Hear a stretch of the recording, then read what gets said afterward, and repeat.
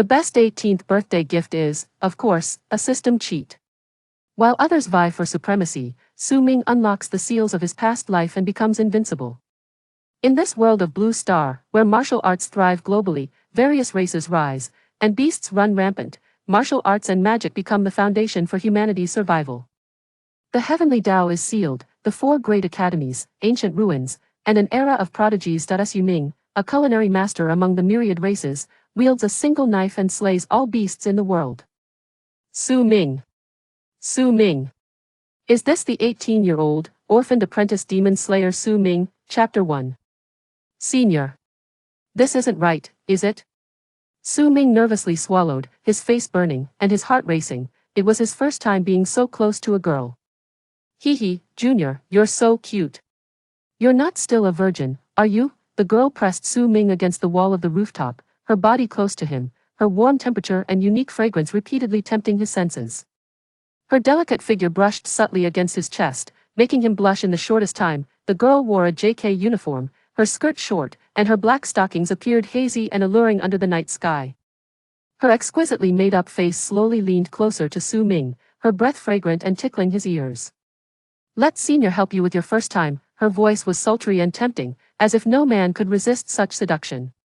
Su Ming, dry-mouthed and with difficulty, managed to say, "Well. Okay then, I'll trouble you, Senior." Hee, you're really eager, aren't you? The girl playfully glared at him, but her body showed no sign of reproach.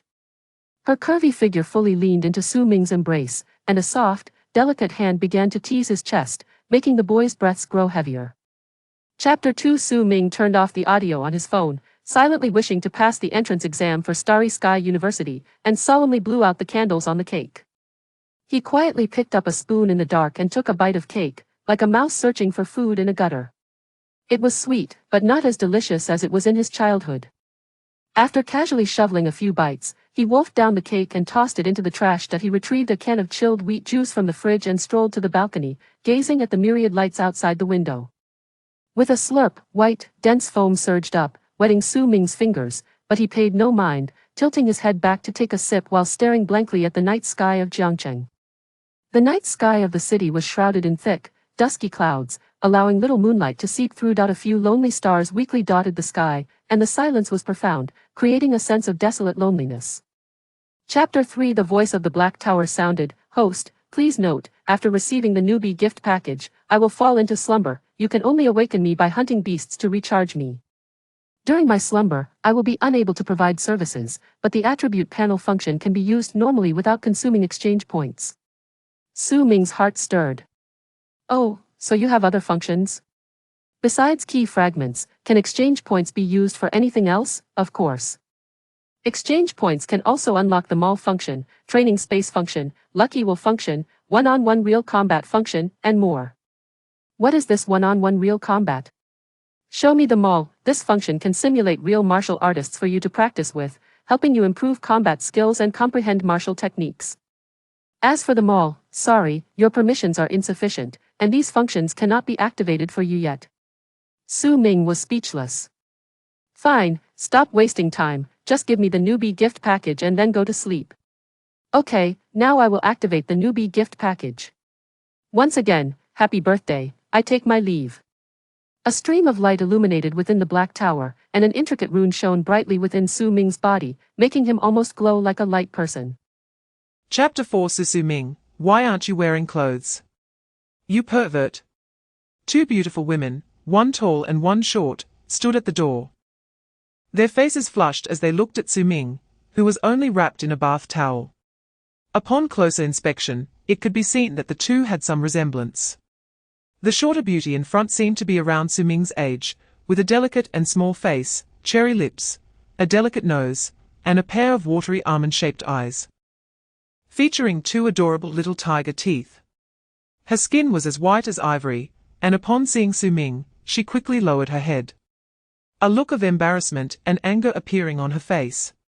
The slightly taller woman standing a bit behind looked more mature, with a tall and graceful figure, and her clear eyes were like autumn water. She also turned her head slightly in an awkward manner, her cheeks slightly flushed. One was youthful and beautiful. The other knowledgeable and gentle, both with long hair down, wearing matching pink pajamas, standing together was truly a pleasing sight. However, Su Ming couldn't afford to admire them at that moment. He quickly hid behind the door, revealing only his head, and awkwardly said, I just took a shower. Sister Yun, is there something you need at this late hour? Do you need my help? The knowledgeable woman turned her head. Her cheeks slightly red as she said, Chapter 5 Take a look, take a look. The ancient relics unearthed with the inscription array diagram, a third-tier array diagram. A major archaeological discovery that overturns the inscription world. Old military weapons, old breathing techniques, old martial arts. Look at the iron armor beast skin, invulnerable to knives and guns. Impervious to water and fire, essential for home travel, demon slaying, and adventure. Master Wang's first-tier Qingling liquid is on sale. 1 bottle revitalizes the mind, 2 bottles keep troubles away. 3 bottles have the best effect. It's hot. Very hot. The newly unearthed relics from Sakura country reveal ancient beauty albums. The scale is astonishing. The latest developed spatial ring from Huaka Institute, 8 stars and 8 arrows quality, comes with holographic video call function. On Jiangcheng Street, there are colorful shops everywhere. This is one of the largest scattered markets for martial artists in Jiangcheng, backed by the powerful Wielding Chamber of Commerce, which almost monopolizes all major martial arts auction houses in Yunmeng Prefecture. After parking his little blue car, Su Ming ignored the enthusiastic shouts and greetings from nearby vendors and skillfully pushed open a glass door, walking into a store called Old Zhong's Grocery. Old Zhong's Grocery was not large, about 30 square meters, divided into 2 floors, filled with various monster materials and books, and there were no customers. A young man at the front desk was bored, resting his chin on his hand while scrolling through his phone. Upon seeing Su Ming enter, he quickly got up to greet him enthusiastically. Chapter 6 Su Ming put his hands in his pockets, humming a tune as he walked out of Jiangcheng Street. After turning a few corners, he arrived at an old and quiet street, with few pedestrians, contrasting sharply with the distant noise and bustle. At this moment, 2 men, who had been waiting for him on the street corner, smiled and blocked his path. Hey, little brother, can we have a word? One of them slightly opened his clothing, revealing a gun tucked at his waist, while 2 tails that had been closely following Su Ming approached, surrounding him completely. Their expressions teasing, as if they had him all figured out. The already sparse pedestrians on the old street hurriedly ran away upon seeing this scene. Su Ming glanced at the gun at the man's waist. Firearms, this is a bit troublesome. Su Ming widened his eyes, looking terrified, and swallowed hard. Stammering, what do you want? Please don't hurt me, I'm just a poor student. The yellow-haired man in a tank top who spoke first smirked, still a budding flower. No worries, just listen to your brothers, be good, and we'll talk inside.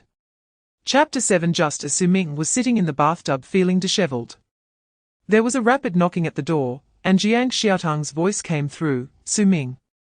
Open the door quickly. Su Ming, Su Ming, Su Ming.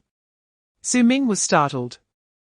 Jumping up from the water, he wanted to wrap himself in a bath towel and go out like yesterday, but suddenly realized that his brother's situation was a bit too obvious, so he had to shout outside, I'm showering, what's the matter? Jiang Xiaotang's slightly suspicious voice came from outside, why are you showering again? You're not trying to trick me, are you? Miss Jiang, I'm really showering. If you don't believe me, I can open the door and let you see. Su Ming said, somewhat amused. HMPH, pervert, hurry up and come eat. My sister made a feast. Okay, I'll be right there. After dealing with Jiang Xiaotang, Su Ming looked at his overly enthusiastic brother, and then at the empty little green bottle, wondering if this thing was what he thought it was. He then summoned the attribute panel in his mind, name, Su Ming race, human level, martial apprentice 10th stage vitality, 1699 points spirit, 160 Hz talent, super sense. Thunder, Tai Shenshao, exchange points, 0. Su Ming rubbed his chin, his vitality had indeed increased a bit, so it seemed effective. But these dozens of vitality points were worth 2,000 spirit coins. That's just too much of a scam. Chapter 8. After eating at Jiang's house, Su Ming helped wash the dishes and clean the kitchen. Originally, Jiangcheng wanted to drag him to play games. But she was ordered by Jiang to go back to her room to study. Su Ming made an excuse that he also needed to go home to look at his books, but in reality, he went to the rooftop to practice his sword. A habit he had maintained for years without fail. As for the literary exam scheduled for tomorrow, he had completely given up. Study? What a joke. The night sky was like a black veil, with an enormous moon hanging high, and countless stars twinkled.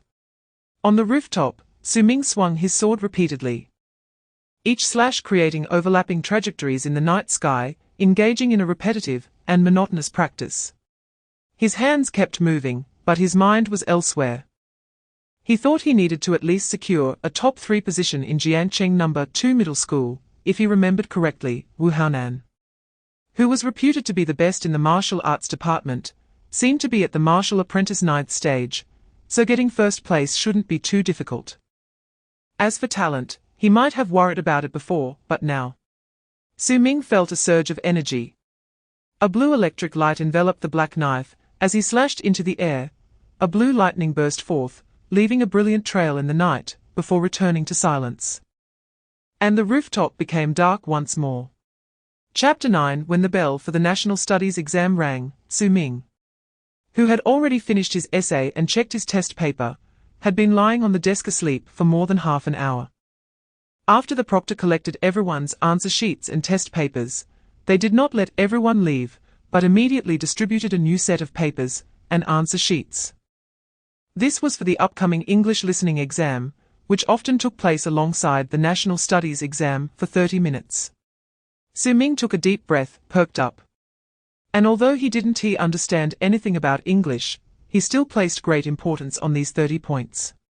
The broadcast in the classroom began to play audio, gradually focusing the students' minds. This is the English listening section of the 9824 National Higher Education Entrance Examination, which is divided into 2 parts, the first and the second sections. Please note that when answering the listening section, mark your answers on the test paper first, before the listening section ends.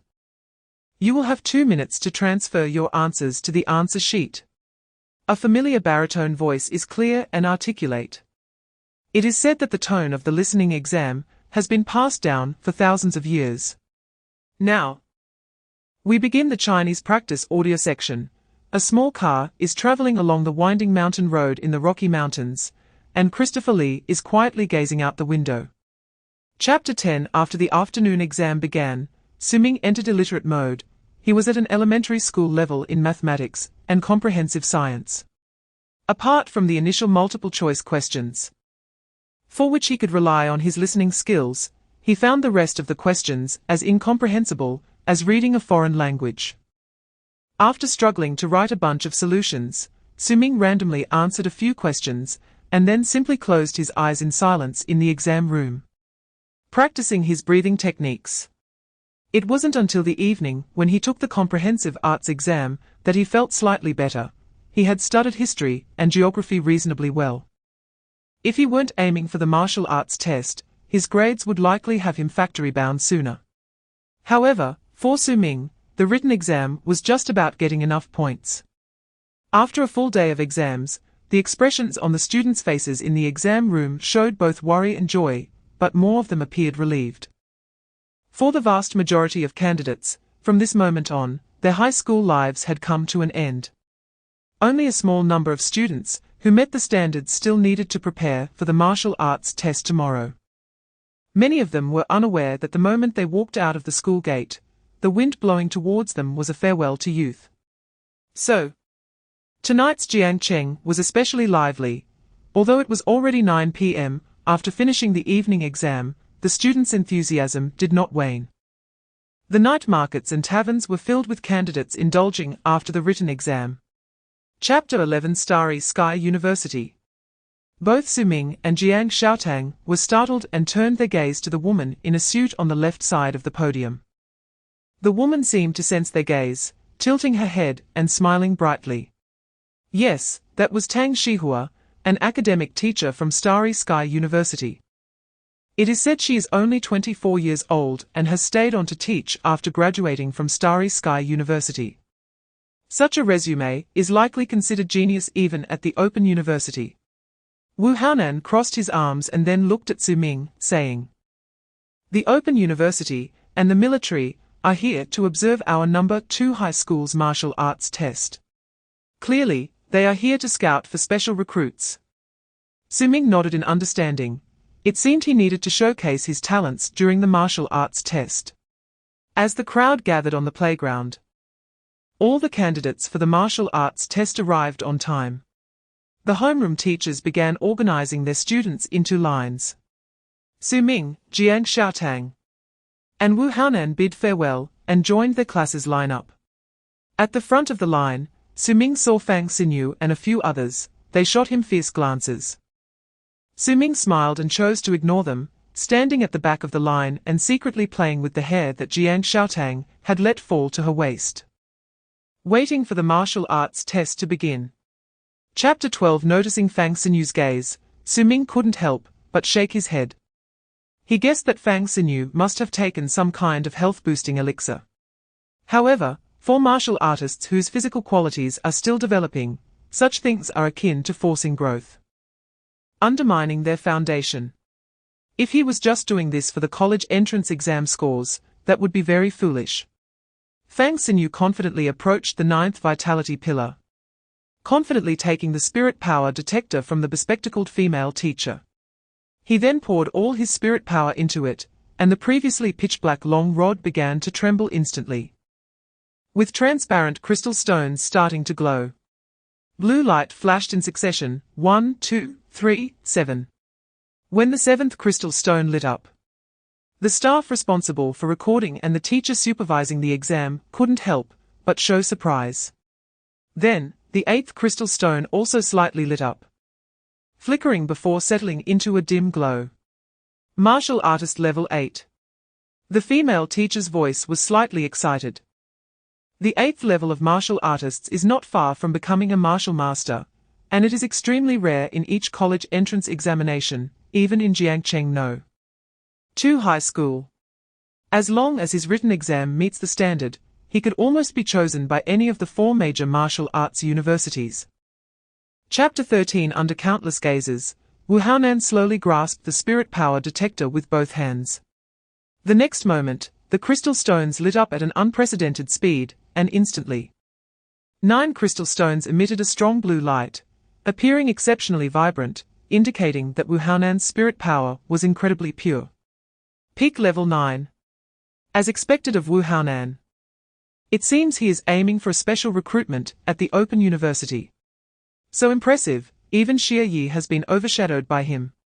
Just as the crowd gasped in astonishment, Wu Haonan smiled slightly, pouring spirit power again, and the last crystal stone on the spirit power detector lit up, emitting a dazzling brilliance. 10 crystal stones lit up simultaneously, all glowing brightly, instantly making Wu Haonan the brightest star of the event. Wow, martial artist level 10 and at the peak. That's extraordinary. This is just one step away from becoming a martial master. Is he really a high school student? This is unbelievable. Many martial arts universities only require martial masters for graduation, and many senior students do not even reach this level. Wu Haonan is truly exceptional. The crowd on the playground buzzed with discussion, shocked by this scene. Even Su Ming and Jiangcheng were somewhat surprised, but not too unexpected. Wu Haonan had always been the top martial artist at Jiangcheng No. 2 High School, previously demonstrating a level 9 martial artist's cultivation. Chapter 14. Spirit Light. It's actually a talent ranked within the top 100. A sparkle flashed in Tang Shihua's eyes as she carefully observed Jiangcheng, then looked deeply at Huilin.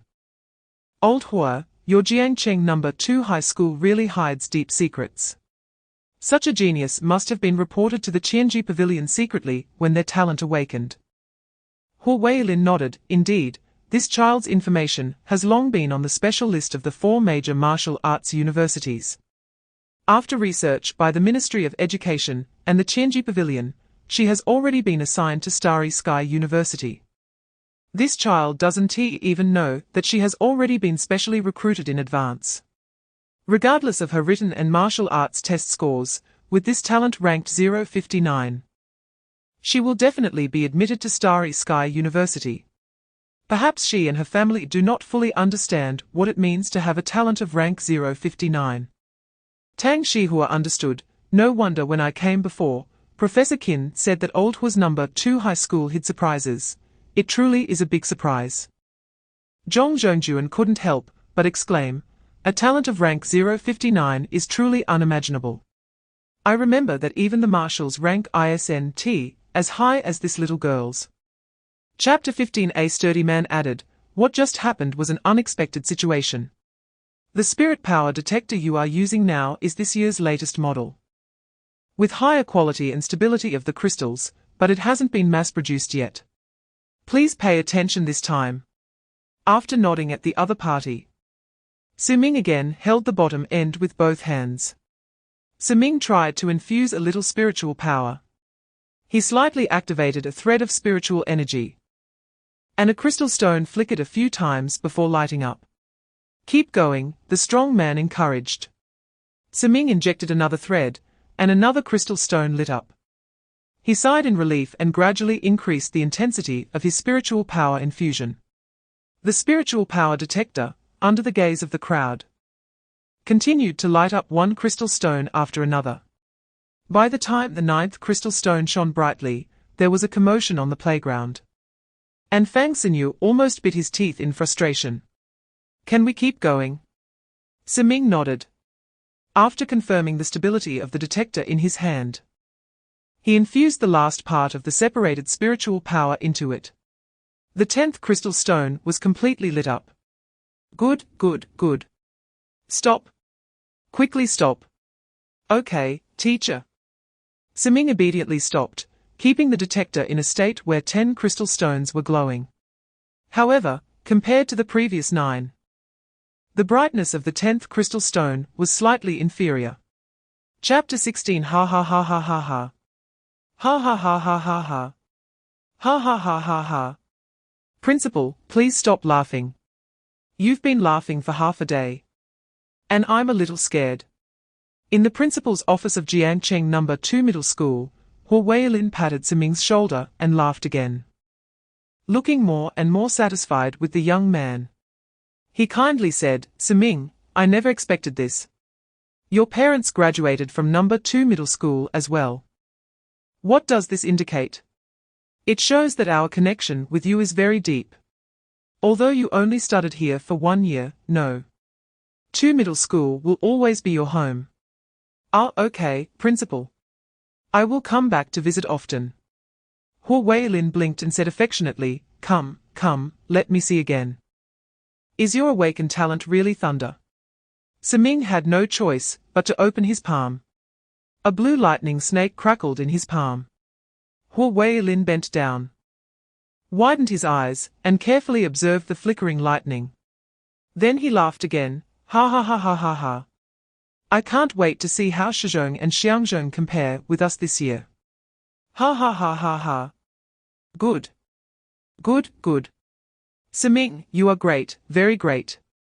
Rest assured, even if you score 0 in the written test, I guarantee you can enter the 4 major martial arts schools. Chapter 17. After finishing the first day's martial arts test, Su Ming was invited by Huo Weilin to his office for an in-depth discussion. Not only him, but that day, Huo Weilin also called Jiang Xiaotang, Wu Haonan, and Xie Yi to his office individually to talk, giving them each advice regarding the admissions process for the 4 major martial arts universities. As Huo Weilin expected, on the same night that Su Ming and Jiang Xiaotang returned home, several admissions officers from martial arts universities came to visit, but were politely declined by Jiang Yun, citing preparations for the martial arts test as the reason. The martial arts test consists of 3 items, lasting a full 3 days. However, The third item is an optional subject for extra points, while the other two are mandatory. The subject for the next day was simulated combat, which mainly assessed students' combat skills and neural response abilities. The assessment was still conducted at their school, considering the number of candidates from Jiangcheng No. 2 Middle School. The Yunmeng Examination Institute set up 50 virtual chambers at the testing site. The principle of these virtual chambers is similar to VR games. They connect to a person's nervous system to enter a virtual world. In this predetermined virtual world, each candidate's attributes are identical: speed, strength, physique, spiritual power, and vitality are all maintained at the ordinary martial artist's fifth realm, and there are no talents. The only difference is the variation in each person's neural responsibility. Chapter 18. Su Ming looked down at his appearance, dressed in a plain combat suit, quite ordinary. He tried to move his body, and it felt almost the same as reality. The spiritual power in his dantian was also at the fifth realm of a martial artist, with about 500 points of vitality, which was quite weak and made him feel somewhat uncomfortable. The space he was in was an endless pure white. Just as Su Ming was wondering how the assessment would work, a beautiful figure suddenly flew out of the white world before him. "Hello, Su Ming. Welcome to become a new citizen of Sky City. I am Luo Yi, a little sprite belonging to the Yunmeng fighting arena." A beautiful girl in a white dress suddenly appeared before Su Ming, with a cute face that had a distinct two-dimensional vibe, golden short hair fluttering, and a pair of colorful butterfly-like wings fluttering behind her. The girl giggled as she flew around Su Ming, her delicate feet and well-proportioned calves exposed to the air. Su Ming rubbed his chin, thinking that the programmer must have designed this according to his XP, a shameless lowly enthusiast. However, the intelligence and anthropomorphism of this little sprite were quite high. He smiled and spoke. Chapter 19. Su Ming had not seriously practiced any so-called unparalleled sword techniques. Since his third uncle started teaching him how to hold a knife, he practiced only the most basic knife postures and techniques for a few days. A plain slash. He would swing the knife over 2,000 times each day. For him, the knife was an extension of his arm, a natural reaction of his brain's memory. Just like breathing. His knife was not good at fancy and elaborate moves, every time he sparred with classmates from the martial arts department at school. Su Ming found it particularly painful, as he had to concentrate all his mental energy. He was afraid that if he lost control of his neural response, he would actually hurt someone. His knife was trained for slaying demons. At 59:49, Su Ming's vitality slightly erupted as he actively charged to the right, altering the distance with each virtual opponent to create a small time difference and avoid being surrounded. He predicted the positions of the 10 virtual people in his mind, the movements of his body, and where their attacks would land. That information seemed to appear in his mind directly without excessive thought. Sure enough, another leap slash. Seeing the nearest black-clothed person raise a sword with both hands, as Su Ming leaped up with both legs, he suddenly accelerated and slid past, his knife attacking the opponent's lower region fiercely. Chapter 20. Jiangcheng inserted her sword into the sand beside her, her gaze serious as she looked at the black-clothed person across from her.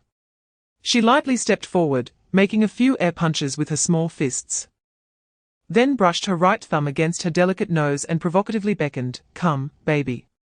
The emotionless virtual person across from her, with a cold expression, rushed towards the girl with a long sword. "I'll hit." Jiangcheng, relying on her extraordinary reaction speed, dodged the sword's slash, pretending to swing her fists, imagining the opponent as Su Ming. Then, she fully unleashed her vitality, concentrating all her spiritual power at her toes, delivering a powerful high kick aimed at the opponent's lower region. Although the black-clothed figure showed no reaction, the system's algorithms caused it to fall to the ground in apparent pain. Immediately, Jiangcheng rushed over, pulled out her sword, and rapidly delivered finishing blows: stab, stab, stab. "I'll stab you to death," until the virtual person turned into a mass of particles and disappeared. The girl let out a sigh of relief and lay flat on the beach. The spiritual energy around her was already running low, and she then shouted, "Little elf! Little elf! How many have I killed?"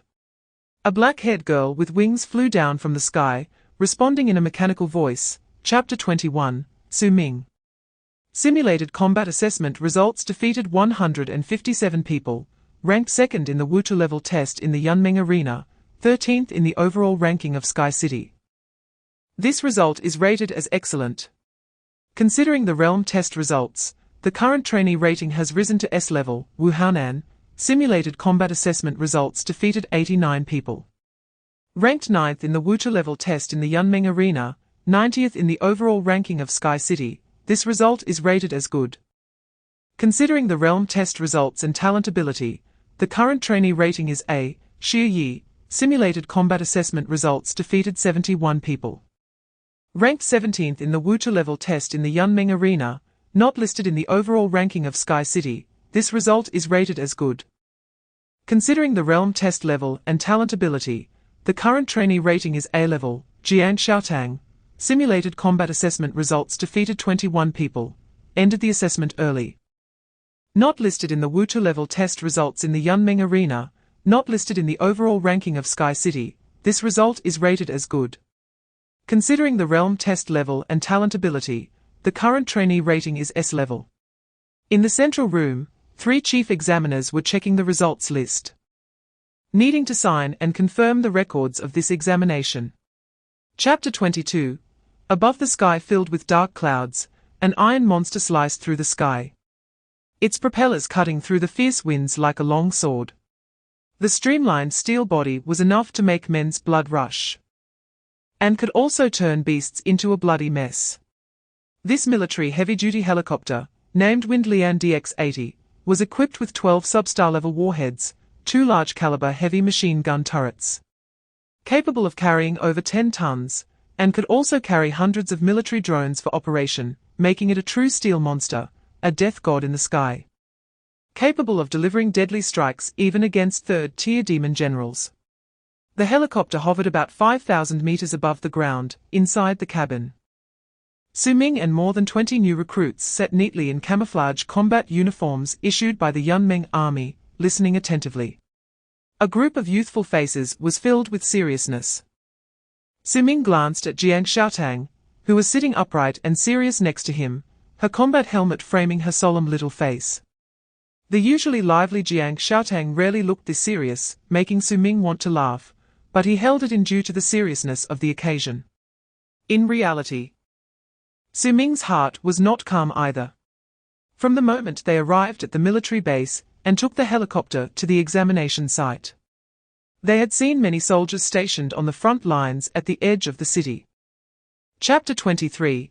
Su Ming watched as the girl opened her parachute in the air and couldn't help but breathe a sigh of relief. After calculating the time, he also pulled his parachute open, adjusting his body to glide towards Jiangcheng's direction. The sunset was fierce, as if it had sprinkled a layer of red blood over the earth. Su Ming was now at a height where he could vaguely see the scene below. It was a once abandoned town, large in size, with a vast square at its center. Now, the town was filled with ruins and overgrown plants, with trees and moss covering the buildings and streets. The tallest building in the town was occupied by an enormous tree, as if the walls and plants were symbiotic. In today's era, the power of nature was unimaginable. Terrifying roars echoed from the ground, as dozens of massive creatures moved through the town's streets, their hoofbeats sounding like thunder. Even from nearly 1,000 meters away, Su Ming recognized them: ironback boars, a large number of low-level demon beasts, generally possessing the strength of demon soldiers. As an apprentice demon slayer, Su Ming was very familiar with this common demon beast and quite liked them, because ironback boars were very tender. Chapter 24.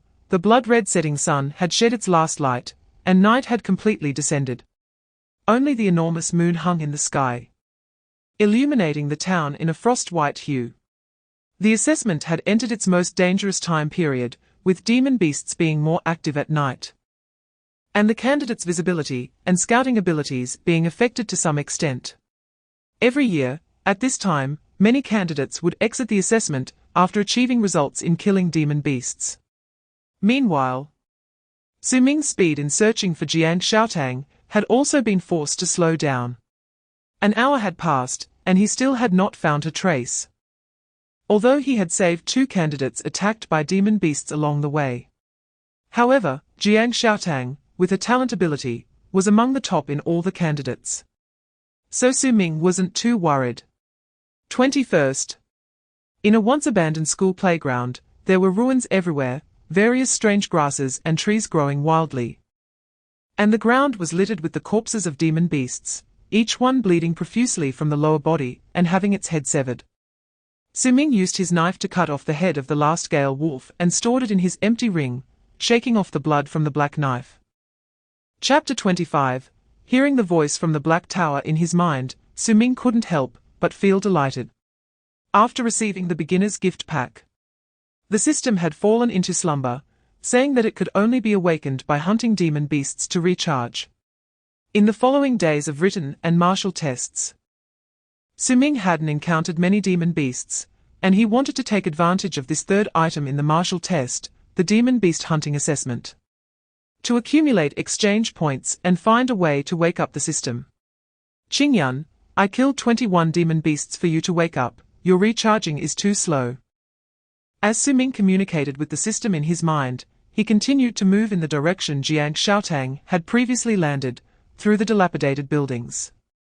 Sorry for keeping you waiting, the main reason is that the vitality and demon power of these low-tier demon soldiers are too low and scarce. Luckily, the Gale wolf you just killed contained a trace of the fallen wolf's bloodline, which allowed the exchange points to exceed 5, enabling me to awaken. All right, Qingyun. These exchange points are too hard to obtain. I need to accumulate 100 points to exchange for the first key. I have to wait until the monkey year and horse month. And those functions you mentioned also require exchange points, right? Yes, host, energy is conserved. This system only emphasizes 3 things: fairness, fairness, and still fairness. Based on your current permissions and exchange points, except for the lucky spin function, other functions cannot be used. Chapter 26. God of War protect me. Can't see me. Can't see me. Can't see me. Jiangcheng frantically recited in her heart. Dressed in camouflage, she had lost her helmet and tied her hair into a bun for ease of movement. She tightly gripped a sharp sword, crouching against the wall, hiding in this abandoned building. This had once been a government building abandoned after the demon beast invasion, with its main structure still relatively intact, consisting of 7 floors. Jiangcheng was hiding behind a broken wall on the 4th floor, where the moonlight was blocked by the buildings and giant trees in front, making the building pitch dark. The thundering footsteps echoed in the empty building, causing the girl's heart to race, and beads of sweat formed on her forehead. She witnessed with her own eyes as the purple-skinned monster violently shattered the communication watch spiritual shield of a candidate, then brutally crushed the candidate's skull and sucked out their brain matter. She had learned about the myriad of beast tribes in her martial arts class.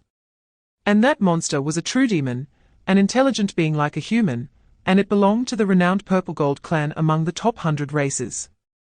Chapter 27.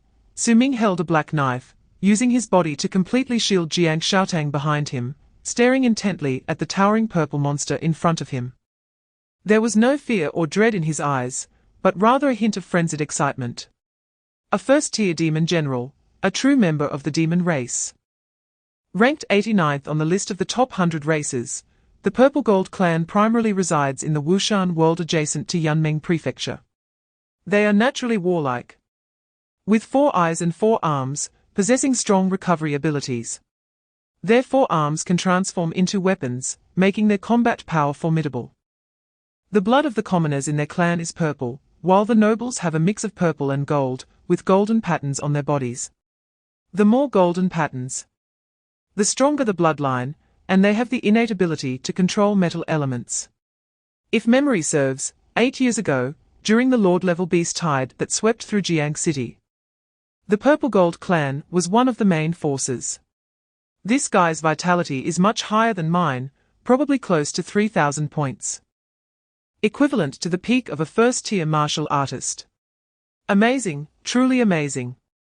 From what the Purple Gold Demon General said earlier and the mission triggered by the system, Su Ming could already ascertain that the other party was targeting Jiangcheng. The so-called intelligence they mentioned and the presence of a first-tier demon general infiltrating the examination area only indicated that there were spies from the demon race within the military or the educational system. Chapter 28. Su Ming used the black knife to pry out an irregular purple stone from the chest of the Purple Gold Demon General, with some crimson gold specks adorning it, radiating a metallic sheen. The residual demonic power and vitality from the corpse transformed into an invisible aura that surged into Su Ming's body, greedily absorbed by the Black Tower, causing the number in the exchange points section of his data panel to jump to 157. The exchange points gained from killing a high bloodline demon general were indeed substantial. In a place invisible to Su Ming, another barely perceptible invisible aura quietly flowed from the corpse of the Purple Gold Demon General into Jiangcheng's body. Su Ming then severed the head of the Purple Gold Demon General and stored it along with the purple gold stone in his spatial ring. He took out a small porcelain bottle and sprinkled a circle of white powder over the corpse on the ground. After thinking for a moment, he poured the entire bottle onto it, and the corpse of the Purple Gold Demon General quickly transformed into a pool of liquid. He then took out a small spray bottle and sprayed himself, turning around to spray Jiangcheng, who was looking at him with curiosity. Watching the girl blink her big eyes, Su Ming explained, corpse-dissolving powder can quickly dissolve the bones and demonic power of beast corpses.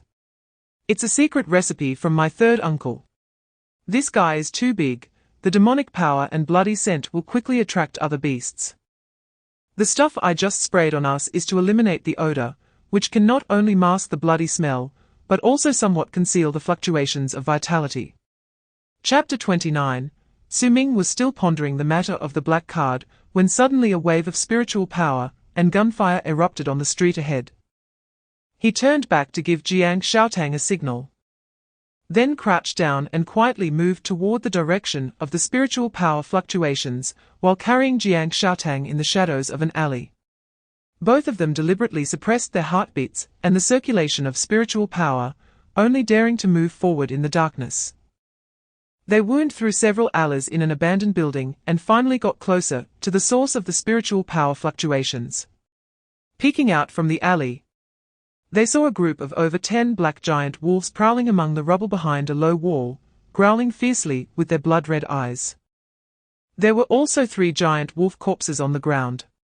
Su Ming recognized them. These black giant wolves belong to the werewolf clan, which is quite powerful among the myriad of beast tribes, with a large population distributed across various spatial worlds. The demon soldiers take on the form of giant wolves, and once they reach the demon general level, these giant wolves can transform into werewolf form, which possesses higher intelligence.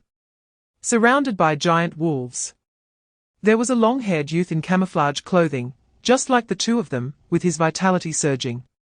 His handsome face was somewhat pale, his lips trembling, and cold sweat pouring down. He held a uniquely styled black pistol in both hands, afraid to act recklessly. From the fluctuations of spiritual power, it was evident that he was at least at the 7th level of martial apprentice. Chapter 30. Jiangcheng clung to Su Ming's neck, frequently looking back. And although there were no wolf packs chasing them, the howls seemed to get closer, making her nervously ask, Su Ming, what does group hunting mean? Su Ming, while quickly navigating through the debris, replied, the most terrifying aspect of the werewolf clan is their group consciousness. They are very united. The lead wolf can communicate through a unique pheromone. A demon soldier level lead wolf can spread this pheromone over a radius of 100 miles. Once the wolf pack senses the pheromone, they can share the lead wolf's consciousness, and even our scent. That red light just now was the pheromone released by him burning his demonic power, and the red glow in the surrounding sky was the response from other lead wolves. Meaning their pack will cooperate with him to hunt us down. The first lead wolf to release the pheromone will face a significant backlash. What on earth did you do to make them chase us? The long-haired man behind Su Ming, also rushing desperately, had a mournful expression. I don't know. When I discovered that lead wolf, he was leaning against a tree sharpening his claws, looking very pained, and his breath seemed weak. I thought I could take advantage of the situation and shot a few rounds, but I didn't expect to be chased all this way. My communication watch is useless. And luckily I ran into you, bro. Chapter 31, Ma Liang breathed a sigh of relief upon seeing the newcomer. The visitor's outfit, filled with parental trust, immediately struck a chord with him, and he exclaimed in surprise, "Are you the proctor from the Education Bureau? Thank heaven you've finally arrived, otherwise we would have almost lost 3 unparalleled geniuses in Jiangcheng City." The bespectacled man looked around and then smiled gently. Yes, it was really dangerous. I almost couldn't find you. Let me drive away these pesky wolves first. The man smiled as he stepped into the field. The wolves growled incessantly and trembled as they retreated. But the red-lead wolf was still unwilling, baring its teeth and glaring with resentment, wanting to fight to the death. However, the man merely glanced at the lead wolf and said coldly, "Scram." Suddenly, a change occurred in the overwhelming aura around him. The lead wolf's pupils contracted, and it howled to the sky, leading the entire wolf pack to scatter without looking back, vanishing into the shadows of the night. Watching the wolf pack leave, Ma Liang wiped the sweat off his forehead and finally felt at ease. He then respectfully gave a thumbs up. Impressive, this teacher. Just one word scared them off. Hurry and take us away. I can't stay in this cursed place for another moment, and my points are about to run out. Chapter 32. At the moment when the other party unleashed their true aura, Su Ming knew that even if he hadn't fought against Zijin before, and even if he was still at his peak, facing this charm demon, who called herself Qianying, would mean certain death for him. He could only use that black card, hoping that this so-called collectible was as useful as Qingyun said. Just as Qianying attacked, the black card appeared in Su Ming's hand, and he shouted, "Use the red bullets. Give me some time." Ma Liang, without needing Su Ming to say anything, had already chambered a round and immediately aimed his gun at Qianying, firing frantically. At the same time, he threw forth thin flying knives as sharp as cicada wings with his left hand. Sweat covered his forehead, and his right hand was nearly broken by the recoil of the gun. But he exerted all his strength to control the trajectory of the bullets and flying knives with his mental power, directing them from all angles towards the figure in the air, pouring spiritual power into them without regard for the cost. Jiangcheng's eyes sparkled with white light as a powerful mental wave unfolded, shooting beams of light forward. HMPH, a trivial trick. Qianying, in a suspended state, sneered, suddenly forming a wall of blood around her that blocked all attacks. Even though the explosion of the red bullets and some white beams barely penetrated the blood wall, they caused her no harm. Chapter 33. Let me repeat. After losing communication signals, Su Ming and Jiangcheng first encountered an attack from a first-tier demon general of the Zijin clan. After you two killed him, Su Ming raised his hand to add, "It was a fluke kill, purely by chance. The opponent underestimated us, and we paid a heavy price." Zhongzhongjuan nodded, signaling the nearby soldiers to make a note. "All right. After you two fluked a kill on that demon general, you encountered Ma Liang during your escape, and were pursued by werewolves." That part about Ma Liang isn't important, just briefly mention it. "Then, while you three were fleeing, you were discovered by a demon general charm that disguised itself as an exam proctor from the Education Bureau. This charm demon introduced herself as Qianying, possessing a special ability to replicate and devour talents. Because of her absolute confidence in her strength, she did not bother to disguise herself further in front of you and informed you of this information before killing you. This charm demon is a bit conceited. She talks too much." Then comes the key point.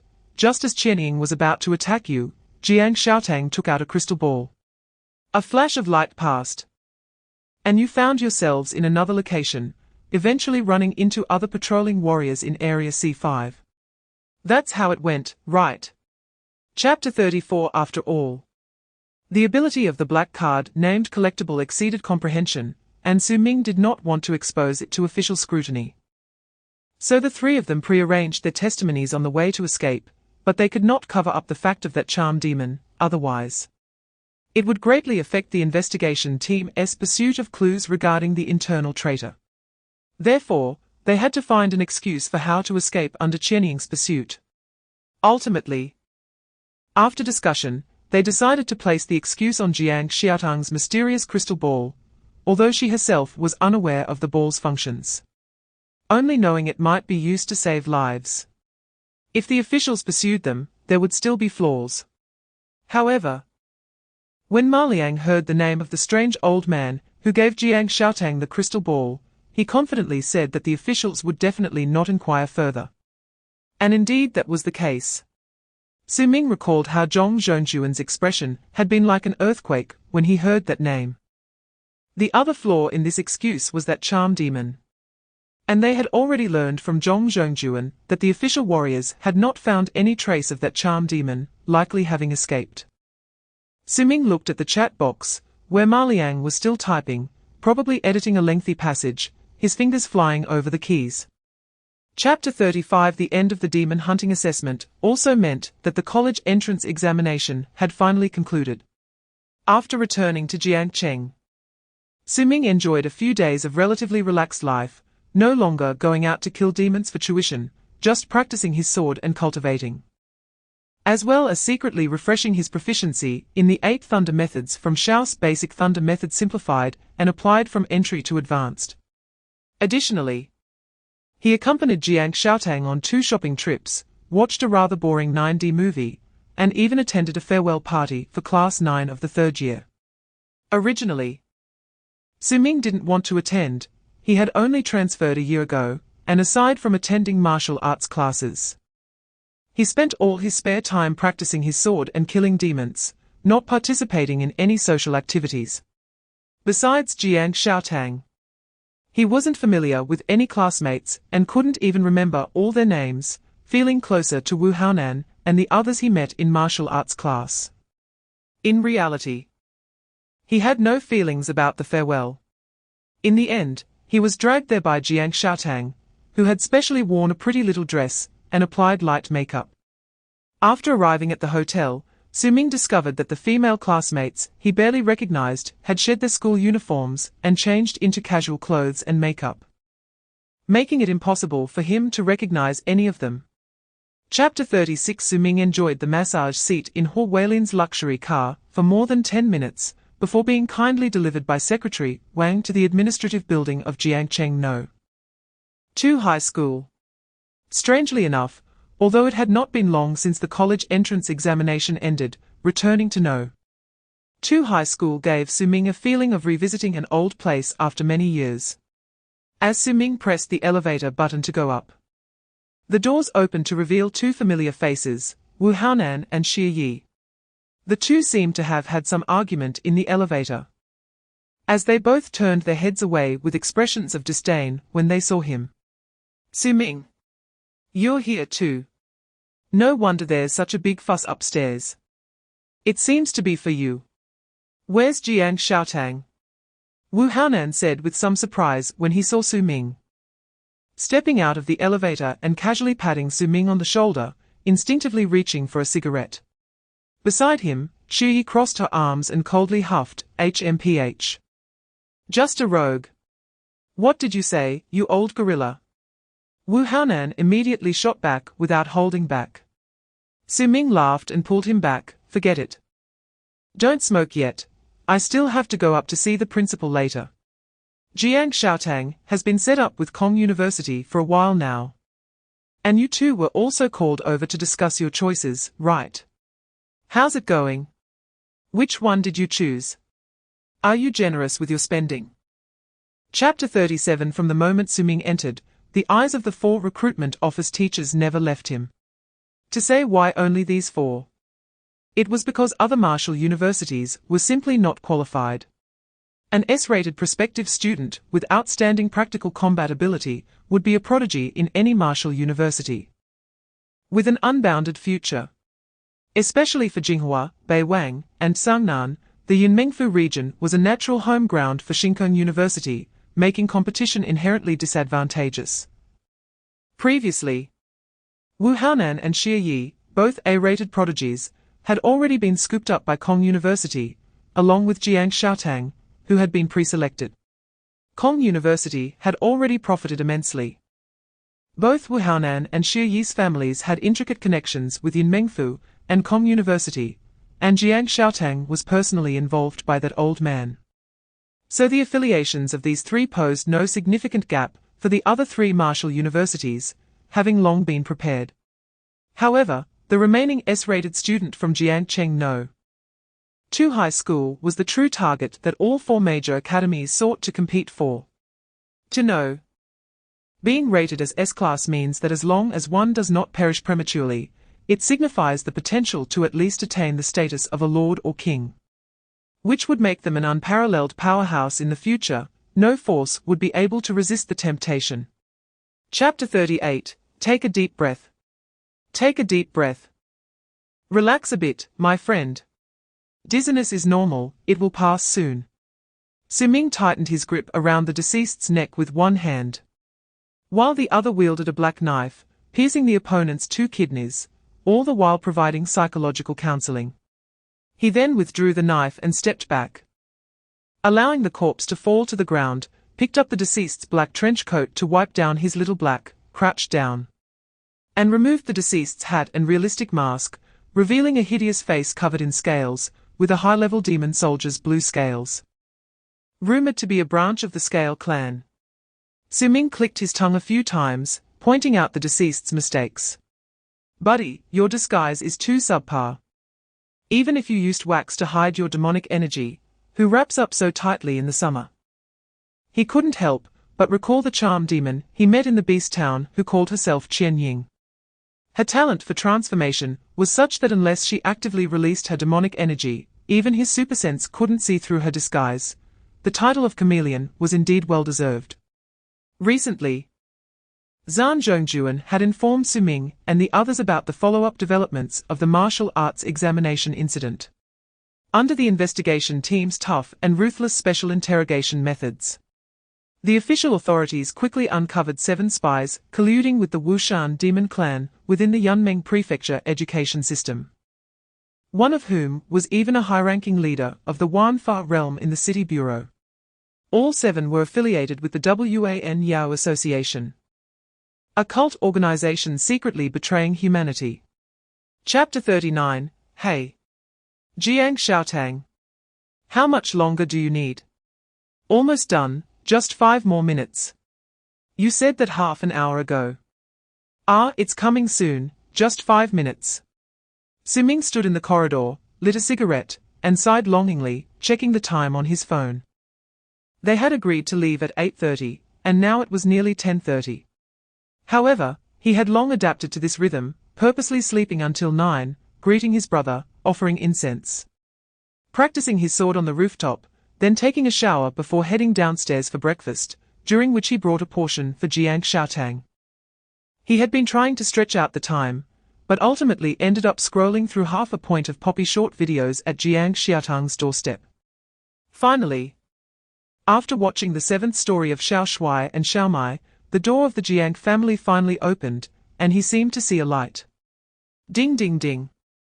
Jiangcheng lightly leaped out, proudly placing her hands on her hips. How about it, am I beautiful? Jiangcheng indeed looked radiant today, her makeup was light, with almond-shaped eyes and a dimpled smile, perfectly highlighting her youthful vitality and sweetness. Her hair was carefully curled, resembling fluffy clouds, and she wore a water blue dress that accentuated her figure, with the hem not exceeding her knees, revealing a pair of slender, straight legs. She smelled fragrant as she leaned towards Su Ming, blinking her eyes, waiting for compliments. Chapter 40. The night was quiet, and the moon shone faintly. Following old Zhong's guidance, Su Ming spent the whole day shopping and dining with Miss Jiang, staying up until the late hours. The two arrived at an old office building near Jiangcheng Street, in a demolition area that looked desolate. Judging by the darkness of the office building at just past 9 in the evening, it had been abandoned. With no companies occupying it, unlike the brightly lit factories nearby. The streets surrounding the office building were also dim, with the street lights barely illuminating the area. And the trees lining the sidewalks exuded an eerie atmosphere, giving the ghost market the appropriate ambience. To avoid drawing attention, Su Ming specifically bought 2 sets of black raincoats for them to wear, mainly for Jiangcheng, to avoid triggering classic conflicts found in web novels. According to the ghost market's customs, they also wore masks to conceal their true identities and exchanged a large amount of cash. Before entering the building, Su Ming stopped. Seriously looking at Jiangcheng, green pepper, repeat the task requirements. Jiangcheng's figure was hidden beneath the black raincoat, and with her original height of 170 centimeters. It was nearly impossible to distinguish her gender. Chapter 41, Batman led Su Ming and Jiangcheng to a van parked on the B2 level of the parking lot. Pulled out a soundproof talisman from his pocket, stuck it on, and then removed his hat and mask, revealing a somewhat familiar face with medium-length hair tied in braids. It was Ma Liang, whom they had encountered during the martial arts examination. The last time they contacted each other was when Ma Liang excitedly told them he had been accepted into Kong University. Oh, Ming Ji, Xiaotang Ji. What a coincidence to run into you here at the ghost market. Ma Liang exclaimed excitedly. Su Ming curiously asked, how come you're selling in the ghost market? Didn't you say that stall owners have to be martial artists? From what you just said, do you have body tempering liquid? Ma Liang chuckled. I'm helping my sister watch the stall, she went out to wander. My sister is an alchemist, and body tempering liquid is one of her specialties. Most of the body tempering liquid in this ghost market comes from my sister. Ming Ji, if you want to buy body tempering liquid, just get it from me. I'll give you a 10% discount off the ghost market price. How much do you want? Su Ming smiled and asked, how much do you have? Ma Liang patted his chest, anyway, it's definitely enough for you. 10 or 20 vials. Just give me a number, I'll take care of it, brother. Chapter 42, in Jiangcheng's room, the girl sat at the table with her arms crossed, staring at a pot of lush green herbs, a plate of yucca grass. Then, somewhat suspiciously, she asked the red little cauldron in her mind, hey, little cauldron, are you sure I should just eat the grass directly? The red little cauldron floated. And a mechanical female voice confidently replied, yes, host. With your physique and talent, you can eat it directly for the best medicinal effect. Maximizing the enhancement of your mental power. But it's raw. I don't know if it has been sprayed with pesticides. Haven't you washed it several times already? But eating raw grass, how about stir-frying it? It might taste better. Host, I suggest not to do that. On one hand, my knowledge base cannot determine whether this spiritual herb retains its efficacy after cooking. On the other hand, with your cooking skills, I'm concerned for your safety. Jiangcheng remained expressionless. I want purple clay, you'll lose me as your master. Oh no, host, think twice. Qingyun. Can I also take this mid-tier body tempering liquid orally? Don't worry, let me scan this spiritual liquid. Chapter 43, as the rune-covered blood-melting furnace was ignited by the thunder fire. Streams of heavy blood energy rapidly surged from the heart into every blood vessel in Su Ming's body. He was undergoing a blood transformation. Using the rich martial artist's blood energy to replace all the blood in his body, achieving the source of the spiritual body. This was the life leap that accomplished a martial artist. Su Ming felt the blood vessels in his limbs and bones heating up. And every inch of his blood and cells began to be surrounded by the power of qi and blood, hiding countless tiny runes within. The gradually transforming blood eventually flowed back to the heart, endlessly circulating. The spiritual power was the best fuel, keeping that qi and blood furnace continuously burning. With divine power boiling all around. Regardless of the total amount of Su Ming's qi and blood, just the quality alone was no longer comparable to before. At this moment, The dantian that was no longer suppressed had completely transformed into a thunder elixir formed from blue lightning, operating at a crazy high speed, like a spinning top on fire. With an invisible vortex spreading out, devouring the spiritual energy of heaven and earth within a radius of several miles, the chi piercing like a rainbow. The items in the room were blown askew by the torrent of spiritual power, and the youth was covered in thunder, with blue lightning flickering in his eyes. Resembling a child of the gods.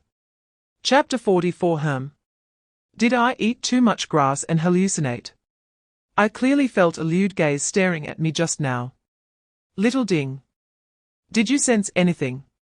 Jiangcheng tilted her head in confusion. Host, I was just in standby mode, I'm a black chicken. All right. Maybe it really was my hallucination from eating grass. I can't stand this sheep life anymore. I'll eat again tomorrow.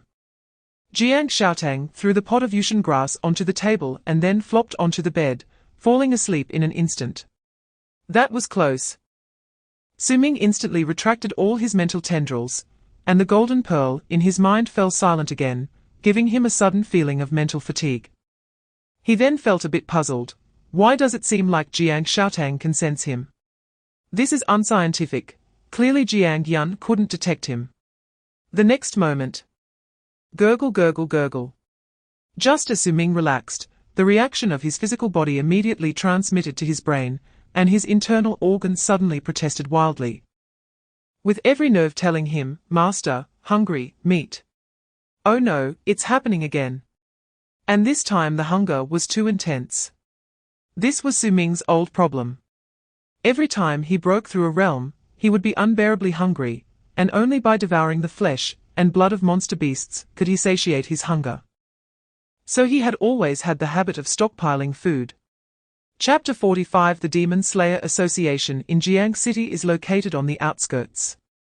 With no residential areas nearby and far from the subway station. Su Ming ran almost 10 kilometers after getting off the subway to arrive. This was his first time visiting the Jiangcheng City Demon Slayer Association, and he curiously looked around. Although it was in a remote location, the area was quite lively.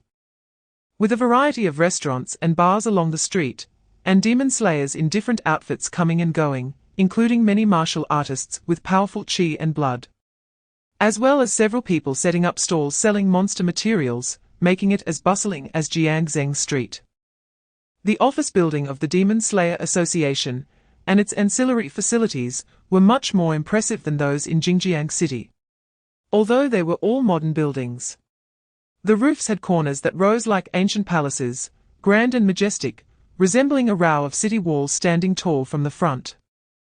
In the most magnificent building of the office hall, a golden plaque was inscribed with the words Demon Slayer Association in deep, bold script. On both sides of the walls hung two ancient, massive stone tablets, exuding a fierce and bloody aura, with two lines of inscriptions carved on the left and right. Chapter 46. Su Ming, little brother, right. TSK, look at you, so young and already a martial artist, and a talented one at that. My little brat is the same age as you and only a 7th level martial apprentice. He is either at the source god or making lemon tea all day. Driving me crazy. I just sent him to military school to train him properly. Young people are indeed formidable. Moreover, I see from your task information that you've accumulated over 1,000 merit points, reaching the copper badge standard long ago. Wow, you're an experienced hand. Su Ming, sitting in the back seat of the jeep, smiled shyly. Li Ji, Kui Ji, just call me a Ming or Xiao Su. You two are seniors. I'm inexperienced and need to learn from you both on this task. Haha, no problem. We're also passing down our experience to the newcomers. The focus of this task is still on you, we're just here to ride on your coattails. By the way, Ming, do you have a girlfriend? You're not still a virgin, are you? After the task is over, I'll take you to a good place. I guarantee you'll undergo a transformation, and your chi and blood will increase significantly, haha. Su Ming curled his lips. Who do you look down on, Kui Ji? I was the flower prince in high school, you know. Ha ha ha, keep dreaming, kid. What flower, prince? What flower are you picking? Chapter 47 Kui Kei added. Our assumption is that you cannot contend with this group of monster beasts, but still have the strength to fight back, otherwise, this question would be meaningless. Li Dongsheng beside him chuckled, as if he knew what Kui Kei was about to say. How should one break out of an encirclement of beastly creatures?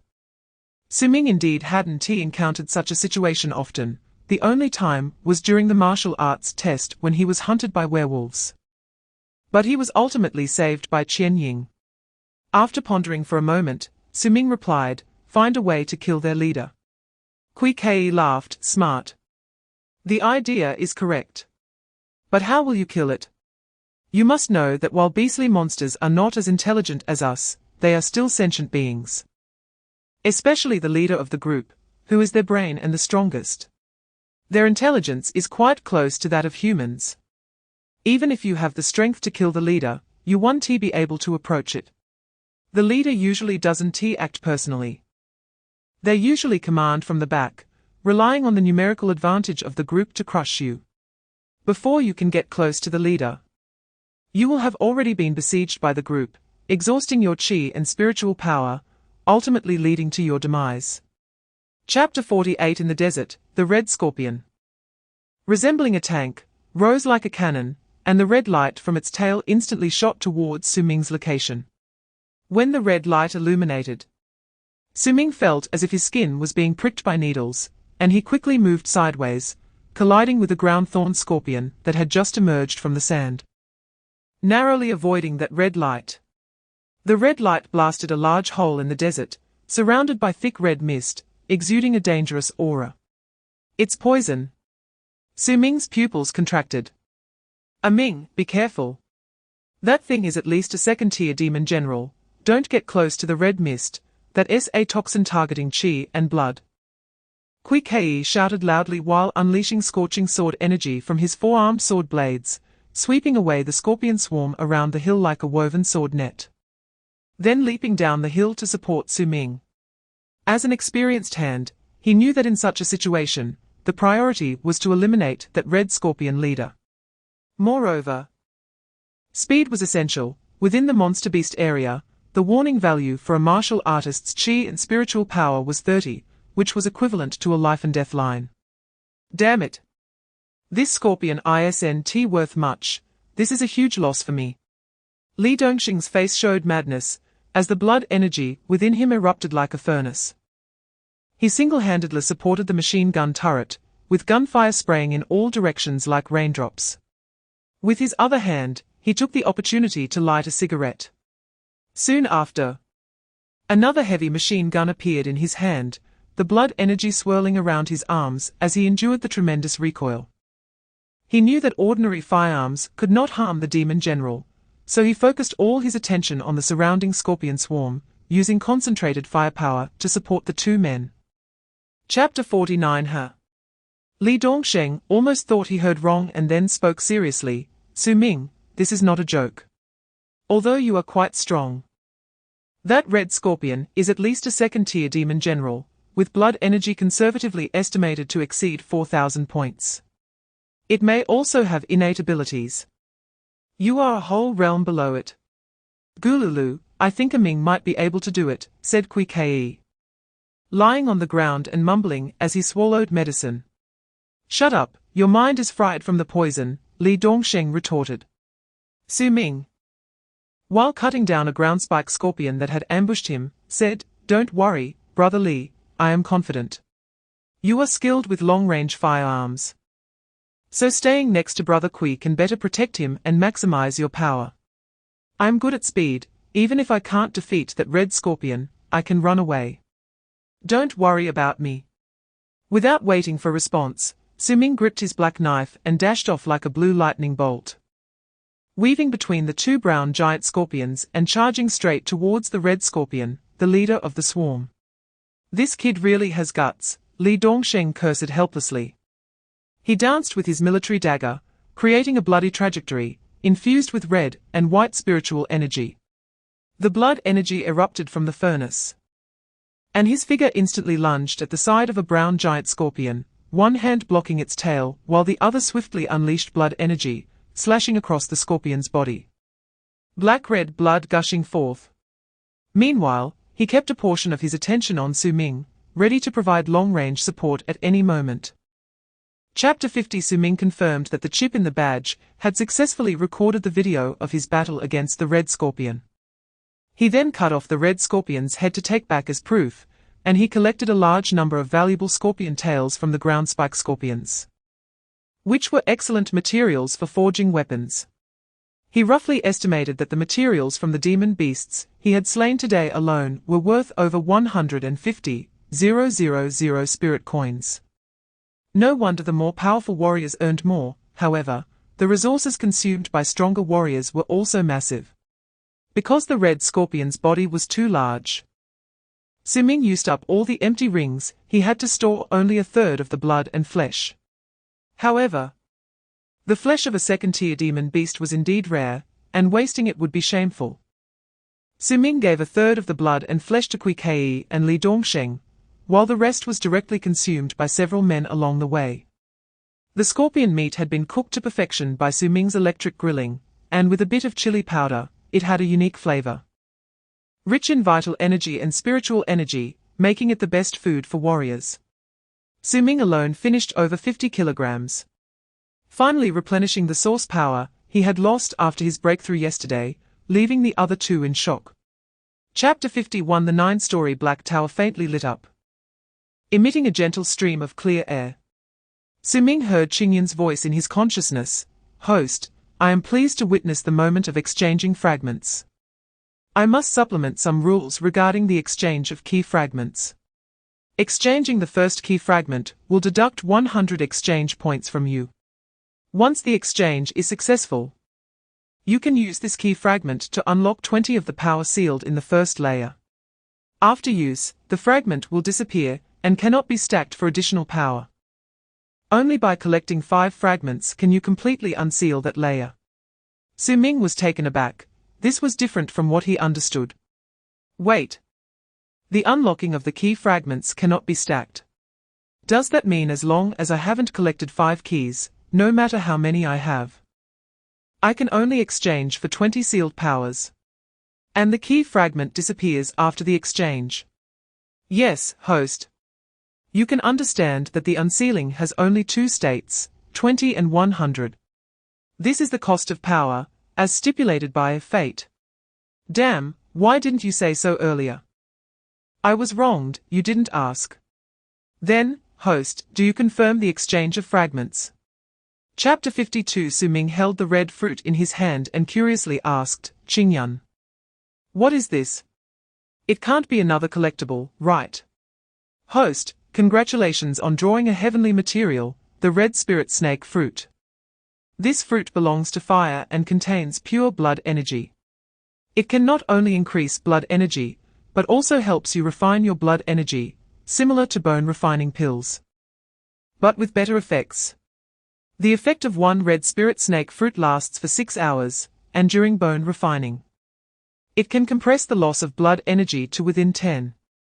Qingyan added, "Host, in the settings, among the 7 prizes in the current lucky draw pool, 5 of them are red spirit snake fruits." Red spirit snake fruit. It can refine blood energy, equivalent to bone refining pills. Su Ming suddenly perked up. He remembered that his third uncle had told him that a warrior's strength is basically blood energy x spiritual power. Additionally, since most warriors possess innate abilities, the actual calculation of strength should be blood energy x spiritual power x innate ability. These 3 elements are the most important aspects of a warrior's power, corresponding to the 3 realms of martial arts, spiritual body realm, 1st to 3rd tier warriors. The most crucial thing for warriors in this stage is to refine their spiritual body, continuously honing their blood energy to forge an extraordinary physique, while spiritual power acts as fuel to burn blood energy. Chapter 53. Su Ming stroked his chin while looking at the 4 items displayed on the screen.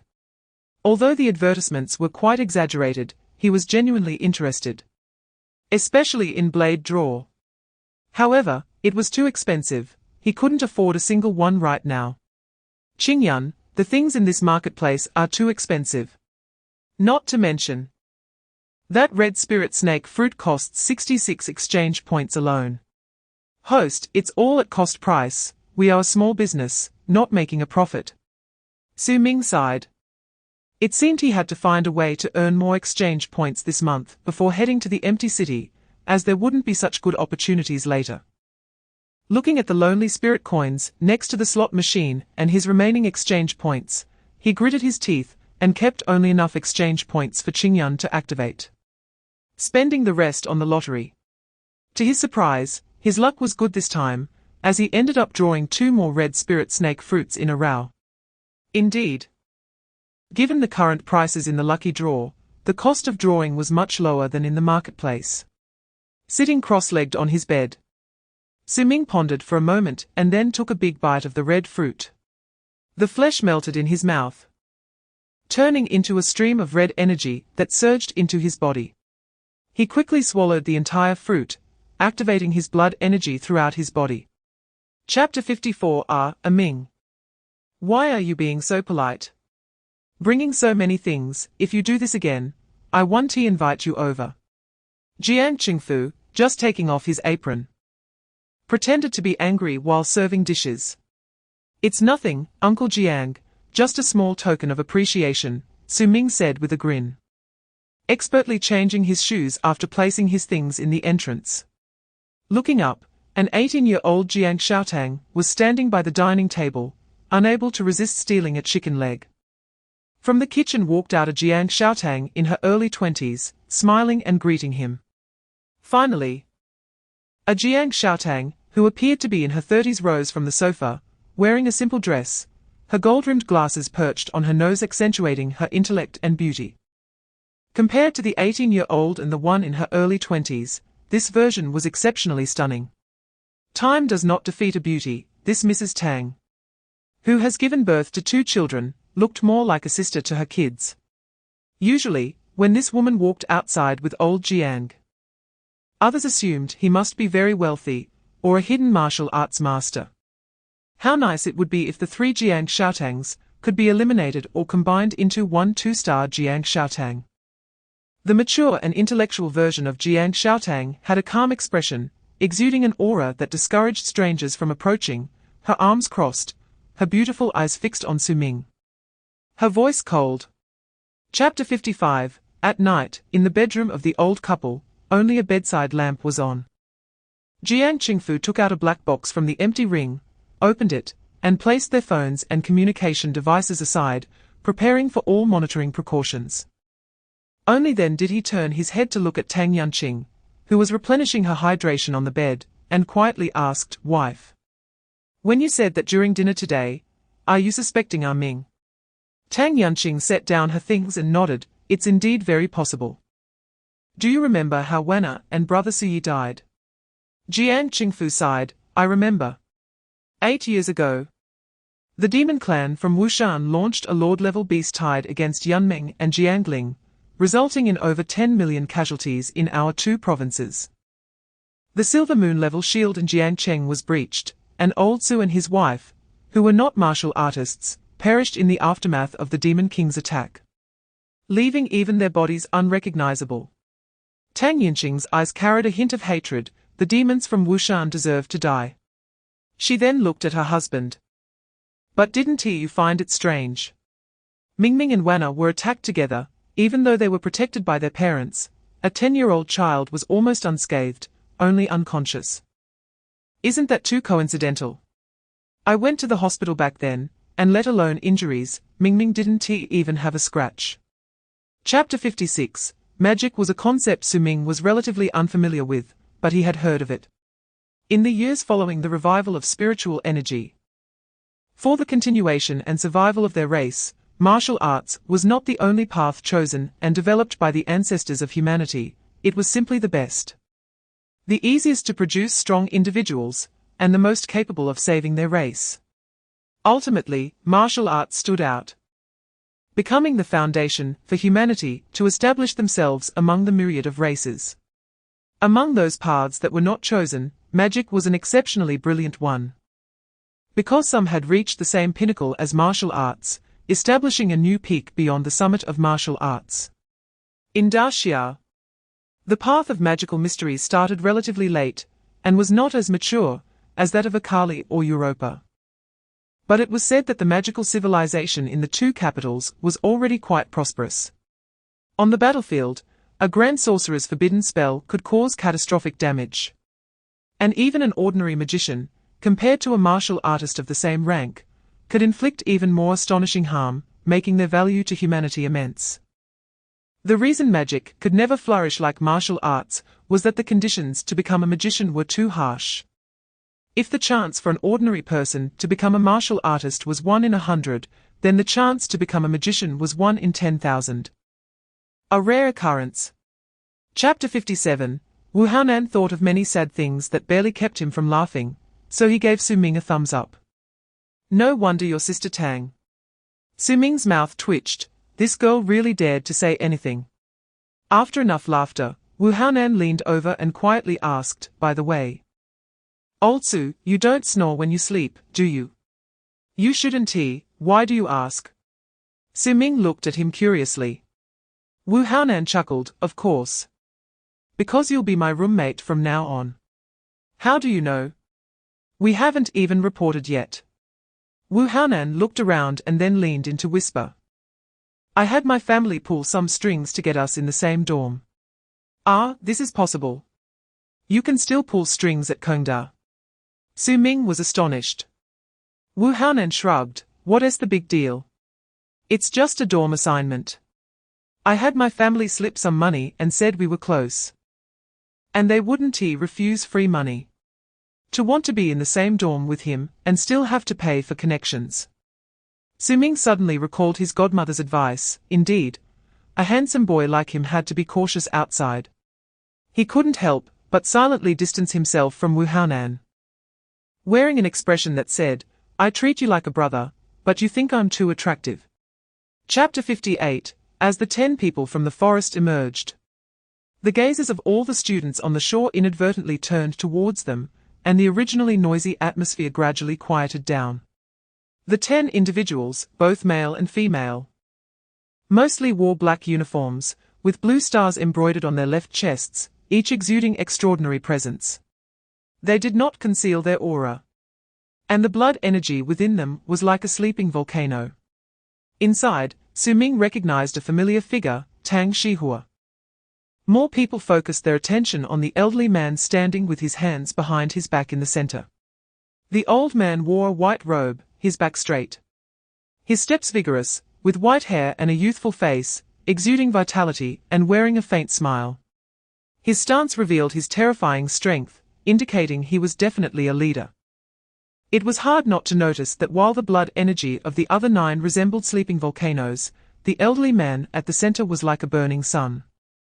At least a top-tier expert above the 7th level. The old man stopped, smiling as he surveyed the youthful faces on the shore. His voice carrying spiritual energy that reached far and wide. Children, it's that time of year again, for the new school season. I'm very glad to see your young faces. If no one jumps into the lake due to seasickness along the way, there should be 188 new students this year, including 1,088 from the Martial Arts Academy, and 100 from the Magic Academy. Chapter 59, What to Do. We definitely can't beat those second years. Bro, should we team up? There are a lot of us. What is so scary about second years? I'm Shen He from the Shen family of Nanjing. Beauties, come with me, and I'll take you flying. Ha ha ha, a bunch of cowards. What is so scary about second years? I'm going ahead first. At the dock. Among thousands of students, many had already plunged into the dense forest ahead without hesitation, while others were still forming groups, wanting to band together to increase their chances. After all, from Qinzhen's introduction just now, they all realized the importance of star points. And no one wanted to let this hard-earned star point fall into someone else's hands on the first day of school. Su Ming slightly moved his body, put his student card back in the inner pocket of his school uniform, and took out a black knife from the empty ring, tying it behind him. Beside them, Wu Haonan watched as Xie Yi silently charged into the vast dense forest with a long spear in hand. Then, a saber almost equal to his height appeared in his hand. He raised an eyebrow at Su Ming and said, "Old Su, let's see who gets there first." "All right." Loser treats the winner to a bottle of health elixir. Su Ming nodded non-committally, and the next moment, blue arcs of electricity erupted beneath his feet. And he vanished into the forest like a phantom. Chapter 60. I am not the god of exams. Martial Arts Second Year Makeup Exam, Class 3, Zhongyu ha ha ha. This is going too smoothly. I've already schooled 4 juniors, and my star points are already over 100. I'm heading out first, brothers. Class 4, Wu Kefen, damn it. I spent too many star points on spiritual plants last semester. I need to find 8 juniors to pass the makeup exam. Or Professor Qin will throw me into the Ghost Snake Valley to bleed out. Class 9, Wang Gang, be careful, brothers. There are some tough nuts among the freshmen. Damn it, all my star points were stolen by that guy. Class 9, Liu Qianji, ha ha ha, Wang Gang, you're too weak. You can't even beat a freshman who hasn't even enrolled yet. Class 2, Zhong Wei, Wang Gang has a point. Everyone, don't let your guard down. This year, due to the addition of the Magic Academy, the admission cutoff has been raised, and the Martial Arts Academy only admitted a little over 1,000 students. From what I understand, the quality of this year's freshmen is the highest in nearly 8 years, with about 20 to 30 rated A or above. Those first-level warriors who haven't started tempering their bodies should be careful. There have been many instances of seniors failing their makeup exams in previous years. Chapter 61, Professor Luo. Currently, among the 21 A-level freshmen, 7 have had their star points cleared after being attacked by seniors, while the remaining 14 temporarily retain their star points, with 5 having stolen star points back from seniors. All 9 S-level freshmen have retained their star points, with 7 having stolen star points from seniors. Based on my assessment, this year's freshman entrance examination will likely be the best one in nearly 8 years. The man sitting at the conference table, with his legs crossed, placed the cigarette butt into the ashtray and smiled lightly. Is that so? There are indeed quite a few A-level and above students this time. Xingran. I remember that in this makeup exam for the second year, there are Qiu Minghan and Xiu Liang, right? Both of them are A-levels, and not just ordinary A-levels. In the bluish light, a beautiful girl with dove wings sat on the conference table, swinging her little feet, nodding and saying, "Yes, Professor." Qiu Minghan has consumed too many star points due to her obsession with alchemy. And Xiu Liang has exhausted his star points by exchanging for the Super A-level Martial Skill 7 Fiend's Body. Both of them have less than 100 star points, and are participating in this makeup exam. The man smiled. Let's add some fun to the game, Xingran. Share the locations of all A-level and above students with them.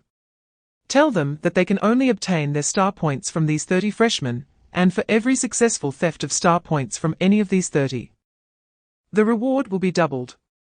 Chapter 62. Qiu Minghan's face was extremely cold, but her mood was quite good.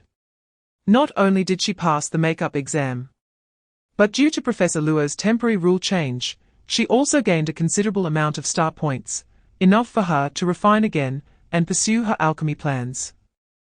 Many teachers and students at the academy had advised Qiu Minghan that she was a rare ice element talent, more suited for magic or pure martial arts.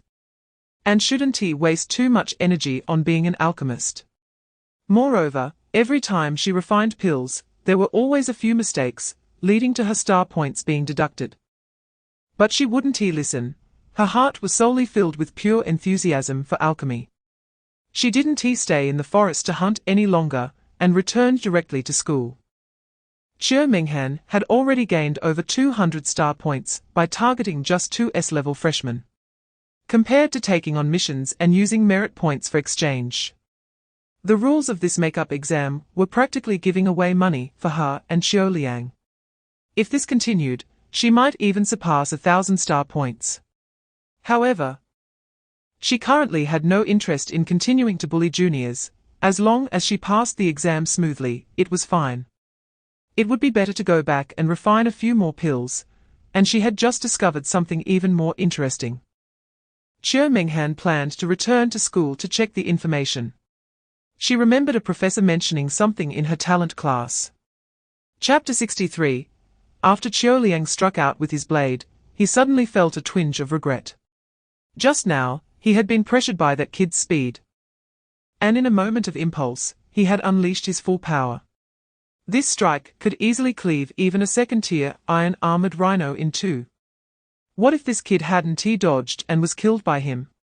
But the blade light had already been unleashed, leaving no room for him to turn back.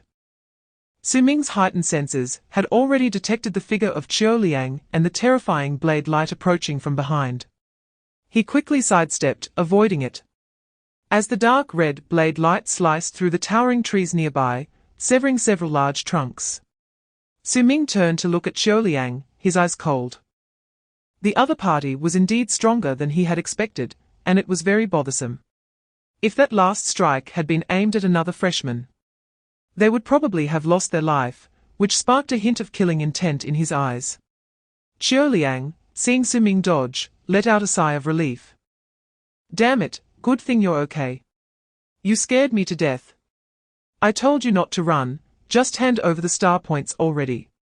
Before Liang finished speaking, a thunder dragon descended from the sky in an instant. He reacted quickly, swinging his 9-ringed knife to block the thunder with a blood-red blade light. His blood and energy surging. Chapter 64. All right, really not hurt. Hey, where are you touching? I'm really fine. I'm so mad. What kind of ridiculous entrance exam is this? It's even worse than our magic academy. Can seniors bully freshmen like this? I'm going to tell that creepy old man to make Liang pay for this. Jiangcheng angrily waved her little fists. Her face filled with righteous indignation upon hearing about Su Ming's experience. Forget it. I didn't suffer any losses, and got so many star points. It's fine. HMPH, little Susie, don't be afraid. Once my skills are perfected, I'll help you get revenge on the second years. Jiangcheng patted her chest in assurance, which made Su Ming chuckle. Earlier, to please Jiangcheng, who had waited a long time for him at the school gate, he had recounted their martial arts academy's entrance exam and embellished his encounter with Liang a bit. Playing the sympathy card worked well with the little girl. After cursing a few times, Jiangcheng handed the ice cream in her hand to Su Ming. Here, I saved this for you. Hurry up, eat it before it melts. Su Ming was a bit curious. Where did this come from? Are there shops nearby? Jiangcheng shook her head. No, a pretty senior gave it to me. I asked for an extra one for you. She's really nice and even invited me to her dorm to hang out. Chapter 65. In dormitory 404 of the North Courtyard, they had already divided their rooms. Su Ming and Wu Haonan were on the third floor. Zhou Ruobai and Ma Liang were on the second floor, while the first floor had a shared lounge and kitchen area. The villa also had a spacious training room. As long as the personalities weren't too strange, boys established relationships quickly. After chatting for a while, they became familiar with each other. Zhou Ruobai, who initially appeared gentle and reserved, soon revealed his true nature, being a bit sharp-tongued and boastful. Many were surprised to hear Zhou Ruobai say that his talent was the grass and trees all armed, ranked 112 in the sequence.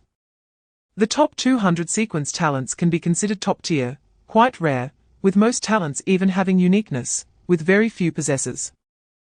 Although grass and trees all armed is ranked 112, it is not necessarily weaker than the talents in the top 100, it just has a smaller reputation. Excluding Su Ming, who is not recorded on the list as a Tai Shenshao, Zhou Ruobai already has the highest sequence talent in the 404 dormitory. While Wu Haonan's 9 Li Battle Soul is only ranked 129.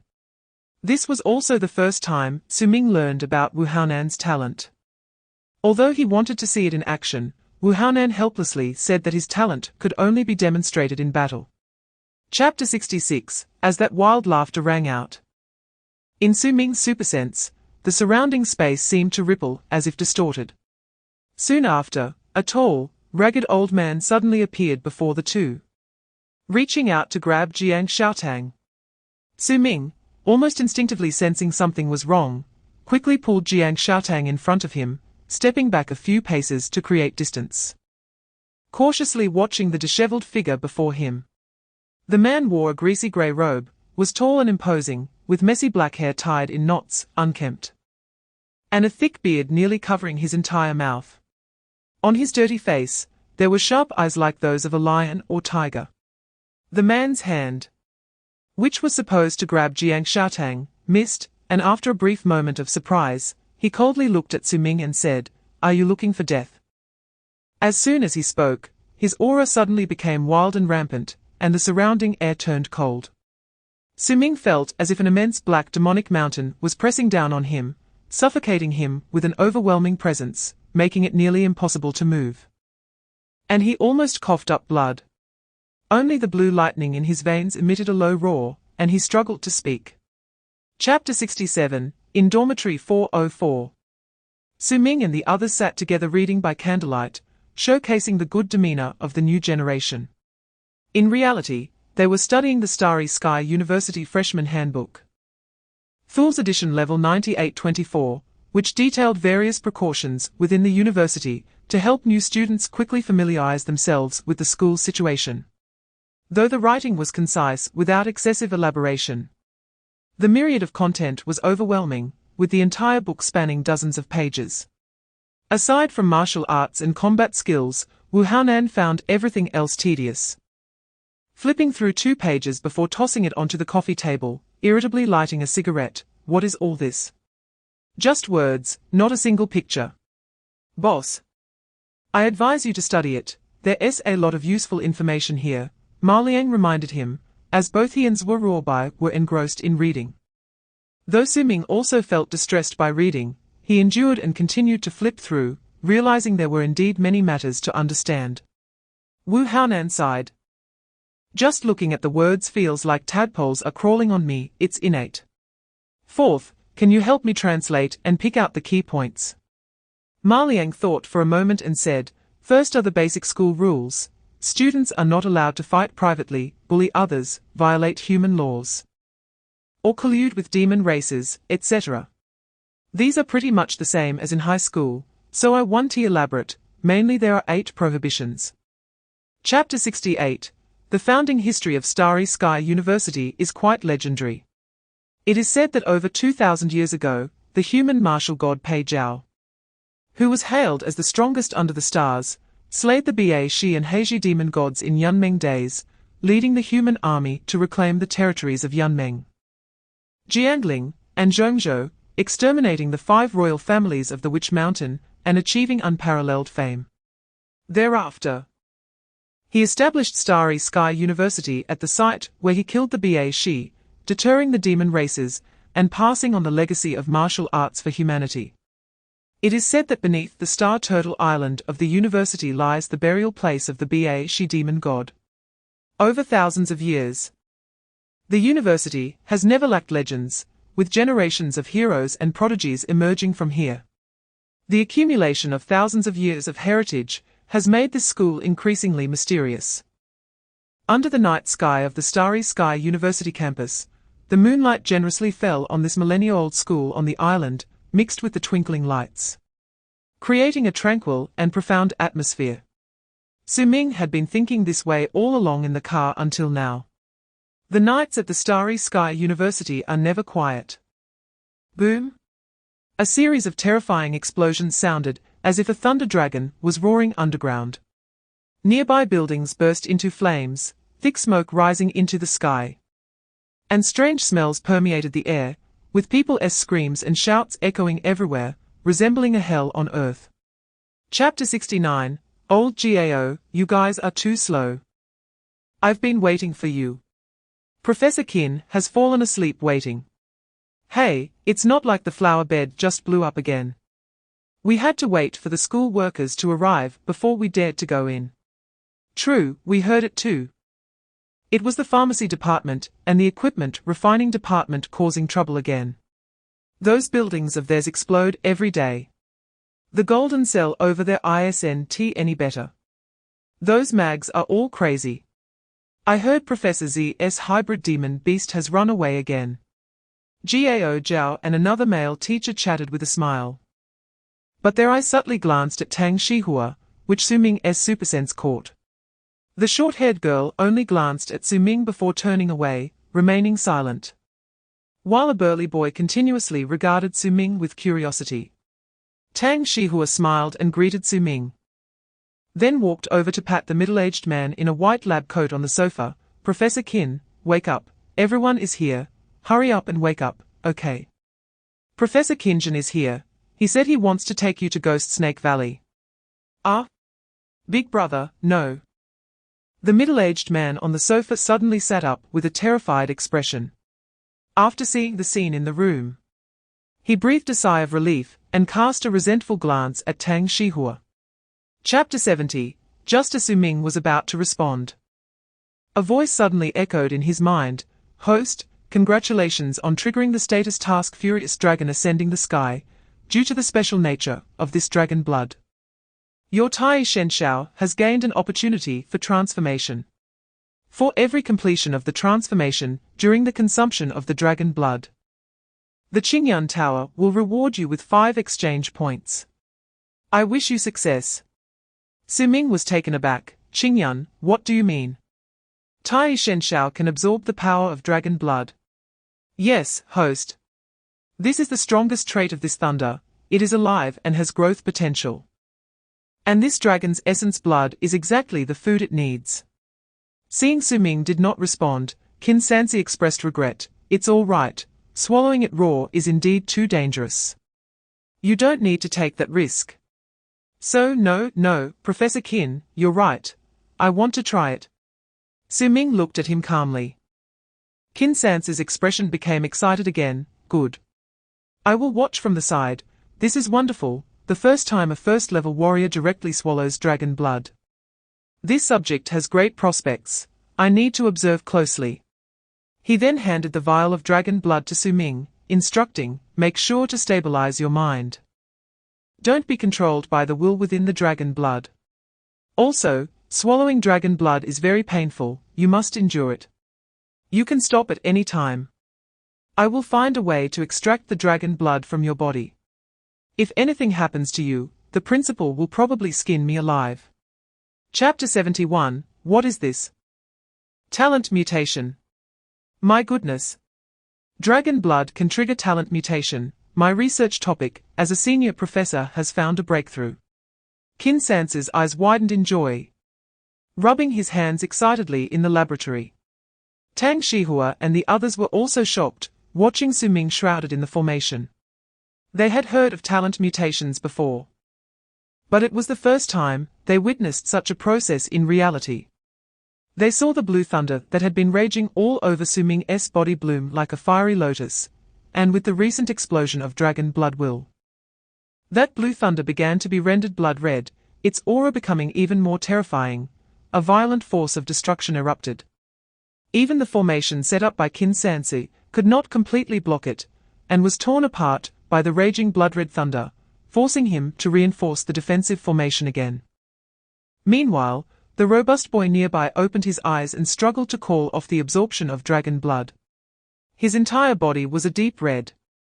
Still maintaining his small giant state, with blood and energy boiling around him, having already advanced to the second rank of martial artists. While a third of the dragon blood remained in the cyclone above his head, Qin Sansi quickly collected the remaining dragon blood and retracted it into the cyclone. Chapter 72. By the time Su Ming and the others finished absorbing the dragon blood, it was already early morning. The cafeteria, which should have been empty, was not as deserted as expected. Besides him and Tuo Baku, there were a few pairs of older students dining, all looking worn out. Not sure where they had just come from. Many of them still had blood stains on their uniforms. Compared to the black uniforms of the freshmen and the dark blue of the sophomores, the uniforms of the juniors and seniors had not changed much. Only the embroidered star pattern had been replaced with a gold foil design, revealing nobility in a low-key manner. It was said that each piece had been personally empowered with spiritual formations by the professors of the inscription department. Although it was their first meeting, Su Ming and Tuo Ba hit it off in terms of appetite. Under the cafeteria lady's expression, as if she were watching pigs. They ordered a full 100 pounds of demon general blood meat and feasted. Su Ming then learned that due to Tuo Ba's special talent named Titan, he needed to consume a large amount of essence and blood to replenish cellular vitality every time he broke through, which made Su Ming feel a sense of camaraderie. However, he was curious as to why he also experienced this situation if Tuo Ba's was triggered by talent stimulation. His peculiar habit of getting hungry right after a breakthrough seemed to have been with him since childhood. Chapter 73, Since the establishment of Kong University. The lights in the Hall of Heroes have never gone out, and on the towering stele behind the hall, names have been added one after another. There is not much writing. Besides the names, if the person is a student, their grade at enrollment is noted, while other staff only have their last identities written. There is no unified format or font. The only similarity is that each engraving is very deep. Student Xiao Xiao of the 7795th grade. Student Zhong Xiaohua of the 7891st grade. Student Zhan Qianxiang of the 7918th grade. Student Zhong Rong of the 8017th grade. Student Shengguan Feishuer of the 8561st grade. Counselor Hong Feng, School Worker Zhong Lei, School Worker Ma Siruan, Chef Hu Xiaoxi, Professor Wen Qing, Lecturer Wu Bingyang, Professor Jiao Hai, Gardener Sun Qingze, Principal Dante Feng. Names appear on both the front and back, and as there are concerns about not having enough space, newer names are engraved smaller. A monument, densely packed, is striking. A scruffy man stood before the monument, looking up and staring for a long time, not knowing which name he was looking at or which names. Chapter 74, Su Ming took a look and saw that Jiangcheng was leading in the school flower ranking with a 67 win rate, which should be no problem. Then exited the voting thread and clicked into a post titled Explosive. The strength ranking of the 24th grade freshman is terrifying this year, leak thread, which was posted last night. And the discussion had already surpassed 1,000. This is quite rare in Kong University's internal forum. Calmness is a style. People are in the bar, just left the booth. Today is the entrance exam for the 24th grade freshmen, and also a makeup exam for the 23rd grade. In previous years, it was basically for older students to earn star points, and newcomers learned their lessons, with only a few dark horses. But this year is different. S-class is everywhere. A-class is as common as dogs, and many older students have flipped over. The cute little ones raised by Professor Qin in Ghost Snake Valley can't even eat. Now, I will summarize a few powerful freshmen based on some insider information. The strength ranking is not in order, and everyone is welcome to add on. Consider it an early bet on the new king. Additionally, this only counts for the Martial Arts Academy. The Magic Academy has just been established, and the situation is unknown. 1. S-class freshman Chi Mo, also a strong contender, who stood out in the 24th grade school flower competition. According to informed older students, this girl is terrifyingly powerful.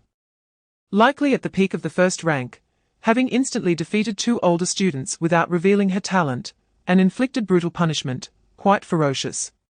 Chapter 75, So, what is the situation now? What should we do next? Join this old and middle-aged youth festival party. I see the principal is already dancing with the cafeteria lady against the third-year school flower. I originally said Principal Huo was corrupt, but now he seems particularly upright. The 4 in dormitory 404 looked at each other, feeling a bit lost in the lively playground. In fact, it wasn't just them. Aside from a few excited ones like Jiang Xiaotang, who yelled and rushed with her roommate to the barbecue on the cart. and went to toast with the professors at the podium. Most freshmen at the moment were still standing around, looking confused. Should we go have a drink or two? That thing called Passionate Flame, I just searched, it sells for 2 star points a cup. Wow, I'll go taste it, you all know me. I'm not one to take advantage, just a good drinker. Alright, I'll have a couple of drinks and then go back to the dorm. Chapter 76. Not far away, Jiangcheng abandoned her roommate and ran excitedly toward Su Ming with a flushed face, almost bumping her forehead into his chin. Su Ming caught her head with one hand and helplessly said, "Don't run around, how much have you drunk?" 1, 3, 5, hiccup, 5 cups. I drank 5 cups. Jiangcheng hiccuped, grinning and showing 5 fingers, as if she had forgotten the overnight grudge with Su Ming. Su Ming found it amusing and rubbed her head. But suddenly was attacked by a warm body. The drunk girl's unpredictable movements even caught his supersense off guard. Jiangcheng, in a daze, threw herself into Su Ming's arms, raising her flushed little face to look at him. Su Ming suddenly felt his heart racing, and his whole body felt hot. How did this little girl become so bold? He dryly asked, "What's wrong?" Su Ming. He, I'm so happy, University is so fun, the principal is so interesting. Jiangcheng laughed, hiccuping several times, then tilted her head like a cat and leaned against his chin. He, the most important thing is, you're also at University. That's great. Chapter 77. Xiaobai, what happened to you? You came back late last night, and still look like you've been drained. You didn't go sell yourself, did you? Wu Haonan asked curiously, while Su Ming and Ma Liang also looked puzzled. Although the wine from last night was quite intoxicating, it was essentially a type of spiritual medicine. After everyone sobered up, they not only felt no discomfort, but had also improved their cultivation significantly. In contrast, Zuo, who was taken away by a kind senior sister to sober up, still looked unsteady on his feet. With deep dark circles around his handsome peach blossom eyes and a fatigued expression. When asked about this, Zuo stared blankly at the sky and smiled faintly. It's nothing. Just a bit of wear and tear. Unlike Jiangcheng and her classmates, who were attending a large lecture at the Magic Academy, Su Ming and the other 1,000 new students from the Martial Arts Academy gathered again on the playground to choose their departments and classes. After thousands of years of development, the Martial Arts Academy has become quite refined and mature, with various systems in place. In addition to the pure martial master department, there are also the alchemist, inscription, and refining divisions. In the realm of martial civilization, elixirs, martial weapons, and inscription formations are crucial components. In society, among practitioners of the same rank, these 3 professions often hold much higher status, and are much rarer. Chapter 78. On September 3rd, the 3rd day of Su Ming's official enrollment at the Martial Arts Academy. From 12:37 p.m. to 12:49 p.m., he briefly possessed a fortune of 1,052 star points. Through his understanding over the past few days, he realized that these star points could be exchanged for artifacts of at least 7 stars, especially those with inscriptions, which would have a market value of at least several tens of millions of spirit coins, and often have no set price. If he had the right channels, he could even buy dragon blood himself. This gave Su Ming a brief taste of the joy of being a millionaire, only to painfully watch his wealth dissipate. A chi blood pill cost 1 star point each. A bottle of mid-level body refining liquid cost 2 star points. And a bottle of high-level body refining liquid cost 5 star points, so Su Ming spent 700 star points on these. He then used 100 star points to exchange for a top-tier refining technique, which could further save on chi blood consumption and develop physical potential, leaving him with 200 star points for emergencies. Su Ming left the Starry Sky Pavilion with a mix of satisfaction and heaviness in his heart, sensing the body refining potions worth tens of millions of spirit coins in his spatial ring, thinking to himself, you better not let me down. 4 ordinary martial artists at the spirit body realm. Potions like qi blood pills and body-refining liquids are essential to replenish the vast amounts of qi blood lost during body refining, otherwise relying solely on physical training is far too slow. Once they reach the qi blood warning line and their qi blood furnace extinguishes, it could lead to a fall in rank. Chapter 79. After a day of tedious theoretical magic classes, Jiangcheng finally emerged from her embarrassing memories, replacing thoughts of Su Ming with a bunch of dull and complex magical runes. Fortunately, her mental talent was exceptionally high, allowing her to remember even the most incomprehensible content. With the aid of spiritual insight, Jiangcheng became the first in her class to learn basic magic. Alright, that's it for today's basic course. Tomorrow, I will share some rock giant nasal mucus with you all and demonstrate how to construct a magic circle using some special materials. The old professor closed the book, and the classroom door opened automatically as he walked out without a smile. Jiangcheng breathed a sigh of relief and collapsed onto her desk, looking utterly exhausted and devoid of hope. She instinctively opened the message Su Ming sent her on her phone, but quickly closed it again. She couldn't face him right now. Just thinking about him made her feel embarrassed again, and she just wanted to buy a standing ticket and change cities overnight. Was it too late to transfer to Changnan? Her roommate Wen Qianqian came over with a teasing smile. Are you going to eat, Xiaotang, or do you want to go with your Su Ming? Chapter 80. Su Ming's heightened senses acted like a radar, keenly detecting a shadow flash past outside the villa. Although it was just a fleeting moment, he determined it was a large creature moving quickly, like a hawk. Without hesitation, he opened the window and burst out to pursue it. In recent days, Su Ming had improved significantly and had been yearning for a chance to engage in combat. Moreover, being on the territory of the Martial Arts Academy, it was probably one of the safest places for a human. He wasn't worried about his safety, and he had life-saving cards in his inventory. Under the night sky, Su Ming opened his senses fully, locking onto a vague shadow, shooting out like a red thunderbolt. However, he frowned, puzzled. Strange, I can sense it. But why can't I see anything? Is it an invisibility ability? That shadow also noticed Su Ming trailing behind. They had already left the dormitory area of the north courtyard and were speeding towards outside the school. Suddenly, the shadow burrowed underground, increasing its speed and quickly dashing several kilometers away, almost escaping the one-way detection range of Su Ming's heightened senses. It can turn invisible and burrow underground. Chapter 81. Jiangcheng curiously fiddled with a uniquely shaped longbow in her hands. Although it was called a bow, there were no bowstrings on it. The bow body was made of a pure white wood, with smooth and flowing lines, seemingly imbued with a unique charm. The grip in the middle was made of mithril, quite expensive, and the bow was embedded with 7 magic crystals of varying sizes arranged like the Big Dipper. 2 wings as thin as cicada wings extended from the bow's ends, glinting coldly. Ziquang proudly claimed, "Good disciple, how is it? This is a magic bow I specially crafted for you." The bow body is made from 1,000-year-old white walnut wood, the best material for transmitting magical energy. The magic crystals on it are also top quality, and the mithril is sourced from Olympus. I've engraved several miniature formations on it. This is practically a miniature magic cannon. Ha ha ha. This bow is worth more than any royal weapon. The only pity is that it lacks a suitable bowstring. If I could kill a dragon at the king level and use its sinew as a string, it would be perfect.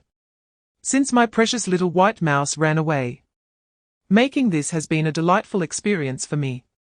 Chapter 82. Fortunately, the battle location was already on the outskirts of the school, not far from Mirror Lake. Due to the existing prohibitions, almost no one would come here at night. Su Ming stealthily covered up the traces of the recent battle, even flattening the dirt he had kicked up. He collected some materials from the suspected hybrid earth dragon beast and found a tricolor crystal, red, white, yellow, in its skull. Afterward, he stored the beast's corpse and cleaned up the bloodstains. During this process, Su Ming kept feeling guilty, as he used his heightened senses to scan the area. confirming that there were no other presences nearby before quickly leaving the scene and heading straight to a dense forest outside Mirror Lake. Then he took out the corpse of the demon beast, skillfully set up a campfire and grill, and first cut off the most succulent forehoof parts, cleaned, marinated, roasted, and sprinkled seasoning. Throughout the process, Su Ming was extremely focused, just as focused as when he practiced with his knife, turning the meat while using spiritual power to control the flame's temperature. His pupils had merged with the meat, as if he was completing a sacred piece of art, exuding a strong craftsman aura. Watching the outer layer of the meat hoof become crispy, Su Ming timely sprinkled on the ancestral soul source from the small Taoist temple. The aroma of chili and spices mixed with the overflowing rich fat made the value of this earth dragon's demonic life peak. Chapter 83. Old Su. Why are you coming back from outside with a silly grin on your face, and smelling bad? Brother Ming, you weren't out there having a wild battle last night, were you, smiling so lewdly? Wu Haonan and Ma Liang, who had just gotten up to brush their teeth in the morning, asked with some confusion. Su Ming chuckled. In a great mood, ha ha ha, I indeed had a wild battle. Is there anyone in the bathroom? I'll go wash up first, wait for me to eat. Xiaobai is using it, he's quite showy, washes twice a day. Xiaobai is too lame, I'm going too. Ah? Brother Ming, what are you going to do? GGG.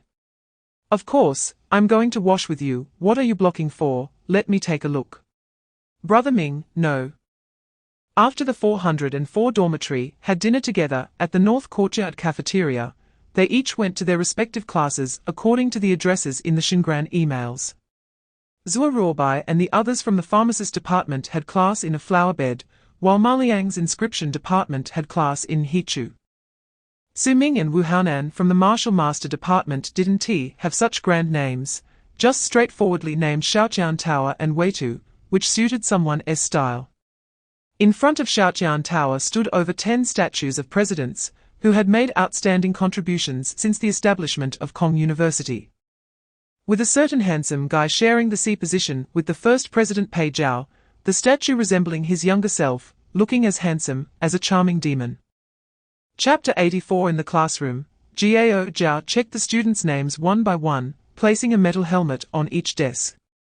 The expressions of everyone varied, some were already dazed, while others hadn't understood the meaning yet. Among them was Su Ming, who weighed the not-so-heavy black metal helmet in his hand. A jade stone had already been placed in the groove at the back of the helmet, which was inlaid with crimson gold flowing cloud lines. The left side bore the hot-stamped artistic name Su Ming, and the edge of the helmet was engraved with a circle of inscriptions, looking quite noble.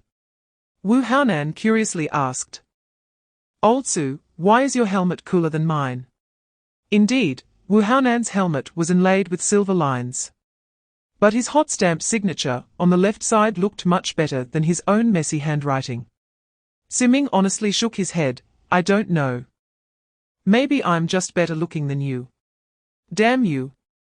Jiao Zhao explained, some students may have recognized it, this is the latest stealth helmet from Sky City.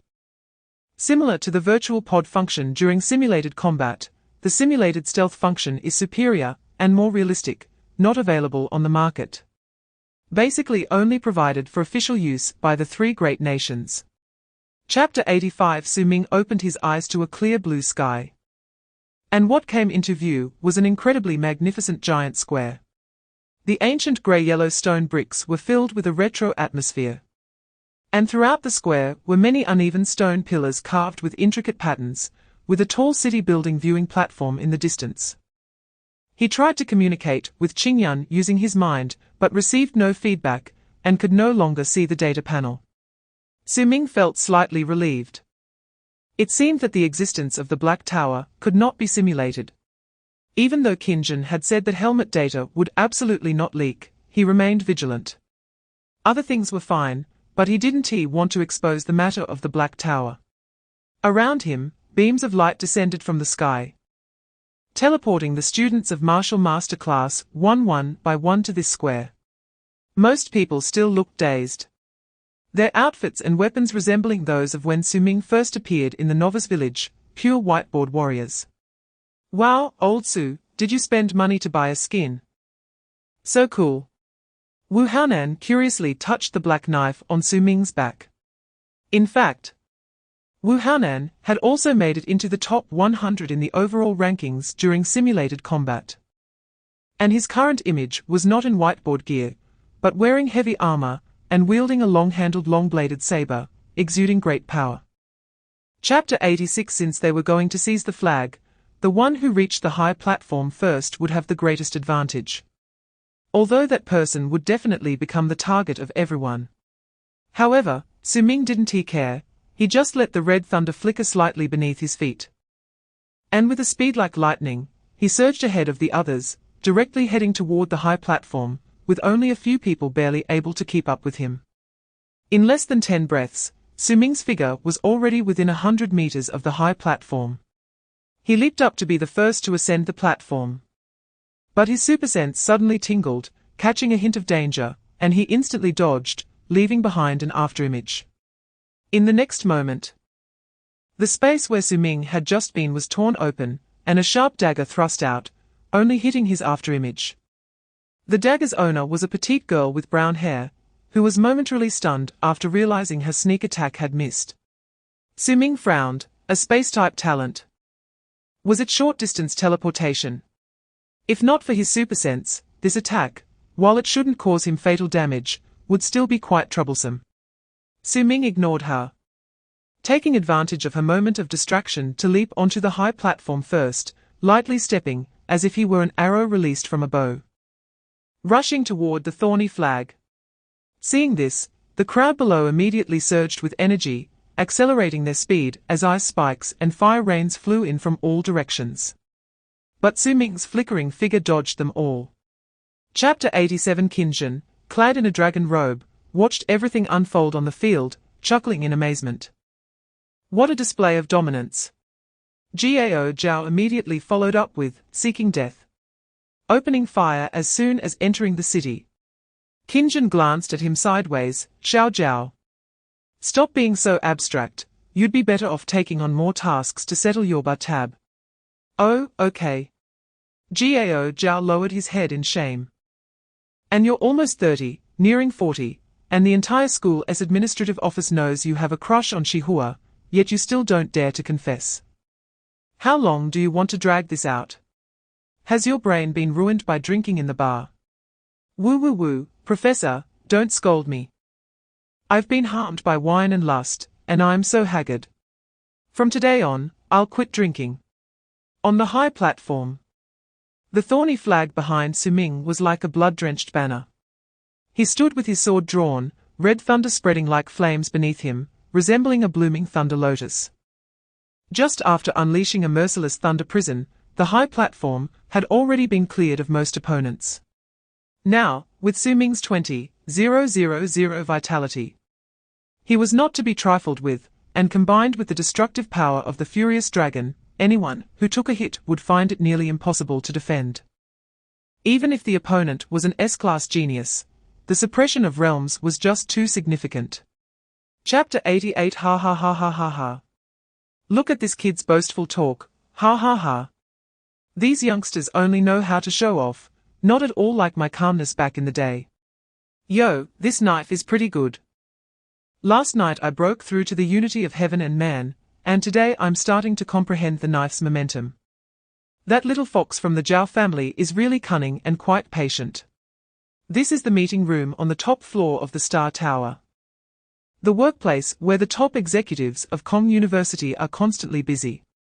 An old handsome guy with white hair tied into a small braid leisurely leans back in his chair. His legs casually propped up on the round conference table, munching on sunflower seeds while enthusiastically commenting on the projection in front of him. The principal's outfit today is sleepwear style, with a black striped robe that isn't properly tied, exposing his sexy pectoral muscles and a bit of chest hair, creating quite a sensual scene that would surely attract a lot of attention if posted on the school's forum, likely saved by many fangirls or mom fans. However, at this moment on the top floor of the Star Tower, only two indifferent old men, the vice principal and the dean of the Martial Arts Academy, can appreciate this scene. The dean is a robust man nearly 2 meters tall, dressed in a white training suit, with a presence as steady as a mountain. And a tough, cold face. He speaks, Chapter 89 Her, what is this thing? Jiangcheng curiously pokes at the silver bracelet on Su Ming's wrist. Made of some kind of memory metal, tightly adhering to his skin. Su Ming sighs, this is a gravity ring. It has gravity inscriptions and spiritual energy circulation patterns engraved on it. It can bear 100 pounds for first-level warriors, 500 pounds for second-level warriors, and 1,000 pounds for third-level warriors. Professor Qin requires us to wear it 24/7, only removing it in special circumstances. Then why are you wearing so many? Su Ming smiles wryly. Professor Qin said that the higher the rank, the stricter the training requirements. A-level students wear 1, S-level students wear 2, and as class leader, I have to wear 4. Are you okay, Su Ming? Aren't you tired? Jiangcheng looks a bit worried. I'm fine, it's nothing, just like carrying a backpack. Su Ming waves his hand casually. This is a lie. Although his current level is still second-tier spiritual body.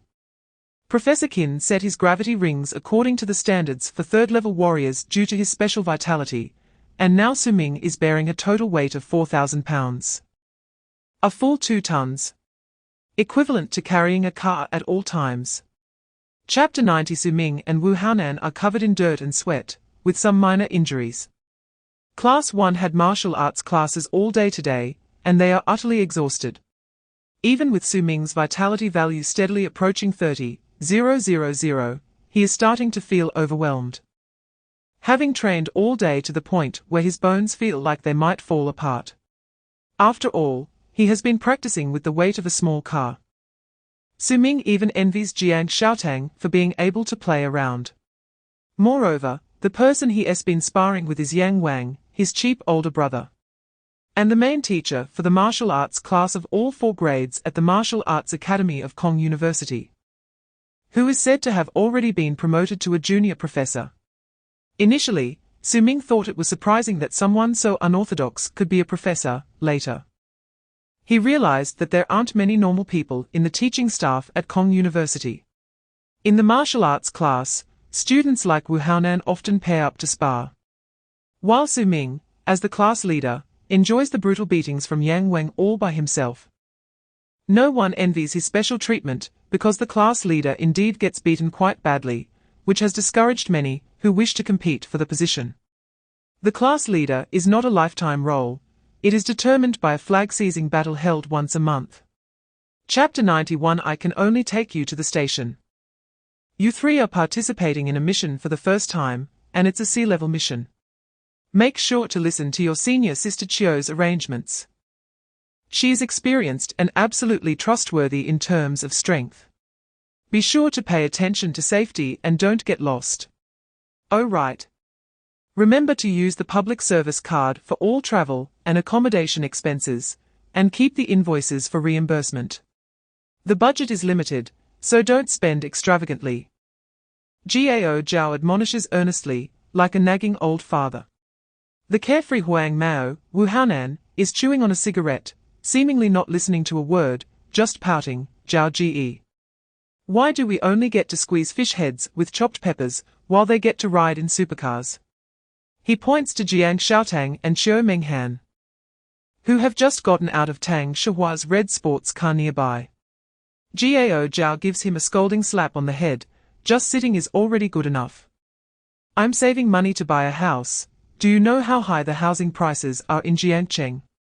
He adds, okay, I won't say more. Since you are all set, I will leave. Your teacher Tang and I also have a mission around Jiangcheng, so I'm just giving you a ride. Then Gao Zhao directly uses a spatial ring to put away the fish heads, and happily goes to hitch a ride with Tang Shihua. Chapter 92 No wonder it's called Wanshan Fog Valley, this place is making my lungs swell. Wu Haonan looks at the damp cigarette and feels quite gloomy, having no choice but to put it away. Not only that, but everyone's hair is also a bit wet, and the air is filled with milky white mist. with moisture permeating the atmosphere, giving off a hint of chill. The grass feels soggy underfoot, making it quite uncomfortable, and the misty sky prevents sunlight from penetrating, casting a hazy glow. Fortunately, their school uniforms are made of high-quality material, resistant to both water and fire, so they don't have to worry about getting wet. Jiangcheng, wearing a Sherlock Holmes-style deer hunter hat, surprisingly suits her mage robe and exclaims, "Indeed. I can feel that the water element here is more than 10 times that of the outside world." Water element. That means the water attribute spiritual energy, right? Is that what you mags call it? Sister Tang, how does magic work? Zhu Ruobai asks curiously. His mental strength is decent, and he has received invitations from the Magic Academy before, but his family has a long-standing tradition of being alchemists. So he ultimately plans to follow the old path at home. However, he is also somewhat interested in magic, perhaps in the future. Dual cultivation of martial arts and magic isn't out of the question. Chapter 93. Wow, this river is indeed a bit strange. Wu Haonan crouches down, looking at the tranquil river flowing through the mist, feeling a bit of a chill. The river water is a pale white, resembling milk. This is the famous White River of Wanshan Fog Valley, said to have once been a dried-up spiritual stone vein beneath the riverbed, and even now, the river water still contains many spiritual mineral elements. What truly sends chills down their spines is the sight of eerie white bones floating on the surface of the White River. The bones vary in size, some human and many from magical beasts, looking quite terrifying. Countless skeletons stretch endlessly across the surface of the White River, resembling a different kind of river of the dead. Su Ming speaks. I just conducted an experiment, throwing a few live magical beasts into the river, and nothing happened, which indicates that the river water itself is harmless. The source of these corpses should be upstream. He feels a bit regretful that the magical beasts he experimented with swam away, wasting some opportunities to earn exchange points. Zhu Ruobai analyzed.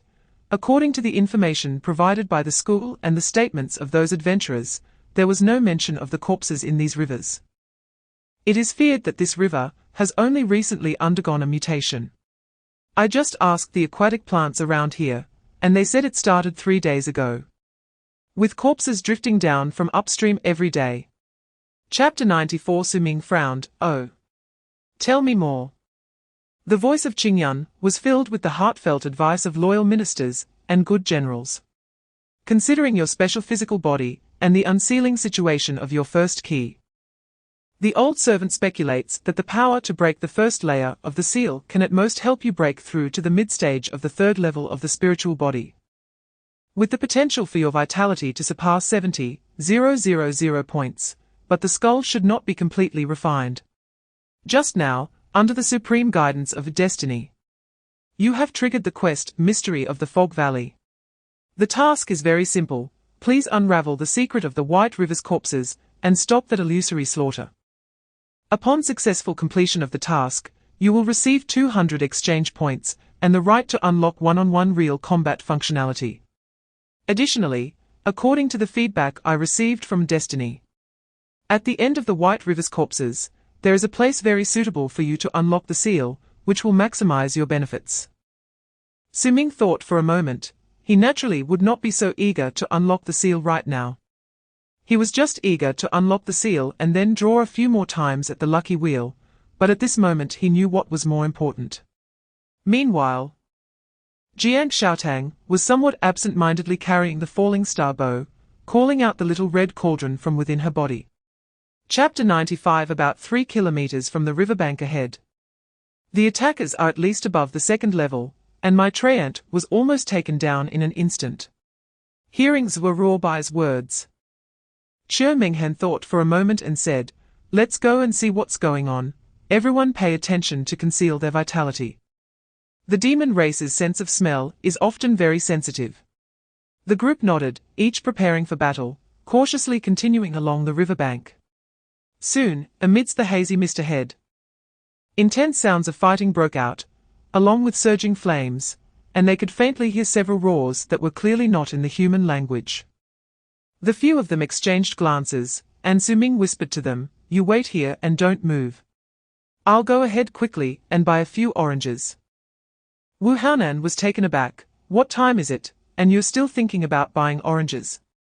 Su Ming paused, looked at him seriously. "Old Wu. Sometimes I really doubt that the 300+ points you got in the college entrance exam were from cheating. What I mean is I'll go scout ahead. Be careful," Jiangcheng advised. Su Ming smiled and winked, then signaled to the others before quickly flashing into the dense mist, concentrating his spirit and releasing his extrasensory perception. Chapter 96. On September 22, 9824, I, a member of the diplomatic team from Starry Sky University, met with the young Jiu Bazai from the Kaiyang tribe in the Baihe area of Wanshan Fog Valley. During this time, the head of the diplomatic team, Su Ming, extended sincere greetings to Jiu Bazai, reaching a consensus on the civilized language and friendly communication between both civilizations. Subsequently, diplomatic team members Su Ming, Wu Haonan, and Zhuo Ruobai had a friendly exchange with Jiu Bazai. With the help of the translator Jiangcheng, despite the accent differences between the two races, their hearts were closely connected. "We will bring you live coverage shortly. I've told you several times, speak Mandarin. Mandarin. Your accent is incomprehensible to our sister Tang." Zhuo Ruobai, seeing the effectiveness of Qiu Menghan and Su Ming's conversation therapy, couldn't he help but itch to add a few slaps. Jiu Bazai, with a bruised face and teary eyes, had almost extinguished flames on his body, and was trying hard to correct his accent while accepting Jiang Xiaotang's questions. "We are the personal guards of Prince Chimu, who arrived in the Fog Valley 5 days ago. His Highness said there is a treasure land here that can forge the foundation of a demon king." Persimmon. Which prince? What strength? Chapter 97. On the western front of the 9 provinces battlefield, at Mojiao City. The once majestic city, standing like a black mountain, was now a scene of devastation. With less than half of its walls remaining, the city was filled with blood and fire, and thousands of corpses of the Haisha tribe lay at the city gate. The remaining soldiers from various tribes in the city were hiding in formations, watching the mythological battlefield above, while many soldiers had lost their pride and courage, becoming deserters. From the initial hatred and curses, they had now turned to fear and reverence. They watched that lone human attacking the city. They saw him manipulating the heavens and earth, smashing the city with one punch.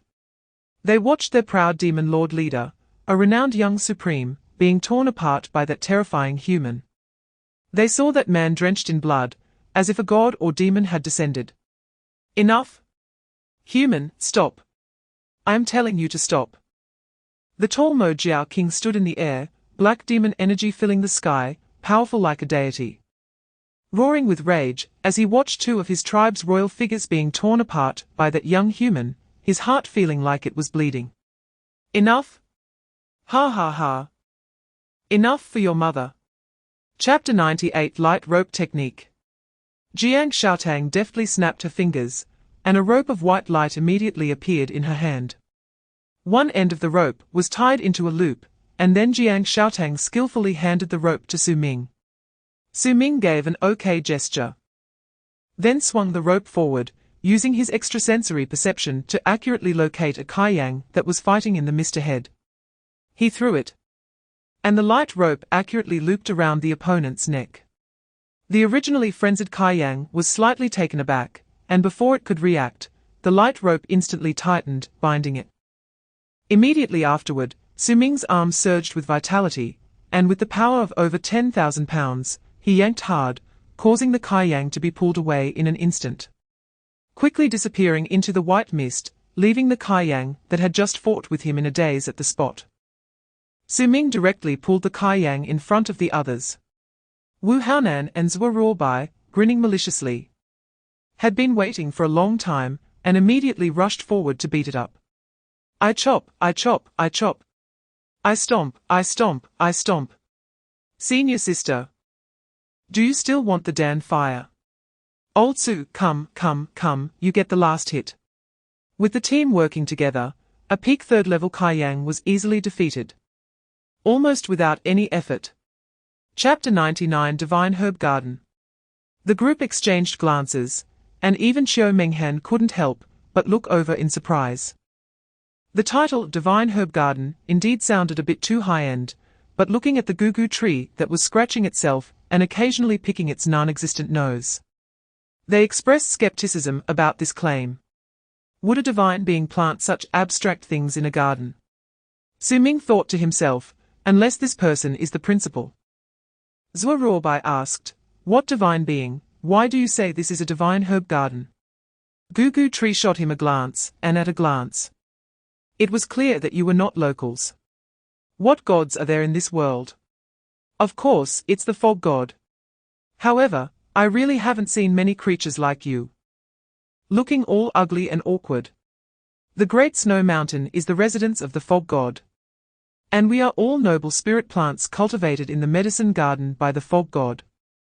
Zhuo Ruobai asked curiously, "So, have you seen the fog god? What does he look like?" Gugu Tree pondered, nodding and then shaking his head. "I've seen him, but also not seen him. My grandfather's grandfather's grandfather's grandfather's grandfather saw him with his own eyes, and it remains in my inherited memory. He looks quite similar to his descendants. Just with a pointed head, soft white skin, and surrounded by white mist." Chapter 100 Jiangcheng raised her hand to ask, "What happens if we fail the challenge? Will we kill each other? Or eat ourselves?" The white-robed formation spirit smiled gently, "Anything is possible. What you see are those lost souls who have eternally fallen into the illusion. They will sink into death in the illusion. 4 beautiful ladies like you, if you fail. Your death should be relatively graceful." "Thank you, but that didn't comfort me at all. What if I want a third option?" Su Ming suddenly spoke up. The formation spirit narrowed his single eye. "You seem quite extraordinary, but even kings will fall into my master's illusion. In fact, you have no choice. The moment you saw me, everything began. Even if you are unwilling to challenge, you can only get lost in the illusion array." He waved his sleeve, and the surrounding mist slowly dissipated. Everyone was surprised to find that the nearby spirit plant medicine garden had completely disappeared, and the towering snow mountain had appeared before them. It was still the season of late summer and early autumn, yet the long staircase that seemed to lead to the sky was still covered in ice and snow. On the staircase, faintly, some bones could still be seen, and in the distance, a few red flames were struggling to climb. Chapter 101 Hey. Don't think I won't dare to hit you just because you have that face. Wu Haonan rubbed his somewhat painful chest, which still bore a size 37 shoe print. Not far in front of him stood a tall girl, her long hair tied in a high ponytail at the back of her head. And beneath her hot shorts were 2 snow-white long legs. Her features were sharp and well-defined, and her willow leaf eyebrows were like flying clouds. Possessing a blend of neutral handsomeness and beauty, it was Xie Yi. But at this moment, this Xie Yi had a cold expression, her eyes burning with fire. Her whole body engulfed in flames, her aura boiling. She ignored Wu Haonan's words, suddenly lunging forward again, supporting herself with one hand on the ground, twisting her body. That long leg covered in flames whipped toward Wu Haonan's head like a fiery python, fast as lightning. If this were the real Xie Yi, Wu Haonan would definitely tease her about her good legs. But at this moment, he had no mood for that. This fake Xie Yi not only possessed all the skills and abilities of the familiar mother gorilla, perfectly replicating both martial arts and flame talents, but her current realm was also the same as his, a second-tier martial artist, and every move was lethal. Chapter 102 Su Ming's body erupted with thunder. The black knife buzzing as he instantly swung out dozens of blades, the knife shadows filling the sky like a net, as if to dismember a person. Meanwhile, the young demon from the demon clan was surrounded by a raging wind, also thrusting out dozens of wind spikes at the same high frequency, rapidly clashing with Su Ming. Su Ming's eyes lit up. This was the first opponent he encountered in the spirit body realm who could match him in speed. Wonderful. He subconsciously suppressed his vitality to a similar level as the opponent. He directly began to sharpen his knife skills. This was better than being unilaterally beaten by the King of Hell. Su Ming completely relaxed his body and mind, immersed in this rare battle. The opponent had wind-type talent. And his long spikes were not only enhanced in speed and power by the wind, but seemed to eliminate air friction. This is so cool. So what about my knife? I had been too fixated on speed, neglecting the power of thunder. Why not, like him, infuse the essence of thunder into the knife? No, not just the advantages. My knife needs the essence of thunder. Su Ming recalled the night he consumed the dragon's blood, the image of the dragon-slaying sword in his mind. That white thunder that shook the heavens. That is the correct way to unleash thunder. Chapter 103, Su Ming held the black knife, with only the thunder accompanying him in the darkness. Suddenly, candle flames lit up, illuminating the dark space. Su Ming looked up and found himself in a vast bronze hall. Countless candle flames flickering in the bronze niches, the surroundings empty, the floor and walls cast in bronze, mysterious patterns forming a multitude of intricate and strange characters, making the hall appear sacred and grand. At this moment, Su Ming was in the center of the entire hall. He noticed that the wall in front of him was particularly different, embedded with a tall water mirror reflecting the scene in the hall and his own figure. With 5 magnificent and noble bronze chairs placed on either side of the water mirror, like thrones. Su Ming stepped forward, gazing at the large water mirror that flowed, unconsciously stroking his chin and letting out a slight sigh. This is too cool. It's simply unfair. No wonder it's me. Just then, the rippling water mirror stirred, and the image of him within began to twist, surprisingly revealing a smile. Su Ming was taken aback, instinctively tightening his grip on the black knife. The figure in the mirror slowly began to change, actually stepping toward him, passing through the rippling water mirror, and standing before him. Chapter 104, In a raging sea of fire, the originally grand and magnificent palace had become dilapidated. A middle-aged figure adorned with a purple gold crown lay in a pool of blood, his fiery tail already broken, a large hole opened in his chest. His face bearing an expression of disbelief. Yeah, why? In front of him, the young demon lord was exuding a frenzied aura.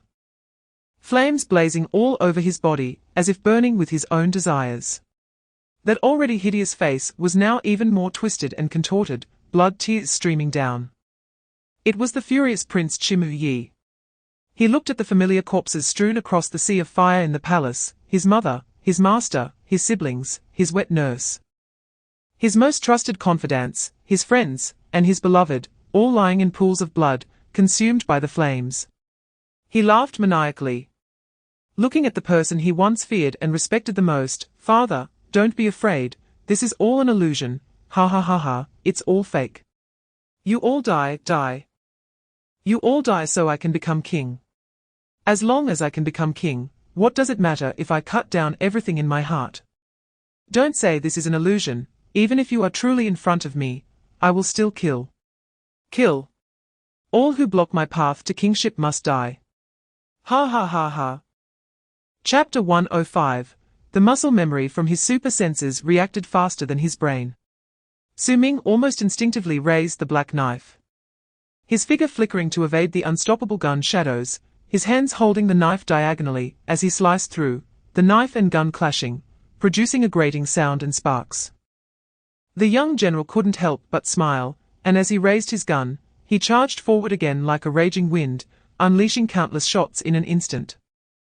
Cold stars flickering like a torrential downpour of pear blossoms, accompanied by a peculiar force that suppressed the heavens and the earth. For the first time in his life, Su Ming felt a sense of oppression from someone at the same level, although the opponent's cultivation system seemed different from his own. The aura emanating from them was clearly on the same level as his. Previously, in the long steps illusion, the young demon kings he faced, while formidable and exhausting to deal with, had never given him such an inexplicable momentum, nor a sense of crisis related to life and death. Su Ming's body exploded with thunder, his figure moving as fast as lightning, his blade filled with ferocity, clashing with the shadows of the guns. The opponent's physique seemed almost godly, and with Su Ming's current vitality, he felt a tearing sensation in his flesh. The two engaged in a fierce battle, exchanging hundreds of moves in an instant, their momentum growing stronger, like two true dragons tearing at each other. Chapter 106. Su Ming was almost spitting blood, after all. It wasn't a true life-and-death struggle. He could barely hold his own against one or two, and though he was in a tough spot against 3 or 4. Facing 8 together was overwhelming. The blazing fire and cold blades surged, blood fists and divine guns howled, and Su Ming was utterly powerless to resist. Even though he once fought back fiercely, trying to take down one opponent by enduring several attacks, the other side was also fighting for their lives, leaving him no opportunity. In the end, Su Ming lay exhausted in the center of the great hall, his body nearly shattered, drenched in blood, with scorched hair, multiple fractures, and wounds all over. He had drained all his spiritual power and vitality, and even the strength to circulate his blood for self-healing was fading. Jiangcheng and his companions gathered around with concern. "Are you okay?" Su Ming rasped, cursing, "Damn, you try it. Where's that grandeur you had when you showed up? One of you even recited a poem. And then turned around to gang up on me. Have you no shame? Do you even care about your face?" The young General Su Dingbien replied seriously. "I didn't recite anything." Su Shan, bare-chested, added sincerely, "Neither did I, me neither." Chapter 107. Su Ming closed his eyes, and when he opened them again, he found himself in a dim world surrounded by countless black mirrors reflecting a small version of himself. The mirrors flickered with chaotic lights and images. Scenes of earthly life still tempting him, with men and women calling his name, urging him to return home, their voices gentle and alluring. The noodle shop he loved was still open, the most popular anime was still airing, the community security uncle hadn't passed away yet. And the neighbor's little girl was still a small child, fond of tuneza braids. The cakes at this time were still the most delicious. And the men and women were still by his side. Those voices and lights told him that it wasn't too late to turn back, as long as he was willing. He could embrace all this beauty. All the regrets he could never remedy, all the seemingly ordinary experiences, he could make up for them all. He wouldn't have to face the pain and hardship of cultivation in the years to come, nor bear the losses and loneliness, nor concern himself with responsibilities and obligations. It was as if he could set down the knife in his heart and be free as a Buddha. Su Ming earnestly looked at every reflection in the mirrors, trying hard to remember many of his own hazy memories. Chapter 108. Su Ming thought for a moment and put away the bronze lamp, stepping towards the stone pool. The stone pool was not large, the water about a meter deep, clear and bright, naturally emanating a bluish glow, as if it were filled with a moon. In the center of the stone pool was an exceptionally shiny fragment, the piece of the void mirror mentioned by the young man in black, presenting a somewhat irregular shape. Not large, about half the size of a palm, with one edge wrapped in some green rusted bronze. The mirror fragment felt unremarkable, lacking the aura of a powerful divine weapon, yet exuded an indescribable charm, giving a sense of endless antiquity and vicissitude. Su Ming's mind stirred, and he gathered his spiritual power to grasp the fragment, but his spiritual energy was suddenly cut off, as if it had sunk into the sea. Just as he was taken aback, the fragment in the stone pool flickered and vanished right before his eyes. Su Ming was startled, as he suddenly felt something new within him. He quickly scanned his body and finally found the fragment quietly floating beneath his dantian, hidden and subtle. Chapter 109. Blue Gold Blood. Su Ming felt a chill in his heart. Is this still human blood? Will I? He quickly checked himself, finally breathing a sigh of relief. Thankfully, he still had 2 eyes and a nose, no horns or tail, and his second brother was still healthy, testing the elasticity of his pants after every breakthrough. The blue gold blood seemed to contain an even more surging power than before, with golden flecks sparkling within, as if there were runic codes hidden in the blood. He felt as if he were forged by the gods, with blood flowing like a stream, and all his bones had been reforged, filled with overwhelming vitality. Is this what they call a life leap? It seems a bit too intense. But why does it feel like my blood is having a special reaction after being stimulated by this stone pool? Su Ming pondered for a moment. Although he didn't know what this blue-gold blood was useful for, at least for now, it seemed beneficial rather than harmful. However, he still needed to avoid being discovered for the uniqueness of his blood in the future to prevent any unnecessary trouble.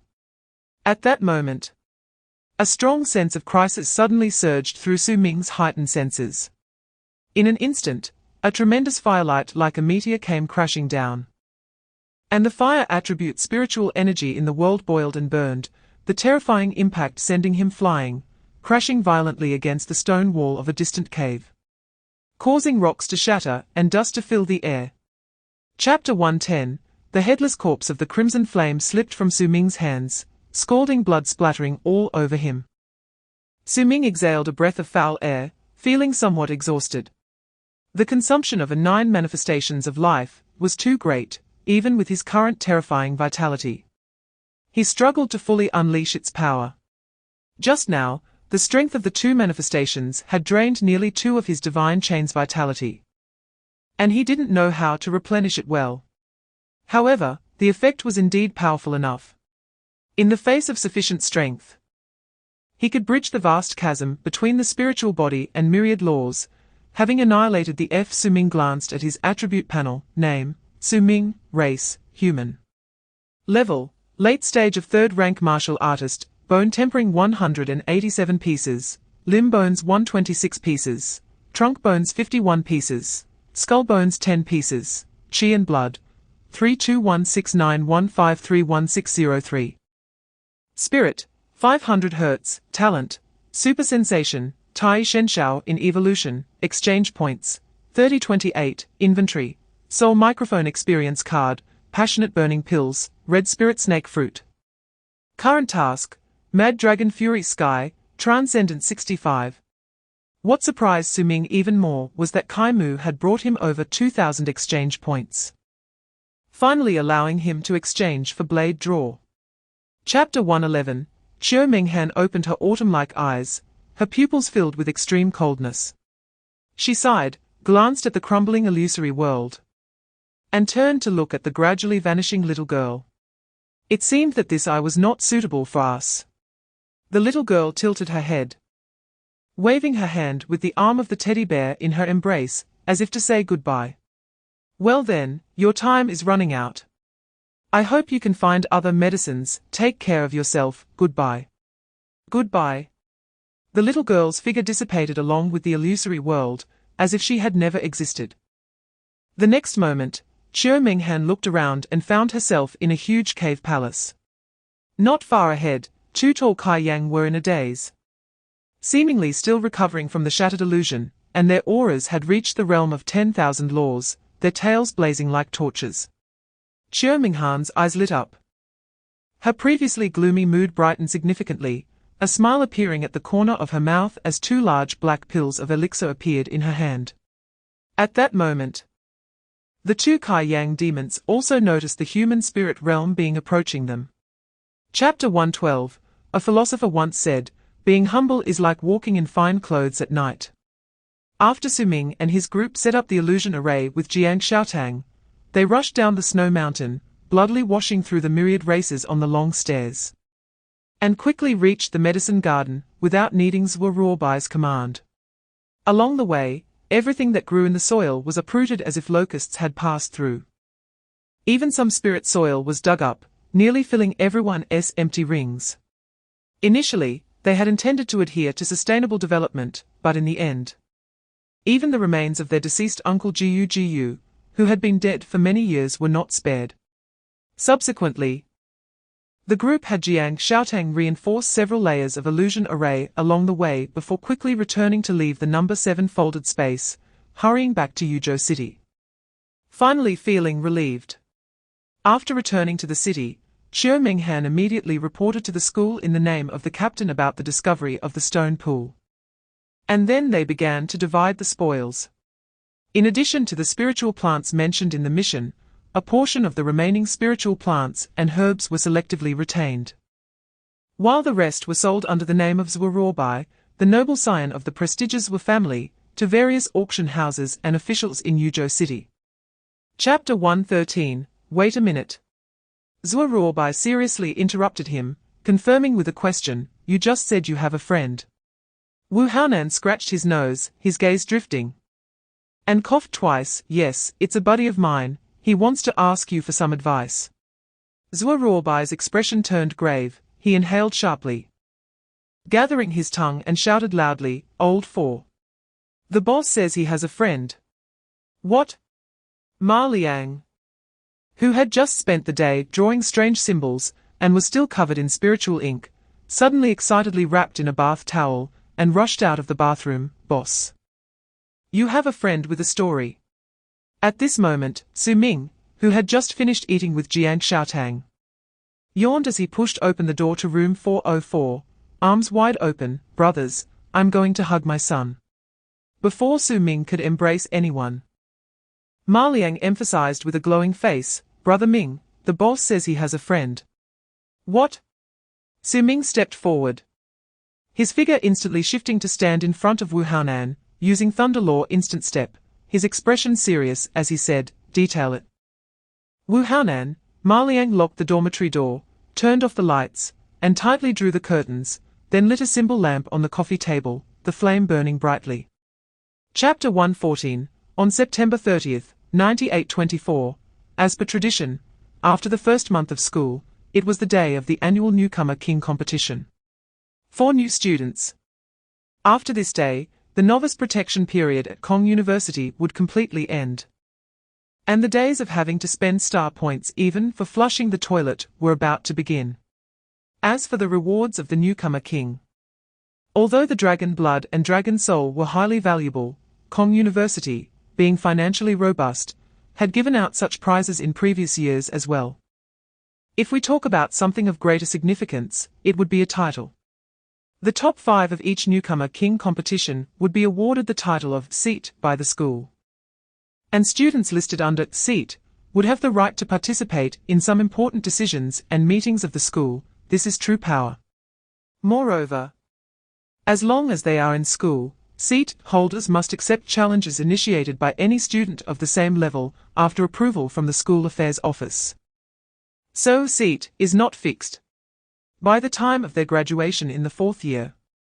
The last 5 who retain their seats will be forever recorded in the history of Kong University, and the grade seat will be affirmed for life. Generally speaking, the title of Newcomer King and the first seat title are often obtained by the class leader of the martial artist class 1. And the positions of the top 5 are usually also from martial artist class 1. Chapter 115. Brothers, the market has opened. Guess who the Newcomer King and a first seat will be this year?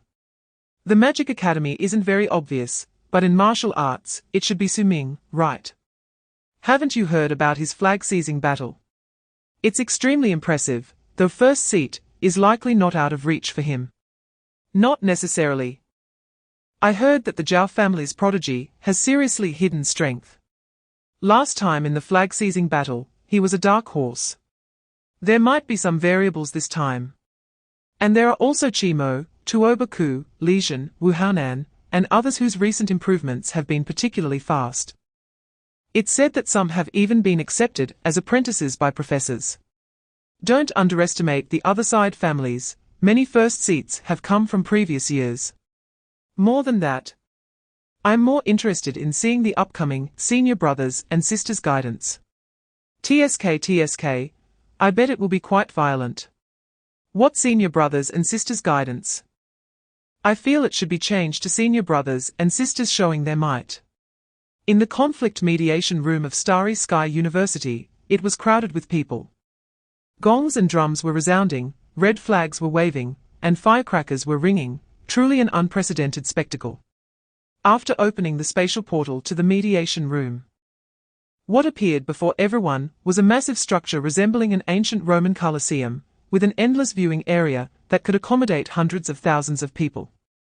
It was said that national martial arts university competitions had been held here many times. Chapter 116. The judge for this competition, King Yang. leaped into the arena with a silver machete in hand, smiling as he pointed the blade at Su Ming and said, "Everyone, rest assured. If this kid dares to go easy, I will add a gravity ring weighing 10,000 pounds to him, and reward him with a slash. How about that? Fair enough.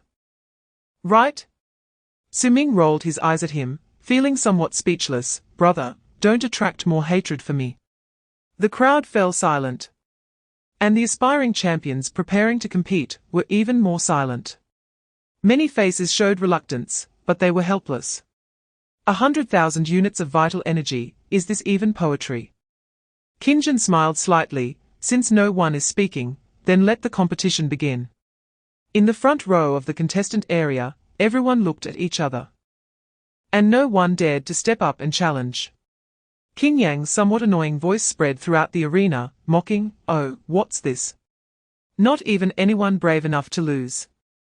If you can't handle this little blow, you might as well drop out early. If no one comes up in 3 minutes between matches, this Rookie King competition will be considered over." With those words, the contestants became restless, and several champions couldn't help but stand up. With one boy jumping into the arena unable to hold back. Chapter 117. He, Su Ming, have you ever lost? Brother Ming, hey. It hurts, it hurts. It hurts. Brother Ming, please don't. In the end, the mech-formed Maliang managed to last over 2 minutes under Su Ming's playful manipulation before Su Ming ruthlessly disassembled all its parts, leaving almost no injuries on it. "Old 4, your mech is quite interesting, but it lacks a bit in energy output, and it's too slow. Also, this psychic cannon, can't it fire instantly? It still needs to be charged with spirit stones. Improve it next time, I have high hopes for you." In the competition arena, everyone had become numb to Su Ming's performance. Is this in the river? Is this nuclear logic? That man using lightning didn't seem to use any flashy moves. Whenever someone attacked, he simply punched to shatter them, then punched again to destroy them. This simple yet extreme aesthetic of violence made the older students increasingly wary. Moreover, the opponent was fighting with an added weight of 110,000 pounds. In the student circle of the Martial University, the champions were like stars, among which the most renowned contemporary figures were third prince and a fourth CEO. Chapter 118. Su Ming, Jiangcheng. The entire crowd. Although the opponent didn't name names, most people had already guessed that the female lead mentioned by the rival was the recently popular freshman school beauty, Jiangcheng. As a star student, Jiangcheng had countless admirers since her enrollment, but that had gradually calmed down. One reason was the news that she had been accepted as a disciple by the demon king Ziquang, which scared off many male students who wanted to live a few more years. The other reason was that she almost daily dined in pairs with Su Ming. Everyone wasn't blind and felt that she was taken, many in school even shipped their CP. It can be said that most people in school thought the two were dating, except for Su Ming and Jiangcheng themselves. Zhou Ruobai curiously asked, "Whose subordinate is this? So fierce?" Wu Haonan directly retorted, "Where did this brat come from? Is he tired of living? Hey, old 4, what are you looking at?" "I'm studying the school map, thinking about where to help Brother Ming bury this brat more discreetly." The atmosphere in the arena suddenly became unusually heated. Chapter 119. Jiangcheng reminded, "Su Ming, be careful, that's a dimensional magical creature." Magical creature. Su Ming looked curiously at the black shadow in front of him, instead of rushing to attack, hoping that old Yang wouldn't count it as him going easy. "I can't go easy on a rival either." Lu Li praised, "Su Ming, although you're a commoner, you still have a gentleman's demeanor, waiting for me to finish my spell. I really appreciate you." Su Ming shrugged, "Hurry up, if that cold ball doesn't attack, I'll go first." "All right, don't rush, just the last step. How can it match you at this level?" Lu Li's face grew increasingly pale, as if he would be blown away by the wind at any moment. Blood oozing from the corners of his mouth and brow. The mental and magical powers surged into the magical array behind the shadow, death like the wind, great dark element. Bless your warrior, magical dark wind shadow. Those who walk out of hell must return with blood, great dark element, bless your warrior, magical death scythe. The magic pattern is indestructible, darkness will eventually devour everything, great dark element, bless your warrior, magical dark body. Chapter 120. Su Ming couldn't help but smile. The external spiritual power was indeed different, sounding pleasant, unlike those dead spirits in his dantian. Then he looked at the shadow charging towards him again, the dark power surging. And this foolish kid seemed unaware of the imminent danger. Su Ming extended his right hand, red and blue lightning intertwined and flickered, like explosive thunderflower rampaging. He suddenly flipped his hand, pressing the thunderflower down, commanding the countless loyal thunder spirit energy soldiers around him like a king, heaven's punishment. Judge it. The spiritual energy in the battle arena boiled like boiling water, countless thunders suddenly wreaking havoc, as if a group of hungry dogs released from their cage after 7 days. Countless spiritual powers surged into the sky, and the world changed color. In an instant, a straight white lightning pierced through the void, the thick lightning fell like a flood. Like a sword opening the gate of heaven, instantly obliterating the shadow below. The shadow gave a mad roar, but was quickly extinguished. Its body seemed to be subjected to thousands of cuts under that white lightning. This was no longer the power level of a spirit body realm warrior. Chapter 121. King Yang's gaze smiled, as it swept over Su Ming and Zhao Ruofeng, saying, Match 47, begin. Zhao Ruofeng's expression was solemn, the moment the words fell. His figure seemed to transform into a streamline in space, moving horizontally, as an unmatched fist light enveloped his original standing spot. Another spatial talent. Is it the same short-distance spatial displacement as Hu Jinjing? No, he doesn't need spatial coordinates at all. This space is almost completely under his control. This is a higher-level upper-tier talent. Su Ming suddenly turned around, his fist breaking through the air as he faced Zhao Ruofeng, who had charged out from behind in space. Their fists and sword edges clashed, enveloped in waves of fierce energy. Zhao Ruofeng's figure flickered, repeatedly flashing in and out of space, continuously engaging in combat with Su Ming. By the 13th sword, Su Ming's heightened senses had already captured the trajectory of the sword light in advance. A divine chain glowed, and with pure physical strength. He broke through the air to strike, his blood energy surging like a dragon, flames akin to solid blood burning on his fist, shattering Zhao Ruofeng's sword light. A tremendous force forced Zhao Ruofeng to absorb the impact twice in succession, and he stepped out from a spatial rift in the distance, gradually stabilizing his form. He took a deep breath, his sword-wielding arm trembling slightly, pained from the shock. Chapter 122. The silent audience suddenly erupted into applause and cheers, with some even standing up. Zhao Ruofeng. Well done. No loss of face, awesome. Su Ming is invincible. Great fight, fantastic. We level 24 are amazing, so cool. This battle completely stirred the atmosphere in the arena. They finally saw someone who was not being unilaterally crushed by that great demon king. They witnessed a true clash of talents. Yang Wang stood in the arena and announced loudly, Match 47, Zhao Ruofeng, lasted 7 minutes and 57 seconds, currently ranked first. Then, his tone suddenly became a bit strange. There's only one match left, I'll just call the name directly, go in and start fighting. Class 1 of the Level 24 Magic Academy, Jiangcheng, quickly enter the arena. Oh! The audience suddenly erupted into a teasing uproar. I almost forgot. This is the real highlight. So exciting. Ha ha ha, someone's about to fight their wife. Class monitor. Do you want me to lend you a washboard? Go Xiaotang. Beat your man. Goddess Jiang. A man who commits domestic violence is unacceptable. The principal and Dean Doug exchanged glances and smiled without speaking. Chapter 123. Above the sky. Jiang Xiaotang's eyes were like blazing flames. As her words fell, she held her longbow and pointed. A vast aura of light erupted in the arena. The blade at the tail of the longbow condensed a glimmer, and then countless light elements rushed in, forming a huge vortex in the blade. Subsequently, a white stream of light fell like a pillar supporting the heavens, like a divine punishment from an enraged deity. In terms of spectacle, it was not inferior to Su Ming's heavenly punishment back then, as if a holy angel was purifying that towering demon on the ground. Fortunately, Lu Li had already fainted when thrown away, otherwise, who knows whose dog he would be at this moment. Dean Doug sighed. If it weren't for Oldsey snatching it first, I would really want to take a disciple. It's only been such a short time.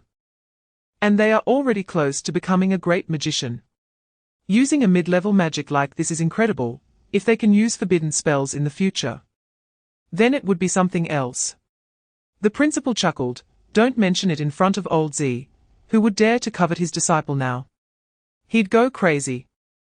In the battle arena, Su Ming raised one hand to the sky, divine chains shining brilliantly within him. And the overwhelming blood energy transformed into a massive blood energy hand that soared up, forcefully resisting that pillar supporting the heavens, with blood energy rolling and burning around him. Chapter 124. That beautiful dream did not last long. Su Ming quickly regained consciousness, as his heightened senses flickered incessantly. His spiritual body and physical body opened their eyes simultaneously. Seeing the girl opposite him with extinguishing purple pupils, a fallen longbow, and a body about to collapse, her breath rapidly declining. Su Ming's bones cracked. Seemingly unleashing all his thunderous spiritual power without holding back, reaching the current extreme speed, breaking through the air in an instant. And then extinguishing all the electric light from his body, firmly catching the collapsing girl and holding her in his arms. The light elements in the arena obediently and understandingly surged into the girl's body to heal and replenish her. In Su Ming's embrace, the purple hue in Jiangcheng's eyes completely faded, her face a little pale. She blinked and asked, "What did you see in your illusion?" "I saw you blush." I? Su Ming felt embarrassed, stammering. "TCH, I knew it, you big pervert." "I'm fine, just exhausted my mental energy, hurry and help me up." "How long are you going to hold me?" "Oh, okay, then can you take your hand off my abs?" Chapter 125, No. I mean, how long are you two going to kiss? The awards are about to start. The veteran single dog Yang Wang looked displeased, his voice tinged with suppressed anger. Oh, can't help it, here it comes." Su Ming released the now blushing Jiangcheng. Quickly took out his school uniform from the space ring and put it on, then actively took the girl's hand, walking together towards Yang Wang's direction. They faced the audience's aunt smiles and envious gazes, with Wu Haonan and others rushing over to punch Su Ming a few times. While several of Jiang Xiaotang's roommates excitedly came over to offer their congratulations, Xiaotang. "Make sure to be safe." Yeah, tonight I'll look for my cloud drive. There are a few beautiful domestic films you can study. You guys are the worst. Amidst the commotion, the principal clapped his hands to get rid of the sunflower seeds' husks, and stepped forward with Qinzhen. In an instant, they arrived at the battle platform. And everyone quieted down to pay their respects. Qinzhen nodded and spoke. "The rankings for this Rookie King competition have been determined. All 49 contestants will receive a blood energy pill, the top 10 will receive an additional bone tempering pill, and the top 5 will receive a seat in this session, with each person able to obtain a spiritual weapon in the flower garden." Chapter 126. Having just absorbed the dragon's blood, and not yet had the chance to test his new thunder abilities, Su Ming stood up immediately, looking at Jiang Xiaotang, who also opened her eyes beside him. He walked over to help her up, held her small hand and squeezed it, smiling and winking at her. Many times. As long as they exchanged glances, they could understand each other's intentions without needing words. Jiang Xiaotang's small face turned red. She wanted to pinch Su Ming's waist, but only poked a piece of hard muscle, feeling shy and annoyed as she said, "You're addicted to kissing. Let us talk about it when we get back." They walked out of the light array together. Discovering that the contestants of this rookie competition were standing at the edge of the arena watching the match, Next to them stood several seniors in different colored uniforms, all exuding remarkable auras. Old Wu, what just happened? Wu Haonan turned around, still with a look of amazement on his face. Old Su, you guys finally finished absorbing. You missed quite a few good shows. Sister Chiu was incredibly fierce. Them seniors helping juniors event consists of 5 matches where any contestant can challenge each other. And once one side initiates a challenge, the other side cannot refuse. Originally thinking there would be such an opportunity, those seniors would definitely prioritize challenging the 5 seats selected from our first-year students to pick the softest targets. Chapter 127. Who do you think will win? Is there a chance for Ming Shen against Boss Chiu? It's hard to say. Su Ming just swallowed dragon blood, and he's recovered most of the energy he spent in the previous matches. Now he can also take off that 11,000 Jin burden. His current strength is simply unimaginable. But Boss Chiu's ice is also quite sinister. I've never seen her take it seriously before. I bet on Boss Chiu. She's a top talent in both martial arts and alchemy. Ha ha ha, let's forget about Boss Chiu's alchemy skills. Who remembers how her poison pill almost blew up Professor He at the end of freshman year? It wiped out all his star points and dropped him to a rank. Today, Fang Chiji's explosion in comparison is just a firecracker. If Boss Chiu directly refines medicine on stage, Su Ming will undoubtedly lose. Please don't. Do you want everyone to ascend to heaven together? Never mind, even though that senior is quite fierce, I still support Ming Shen. Ming Shen, start. The competition for the 2-time champion is also quite rare, and they are both at the peak of the spirit body realm, making it a fair contest in terms of realm, which truly tests talent and strength. If I remember correctly, among the 3rd prince and 4th president, only Boss Chiu and Prince Huo are still in the spirit body realm, right? This is quite a significant qualification, with Su Ming's strength and talent. He might not be unable to become the 8th person. Chapter 128. Zhao Ruofeng felt his mind was filled with chaos, a deep sense of fatigue washing over him. The world spinning and darkening. It felt like the time he had secretly stolen his second uncle's old wine after being encouraged by several cousins, and he had boiled it with water to drink. He thought it wasn't enough fun and downed a whole box of beer, resulting in a colorful vomit. The next day, the headache made him vow never to drink again, but that vow lasted only a week. Zhao Ruofeng's current state was like waking up from a hangover. He groggily opened his eyes and struggled to sit up from the stretcher. The world before him appeared hazy and overlapping, a bone-chilling cold suddenly waking him up a bit more. He saw the scene clearly. The ground was a vast expanse of ice and snow, filled with icy flowers and snow-covered trees, as if he had arrived in the far north. However, on the frozen ground, intense thunderfire was surging, and the red lightning in the sky danced chaotically like a divine prison, resembling chains. Zhao Ruofeng, still not fully awake, couldn't help but murmur, "Am I in hell? It seems you've done quite a few bad things, but unfortunately, you're still in the mortal realm." Chapter 129. As the match began, several figures flickered at the edge of the arena, where the principal sat in a wheelchair, crossing his legs and munching on seeds. The luxurious leadership team had all arrived to watch the match. When the towering law figure formed behind Chiu Menghan, the tall president of the Martial Arts Academy sighed and transmitted to the others, "I still can't believe that such a supreme law as Xuanming can actually become a person's innate ability. Alas, this child has such a hard life." The vice president focused his attention on the boy in the arena, who resembled a thunder god. Chiu Menghan is one thing, but this Su Ming, with his ancient saint body and that kind of imperial thunder, I have never heard of.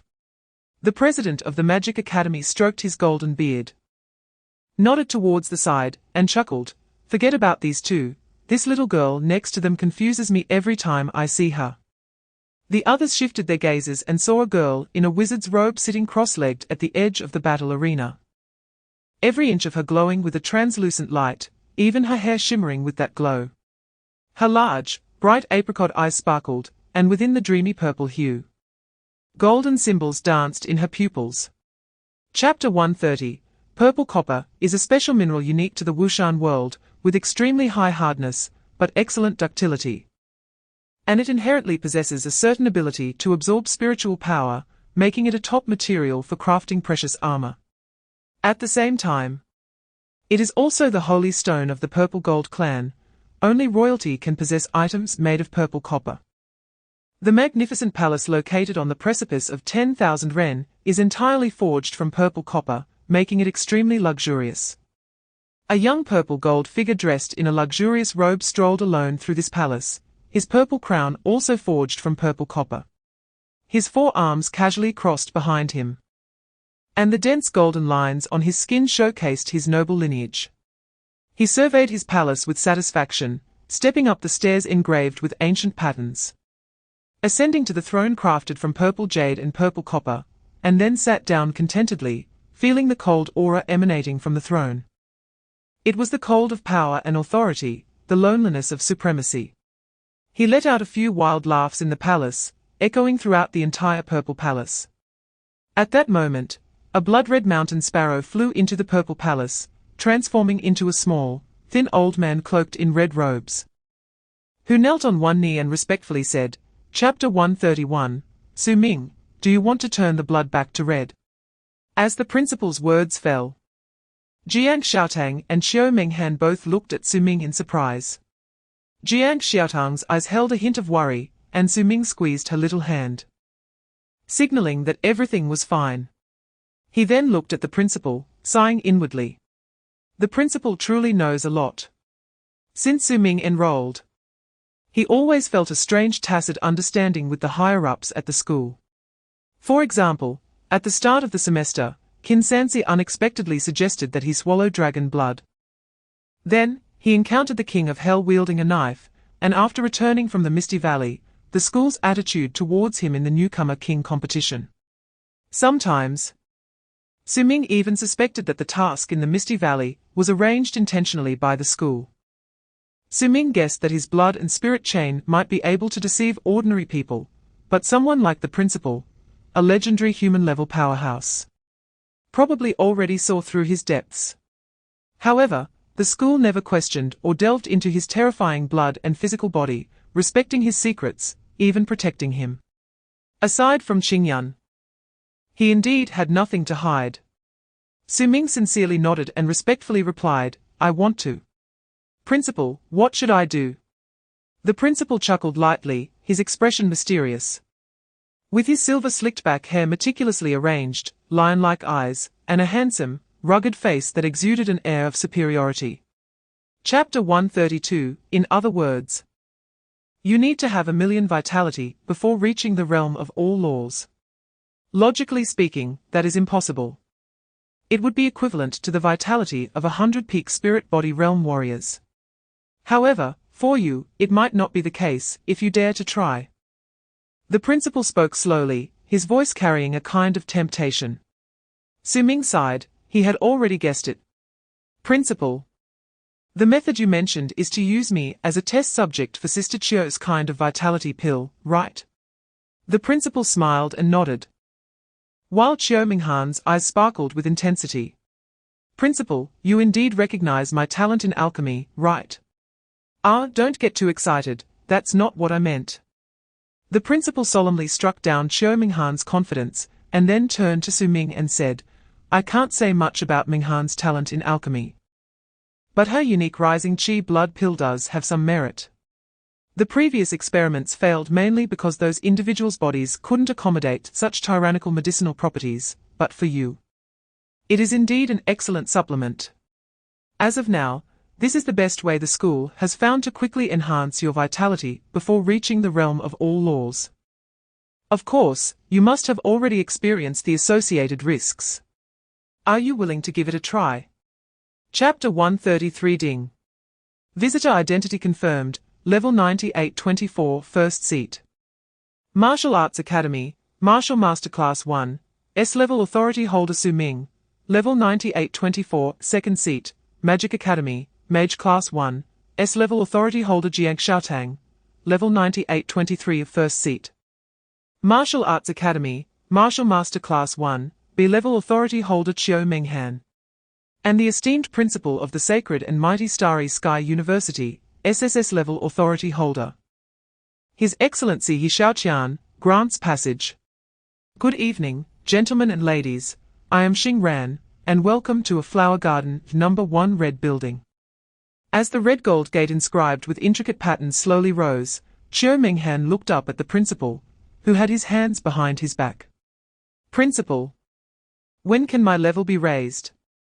I've been dropping too quickly lately, and I've been restricted from spending at the Starry Sky Pavilion. Oh? That's a matter for the school office and the disciplinary committee over at Old Kin's side. You should try to catch Swarobai less often, and avoid refining medicine in other red buildings. I'll find a way to open a back door for you to at least raise it to A. You know Old Kin has wanted to usurp my position for a long time, I can't push too hard. Okay, for this year's campus idol selection. I'll still vote for you in the seat holder category. Chapter 134. Su Ming and the others listened intently, but couldn't help but wonder about the purpose of the school's significant investment in this special training plan. Sensing their curiosity, the principal smiled and said, I know you're curious. Su Ming, do you remember what I told the admissions team before? Su Ming nodded, I remember. You said that within 4 years, you would lead the army to settle the blood feud from 8 years ago in Wushan, and by then, I could become your vanguard. You said in that position, the most monsters would be killed, and the fastest. The principal smiled, then, within this year, I will fulfill this promise for you. Su Ming's eyes lit up, and he couldn't help but clench his right fist. The principal's lion-like eyes revealed a different brilliance as he looked at Su Ming and said, however, that previous statement needs some adjustments. There are many people who want to be my vanguard now. I want you to go to another place where, perhaps, you won't kill as many monsters. But I guarantee you that every monster you kill there is an outstanding talent from their clan, a heart's desire of those old geezers. What you are killing is the future of all races. How about that? Not bad, right? Chapter 135. In the Abyss, a terrifying voice murmured in the spatial swamp. The demon emperor remained silent, waiting for the elder's thoughts. The aged voice asked, so, what about the clans in Wushan? The demon emperor respectfully replied, chaos. The clans in the southwest have even erupted into war. The 3 major dynasties of Zijin, Haisha, and Lansang have even formed an alliance. Major dynasties have sent demon kings to the demon palace to inquire about our stance. After all, it concerns the abyss. And everyone is worried about when it will expand again. What about Jiuzhou? Everything is normal. The aged voice fell silent for a long time, seemingly weighing and deducing something. Before it spoke again, I understand. I will try to negotiate terms with that old fellow from Yangyu. It's just about sacrificing some lives. We should act early while the human race hasn't fully reacted. Understood. Su Ming looked at the black pill in his hand, which was as big as a baby's fist, and swallowed slightly. Then I'll eat it, okay? If something happens, remember to save me. Yama reassured him, no worries, eat it with confidence. We specifically called Professor Munai from the school clinic, he's an expert in poisons. If something really goes wrong, our grand funeral at the university will still be quite impressive. Chapter 136. Su Ming looked at the remnants of the medicinal cauldron after the smoke cleared, with only fragments left on the ground, and couldn't help but swallow again. The pill I just ate was actually refined by this woman. Fortunately, only 2 patterns were slightly damaged. Chi-Ji can fix it, and it will be usable. Yama sighed in relief and then looked at Su Ming and asked, you recorded a video just now, right? Send me a copy, I'll deliver it to the refining department. Su Ming nodded, curious, why send it to the refining department? Oh, it's the principal's idea. Every failed recipe and process from Xiaominghan is sent to the refining department for study to see if it can be mass-produced.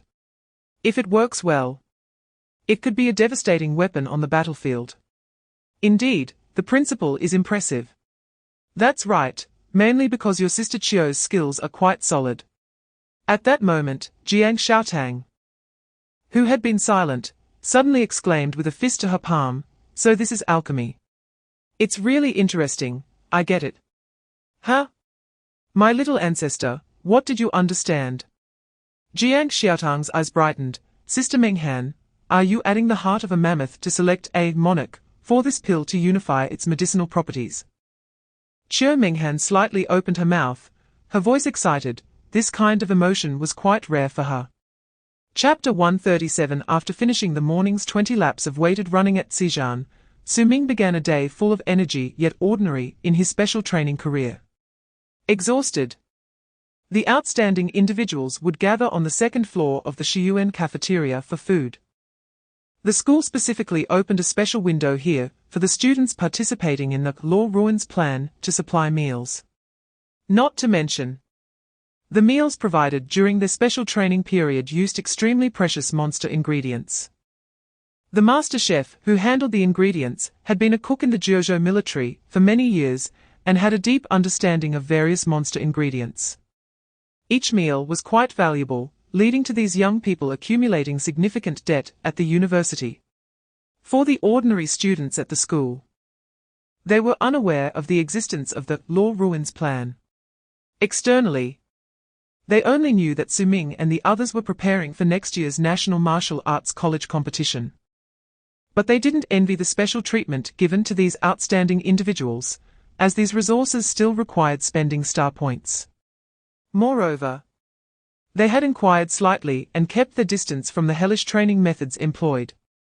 After quickly finishing breakfast, Su Ming usually had half an hour of rest time, during which he would help Jiangcheng massage her legs and, under his girlfriend's guidance, review the language of various races. Chapter 138. How is it, old Li, Huzi? Am I handsome or not? All right, you're the most handsome, okay. The photos are all taken. I guarantee you'll get a share on your moments, stop pretending now. Kui Kei raised his eyebrows, wearing a carefree and unrestrained expression, even his stubble was meticulously groomed. Standing on a giant rock, his hands wielded a sword with piercing red sword energy, and around him sprouted two sword arms, each impaled with a massive head of a ground armor beast. What drew even more attention was the silver medal pinned to the left chest of his jacket. The intersection of blades carved out a boiling flame beneath the olive leaves, and the edges of the silver medal shimmered with a faint glow, enhancing Kui Kei's imposing presence. Li Dongsheng and Zhong who didn't say anything, but they couldn't help but steal several glances at Kui Kei's silver medal, their eyes filled with envy. Damn, he's really cool. Obtaining the silver medal of the Demon Slayer means possessing the strength to hunt third-tier demon beasts alone, which usually requires at least being a third-tier warrior, making him a core strength within the group of demon slayers. Previously, the three of them, along with Su Ming, who temporarily joined during the summer, had teamed up to complete many tasks and taken down numerous third-tier demon beasts, earning enough materials to significantly fatten their wallets. Consequently, Kui Kei and the others had the money to buy more cultivation resources, and their equipment improved a lot, resulting in a rapid increase in strength. Chapter 139. An hour ago, the newly risen sun resembled a glistening salted egg yolk, bright red and akin to a blood sun, dyeing the horizon red. The location of the Hongming blood stream, a folded space of Jiangcheng 017, is 3,000 miles north of Jiangcheng, and it is one of the closest folded spaces to the Wushan Great World, making it one of humanity's forbidden zones. At this moment, the spatial passage of Hongming blood stream twisted, and a figure in a black robe suddenly burst forth into the air, wielding a silver mace, carrying two massive demon beast carcasses that shattered in the air. Countless bloodstains had already dyed his black robe red. Beneath the tattered hood was a handsome young face, with short hair that was an unusual grey-white for his age, blood-stained broken eyebrows, and a resolute expression, revealing him to be a young human. Behind the grey-haired youth, a violent wind surged, and his blood energy exploded like a blood-dyed eruption, suddenly fleeing far away. However, from the folded space behind him, hundreds of gigantic crimson bats emerged. Their faces resembling strange human forms, with blood wings spreading in the sky like scorching flames, chasing after the grey-haired youth.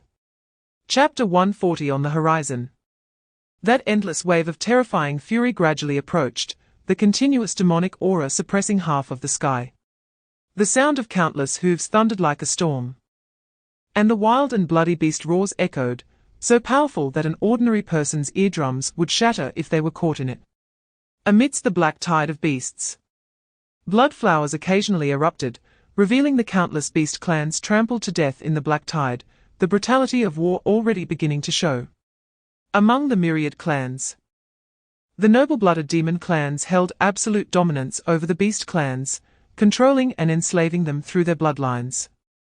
The beast tide is merely cannon fodder for those royal families to initiate war. Of course, it is also the most effective weapon. Behind the beast tide are the elite legions of the demon beast royal families. The soldiers of the Jiangcheng army had already lined up in formation, and a young recruit, watching the frenzied beast horde approaching, couldn't help but swallow hard, his legs trembling, even feeling a nauseating urge to retch, overwhelmed by the fear of death. But he knew that even if he wanted to be a deserter now, it was too late. The commander had told them that the moment they saw the beast tide, they had already lost the chance to escape. Their speed couldn't match the beasts, their stamina would deplete, and their fighting spirit would be crushed. Chapter 141 on the lakeshore. The Demon Slayers Gathering of Friends, 499, Flag Cloud Team Zhongyun, everyone, brothers, have you received the notice from the association? Remember to gather at the Jiangcheng Army's No. 3 military base outside the northern city. The Demon Slayer Division has already gone over, and the official military preparations have begun. Little Knife Crazy, I happen to be out in the wild on a mission, and have already arrived at the military base. I'm lucky. Those teams working in the northern Shilling Gobi were the first to discover the beast tide, and also the first to sacrifice. Damn those bastards. Call me cool guy, hey. I saw the list of teams reported by the association, and there are quite a few brothers from our group in that batch, such as the Black Tiger team, Iron Flow team, and Yinghong team. Damn, they are all brothers we've drunk with before, such good men. Machete team Marku, they are all good men. And we are good men too. Damn it, we absolutely cannot let these bastards break into our homes again. If we die, so be it, at worst. We'll go down and drink with the brothers again. Red-Sistered Hair, let's see which of you stinky men can drink more than me. Chapter 142. The principal's eyes glowed with brilliant golden light. An overwhelming pressure erupted in the sky, his voice like thunder, starry sky ship. As his voice echoed, the entire Turtle Island shook incessantly, the surrounding clouds and mountains stirred up towering waves, and 9 massive ships that blocked out the sun rose from the vast waters, appearing in the sky like steel clouds. The shapes of the ships resembled 9 turtles with dragon heads, inscribed with dense arrays of runes. And around the hulls were countless gun emplacements. On each battleship stood some figures. Yang Wang stood at the forefront of the largest ship, forcefully tearing down a chain as thick as a tree, as if activating some mechanism. The massive mast, along with a red flag, rose up, displaying the familiar starry emblem. The flags on the other massive ships also rose consecutively, creating a tremendous momentum, with several flags bearing large characters of congratulations amidst the sea of red. This grand scene left countless teachers and students in awe, their hearts surging. In the sky, Qingjin grinned, just don't wipe out the family assets. Next to him, Dean Yo was indifferent, we can always snatch it back in Wushan. That's reasonable, I need to prepare more spatial pockets. Chapter 143. Jiangcheng. A supreme being from the Abyssal clan, is the youngest among the 7 lords of the clan. Jiangcheng has always been proud and arrogant in this Wushan coalition. He also serves as the commander of the Abyssal clan and is a radical hawk within the coalition. He looks down on humanity, a lowly race with inherently weak bodies that, thousands of years ago, were merely livestock raised for food. Although they have grown stronger now, A race that is inherently adept at cultivating spiritual power, destined to be incompatible with the myriad clans, their extinction is only a matter of time. The vast territories of this world should rightfully be divided among them. In his eyes, if the myriad clans were to unite more, humanity would have long since ceased to exist. The Qianyuan rift in Wushan is precisely the opportunity for unity, and the best means to quell the current internal strife in Wushan. This expedition is even more grand than 8 years ago, led by the Demon Clan, with the coalition of 18 royal families, commanding countless beast clans, thousands of nobles, and over 50 lords. To Jiangcheng, flattening these human territories is merely a matter of blowing away dust. He has encountered the rulers of humanity and recognizes their supreme status. But that is all. Chapter 144. As the 6 ancient golden characters flickered in the void, several demigods found it hard to believe, their hearts racing. He Xiaoqian can actually summon the divine weapon of heaven. It's too late now. The demon emperor's expression darkened, and he immediately ordered the entire army to be on guard against enemy attacks. Although the principal looked much older, his figure remained tall, and he let out a hearty laugh. Not only did this supreme battlefield high in the sky feel the impact of that laughter, but even the 2 armies on the ground, who had just begun to clash moments ago, were drawn by that sound. Centered around the tiger talisman, the heavens and earth were bathed in a magnificent glow, like a vast ocean overflowing. The crimson gold light seemed to open a portal in space. Soon, amidst countless trembling gazes, an iron dragon head emerged from the glow, followed by its powerful steel body. One by one, dragon heads emerged, until 9 massive ships that blocked the sun sailed out. Their grand aura sweeping across all directions, the red sails on the ships billowing in the sky, prominently displaying star patterns. Even more oppressive than these giant ships were the thousands of imposing figures aboard, exuding a fierce killing intent. Among them were top experts, at the prince level and above. And they even noticed a chef wielding 2 kitchen knives radiating a dominating aura. Chapter 145. The principal held the tiger talisman, his immense heavenly law form synchronized with him, standing tall like a deity in the sky. As the highest authority in the arena, he commanded, "Kill all the dogs of Wushan, leave not one behind." He took the lead, his golden fist light striking across the 9 realms, violently colliding with the demon emperor's moon wheel, divine might overwhelming the world. The demon emperor gritted his teeth and issued orders. At that moment, the previously hesitant factions had no choice but to join the fray. The entire battlefield instantly surged. Countless streams of light burst forth, the spiritual energy of heaven and earth surged like oil in a raging fire, countless prodigies leaped into battle, converging with the human alliance. And it seemed that the war had truly begun at that moment. All troops received the order. Kill. The shame of our ancestors will be repaid today. Kill the demons. Kill the demons. Demons, die. Great, great. The pharmacy department of Tsangnan University began to dispense medicine. The explosion team prepared, the martial arts department was responsible for throwing. Ha ha ha. Today is the day for my mech warriors of Kongda to make a name for themselves. An old man in a white robe held a formation plate that stirred the killing intent of the 9 heavens. Thousands of divine swords surged like a tide. Facing the demigod of the Kunwu tribe, he laughed heartily. Chapter 146. If the battlefield in the sky was a dazzling clash of laws, then the battlefield on the ground was a complete slaughter. The faculty and students of the 3 academies had become like a long spear, piercing through the black tide. Even the students who had never participated in war quickly adjusted their state after experiencing slaughter and witnessing the deaths of their compatriots. They were no longer geniuses or half-grown youths, they were warriors, executioners, heroes. In such an era, in a world that had not witnessed true peace for thousands of years, in a history filled with humiliation and hatred, no one would believe in a fairy tale where all races were clear-cut and did not interfere with each other. The human race only believed that mountains and rivers are different, and they cannot coexist. Jiangcheng held a bow in one hand, her light wings shimmering behind her. Flying deeper into the battlefield, where the Beast clan had vanished, replaced by the elite forces of the 18 royal families of Wushan. Be careful.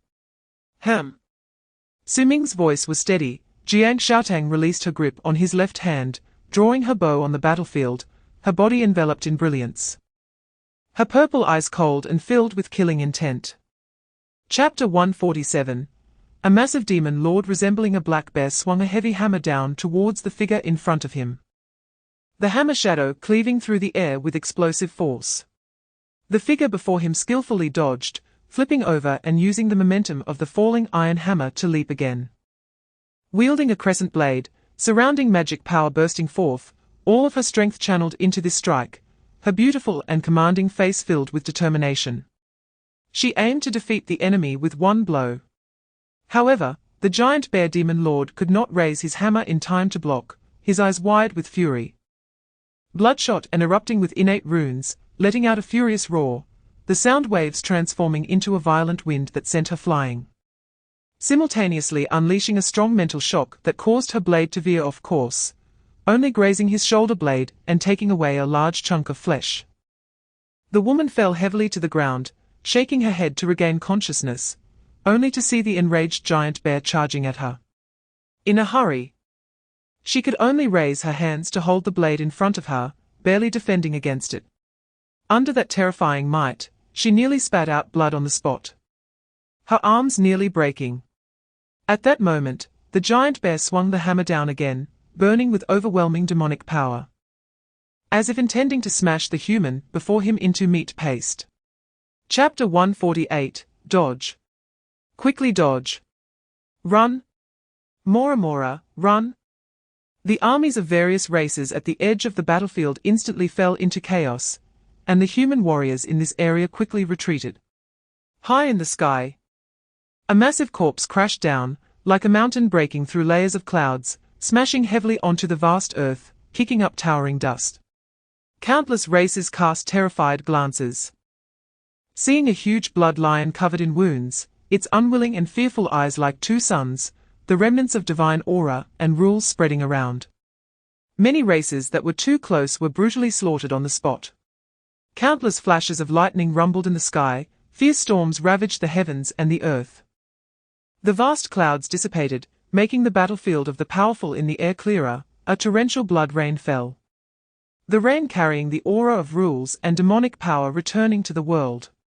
The continuous rain that flowed like a tide seemed to carry a faint sorrowful wail. The heavens weep with anomalies.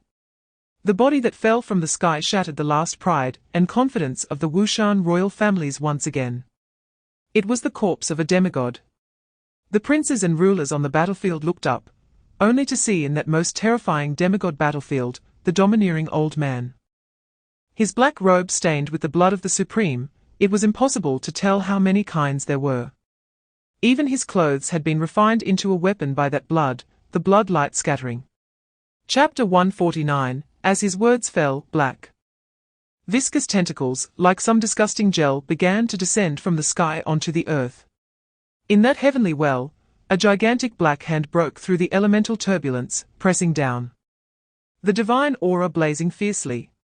When a finger first pierced through the well's surface, a cold, indifferent divine will dominated the heavens and the earth, as if instantly transforming this place into its divine realm. Except for the principal and 3 demigods who stared fearlessly at the heavenly well. The other rulers were forced by the terrifying pressure to unleash all their Tao principles in a difficult resistance. While the princes below even lost their ability to walk in the air, all falling to the ground. On the other hand, the impact on the people on the ground battlefield was minimal, but individuals like Su Ming, Jiangcheng, and Su Ming still felt varying degrees of influence. The Black Tower, which had become somewhat plump from crazily absorbing qi and blood within Su Ming, trembled slightly. Wow, my lord, if you can take down that big guy up there. The seal can at least be broken to the 7th layer. Qingyun, if you want to change hosts in the future, just say it directly. Don't beat around the bush. The aura of the demon god surged wildly, as if it were about to descend at any moment. However, in an instant, the intense pressure from that finger disappeared, and a domineering golden sword light flashed through the courtyard, severing the gigantic hand, which then transformed into the power of rules and spread throughout the elemental turbulence. Chapter 150. On this day, among all the races in the Myriad realms, more and more terrifying figures emerged from their seclusion. It wasn't just the other three major races of the Great Shia, but all races in the heavens felt the turbulence. The demon race is truly a bunch of useless beings. Now the human race can reach the great world. The pattern of the myriad races is about to change, whether they are willing to admit it or not. The human race is definitely not a soft persimmon. The law ruins are about to open. Hurry and summon the young gods to emerge from seclusion. The once-in-a-thousand-year opportunity for creation is a place even gods yearn to enter. Hurry and awaken all our frozen talents. The law ruins will establish the foundation for my Yelang star's path to enlightenment. Finally, the day has come after being suppressed at the transitional realm for so many years. Let us call for a ceasefire on the Jiuzhou side. The law ruins are far more important. Countless meteors streaked across the sky, and terrifying beasts stepped out from space fissures. Horrifying figures emerged from the void, all heading to the same destination, Mount Wu. Is this the Mount Wu Great World? Su Ming and the other 131 talents participating in the Law Ruins project stood on the starship, overlooking this unfamiliar world, with no one absent. Chapter 151. Compared to other peak races, the dragon race brought very few talents, which is also related to the scarcity of dragon lineage. However, these young dragons each possess incredibly powerful auras, their bodies shimmering with golden light. Su Ming's supersense even detected the aura of the bloodline divine chain on several of the dragons. Among them, a tall and cold blonde youth seemed to have something on his mind. He locked eyes with Su Ming from dozens of mountain peaks away. The golden pupils in his eyes sparkled with a sacred aura, and after lingering on Su Ming for a moment, his gaze shifted away, the meaning of his look unclear. Su Ming also remembered him, and then secretly went to consult the hidden master chef of the great canteen to see if he had ever cooked dragon meat, and could recommend a few recipes. A celestial ship descended from the sky, and three elderly men waved their sleeves to retract the ship, bringing a group of young men and women to occupy the mountain peak right next to the human race. The three elderly men, with ethereal appearances and gentle expressions, chatted amicably with the principal and others. This is a rare race among the myriad races that maintains a neutral stance on human issues, ranking third among the myriad races, and even has a certain affinity for the human race. They are a powerful yet low-key terrifying race, with a similarly sparse lineage, but extremely strong capabilities. Chapter 152. In the astonished gazes of the myriad races, the golden chariot finally descended upon a mountain peak shrouded in colorful radiance. The two terrifying beasts, a white tiger and a black lion, lowered their noble bodies, allowing the red-haired man, who resembled a deity, to step down from their heads. The ancient god race man was backed by a blazing sun, shining in all directions, and his terrifying aura instantly crushed the divine auras of the surrounding demigods. Clearly, aside from the foundations of some peak races, all gods had already ascended to the divine realm. Yet the aura of this ancient god race demigod was already akin to that of a true god. He came alone, accompanied only by three talented members of his race. Yet he already commanded the respect of the myriad races. Many demigods of the myriad races even showed expressions of respect, while only the dragon race, celestial race, and fate race maintained calm faces. It turned out that the great ancient sun venerable had personally arrived. The venerable's demeanor is still impressive. The great ancient sun venerable possesses immense cultivation. He is probably just a step away from the divine realm now. Ha ha! It seems that each of these ancient god race talents has the potential for divinity. They are remarkable. This time, the law ruins should yield the greatest gains for the nobility. Indeed, indeed.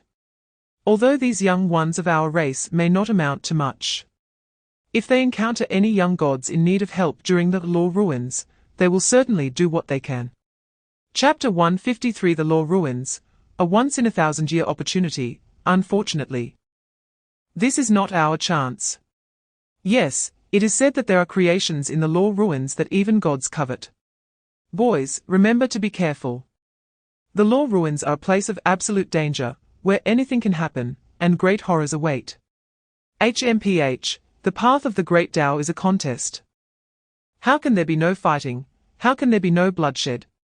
Go and kill, carve out your own path to the heavens. I seem to see a scene of blood and slaughter, but it is too blurry. The masked elder of the Fate race murmured, causing many demigods to tremble in their hearts, and the Myriad Races again reminded their own talents at the final moment. The white-robed demigod from Jinghua University sighed. If the spring breeze has pity for the flowers, may it allow me to be young once more. He urged the talents from Jinghua, be careful. If you encounter your kind, be sure to support each other. I hope you all can return safely. Liu Miao and Qin Jin also spoke a few words to the many talents, although these words had already been repeated countless times during special training. At this moment, all that remained was hope. Among the 131 great Xia talents participating in the Law Ruins project, nearly 100 were from the 4 major academies, while the rest were talented disciples from other martial universities, military schools, and aristocratic families. This group can be said to be the strongest batch of spiritual body realm practitioners in Great Xia, the hope for the future. Chapter 154. Su Ming felt as if he were wrapped in a membrane of space, traversing through endless elemental turbulence. Eventually, a flash of light dazzled him, and he opened his eyes to find himself in a lush, primordial forest, surrounded by an incredibly rich aura of heaven and earth. Almost 10 times that of the outside world, mixed with many rule auras. Even though he suppressed his bone tempering and did not break through, the thunder in his dantian joyfully wreaked havoc, absorbing this spiritual power. The Kunlun mirror fragment, quiet as a chicken, enveloped his dantian in lightning for refinement, as if some kind of qualitative change were about to occur. Is this the world inside the law ruins? Su Ming looked up at the sky. The pale red canopy shimmered like flowing water. In the distance of the horizon, there was a massive water column pouring down from the sky, seemingly the CI passage that drew them into this realm. According to the information from Kong Da, when the sea of the law ruins flows backward, it is the tide period of the law ruins, and also when everyone can go out. At this moment, the supersense that Su Ming spread out captured a flash of flowing light nearby. This time he saw clearly, in front of a stout ancient tree. A figure wrapped in flowing light suddenly appeared in this space. So this is how one is transmitted through space. Chapter 155. Wu Haonan frowned as he looked at the somewhat strange black-robed man. This is from the Fate race, right? The teacher had shown a PPT in class. He still had a good memory for images, but what was this guy saying? It was all mumbo-jumbo that he couldn't understand. What does the Soma mean? Whatever. She doesn't he sound like a good word, he might be cursing me. Wu Haonan stood with a sword in hand, behind him appeared an ancient black phantom, burning with rolling black flames, his aura rising sharply. The broadsword was shrouded in thick black gas, as he grinned sinisterly and lunged forward, aiming to slash at the man of the, exclaiming, "Take this," a 9-li slash. Wu Yi hesitated for a moment, sensing the violent blade intent approaching. He swiftly waved his right hand, and a giant array of light appeared in the sky to block it. With his left hand, he quickly formed a seal to confirm. No, this isn't a calamity, and there's no blood disaster today. The greatest fortune in the law ruins, and the most abundant, is the fragments of laws scattered throughout this world. The law ruins have formed over countless years, absorbing the fragments of laws dispersed in numerous worlds, almost encompassing the paths of all heavens. These law fragments are products of heaven and earth, free from other wills. If one can absorb and refine them, it would be akin to paving the way for their own path of laws, a tremendous fortune. Chapter 156. With a wild and unrestrained demeanor, an arrogant attitude, an overwhelming demonic energy, The various talented individuals from different races furrowed their brows, looking at this prodigy from the demon race, the atmosphere in the arena becoming increasingly tense. The demon race is one of the top 10 races, with influence spanning across the various worlds of Wushan and Yangyu, holding a prestigious position on the battlefield of the 9 provinces. A man from the, whose body was as black as carbon, expressed his discontent. Isn't this friend of the demon race a bit too domineering? There's more than one fragment of law in this rift, we can compete fairly. Another talented individual from the, covered in red scales, couldn't help but scoff, HMPH, exactly, this is the law ruins. You demon race are being too arrogant. Weren't you defeated by the human race in the Wushan battle? The talented individuals from the human race had just reacted when a shadow suddenly flashed by. Su Ming slipped past them and boldly entered the midst of several people, holding a bloody head in his right hand. Several instantly felt a grave threat, quickly retreating to create distance and gathering their energy for defense. Someone couldn't help but swallow nervously, this demon was too strong. Chapter 157, the so-called Thunder Path diagram, is not a painting but a golden mysterious rune that appeared in Su Ming's hand. Without hesitation, Su Ming grasped the rune, and golden light burst forth, enveloping his entire body. His eyes shimmered as another world suddenly materialized before him. Su Ming seemed not to be in a cave, but meditating in the boundless void of the universe, his eyes swirling with runes as if he merged with this universe. In the cosmic sky, the endless void resembled soil, and a seed of thunder slowly turned, then took root and sprouted like a tree. Thunderbolts spread wildly, growing into a colossal thunder tree that pressed against the heavens, filling the universe with a sea of thunder. Countless thunder runes were nurtured on the tree. With various forms, there were white thunder swords exuding righteous energy, noble and domineering purple divine clouds, violent and rampant blood-colored thunder dragons, and silent and killing black thunder prisons. The thunder giant tree continually extended its branches, and the space's membranes intertwined and collided, waves of black and white energy flowed at the universe's boundary, allowing this world to continuously expand and create new power. Countless thoughts exploded in Su Ming's mind like fireworks, as the law fragment glowed. And he gradually comprehended and refined it with his spirit, his understanding of the thunder path constantly rising, swiftly climbing from 6 layers of law's true meaning to 7 layers. And it was still growing. Chapter 158, compared to Barb, it seems our luck is quite good, this human actually obtained 2 fragments of law. I heard from the tribes over at the 9 provinces that human flesh is quite delicious, this kid looks tender, perhaps I can have a feast today. Stop wasting time. Kill him, I'm in a hurry. In front of a waterfall on a cliff, Zuo was pushed to a dead end. Surrounded not far away by a dozen talented individuals from various races, each with ill intentions.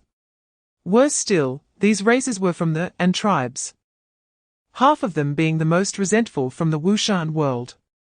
Zuo maintained a calm expression, seemingly unperturbed. Instead of retreating, he advanced, wearing a faint smile that complemented his sharp black attire, exuding an extraordinary demeanor. Many regarded him with newfound respect. Being unflinching in the face of death was a mark of a true hero. Zuo smiled and spoke in the language of the various races, everyone. What joy is there in life and what suffering in death? Since we entered the law ruins, I, Su Ming, have long since put life and death aside. It's merely a matter of time. Since I can't escape death, please let me know by whose hand I will die. And if there's reincarnation in this world, let me be a clear ghost. Chapter 159.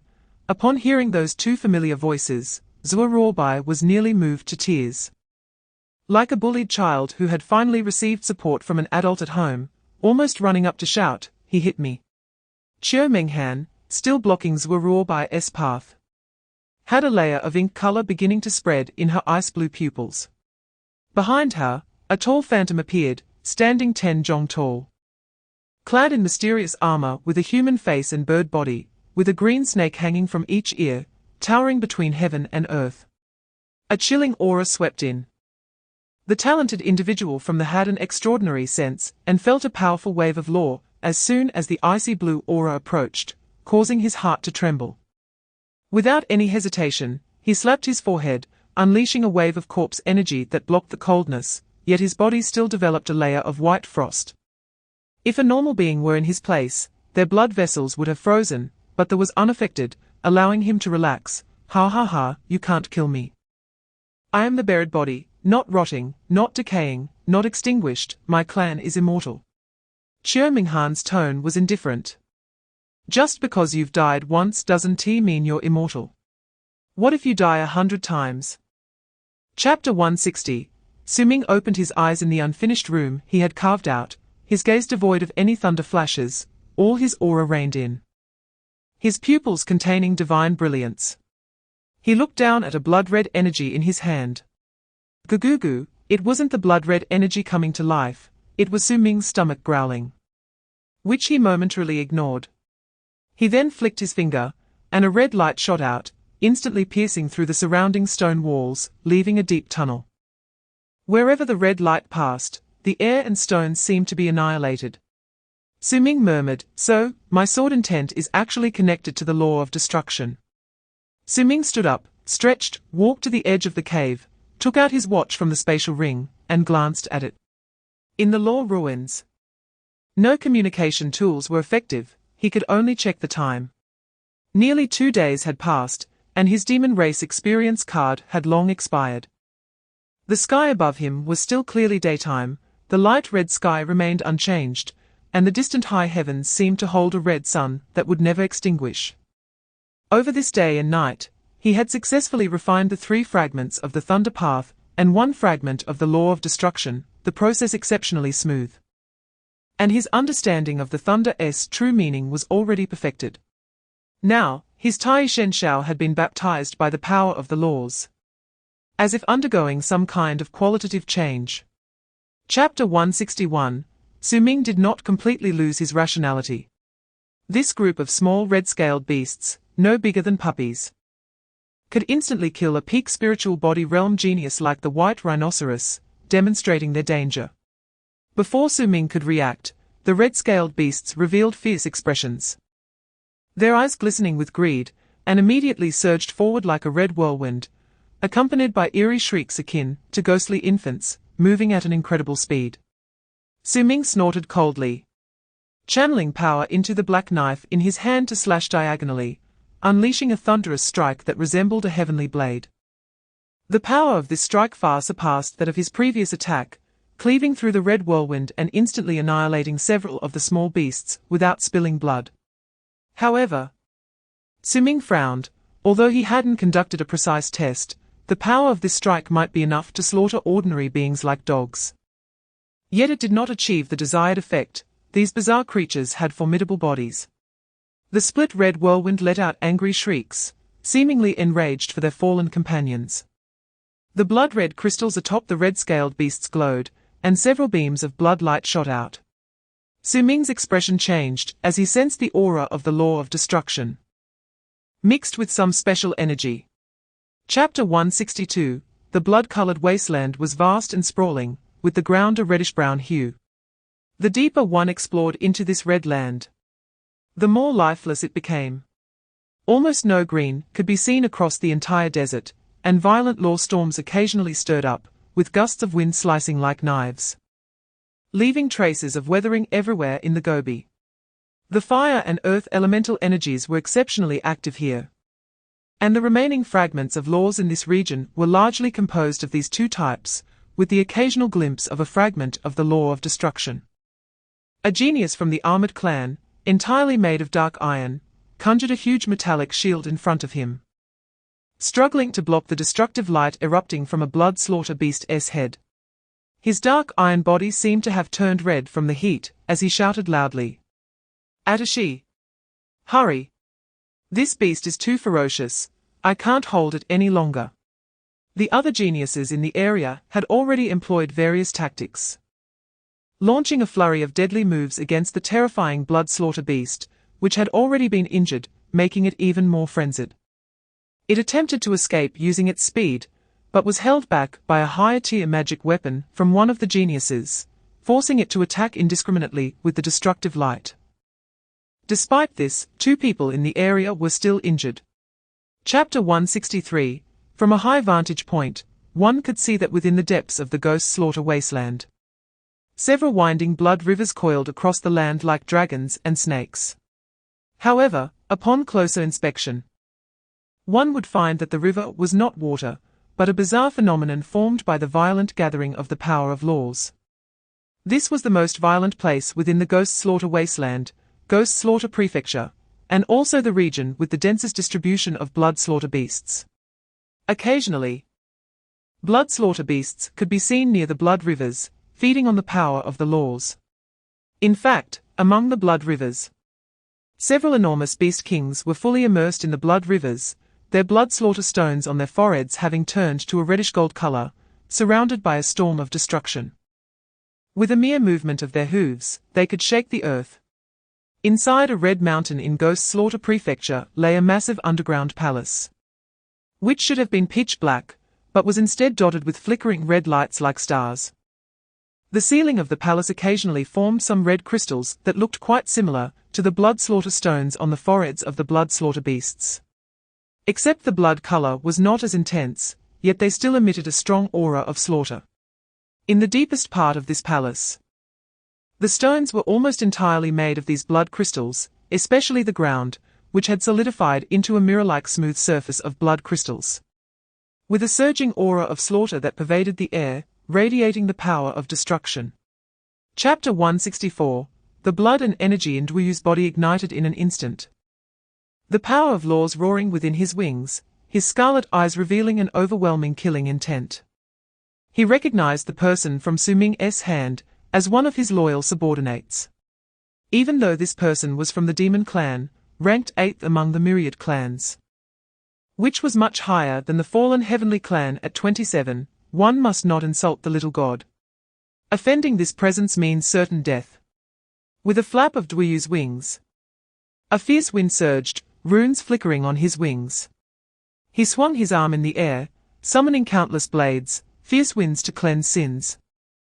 The surrounding air transformed into numerous wind blades that howled towards Su Ming, even stirring the power of heaven and earth, with the fierce wind rolling so violently that it could cut through space. This single move far exceeded that of ordinary geniuses. Su Ming silently acknowledged. Those referred to as little gods were indeed monsters. He released his black wings, standing tall like a pine, his blood boiling within, and struck with a fist. Without any fluctuation of spiritual power, relying purely on brute strength. In an instant, the space around his fist collapsed, his punch carrying the might of mountains and rivers, as if a great river was surging behind him. The blade-like storm of wind was pierced by his fist light, and in the annihilated space, Duyu and Shanzadong were still in shock from this terrifying physical power. Chapter 165. Su Ming looked down at the barely breathing Duyu on the ground, his eyes revealing killing intent. Previously, he had learned from a fallen heavenly clan member he encountered on the road that the human race, being hunted by their little god, had a genius from the Life clan accompanying him, and was wearing the uniform of a certain academy. For the 18 royal clans of Wushan, that academy was an old adversary on the battlefield, easily recognizable. Just as he was about to inquire about the whereabouts of that human genius, the entire blood-colored wasteland suddenly began to tremble. The spiritual power of heaven and earth in the air surged violently. Su Ming's gaze sharpened, having mastered the thunderous divine ability, combined with his heightened perception. His eyesight had undergone a transformation. He saw a silver light shooting out from the red mountain not far away, rapidly flying north. It was a massive turtle shell, and a grey-robed figure with a blindfold was controlling it, while a bare-chested, buzz-cut man exuding an aura of slaughter was none other than Wu Haonan. Su Ming's eyes brightened, and he immediately breathed a sigh of relief, but then he heard the conversation between the two on the turtle shell. Damn, that was close. I just absorbed a few stones, and this mountain is about to collapse.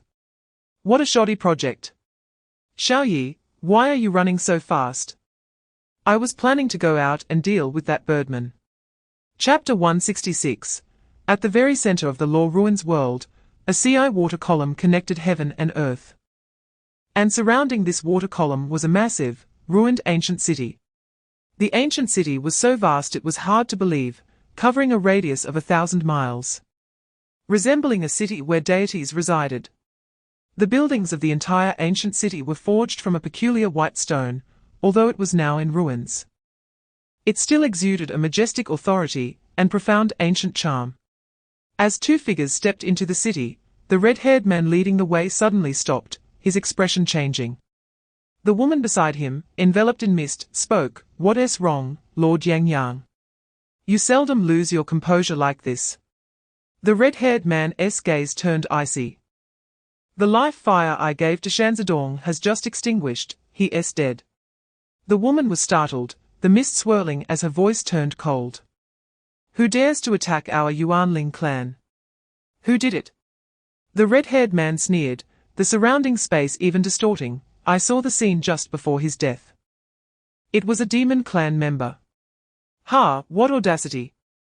Killing a Yuanling member will surely invoke heavenly wrath.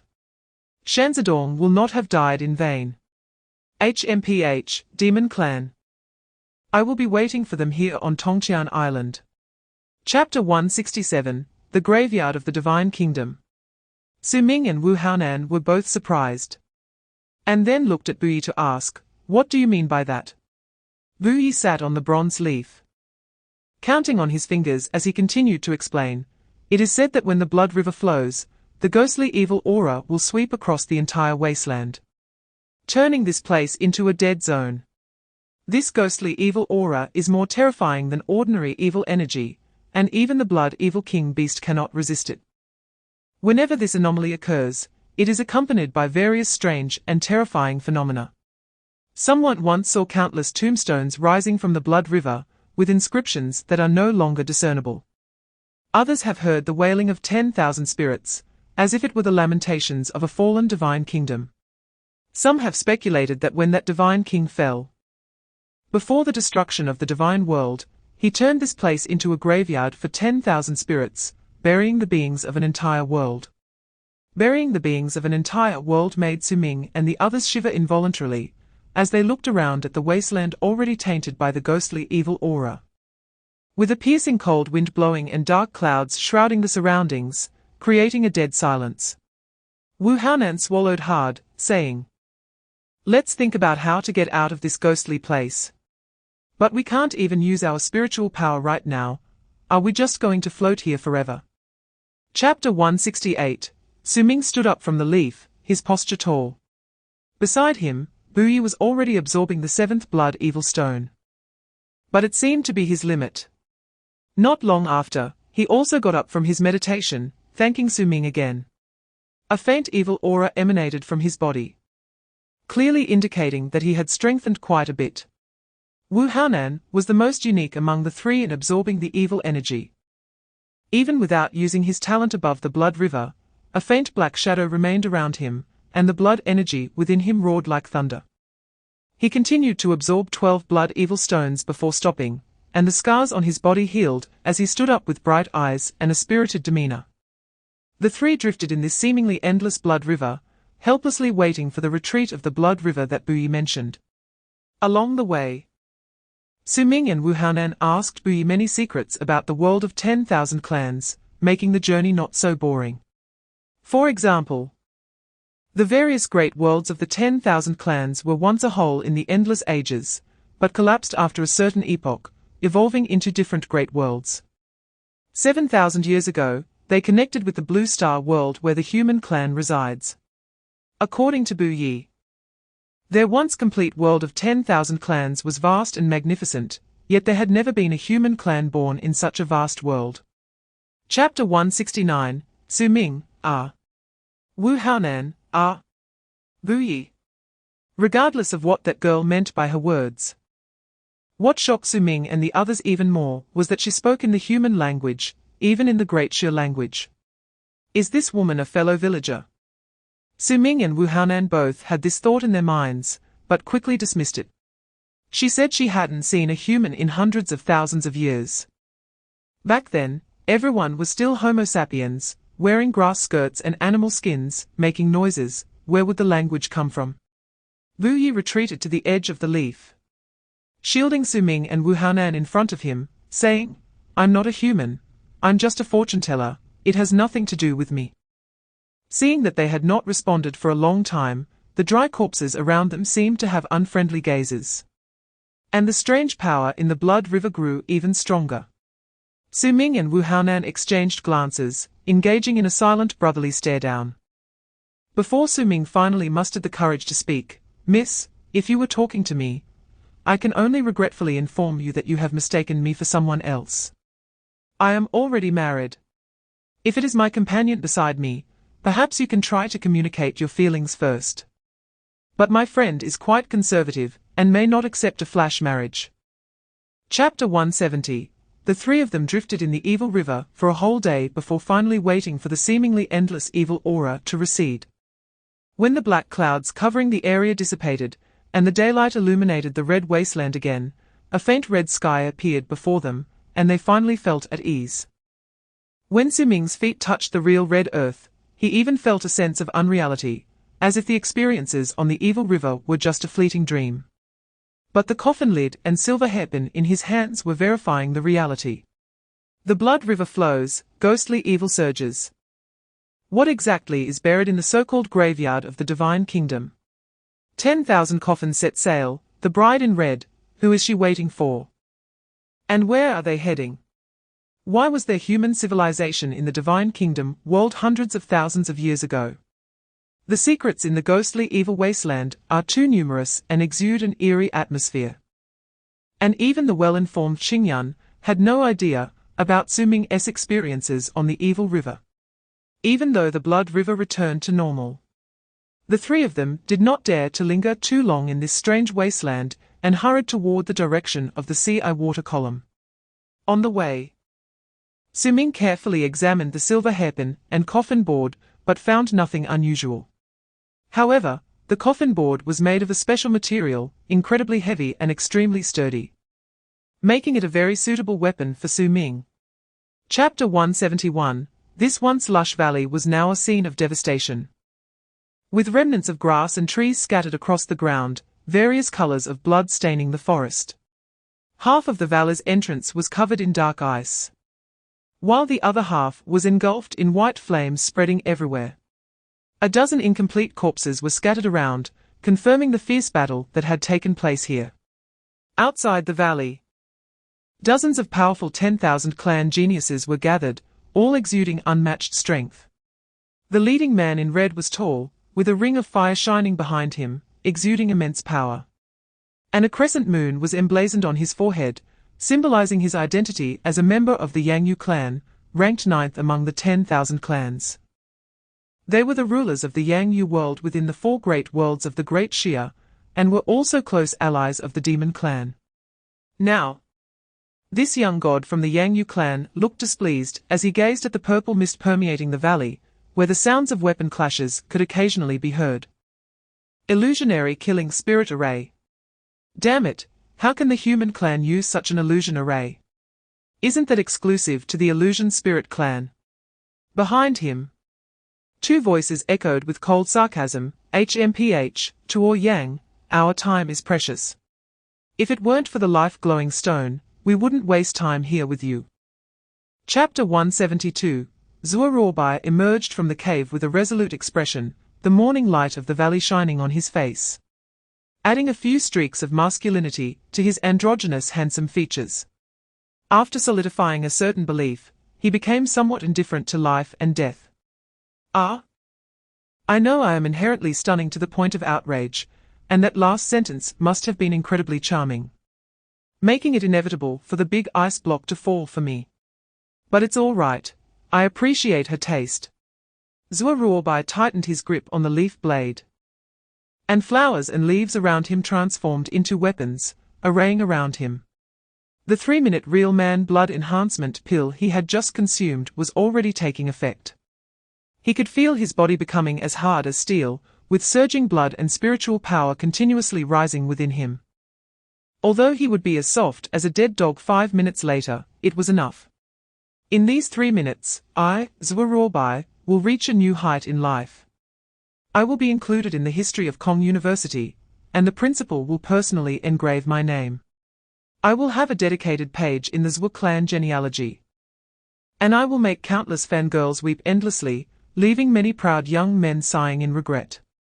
Without me, Zhuo the campus prince selection at Kong University next semester will be dimmed. Oh right, I also have a few good brothers, and when they learn of my death, they will rage against the heavens and slay kings. Chapter 173. A purple-red mushroom cloud rose into the sky, followed by a blue explosion cloud, resembling a little boy and a chubby kid fighting in the air. The entire valley shook violently, with shattered rocks everywhere.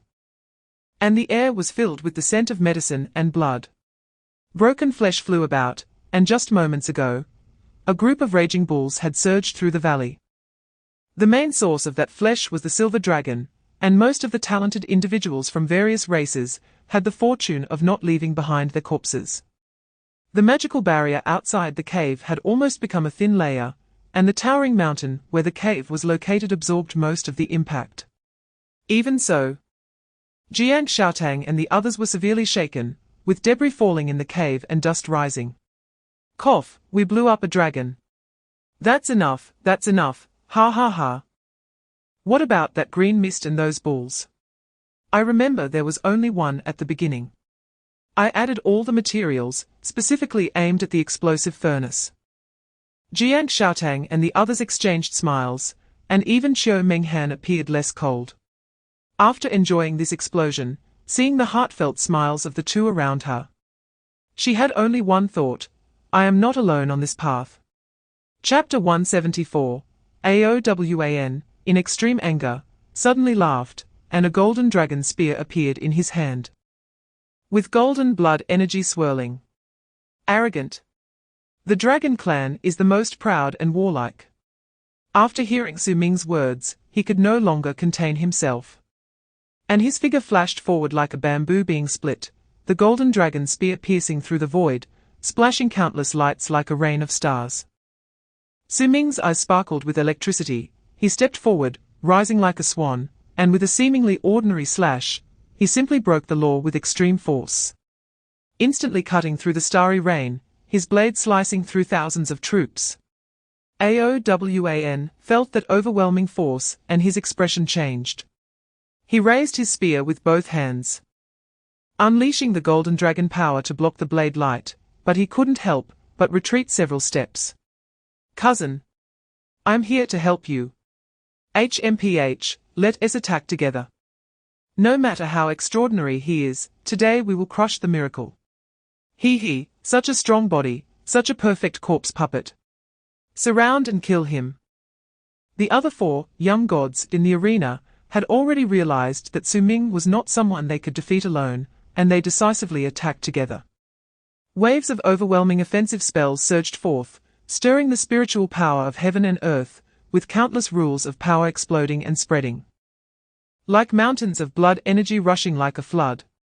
Chapter 175. As the last word fell from Su Ming's mouth, in the despairing eyes of the corpse ministers, the tidal wave of death laws surged in like the chains of malevolent spirits, the blades of death hooking his limbs, torso, internal organs, and bones. Their clan, the Corpse King tribe, was born in the absolute yin of the earth, naturally imbued with the aura of death, and their corpses could be refined like weapons, immune to all poisons and indestructible. Extreme yin and death, originally their proud talents and powers, became the scythe that sealed his fate at this moment. The last young god in the arena had his body shattered, soul scattered, and died. At this moment, Wu Haonan also severed the head of the last talented individual from the Yang Yu clan, with his broadsword, standing with the blade, demonic energy surging. Su Ming and Zhuo Ruobai exchanged glances, both surprised by each other's expressions. They believed they had a good understanding of Su Ming's strength. After the special training for the Law Ruins project, Su Ming felt that even at her best, she could only drag him down with her in a mutual destruction. At that time, Su Ming had already become the leader among this batch of special training students at Kong University. Chapter 176, Brother Su. I may not be able to predict your fate, but I know you will surely become a major player in that game, which will be a divine game of sacrifice and trials, called the War of the Divine Officials. After several rounds of drinks, Zuorobai's homemade liquor was too potent, and everyone couldn't help but feel a bit tipsy. This time, there were too many reasons to get drunk, the fateful encounters in this other world, the clang of gold and iron on the battlefield of Wushan, the various oddities in the realm of law ruins, and the War of the Divine Officials mentioned by Bu Yi. For the Myriad Races, the law ruins is merely a secret realm of opportunity and creation. But for the human race, it is a fight for every inch of territory in their racial destiny. Currently, the human race has already established its position in the world of myriad races in terms of strength. The Battle of Wushan is the best proof, where they fought against 18 royal clans with the strength of one clan and returned victorious, enough to shake the myriad realms. However, the biggest problem for the human race is the deities. The only known deity of the current human race is the human emperor, who now guards the heavenly gates. And there are no deities left in the human realm, yet the myriad races have deities reigning in the divine domain. Those are countless swords hanging high in the sky. If one day the heavens collapse, and all swords fall, how will the human race survive? Chapter 177, Many talented individuals from various races openly mocked, and even some from the major worlds like Wushan and Yang Yu began to slowly approach the team at the city gate, their eyes filled with killing intent. In their eyes, these dozen or so humans might be good prey. Human blood is a rare delicacy. Perhaps it could enhance their strength before the War of the Divine Officials begins, and these humans also carry the aura of rule fragments, which tempted many young talents. In that lineup, everyone's face showed anger, their aura erupted, eyes burning with battle intent, but they did not act rashly.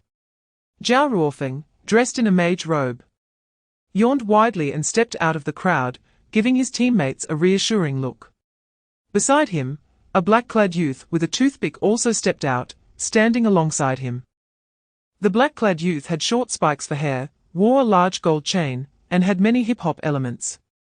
He had 8 rings on his 10 fingers and seemed unconcerned about his image, as he picked his nose, speaking in a casual manner. Zhao Ruofeng added, among them, 4 should be considered near, young gods, and there's also one, young god. Chapter 178, In the ancient city of Tongqian Island. The most eye-catching was the sea passage connecting heaven and earth at the very center. From a distance, it resembled a pillar propping up the sky. But from within the city, it looked like an ocean collapsing. The talented individuals of the human race couldn't help but feel their spirits tremble. Such a scene could only be described as a miracle. The refined young man and the armored man led everyone through the ancient city for most of the day, before settling in a relatively intact mansion area in the East City. The mansion was surrounded by dense formations and served as the temporary stronghold for the human race's talented individuals entering the city. As the group entered the mansion, a white-coated youth sitting cross-legged with his eyes closed opened them, his demeanor resembling that of a medical student. Above the sky, a black eagle pierced through the clouds like an arrow and lightly landed on the man's shoulder. It was only then that everyone realized it was a mechanical eagle, with red lasers flashing in its eyes. The young man in a white robe breathed a sigh of relief. You're finally back. I was so anxious at home. If it weren't for my little bird seeing that you were safe, I would have rushed over. The previously dressed man in black looked at him with interest. Oh my. So you're the one known as Zunling Jun, from Beijing University. I thought you were a healer given your outfit when I saw you on the starship. Chapter 179, As the celestial talents from various races continued to gather, the ancient city of Tongqian Island, which had been silent for 1,000 years, began to come back to life. However, in this temporary city without laws and management, battles and skirmishes had become commonplace. The busiest place remained at the city gates, where conflicts and disputes occurred almost daily. Many races would station personnel at the gates to act as informants, gathering intelligence on the new citizens. as everyone was a potential competitor. Soon, a large group of aggressive teams attracted attention from all directions. Nearly 100 celestial talents from various races, this was the largest group to enter the city today. It was the Abyss race and the Scarlet Flame race, who had actually joined forces. They belonged to the same Wushan 18 royal families, which was quite normal. It seemed that the various factions were nearly all gathered. The temple would soon open. Why is the Abyss race talent in the center of the group red-skinned? He seems unfathomable. Oh, it's him. A terrifying genius, the first Shenzhen of the Abyss race from the previous era, named Jimie. He is extraordinarily powerful. I thought he had already achieved nobility and gone into seclusion, but unexpectedly, he is still here. Chapter 180, at the city gate of Tongqian Island. All the celestial talents from various races looked fearfully at the figure in the center of the long street. Watching the man with a lollipop in his mouth as he retracted his fist and shook off the blood on it.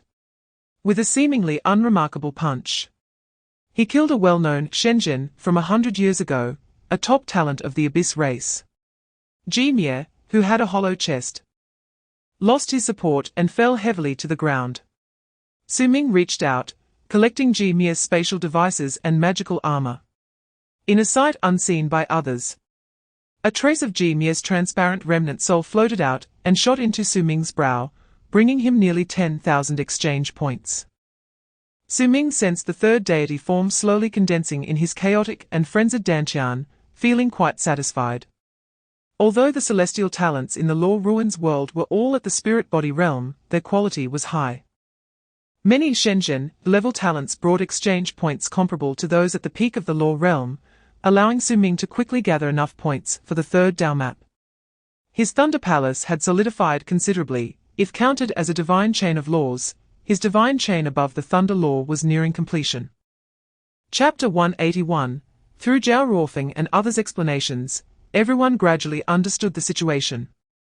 During this time, various races had gradually gathered in Tongqian Island, with many powerful clans from Wushan and the Flame Moon world targeting and bullying the human race. Among them, the Demon race and the Flame Moon race were the most aggressive, both ranked in the top 10 among the races, possessing numerous Shenzhen and strong power. And their hatred for the human race was particularly deep, especially with the shame of the Wushan battle fresh in their minds. They wished to flay and skin the human beings.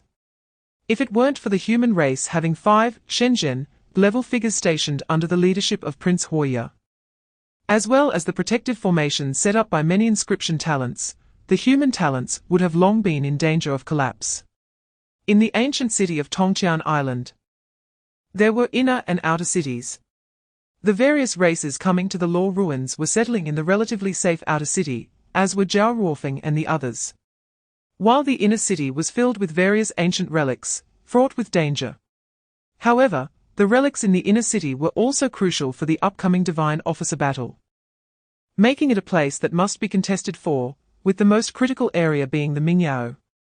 Based on the information they each gathered, everyone gradually unveiled the mysterious veil of the so-called Divine Officer battle. Chapter 182, in the Law Ruins world, which was nearly in a state of perpetual daylight. There was a simple distinction between day and night, represented by the intensity of sunlight from the law-congealed sun in the sky. When the so-called nightfall arrived, the Law Ruins world would enter shallow daylight, when the sunlight dimmed, appearing somewhat mournful under the light red sky, like the twilight of the gods. In the outer city of Tongqian Island, East District, this vast area near the human camp had now become the territory of the Flame Moon race. After the arrival of shallow daylight, the spatial restrictions between the inner and outer cities became even more intense. And those celestial talents, who had set out to explore the Mingyao task in the inner city, returned to their respective clans to rest. The Flame Moon race, ranked 9th among the various races, had a large population and numerous strong figures, with their Flame Moon world adjacent to places like Chang'an Prefecture and Guangzhou Prefecture. The Flame Moon race was also a parasite of the Great Xia, with ongoing conflicts and grievances against the human race that were no less than those with Wushan. Among the various races, their stance towards the human race had always been that of a staunch war faction. This time in the Law Ruins, the Flame Moon race selected over 500 celestial talents to participate, making for a grand and impressive showing, with numerous geniuses. There were at least a dozen Shenzhen-level strong people within the clan. Chapter 183, Su Ming's figure flickered like lightning, appearing in an abandoned house, where he removed his hat, revealing his familiar face. The other members of tonight's troublemaking team looked on in awe. Wu Haonan couldn't help but say, "Old Su, your divine abilities are too abnormal. It's almost like a chameleon. Ha ha ha, playing those idiots like dogs." Su Ming shrugged, "Just lucky, I suddenly comprehended this divine ability. Keep it a secret. Only you four know about this, and you weren't discovered, right?" Jiangcheng smiled and winked, "Don't worry. I brought the Academy's invisibility cloak. I'm great at concealing my presence." "What race can you turn into? Where are we going next?" Watching them fight among themselves is really satisfying." Su Ming smiled and patted her head, "That's enough. I can only change into a few. The dragon race should be heading to the demon race now. We should make our move too. According to logic. Since we just established our authority at the city gate during the day, it makes no sense not to avenge our brothers in the city." He then looked at Xiao Menghan and said, "Sister Qiu, you take Xiaobai back to the main base. They need you to hold the fort there. Senior Jin Xiao and the others also need Xiaobai's help, so Guanzilong and his group can set off. If strong enemies come, fire the signal cannon to alert us." Chapter 184, half an hour ago, at the Demon Race headquarters. Hundreds of Demon Race celestial talents had already awakened from their sleep. Recently, a mysterious Shenzhen from the Flame Moon race had night attacked a Demon Race outpost, killing more than 10 people and looting spatial devices before leaving. Their Shenzhen led several Shenzhen-level strong figures to the Flame Moon to demand an explanation. "I didn't expect that so little time had passed, and there was another change." Hundreds of proud demons were on high alert, their blood surging and demonic energy overflowing, watching the 7 figures in the air with vigilance. Generally speaking, walking in the air is a privilege of the Monarch Realm experts. They control the authority of the rules and can almost ignore the constraints of gravity. However, there are also some talents and spells that allow beings to soar in the sky, or some special races, such as the Fallen Celestial, the Chaotic Feather, and the Elves, who are born with wings and are naturally at home in the sky. There is also a group that does not need wings, nor relies on talents or spells. They are born with the privilege of soaring above the earth. They are dragons. In mid-air, 7 powerful figures with golden pupils stood side by side. There were both men and women, their dragon horns resembling crowns, and the overwhelming aura of their blood surged in the air, as if a divine chain of sound echoed. Chapter 185, Could it be the monarch has arrived? How could that be? All complete rules would be crushed by the Law Ruins world. This realm could no longer have monarchs, and even the 10,000 laws realm was not allowed to appear, as their magical power would be devoured by the world's laws.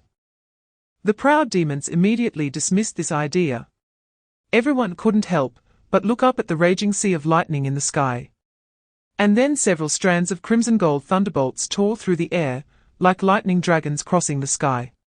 Above the electric light of the thunder dragons, a tall figure rode the wrath of the heavens and came. He carried a black blade, his short black hair danced wildly in the wind. And a destructive aura and killing thunder surrounded him, his eyes shining like stars. With each step he took, his figure flickered as if teleporting. And the overwhelming pressure swept across the ground like a young and proud deity. The expressions of the demon clan's proud ones changed, especially the young gods with sharper senses, who were even more shocked, instantly recalling the rumors from the daytime. A mysterious young genius of the human race had killed the Abyss clan's first young god from 100 years ago with a single punch, and was suspected to possess invincible strength below the monarch realm. The human race might have a victor, a true young supreme. Chapter 186, Provocation Tactics. are not very effective for most of the proud ones from various races. Everyone is unruly, but they also have brains and won't be easily swayed by others. However, for some hot-tempered races, like the Flame Moon and Scarlet Flame, as well as the Dragon Clan, it can be quite effective, as the Dragon Clan is notoriously arrogant. Moreover, Su Ming was sure it would be effective against Ji Yuanhao, because he had an advantage. Before unlocking the first layer of the Black Tower's seal, there was an SR-level collectible called the Tempter's Mask in the shop. This thing had the form of a strange black face, but once worn, it could perfectly fit the wearer's face, turning transparent. At that time, the shop's description of this collectible was that it could be used 3 times a day to deceive any creature whose realm was not higher than the wearer's by words. And for half an hour, they would believe the deceiver's words unquestioningly. It sounded very impressive, but when Su Ming later bought it, he found the collectible to be quite useless. Firstly, this so-called deception must be within a reasonable range, and the deceiver's words must fit the situation. For example, if Su Ming told Ji Yuanhao, "I am your father, and now father has an itch. Order you to twist your own head off and give it to me as a ball to kick," that would be very unreasonable. Ji Yuanhao had no reason to commit suicide, so such deception would be ineffective.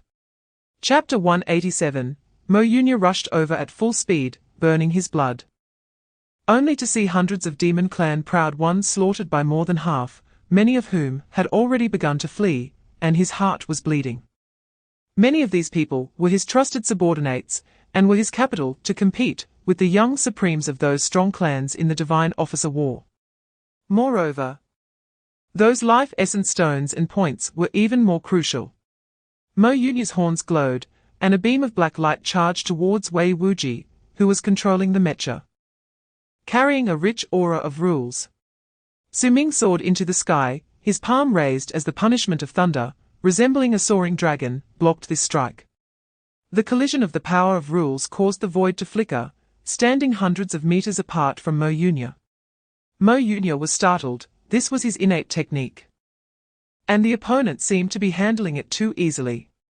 His gaze was deep, filled with anger and killing intent, yet he first spoke to Ji Yuanhao, "Brother Ji, when has my demon clan offended you? There must be a misunderstanding here. As long as the Dragon Clan stops, everything after the battle can be negotiated." Just as Ji Yuanhao was about to speak, Su Ming laughed heartily. "Friend, why are you wasting words with him? At such a moment, he is not stationed in his mansion, but returns from outside. I suspect the culprit is likely him. As for your Dragon Clan's grudge, I will repay it all. Listen to the waves." Chapter 188, Tuo Hongyu had a fiery temper, but as the current Moonmaster of the Flame Moon clan, she was not truly blinded by rage. She originally thought that even if the human race and the Dragon Clan joined forces, it would not be realistic to take down the entire Demon Clan without the Dragon Clan's main forces being fully deployed. Especially since she was well aware of Mo Yunya's strength, which was certainly not inferior to her own. At this moment, if she led the Flame Moon clan to intervene, not only could she take revenge on the Demon Clan, but she could also share in the Demon Clan's resources, those heavenly treasures, weapons, forbidden arts, and most importantly, the life essence stones, which were crucial for the Divine Officer War. As for the human race, there were indeed deep-seated grudges between them. Even during the daytime in the inner city, she had sent people to ambush the human race alongside the Demon Clan. If it weren't for the Fire Crow Prince using the Fire Rebirth technique to self-destruct and cover their retreat, the human race would have suffered heavy casualties. However, in the face of benefits, everything could be negotiated. She believed that under those circumstances, with the Flame Moon clan's participation, they would surely be able to carve a piece from the flesh of the Demon Clan. Until she saw that handsome human, resembling thunder, with that overwhelmingly powerful blade, forcibly cutting through the might of the royal weapon and splitting Mo Yunya, who was on the same level as her, in half. Her confidence in the Flame Moon clan cooled significantly. Chapter 189, 100,000. Wow, 3 temples would require 300,000.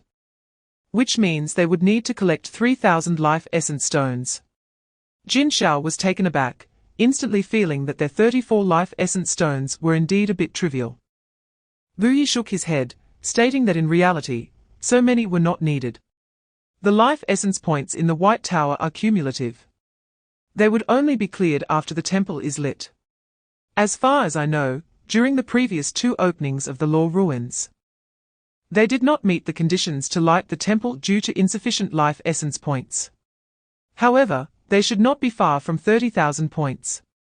So this time's opening of the Law Ruins and the Divine Officer War has a great hope, which is why all races are taking it so seriously. Upon hearing this, everyone felt relieved. If they worked hard and found that they couldn't even open the temple's door, it would be a wasted opportunity. The next opening of the Law Ruins would require waiting for 1,000 years, which is too long. By then, the fate of the human race would be unknown. Su Ming suddenly asked, "Little Yi, besides serving as a resurrection coin in the Divine Officer War, what other uses does the life essence stone have?" Bu Yi thought for a moment. Although he wasn't sure about other things, there was one very crucial point, in the temple trials. There was a special weapon called the Fate Radiance weapon, which could only be used by absorbing the power from the Fate Radiance stones. This weapon was equivalent to a royal weapon, or even stronger. Chapter 190, Xu Yi lowered her head, playing with her fingers, her heart pounding. This feeling was a first for her. With her looks and figure, she had never lacked experiences of being pursued from a young age. She had always ignored them. And if someone was particularly obsessive, she would just break a few of their bones to make them behave. But the one confessing to her now was the guy she had hated the most since childhood. She instinctively wanted to refuse him like before, but suddenly found herself unable to speak. Wu Haonan, however, suddenly became anxious and shook the bewildered Xu Yi. "Yi Zi, you have to give me an answer." Xu Yi was so embarrassed she felt like she could explode, her head lowered like an ostrich. It took a while before she finally pushed him away. Feeling a mix of annoyance and shyness, she said, "Let us see how you perform first." Wu Haonan's eyes lit up, and he excitedly stood up. "Really? Yi Zi, you're agreeing to me?" Xu Yi replied somewhat irritably, "I didn't agree. Who proposes right away? Haven't you watched TV?" Wu Haonan scratched his head, laughing foolishly. Chapter 191, The inner city remained magnificent. Compared to the outer city, the buildings here were very well preserved, with tall white stone structures everywhere. These massive stones seemed not to be stacked, but rather carved directly from the mountains, flawless throughout. The streets were several hundred meters wide, and towering stone monuments stood like pillars reaching the sky, with ancient houses intricately standing like sleeping giants. Indeed, as Bu Yi said, this was a city where deities resided. Su Ming and his group strolled through the wide streets, increasingly astonished by this mysterious ancient city. The most bizarre thing in the inner city was that in front of every building, there was a tall stone statue, also carved from white stone. These statues varied in size and shape, depicting various mythical beasts and plants, as well as peculiar human-shaped statues, both male and female, each unique. There were snake people with 3 beautiful heads, giants wielding heavy hammers, officials in wide-sleeved robes, and giant snakes coiled around stone trees. Most of them still maintained a human form, and the statues were carved so lifelike that they exuded a real eerie feeling. Su Ming furrowed his brow. His supersense could not detect any heartbeat or breath from these statues, nor any mental fluctuations, but there was a peculiar energy akin to spiritual power flowing within the statues. Chapter 192. After Wei Wuji settled the Fate Radiant Stones, the Horned Serpent on the White Tower returned to its original position. And the group planned to start their Fate Radiance tasks. As Wei Wuji led the way, he explained. These Fate Radiance tasks in the inner city are also called the White Stone Games. They are quite understandable for our human youth, somewhat like various minigame dungeons. Most are single-player games, with very few multiplayer games where there are multiple statues in front of the buildings. To be safe, we chose to play a few rounds with the humanoid stone statues that do not carry weapons. We also discovered a rule: the larger the statue and the building behind it, the higher the difficulty, and the more generous the rewards. These white stone games are concentrated near the three temples and are not many. It is said that some game content even requires dueling with nobles. Jiangcheng exclaimed. Dueling with nobles. Those entering the Law Ruins world are only at the spirit body stage, so what is the point of such tasks? Wei Wuji sighed. We're not very clear on that either. Everyone can just skip these tasks, there's no need to waste time. Senior Jin Xiao once challenged one of these statues that had a gold hue in the white statue, indicating a noble difficulty in the game. He was beaten up and thrown out within seconds. Fortunately, that statue didn't have a weapon, so it wasn't a death type. Chapter 193. Watching Su Ming leap onto the arena, the Minotaur warrior who led him in was momentarily stunned, then couldn't help but laugh. The surrounding Minotaurs erupted in raucous laughter, looking disdainfully at the frail human on the stage. This is what you said, kid, it's too late to regret now. Bai Jiao, let him see what cruelty is. Ha ha ha ha ha, okay boss, I'll smash his brains out. Bai Jiao, show him some color, ha ha ha ha, no. I mean smash him into color. Just thinking about that cute little head exploding made the Minotaurs excited. Bai Jiao, crush his eggs. Amidst the cheers of the Minotaurs, a tall Minotaur emerged.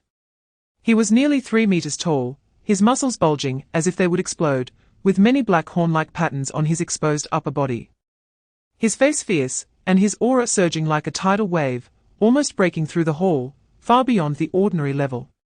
The Minotaur named by Jiao laughed wildly and roared. His figure moving in an instant, appearing on the arena with explosive power, facing Su Ming. Chapter 194. After Su Ming's vitality broke through 1 million. The blood vitality divine chain around the furnace completely transformed into the red palace, and after the blue-gold blood was sublimated, it returned to its original form as red. Compared to when he first broke through to the blood vitality divine chain and awakened the celestial pregnant divine ability, the scripture-shaped rune mark in the red palace appeared even more extraordinary. Su Ming had tried to activate that red gold book.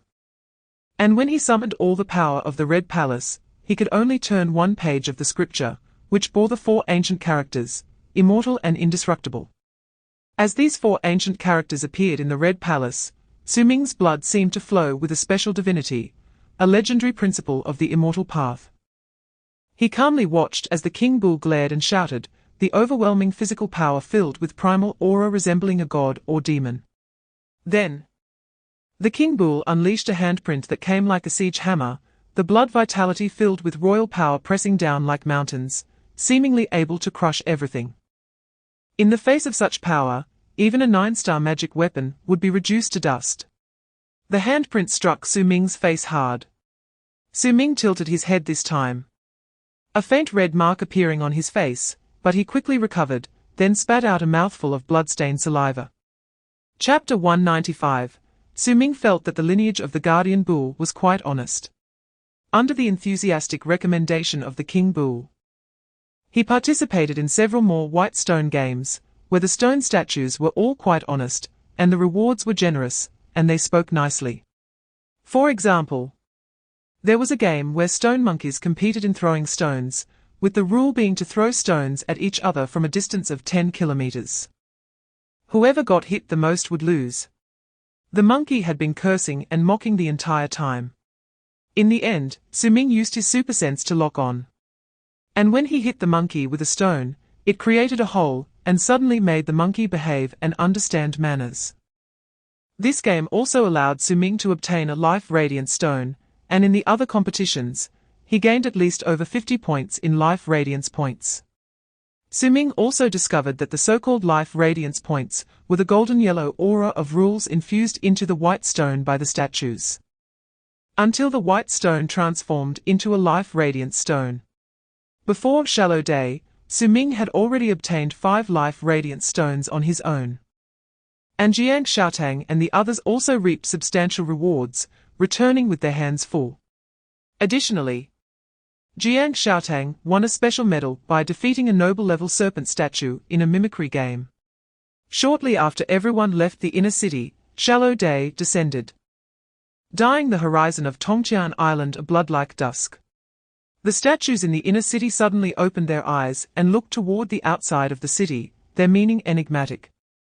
Chapter 196. In this abandoned divine kingdom world, as the last white beam of light rose, it became the final key to opening this divine city. The three temples of sun, moon, and stars emitted brilliant light, with the beams from the three white towers shooting straight into the clouds. Within the inner city, all the statues began to move, mechanically turning to face the temple, clenching their right fists to their chests, kneeling on one knee, as if in audience with a resurrected deity. Everyone's hearts were shaken as they gazed at the divine phenomenon in the ancient city, as if they could glimpse a trace of the unparalleled grace of the former divine king.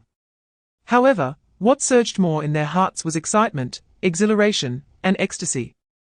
The battle of the priests had not been initiated for 3,000 years, and this time, the opportunity to become a god was at hand. Even if it meant facing death like a moth to a flame, it was worth fighting for. In 100 years of life, a mayfly's day. To hear the Tao in the morning and face death in the evening. Tens of thousands of eyes of various colors looked up to the sky, they were all prodigies. Yet at this moment they gazed up like ants, but each person's fighting spirit was boiling. This grand and colossal ancient city trembled, as if experiencing a continuous earthquake. But only some buildings in the outer city were affected, the inner city remained intact. Chapter 197. The next day, the prodigies, hungover, had all awakened. With a life and death battle imminent, many had experienced an emotional release, gaining clarity and even insights in martial arts, their resolve in the Tao having strengthened significantly. In the broadest mansion of the human camp, resembling an ancient courtyard of the Great Shia, the main hall was square and symmetrical, quite standard, without any ornate decorations, appearing instead simple and grand. Su Ming sat expressionlessly on the stone chair at the center of the main hall, behind him a dilapidated stone-carved mural. There were no other stone chairs beside him, as if he was alone on the throne. In the films he had seen, the position he was in was usually set for Guan Yu and incense, sometimes with spirit tablets placed, but now the center of the main hall was set for him, making Su Ming subconsciously serious, his face bearing a proud demeanor akin to that of the world's prodigies. "Good morning, Brother Ming." He, as expected of Brother Ming. "Look at this control over spiritual power, so meticulous." "Thank you, Brother Ming." "Brother Ming, take a puff." "Class monitor, I have two, please. "Brother, are you tired? Do you want me to bring out the 1,000-hand vine for you to press?"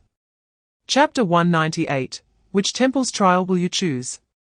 After hearing Bu Yi's words, most of the prodigies sitting on the floor in the room fell into contemplation, while the likes of Prince Huyen and Wu Haonan, being brash, did not think further, simply listening to the arrangements. "Let us just do it." Liu Zhejian pondered for a moment before speaking. Brother Bu Yi is right.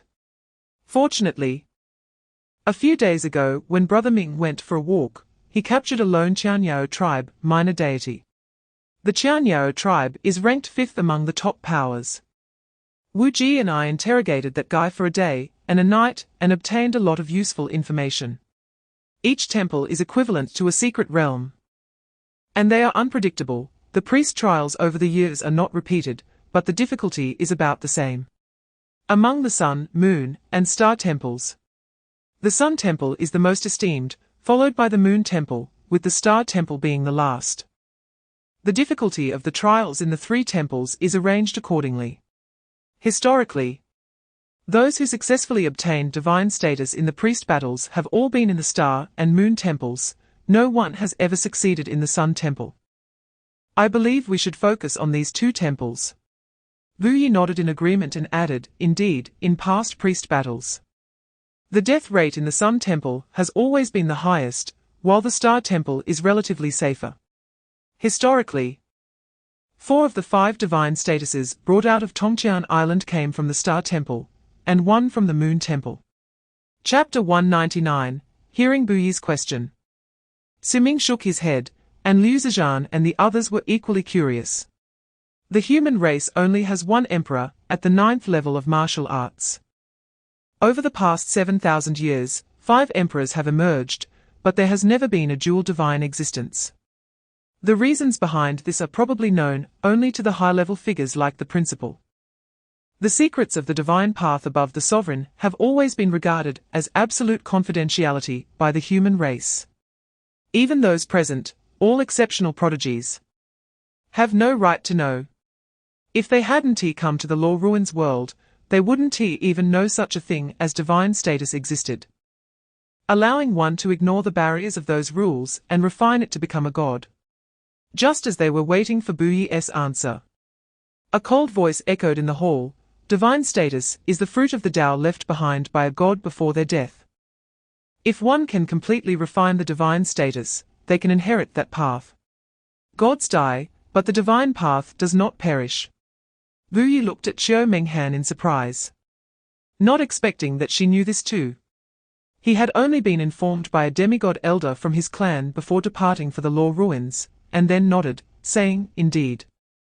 Among the myriad races, many gods have achieved the highest path this way, but there are downsides to becoming a god through divine status. Because what you refine is ultimately someone else's divine path, not your own. After becoming a god, there will be almost no further progress in this life.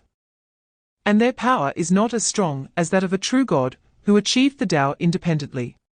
Therefore, gods who achieve status through refining divine status are also referred to as pseudogods in the divine realm." Chapter 200. Zhuo Ruobai noticed Su Ming's gaze and slyly moved closer to Jiang Xiaotang to complain, "Sister Xiaotang, look at your man, can you still tolerate this?" Jiang Xiaotang could tell what Su Ming was thinking just by looking at his expression, but she still playfully put her hands on her hips and huffed. Su Ming immediately surrendered, "You're not any better looking." He then affectionately ruffled the hair of the young lady, throwing Zhuo Ruobai a friendly glance. At this moment, a man from the Celestial clan walked straight towards Su Ming and the others. It was Zhuan Jian, the son of the ancient Holy Land of the Celestial clan, one of the most renowned prodigies among the myriad races. He had previously fought to a standstill with a minor deity from the ancient god clan upon entering the city, and recently defeated 3 dragon clan prodigies, with his battle against the Azure Dragon Princess Yuan Hao becoming widely known throughout the city.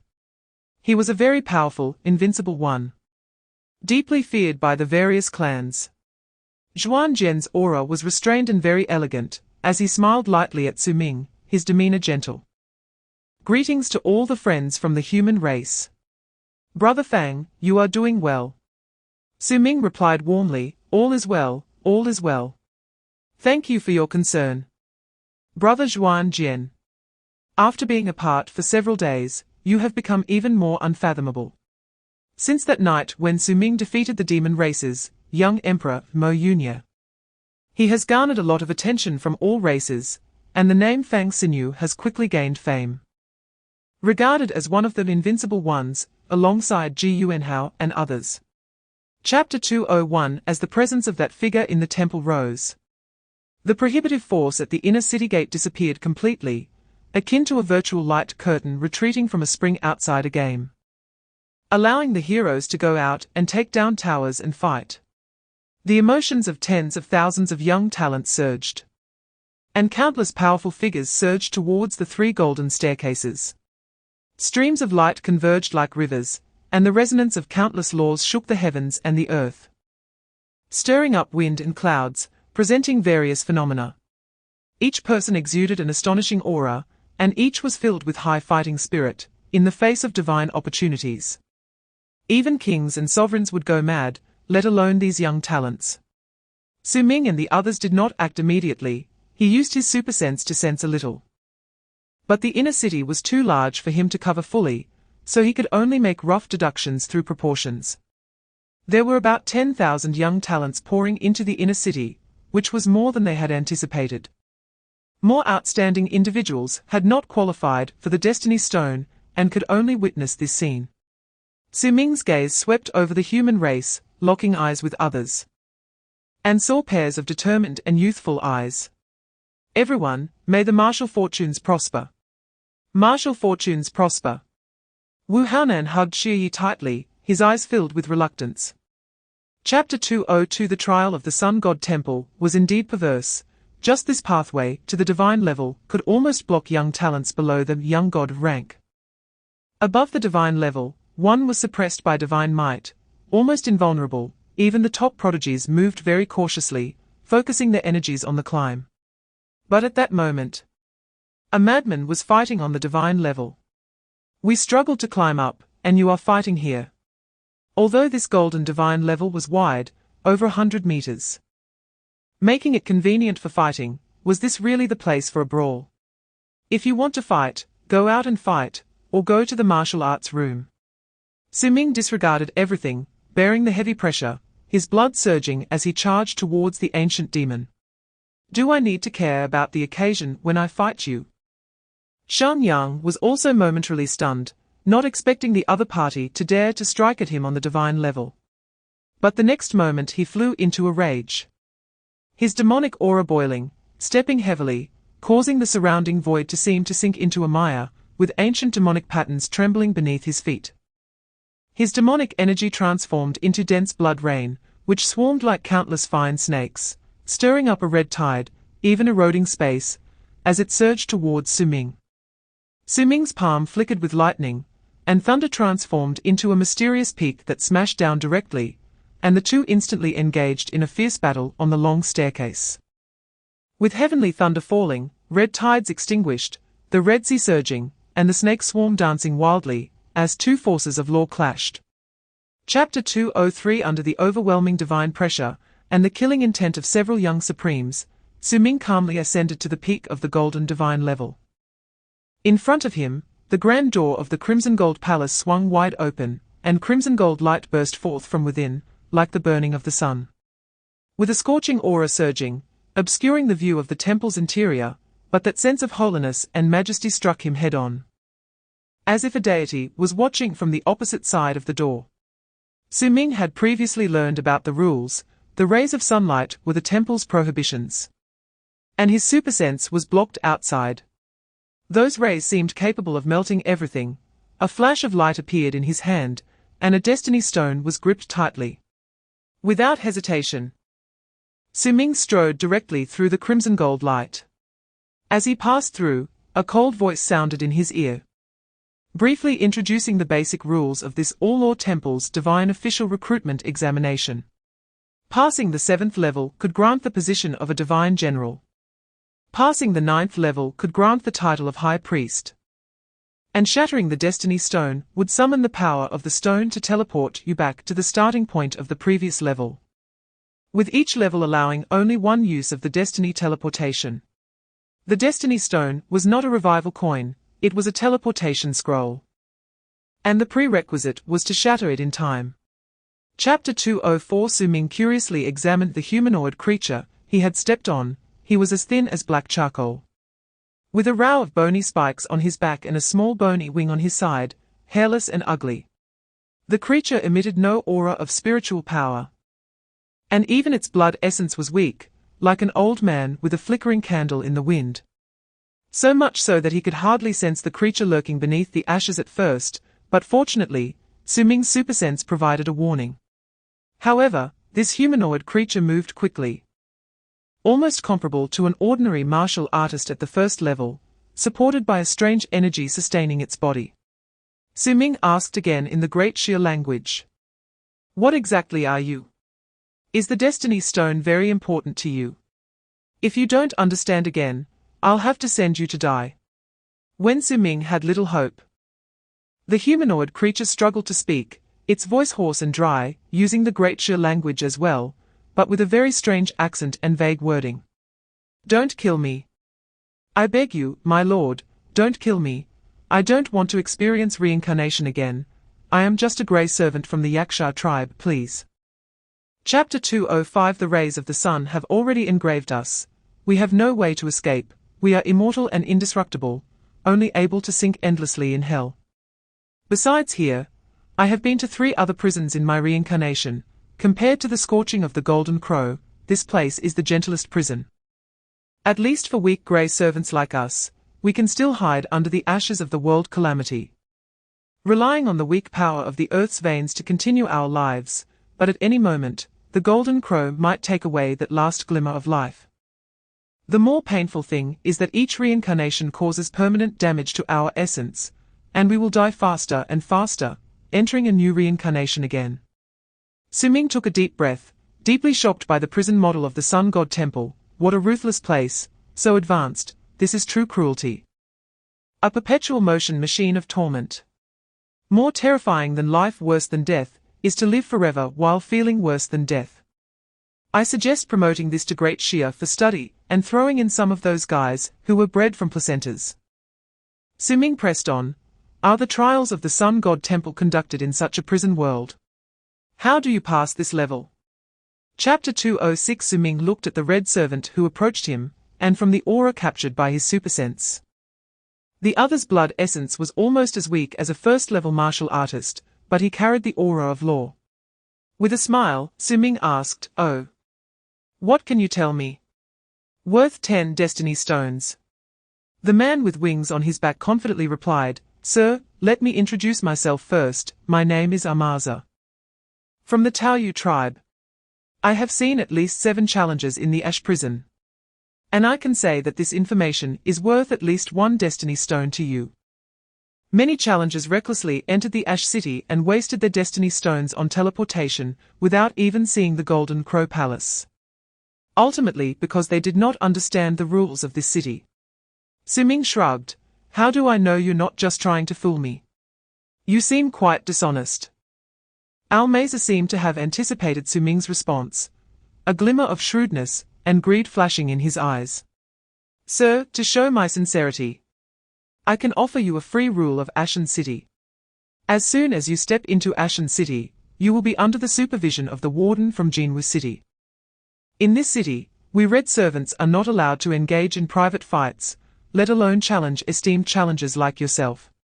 Otherwise, those greedy fellows would tear you to pieces right now."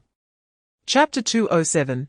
Almaza dutifully informed the two of several important points regarding the divine assessment. First, the grey spectres you battle can be chosen. Try to select those that have been less eroded by ash material for a higher success rate. Second, battles on the arena are to the death. Surrendering or fleeing the arena is not allowed, or the warden will personally judge, and with the warden's strength, you likely won't even have a chance to crush a life gem. Third, avoid getting close to the furnace and try not to be contaminated by the refined ash, as it carries an ominous aura. When Almaza brought Su Ming and Lian Ju to the front of Jinwu Hall, both generously gave 10 life gems of white stone. As they were not life gems, this white stone was of little use to them. At this time, aside from Su Ming and the two, more and more prodigies from various races had found clues about Ashen City and arrived at Jinwu Hall. It was uncertain whether this speed was considered fast. In the crowd before the hall, Su Ming spotted a young god from the ancient divine clan, with dark blue flames burning on the divine ring behind him, exuding an incredibly powerful aura. He exchanged a cold glance with Su Ming. By this time, he had already removed his gas mask and was with the cool celestial maiden, who had hardly spoken during their journey, drawing considerable attention. The other prodigies were quite wary of Su Ming, who dared to kill even at the divine level. Chapter 208. On the suspended crimson throne, the tall man stood up. Towering and majestic, his golden fiery eyes scorching and unmatched in power. As he rose, all the grey servants in this small world stopped their actions and knelt towards the sky. This is the master of Jinwu Hall, the warden of this ash prison. A Jinwu. The prodigies from various races were somewhat shocked. They were not unfamiliar with this aura, as it was the might of a demigod. The warden of a prison world in the Sun God Temple was actually a demigod, which showcased the former glory and strength of the divine kingdom. However, such a powerful divine kingdom, and such a peerless divine king still returned to dust. Su Ming squinted at the figure in the sky, reminiscent of the sun. And the voice of the Black Tower echoed in his mind, "My lord, he is not a living being, he he should merely be an embodiment of this small world's rules.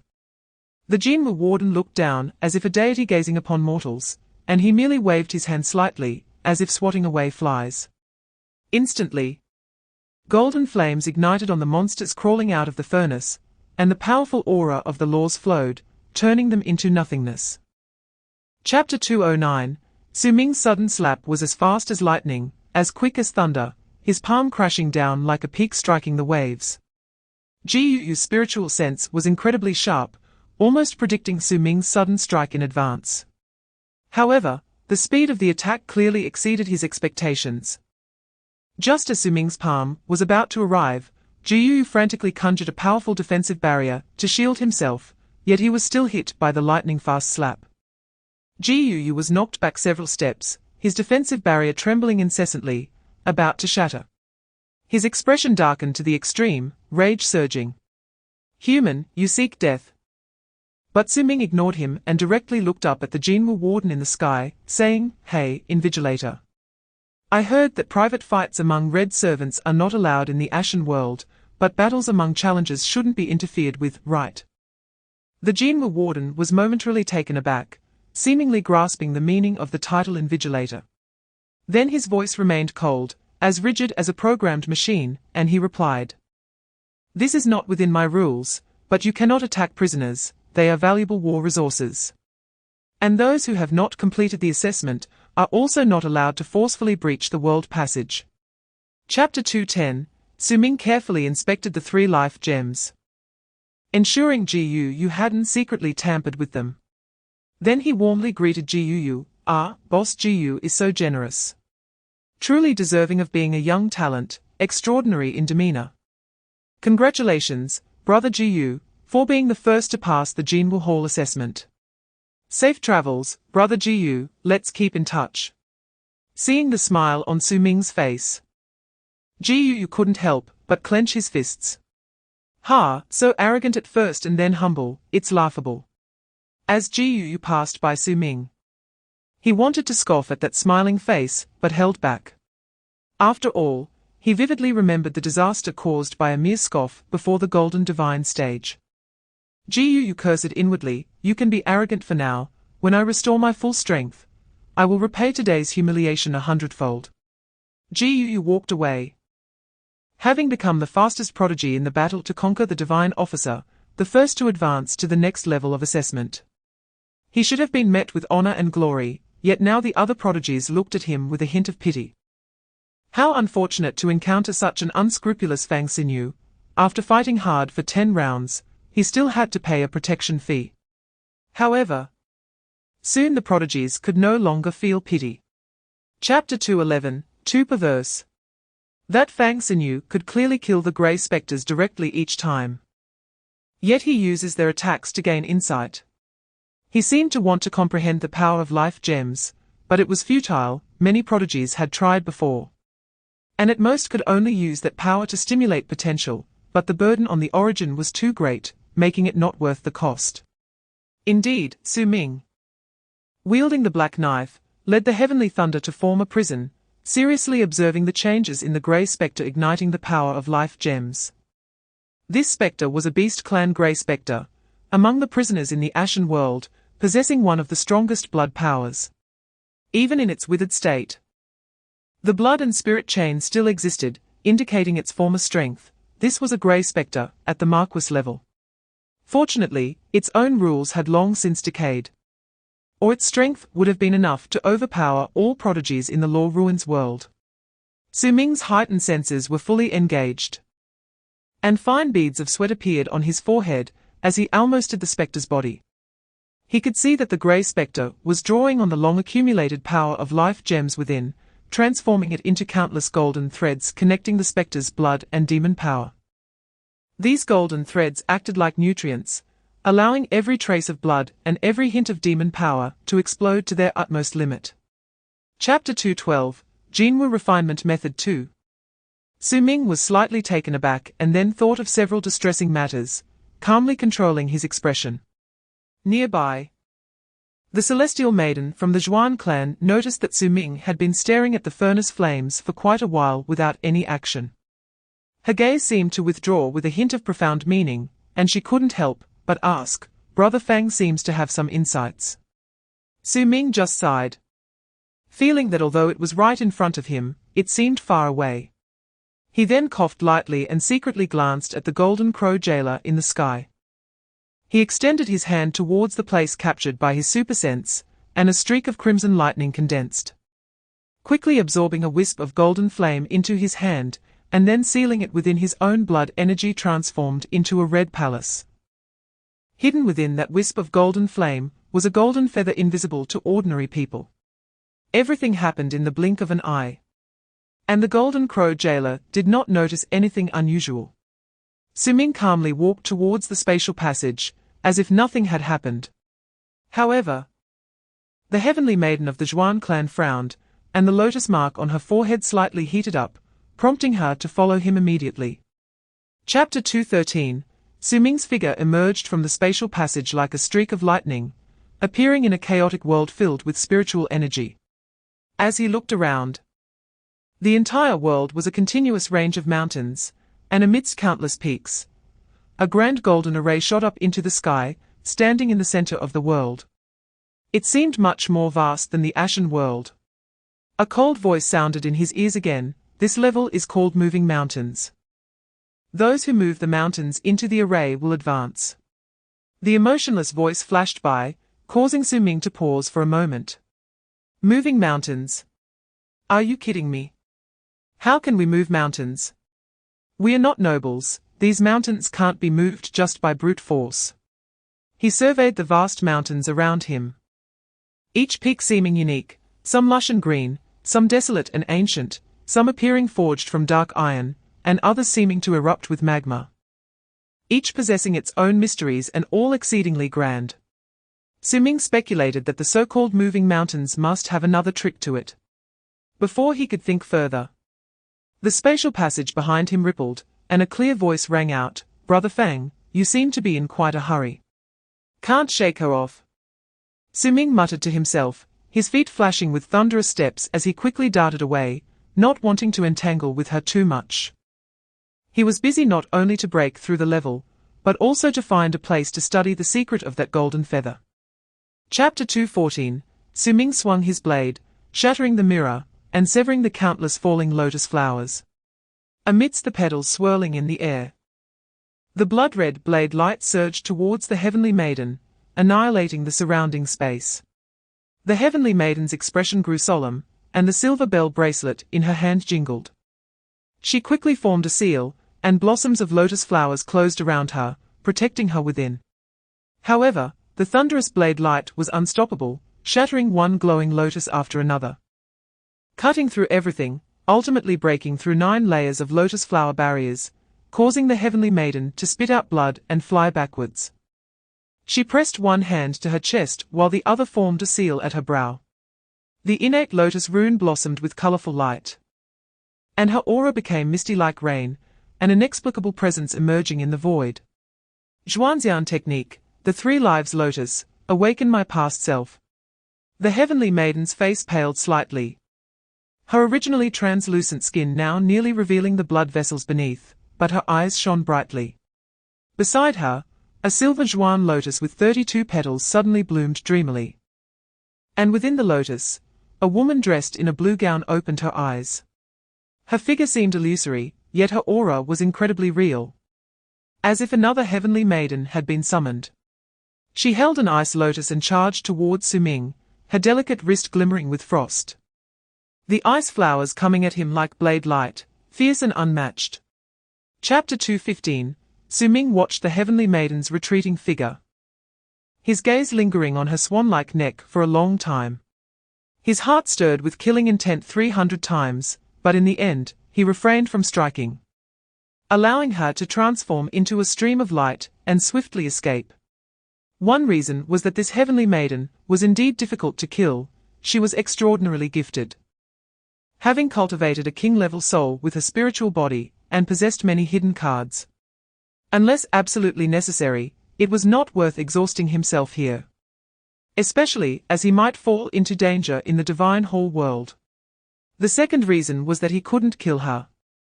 There were so many people in the Golden Crow Palace watching, as the Heavenly Maiden chased him into the spatial passage.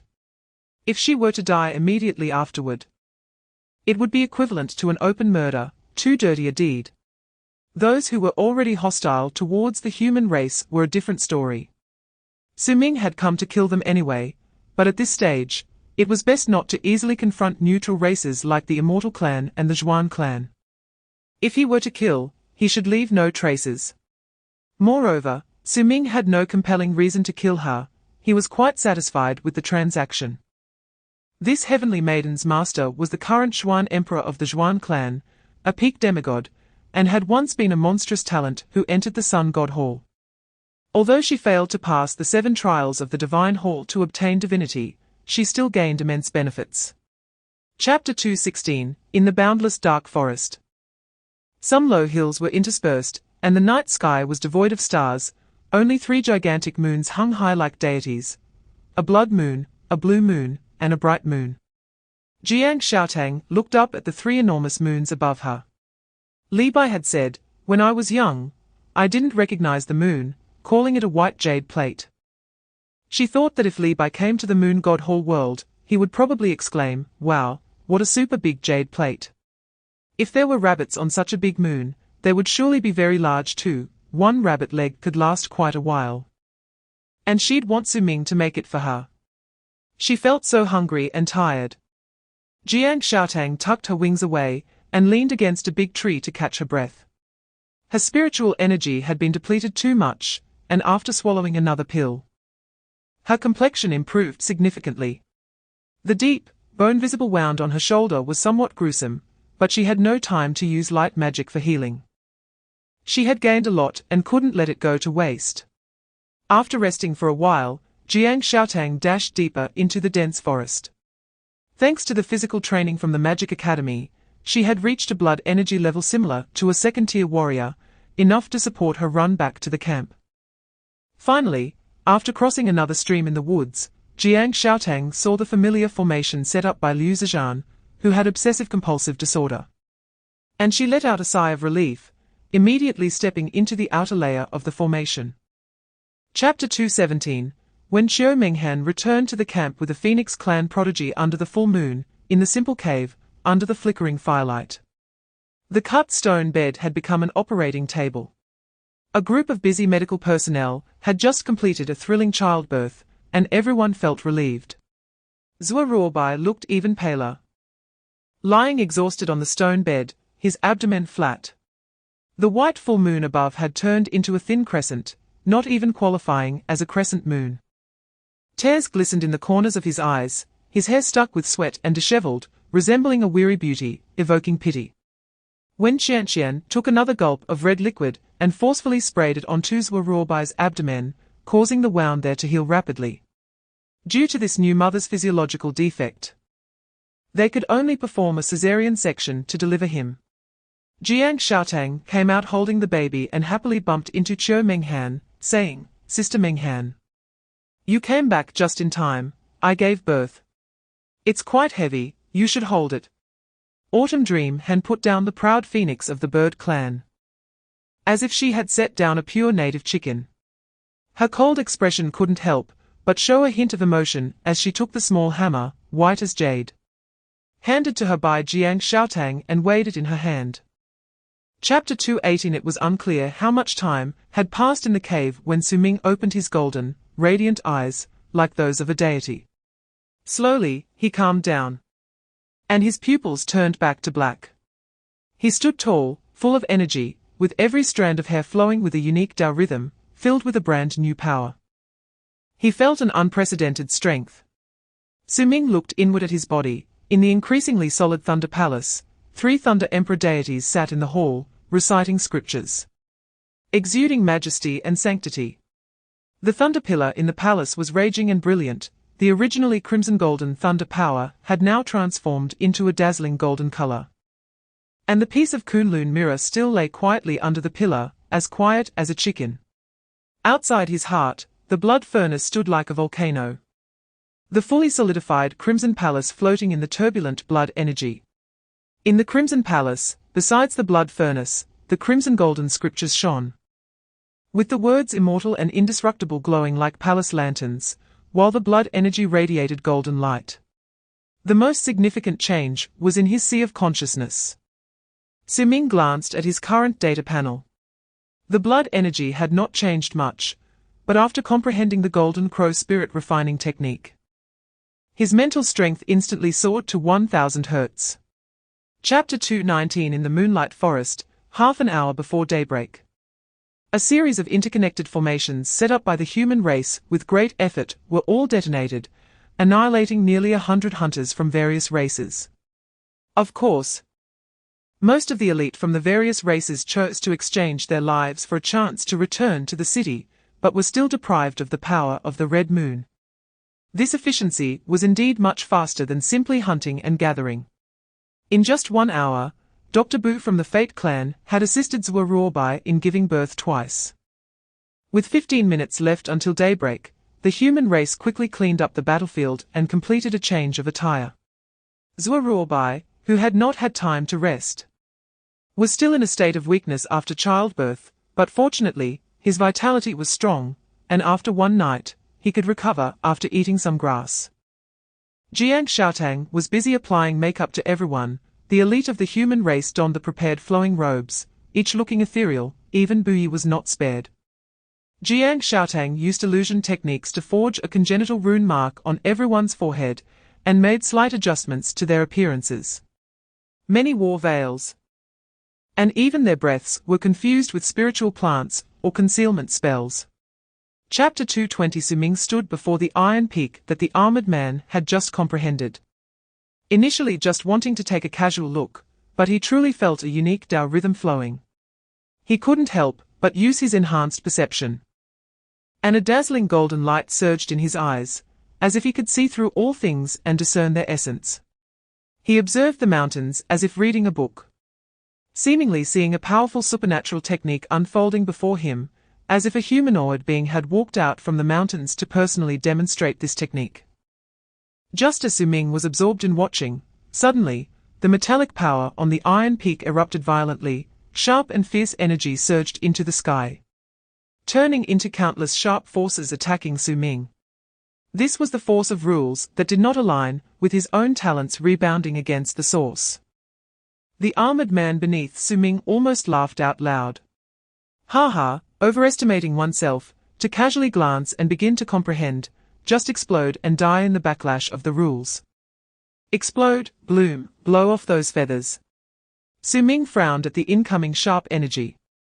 The sharpness merged into his body like a mud ox entering the sea, intending to cause widespread destruction.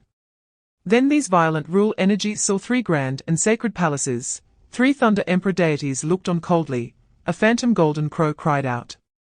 A magnificent blood furnace boiled, and ancient words from a crimson golden scripture flashed, with golden violent energy flickering, and the surging blood energy rampaging like magma.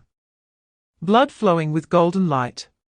Chapter 221. Buyi had once told Su Ming that during the opening of the law ruins 100,000 years ago, the ancient god race prodigy, Shou Shen, Jiu Xiu, obtained a greater opportunity than the divine status in the sun god temple, achieving divinity in just 150 years, and even killed the prodigy of the moon god temple who had received divine status.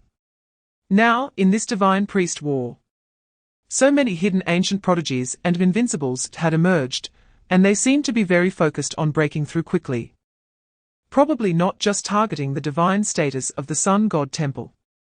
According to Su Ming's analysis, first, this kind of opportunity should not possess uniqueness, and may not even belong to the same category, otherwise the value of the sun god temple should have significantly decreased after Jiu Xiu obtained his opportunity 100,000 years ago. Second, the achievements obtained from this opportunity are likely more important than the pseudo-god achievements of divine status. Third, the assessment world within the sun god temple is not fixed, but the total amount is limited, so there must be a pattern.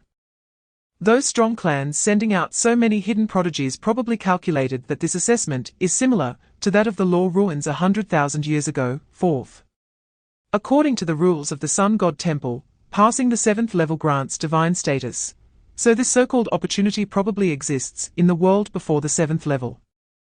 Chapter 222. Su Ming stepped into that spatial portal, feeling the surrounding space being torn multiple times.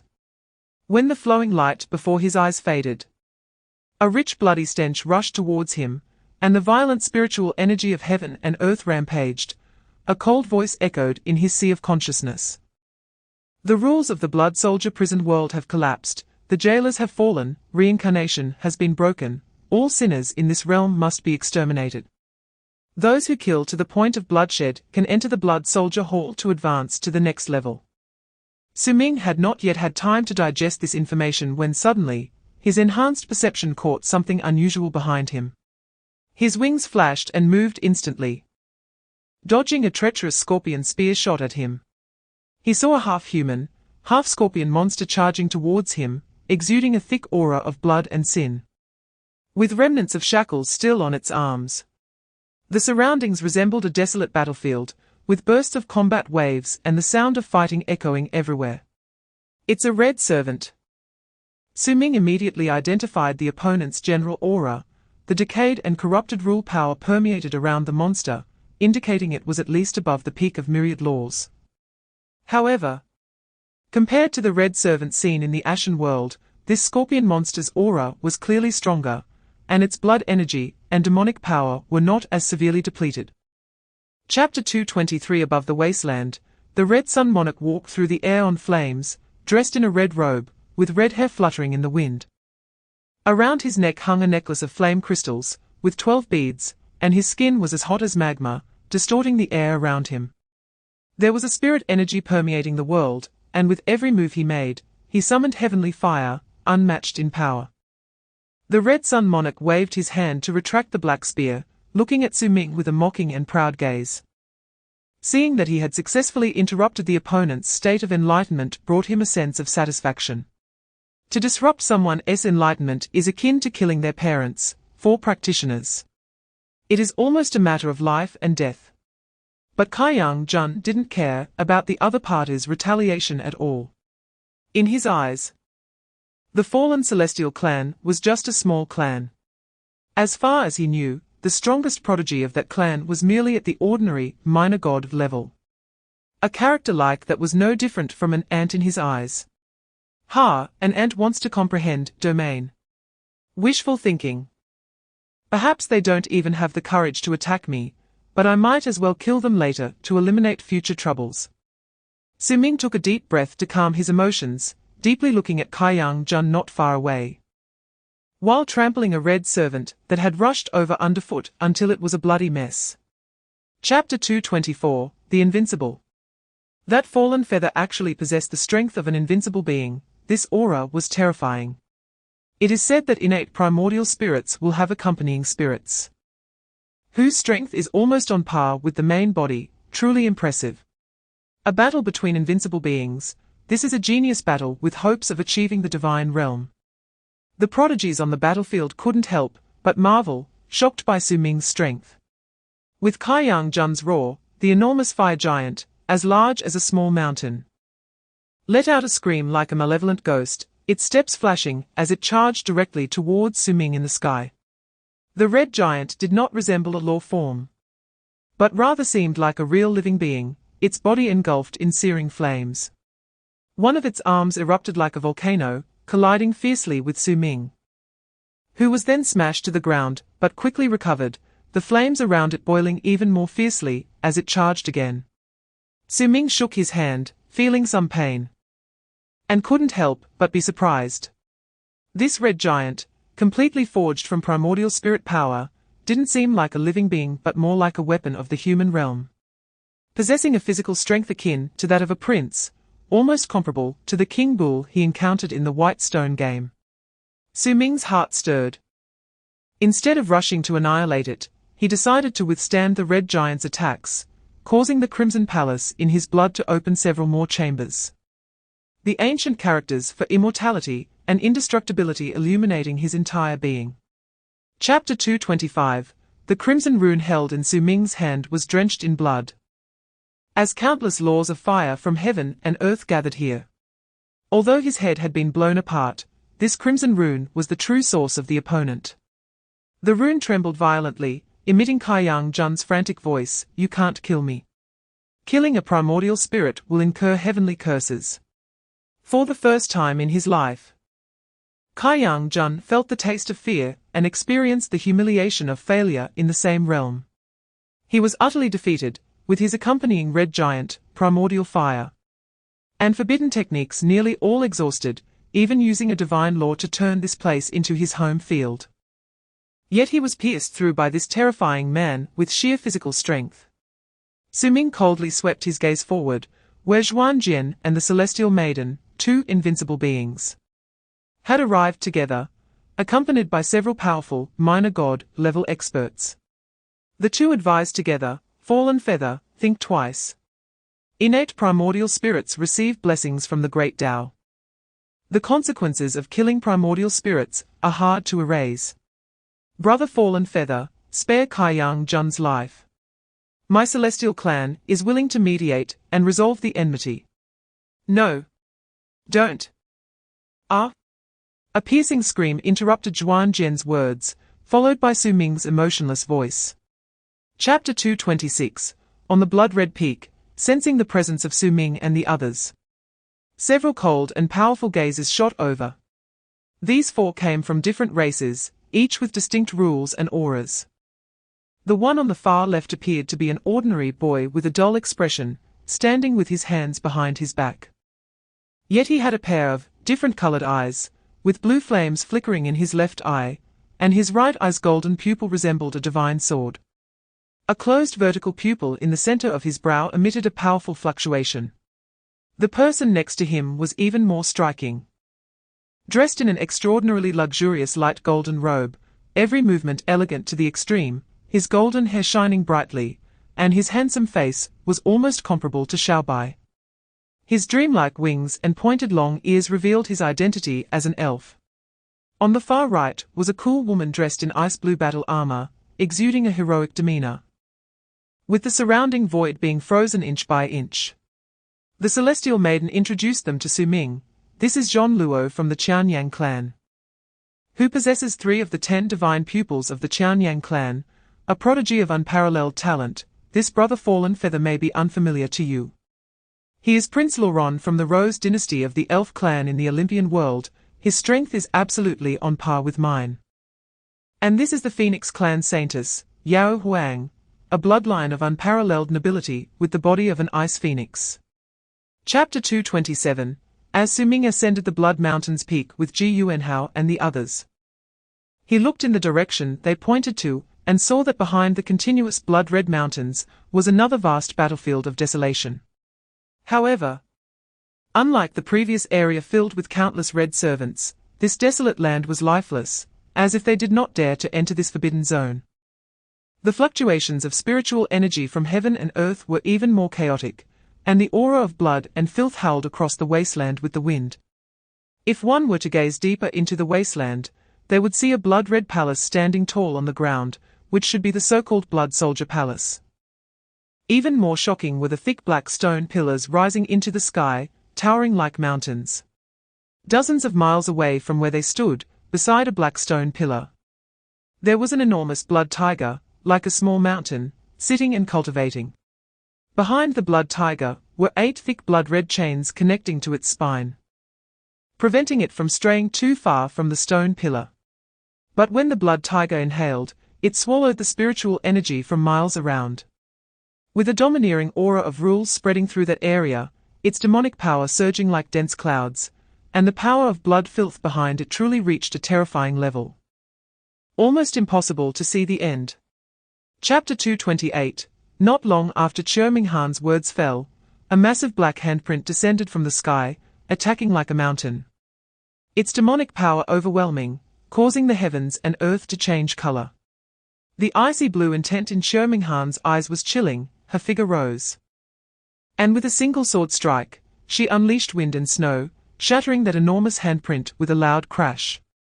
Immediately after, a majestic figure charged in, emanating a powerful aura and overwhelming demonic energy, with a pair of grotesque iron-like fangs, wielding a giant axe. The black and blue figures instantly exchanged several blows before separating. Su Ming's long hair flowed, her icy sword trembling, her face filled with calm killing intent. The great demon that had attacked her looked at its frozen shoulder, revealing an expression of shock, not a celestial being, but a human. The human race actually has a second, invincible being. Unbelievable. The human race had already reacted, protecting Zuo at the center, all wearing serious expressions. Liu Zhejian held a formation plate, with several arrays glowing, revealing the opponent's identity. It's the ancient demon, Feng Shi, from the Qianyao clan. Everyone's hearts tightened. This was an ancient prodigy sealed away for many years by the Qianyao clan using divine methods, similar to the Shangyang that Su Ming had slain before at the Divine Temple's long stairs, suspected of having invincible being strength in the intelligence. Chapter 229, No. A heart-wrenching voice echoed from the sky. But unfortunately, the three noble strikes had already been cast and could not be taken back. In the blink of an eye, three unparalleled powers of the blood moon violently surged into the blue moon barrier, a fierce clash of rules instantly annihilating a large swath of space. And the overwhelming shockwave sent everyone flying. Amidst the strangling forces of four rules, the producer, who had been swapped by the alien, melted away in an instant. And the white beam of moonlight suddenly extinguished. Immediately afterward, a cold, indifferent force of rules descended upon the forest. This was the judgment of the temple. With the death of the producer, the entire team would be erased. In just a moment, over 100 prodigies from various races were enveloped by the moonlight, their figures starting to dissolve instantly, with only a few extraordinary geniuses managing to shatter their life stones in advance to save their lives. Before Shaik crushed his life stone, he cast a final glance at Jiangcheng, unable to utter a single word before vanishing from this space. Thousands of years of waiting, unmatched prodigies, the thirst for divinity, were instantly reduced to a ridiculous ash. Wei Wuji carried the blood-soaked Liu Zhejian on his back, while Zhao Ruofeng held the still-breathing Jin Xiao. They had no time to pause and heal their wounds, but continued rushing toward the direction where Zuo Ruobai and the others were breaking through to provide support. Chapter 230, Wind Soldiers and Grass Armor, thousands of soldiers in formation. Zuo Ruobai held a pot of brilliantly colorful flowers, frantically exhausting his spiritual power to cast this forbidden technique. In the moonlight forest, countless spirits of grass and trees were transformed into soldiers, bravely charging towards the prodigies of various races. However, no matter how many tree people he transformed, with his meager cultivation, he could not inflict much damage on the enemy. Under the joint siege of over 200 prodigies, his grass and tree soldiers were merely a joke, at most able to delay the inevitable for a trivial amount of time. Wu Yi was divining the best escape route, while desperately urging the turtle shell to flee rapidly. Zuo Ruobai had tears of blood in his eyes, holding a moon-shaped jade pendant, the last product of the Blue Moon royal weapon. Together, their 4 life royal weapons, 2 Blood Moon and 2 Blue Moon, were held by Jiangcheng, Zhao Ruofeng, Wu Haonan, and Zuo Ruobai. He fixed his gaze on the white sun in the sky. The light of the sun was like moonlight, but even more dazzling and brilliant. Though it was a gentle color, Zuo Ruobai saw endless blood within the white moonlight, glimpsed the once bright group photo, and saw corpse after corpse. Chapter 231, the black stone pillar stood tall, with an azure giant ape bound tightly by 8 chains. Its crimson eyes filled with murderous intent, bearing several wounds from the explosion of the royal weapon, leaving it angry and humiliated. A group of ants dares to offend the emperor.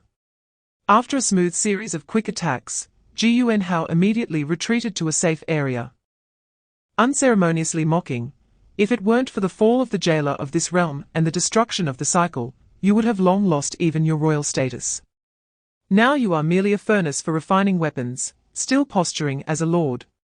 If I were in the same realm as you, I could kill you with a flip of my hand. Fallen feather, it's your turn." Su Ming said nothing, directly flapping his wings, his figure like lightning as he charged into the range of the chains. "It's you again. Die." Divine power, 3 heads and 6 arms. The azure giant ape roared, its blood and energy surging, transforming into a furious beast with 3 heads and 6 arms, the pressure of the kingly rules sealing off the entire void. Su Ming was nearly frozen in space, yet he remained unfazed as he took out a golden piece of paper. A temporary decree obtained from the golden light array in the WAN mountain world. The golden paper instantly burst into flames, and his voice echoed like the judgment of a deity. Chapter 232.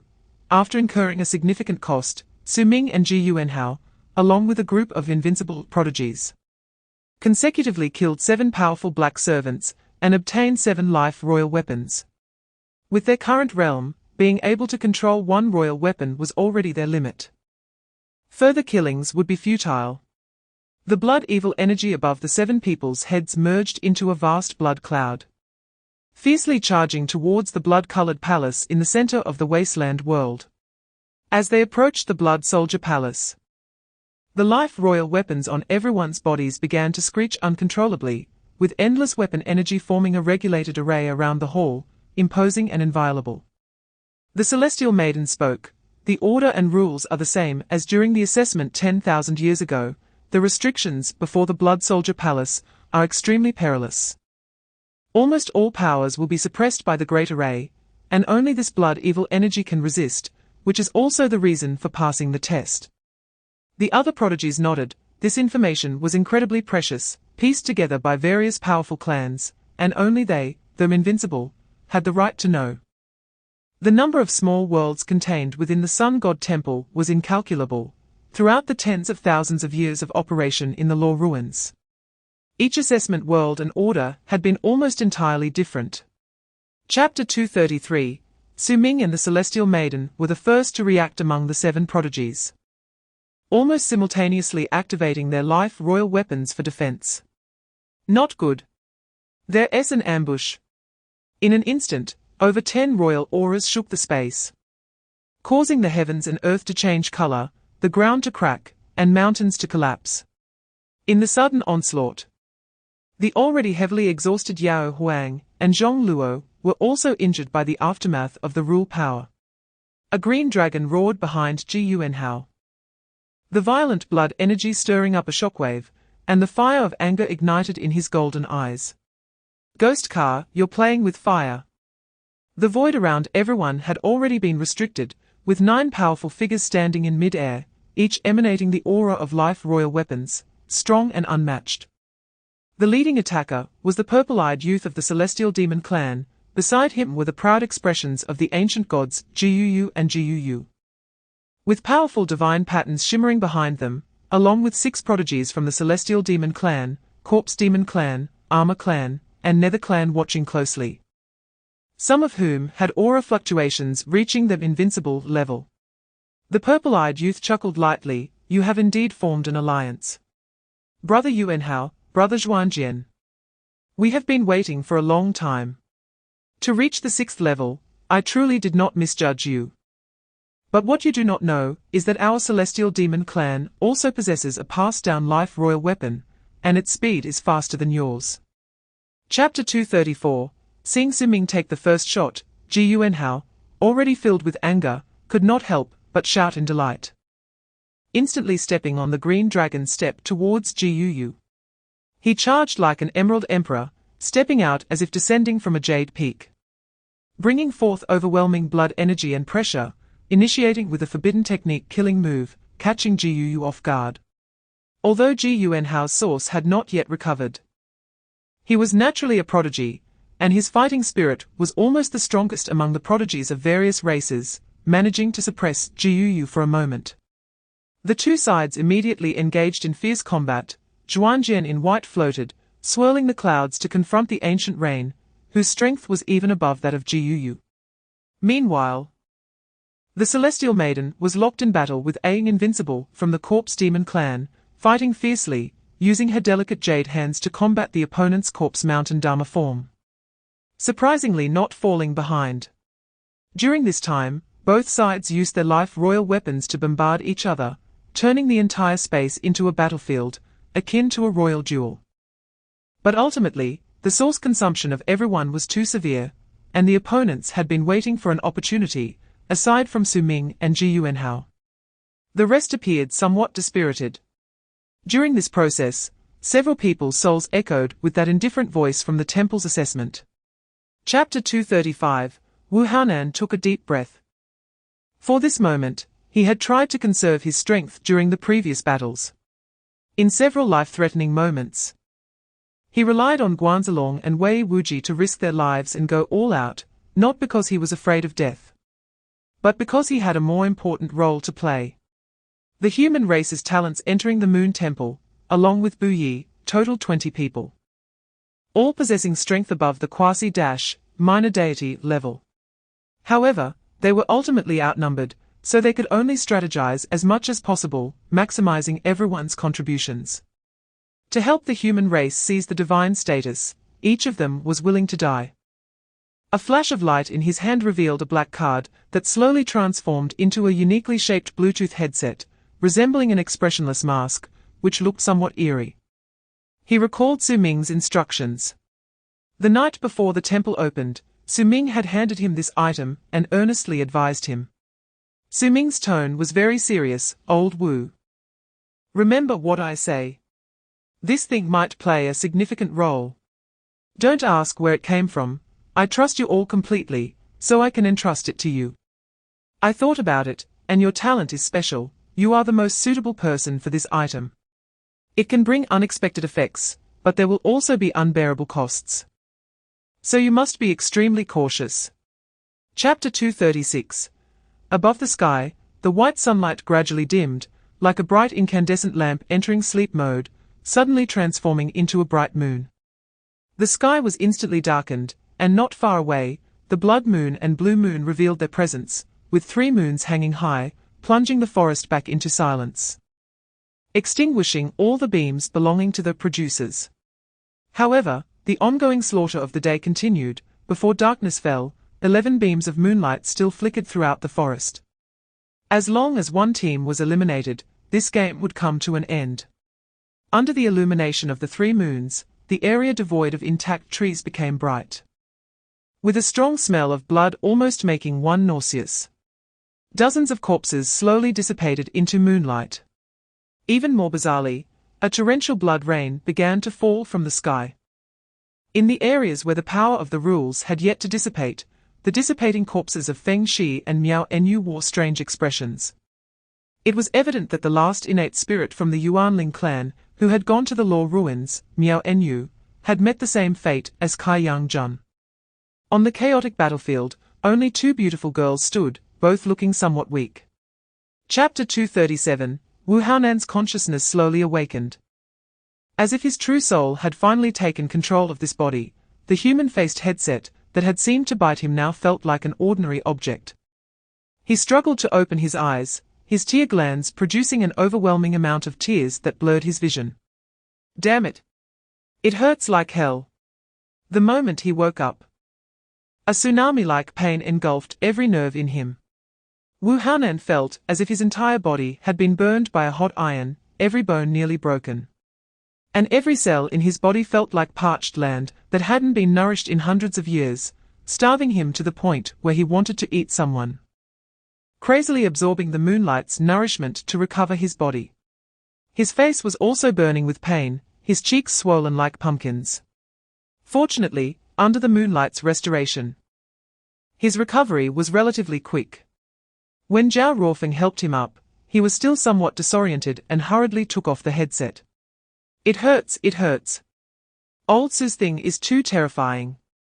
Qiu Minghan wiped her hands with a tissue and expressionlessly retreated behind the others. Everyone breathed a sigh of relief upon seeing Wu Haonan recover. It was not in vain that they had just beaten him up. Wu Haonan and the others also learned of the uncertain fate of the 3 from the Jifeng team, but they fell into silence. Chapter 238. The 2 sides invincibles had fought to this point, each possessing a destiny weapon, and not lacking destiny stones. So they no longer activated the rules of the king's weapons, and began to fight using their own methods. In the ruined ancient city, a terrifying monstrous figure expanded. With 8 heads like fierce ghosts, all showing ferocity, purple eyes flashing, blood flowing continuously from two necks, and a pair of enormous flesh wings blocking the sun, emanating overwhelming demonic energy. The continuously dripping blood, tainted with a strange rule aura, transformed into numerous crimson blood swords. The ghostly chariot's double wings stirred up a black wind, and wherever it passed, the laws of death eroded the spiritual energy of heaven and earth, with countless ghostly shadows flying, the ghostly faces appearing, and all vitality being stripped away from the imprisoned void. Blood dripped, disasters emerged, souls were devoured, and daylight was swallowed. In an instant, the four divine abilities unleashed by the ghostly chariot all attacked Su Ming. Su Ming's expression was grave, his vitality surged, and his palm was like a divine blade, cleaving down the myriad blood swords. The surging fist light collided with the destructive force against the laws of death. Gradually, however, he began to sense something unusual about his breathing. The speed of his strength depletion was accelerating, and he felt as if he were becoming ill. Chapter 239. Looking at Su Ming, who was drenched in blood, the ghostly chariot couldn't help but feel a sense of pleasure. The other party had already forced him to reveal all his trump cards, and he had yet to achieve all methods. The prolonged support of the nine-headed bird's demon body was nearly exhausting the spiritual essence within him. He had already lost 2 heads and sustained heavy damage to the remaining 2. Each use of vitality techniques for recovery consumed his essence. If he consumed too much, it might even affect his foundational Tao, which he could never accept, as a battle of the same realm, or even among peers. Such severe injuries were a tremendous humiliation for him. However, fortunately, such a powerful enemy ultimately fell into his disaster. Fallen feather. Do you see the gap between you and me? How many years has it been? A small clan from Wushan actually produced such an invincible, but so what? Go die. Disaster winds rise, bones dissolve, and flesh merges. The ghostly chariot's wings flapped in the sky, and several purple eyes projected eerie runes. This move nearly consumed all of his demonic energy, and his entire body trembled on the verge of collapse. The massive wings of the nine-headed bird gathered a sticky disaster wind that surged like a black mist, instantly engulfing Su Ming's figure. Chapter 240. Jiu wore a dragon-patterned black and gold battle outfit, making her originally charming appearance exude an air of nobility. She was the second minor deity of the ancient god clan, recognized within the clan as being stronger than Jiu. Previously, she had kept a low profile on Tongtian Island, so her reputation was not prominent. However, just now, Jiu used the ancient god-forbidden technique to suppress Jiangcheng, almost pushing the latter to the brink of life and death, showcasing her truly astonishing strength. It is worth noting that Jiangcheng had previously fought against Jiu Hao, the ghostly chariot, and Jiu on Tongtian Island, and had been evenly matched with them, yet he nearly died at Jiu's hands. If it weren't for Jiangcheng's profound celestial techniques and mastery of spatial laws, he might have died even earlier than the ghostly chariot. Of course, this was also partly due to Jiangcheng's excessive essence depletion in the previous round and having to divide his attention to deal with Su Ming. What made Jiu even more terrifying was that, like the heavenly girl Lianju, her spiritual power had also reached the level of divine souls, making her an unparalleled prodigy without weaknesses in physical body, magical power, or spirit. As Su Ming stepped down with one foot, the last head of the ghost car exploded into a cloud of blood mist, and the enormous body of the nine-headed bird dissipated into demonic energy. With a flick of his hand, he collected all the items from the opponent, and once again, a golden paper appeared in his hand. Which was the one the opponent hadn't had time to use. Chapter 241. After Su Ming swallowed the red fruit, he not only replenished all his deficits, but also struggled to suppress the Kai Palace's blood energy for a while. Otherwise, just a few strands overflowing would have been enough to complete the refinement of the last skull, allowing him to break through to the 10,000 laws realm at any time. The group did not delay for long and quickly finished their adjustments before heading to the stone tablet forest in the center of the ancient city. As Su Ming had predicted, the sixth trial was similar to the second, relatively safe. In this stone tablet forest stood thousands of ancient stone carvings, each inscribed with flowing Tao patterns, recording thousands of ancient Tao laws.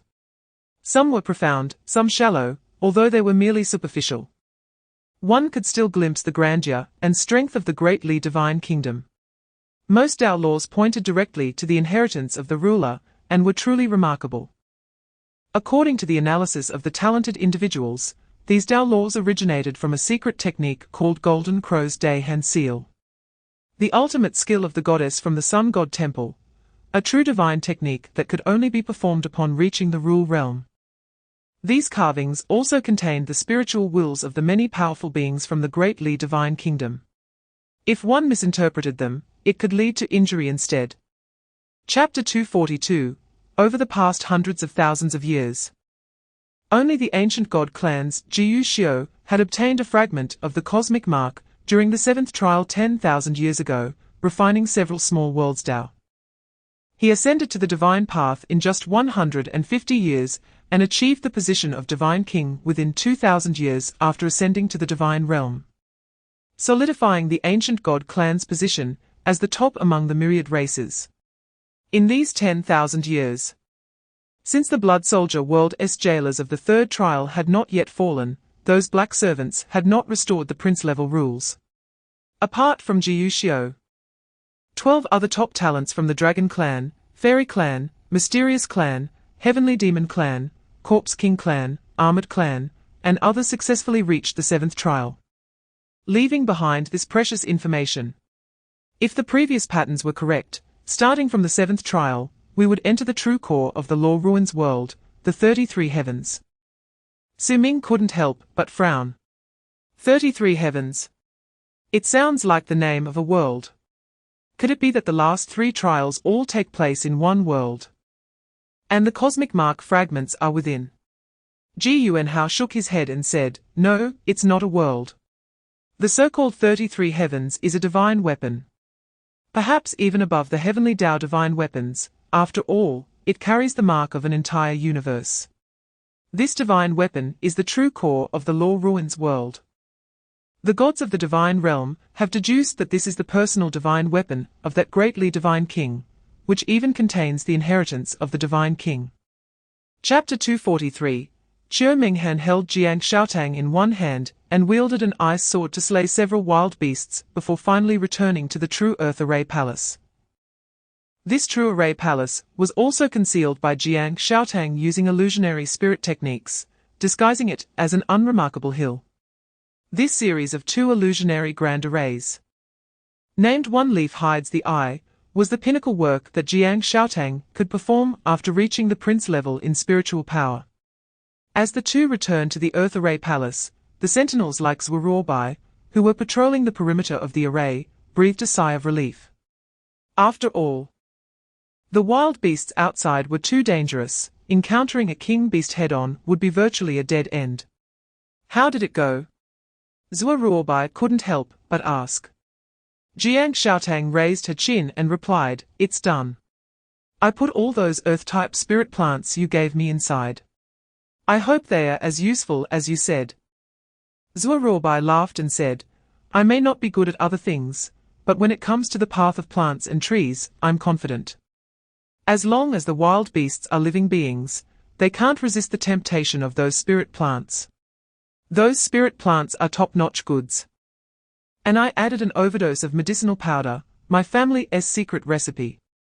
Even princes can't withstand it. It will definitely excite those wild beasts to the extreme." Chapter 244. Kuei Kai wielded a large halberd and struck at the void, but was still torn apart by Zhao Ruofeng and his team, quickly escaping without engaging in battle. The halberd only left a trail of bright red blood in the sky. His expression turned grim as he looked back at his team, where 3 or 4 corpses had been left behind, and several others had to crush their life stones to save themselves, including 3 of his most trusted subordinates from the Armored Clan. It should be known that those who reached this place were all top talents at the quasi-divine child level. As long as they survived, they would almost certainly break through to the prince level, becoming important connections for him in the future. They had traversed the hunting grounds and encountered wild beasts several times, incurring great losses along the way. Originally a team of over 100, only about 20 remained, and now they had lost so many elites. Meanwhile, the opponent had only lost one talent, who self-destructed a king weapon, and crushed their life stone.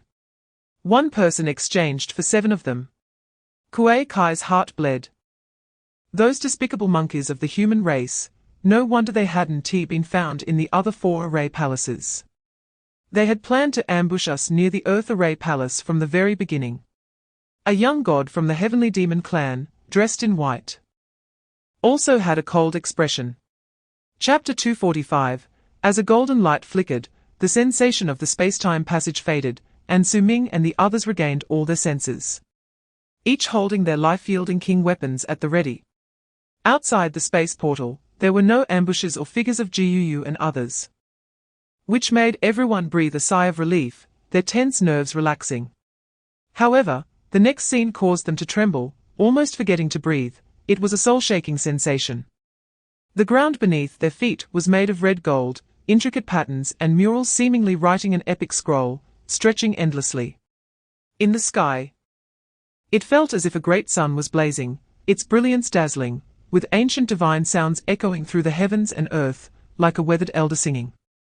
Golden crow shining sun, illuminating all lands, golden crow shining sun, illuminating all lands. Before Su Ming and the others, they beheld a divine being. On a throne resembling a divine mountain, the goddess clad in red gold battle armor sat majestically. Her sword resembled a pillar reaching the heavens. Her eyes were like 2 blood-red suns, and every strand of her hair sparkled brilliantly. She was the only sun in this world. In Su Ming's memory, even the highest peaks he had witnessed did not soar as high as the throne before him. A single scale from the goddess's armor could overshadow the sky, and a single strand of hair could cause rivers and mountains to cease flowing. Chapter 246. The moment Su Ming's true appearance was revealed, all the talented individuals changed their expressions in unison, with Ji Yuanhao and the celestial maiden reacting most intensely. "You're not from the fallen heaven clan. Fang Xinyu. It's actually you." Then everyone heard the cold and mechanical proclamation of the divine being. 33 heavens, the 3856th challenger, human race, Su Ming. Not only was the race false, the identity was false, the face was false, even the name was false. The pure Ji Yuanhao was left dumbfounded. The 2 talents he admired most in the law ruins turned out to be the same person, and he had been deceived for so long. With the mask suddenly exposed, Su Ming was also momentarily stunned, but he quickly reacted. He was not in a position to continue staying with them now.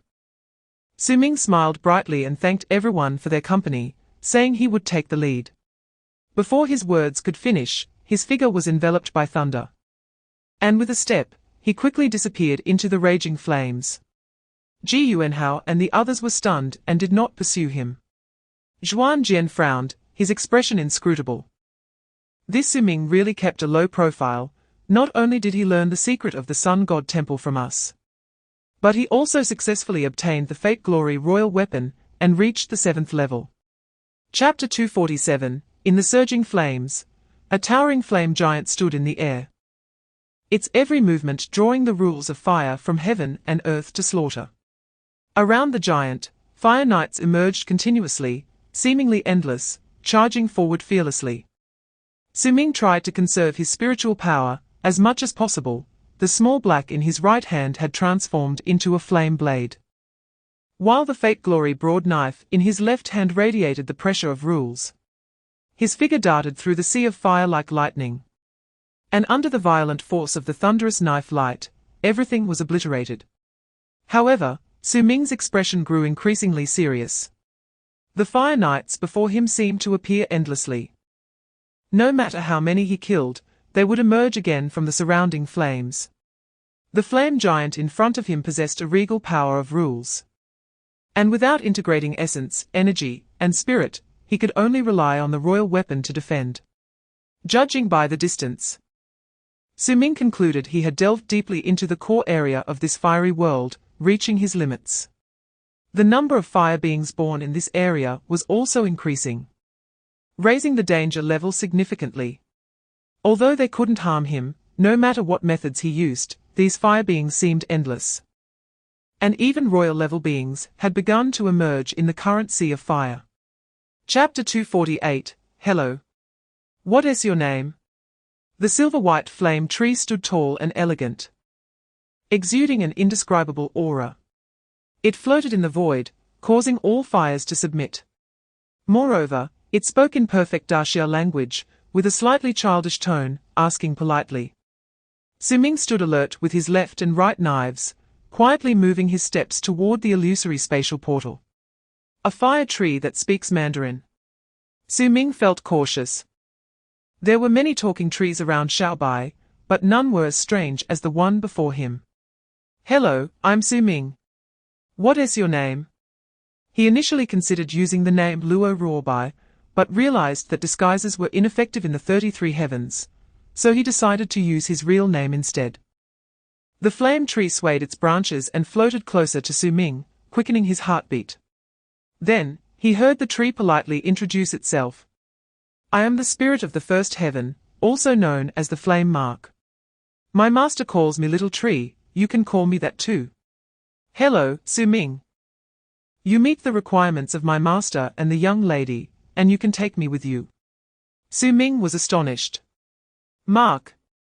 You are the cosmic mark refined by the great Li God King.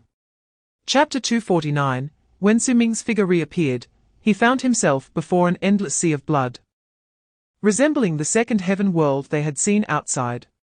The strong smell of blood rushed into his nostrils, and he sensed the same aura as the blood soldier world, that was the aura of blood sin. Su Ming frowned as he looked down. He was on a dock made of black stone, with countless small black boats floating on the blood sea. The boats had no oars or ropes tied to them. They simply floated motionlessly on the surface of the sea, and this vast blood sea was dead silent, with no ripples or waves. What kind of world is constructed with this kind of meaning? How do I cross it? Su Ming had no time to explore, so he directly asked the little tree. Little tree, what kind of meaning is the second heaven, and how do I cross it? The little tree sounded a bit excited. Ah? So this is the place where Little Blood used to live, not bad. I know this, he is the killing mark, corresponding to the killing realm. His realm world is different from mine, the killing realm is very special, and can only be comprehended through slaughter. The way to pass is to cross the sea. The blood sea is filled with creatures transformed from blood sin. The faster you comprehend the killing realm, the faster the black boat will move. However, those with weak hearts will continuously sink in slaughter, and be devoured by the blood sea. Once the black boat crosses the blood sea, it means the killing realm has been fully comprehended. Chapter 250, although he had never seen them before. Su Ming immediately recognized the identities of the grey-robed youth and the armored corpse. One was an old dragon that had self-destructed its foundation from half a step to Dominator, and remained unscathed. The other was an old corpse that had entered the law ruins 7 times and resurrected 7 times. They were also 2 of the 3 names shining with golden light he had seen before the Steely, Yuan Wujie, and Shigo. 2 cheating old monsters.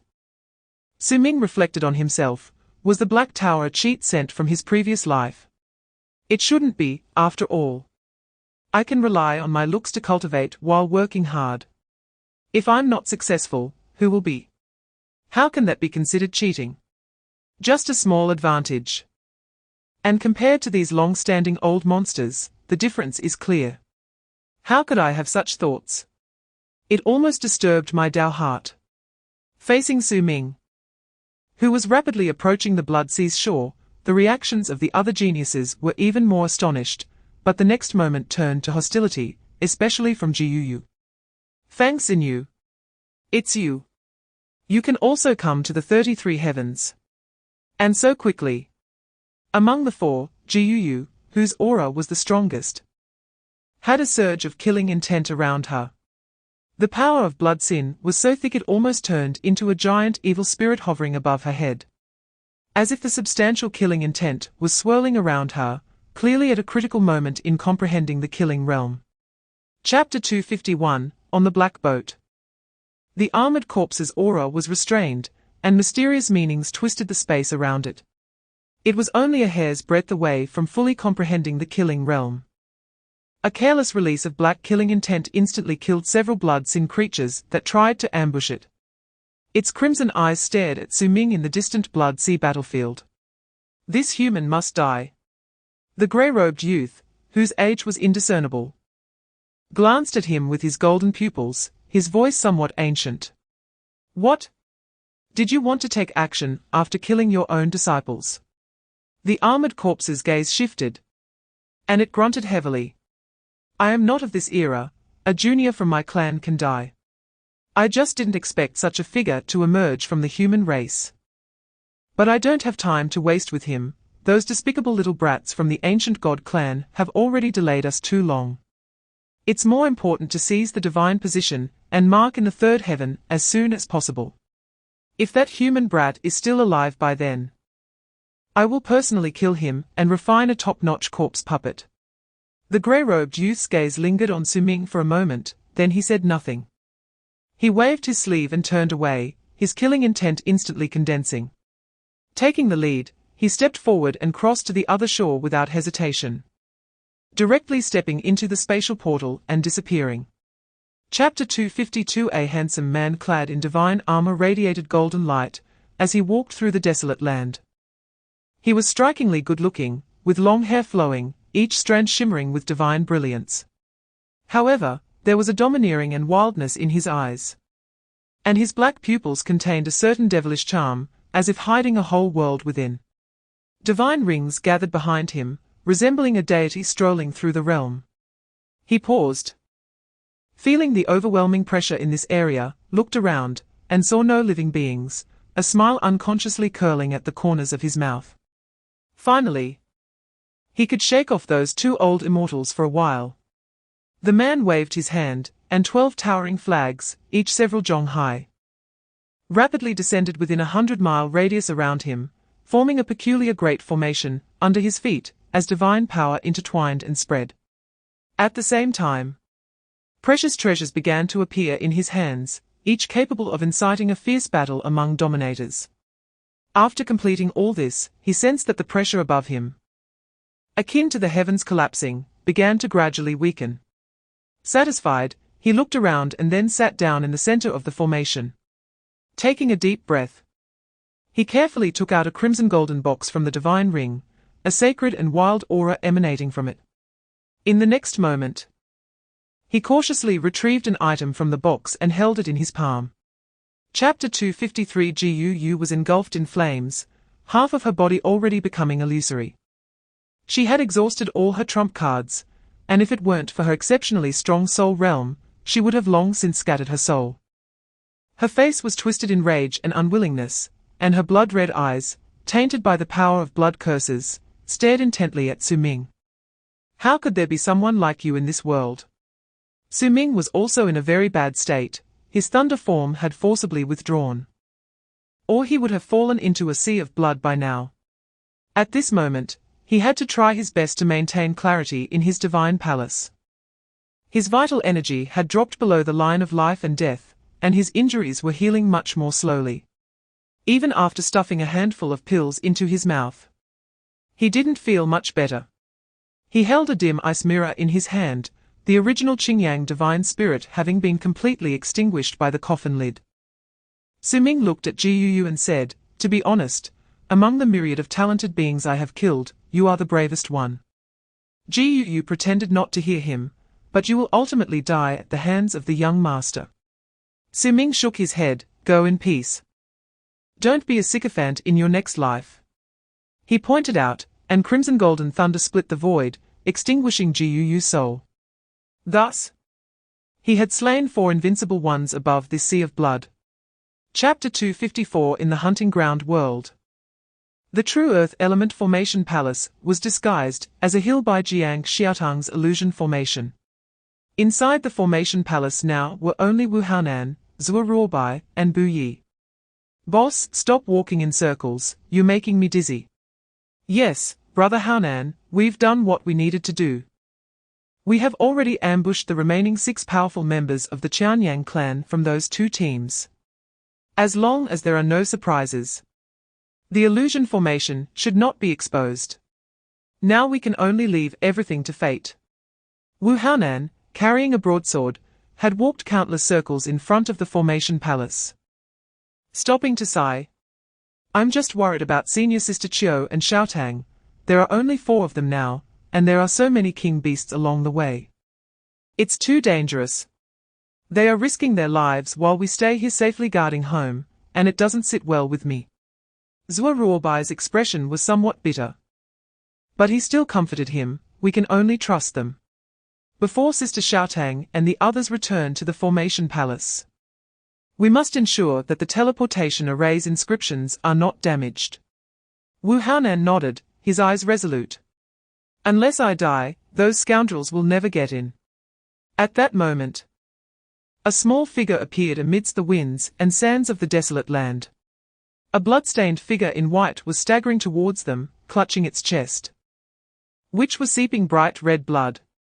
Chapter 255 Buyi, why must it be this way? As one of the Myriad clans, as long as you cooperate with me, I am willing to share this divine hall's fortune with you. The ethereal man in white coaxed. In front of the earth element formation palace, Buyi's 7 fingers were poised in the air, an invisible pressure emanating from him, pinning several talented beings of the Myriad clans before him. Blood and sweat seeping from his body. Listening to the man's words, Buyi smiled, seemingly frozen in place, each word difficult to utter. Yet his smile was very sincere. I am truly sorry, but the god of fate tells me that I should act according to my heart. Until I can hold out, I will not let any of you enter, and that is my true intention. The expression on the white-clad man's face turned cold, and he ordered, HMPH, stubborn and unyielding. Kill the other 2 first, he can hold on for at most a moment.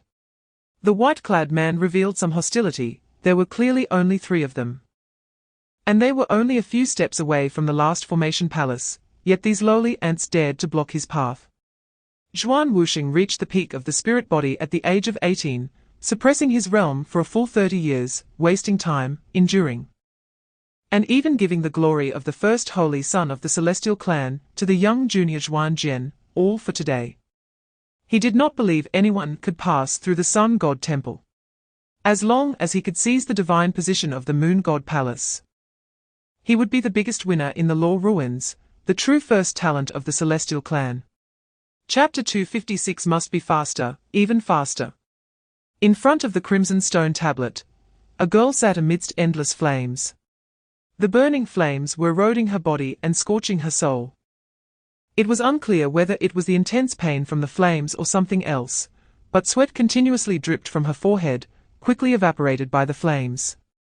She was enveloped in a layer of vibrant light, her eyes fixed on the stone tablet before her, her heart ablaze like a torch.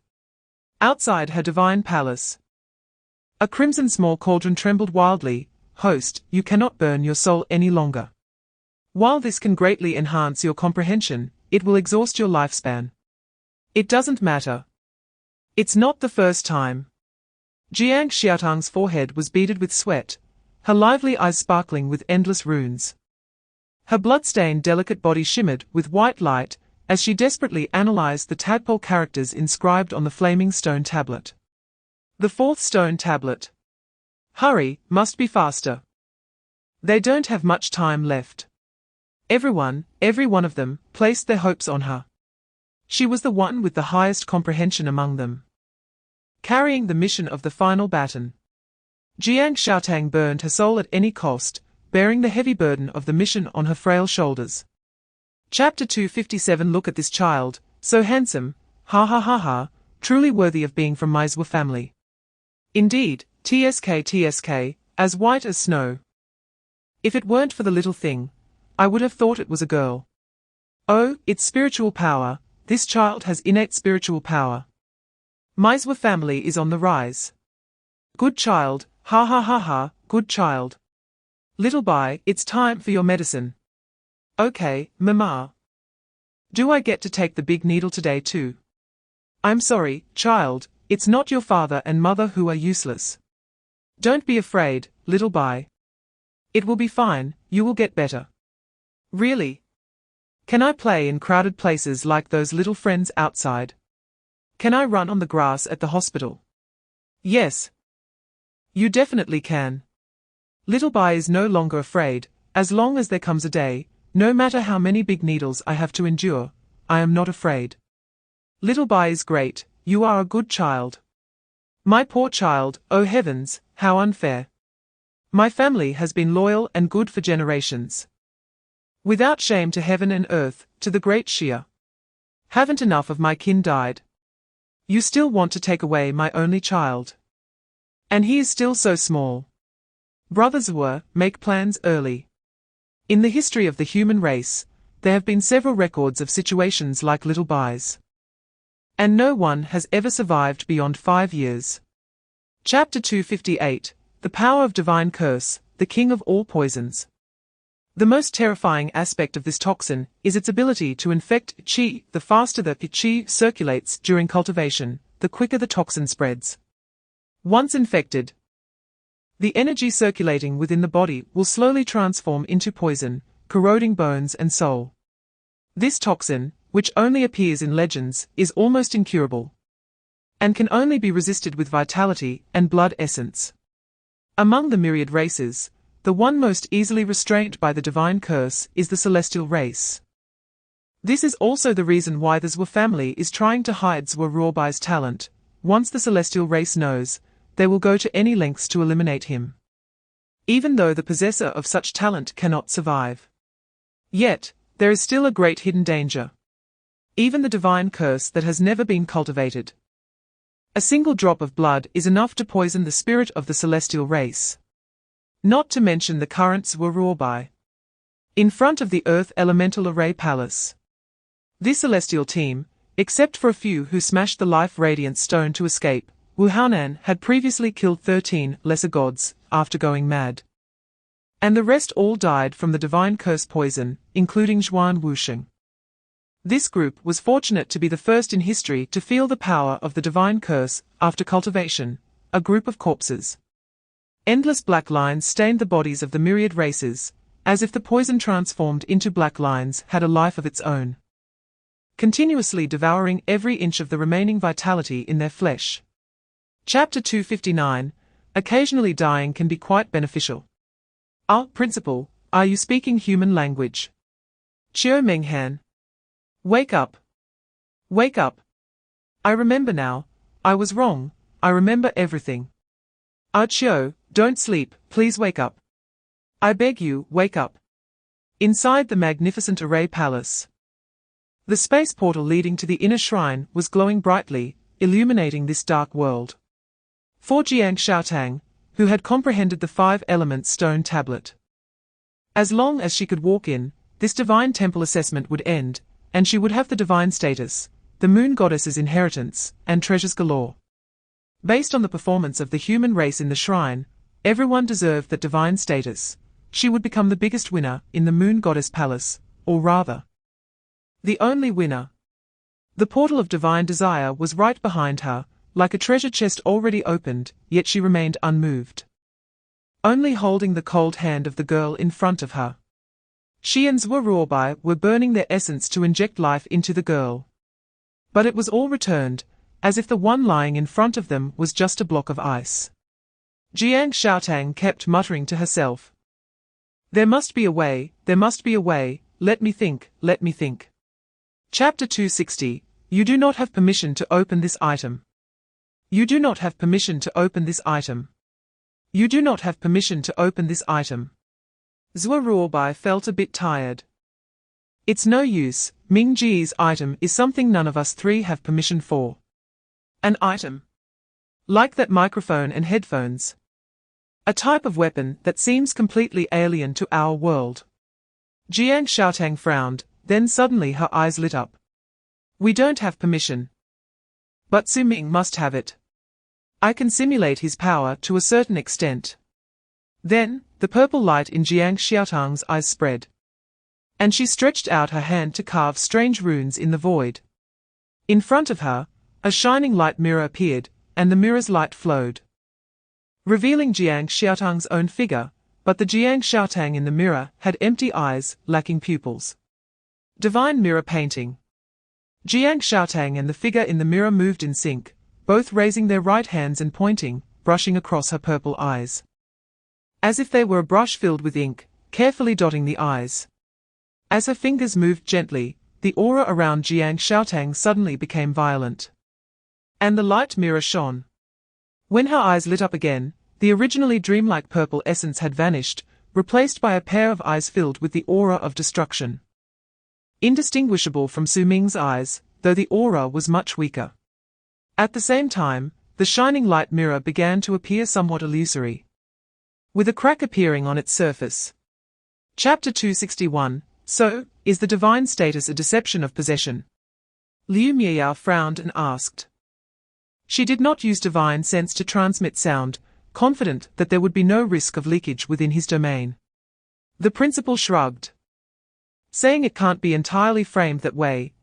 I just think that there are no two identical leaves in the world, let alone two identical paths. Since you have inherited everything of that divine path, after refining the divine status, are you really still the former you? But how many people can resist the temptation of becoming a god?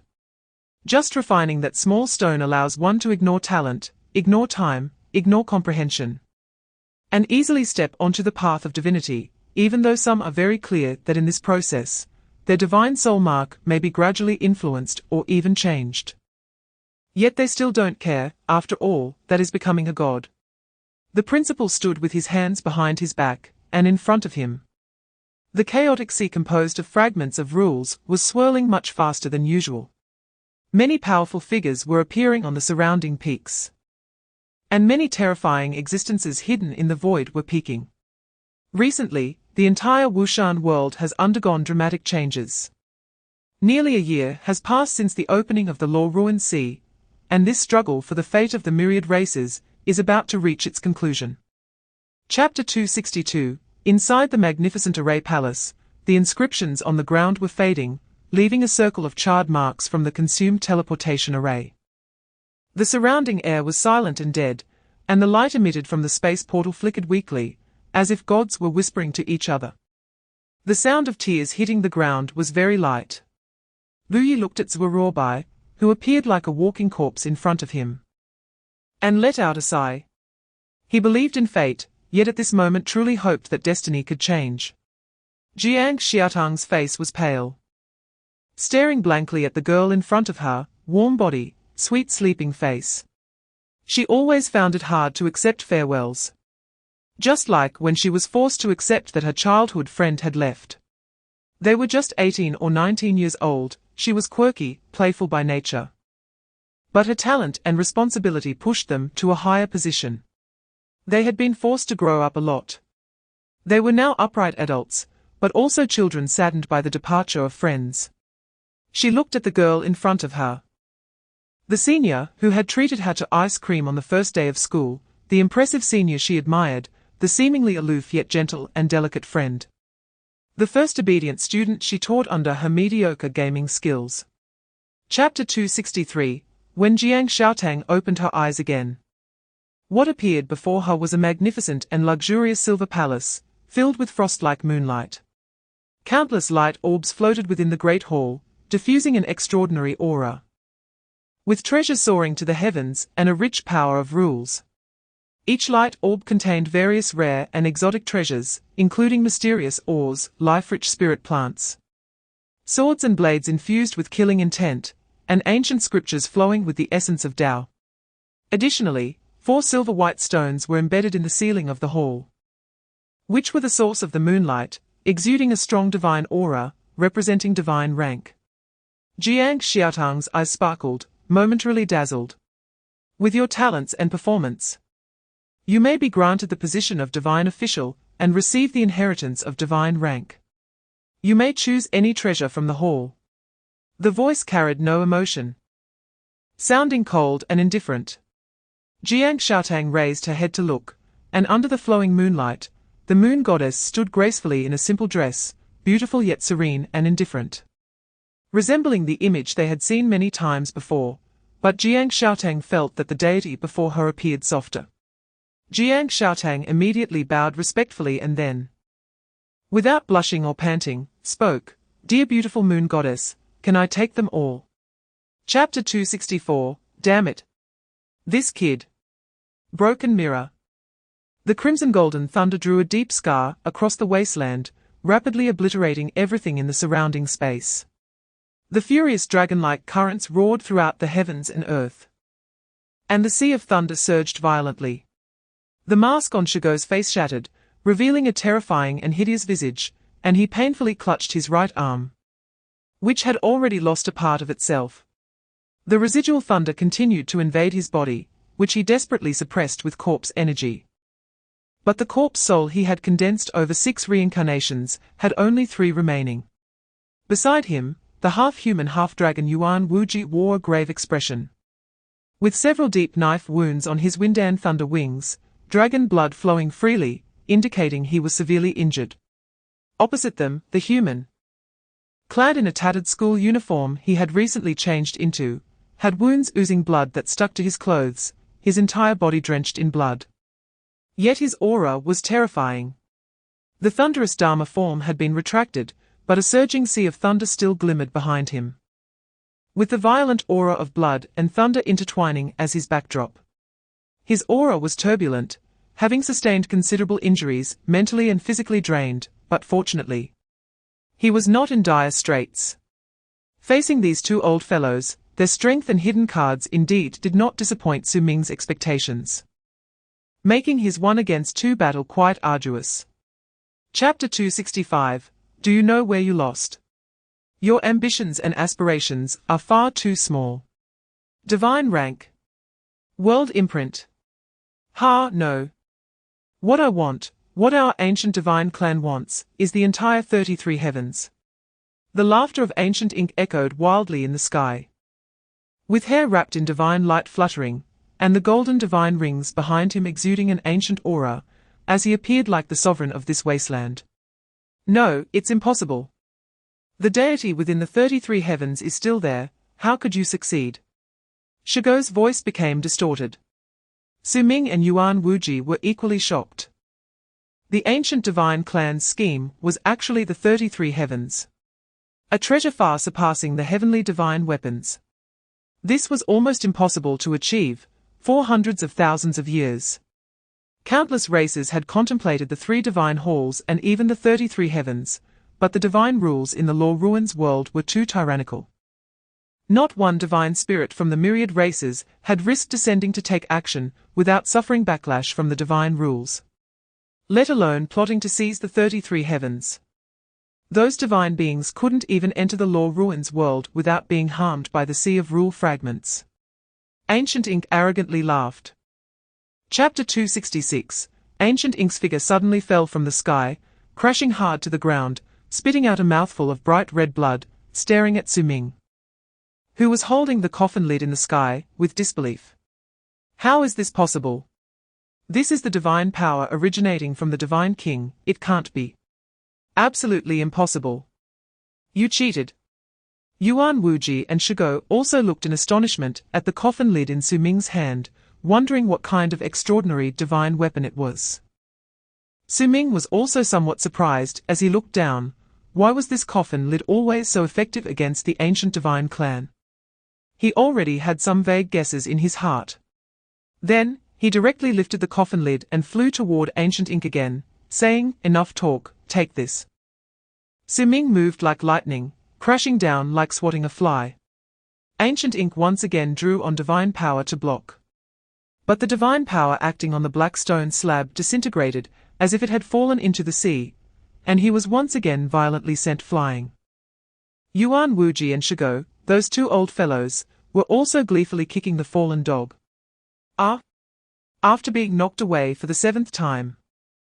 Even the proud Ancient Ink could no longer bear it.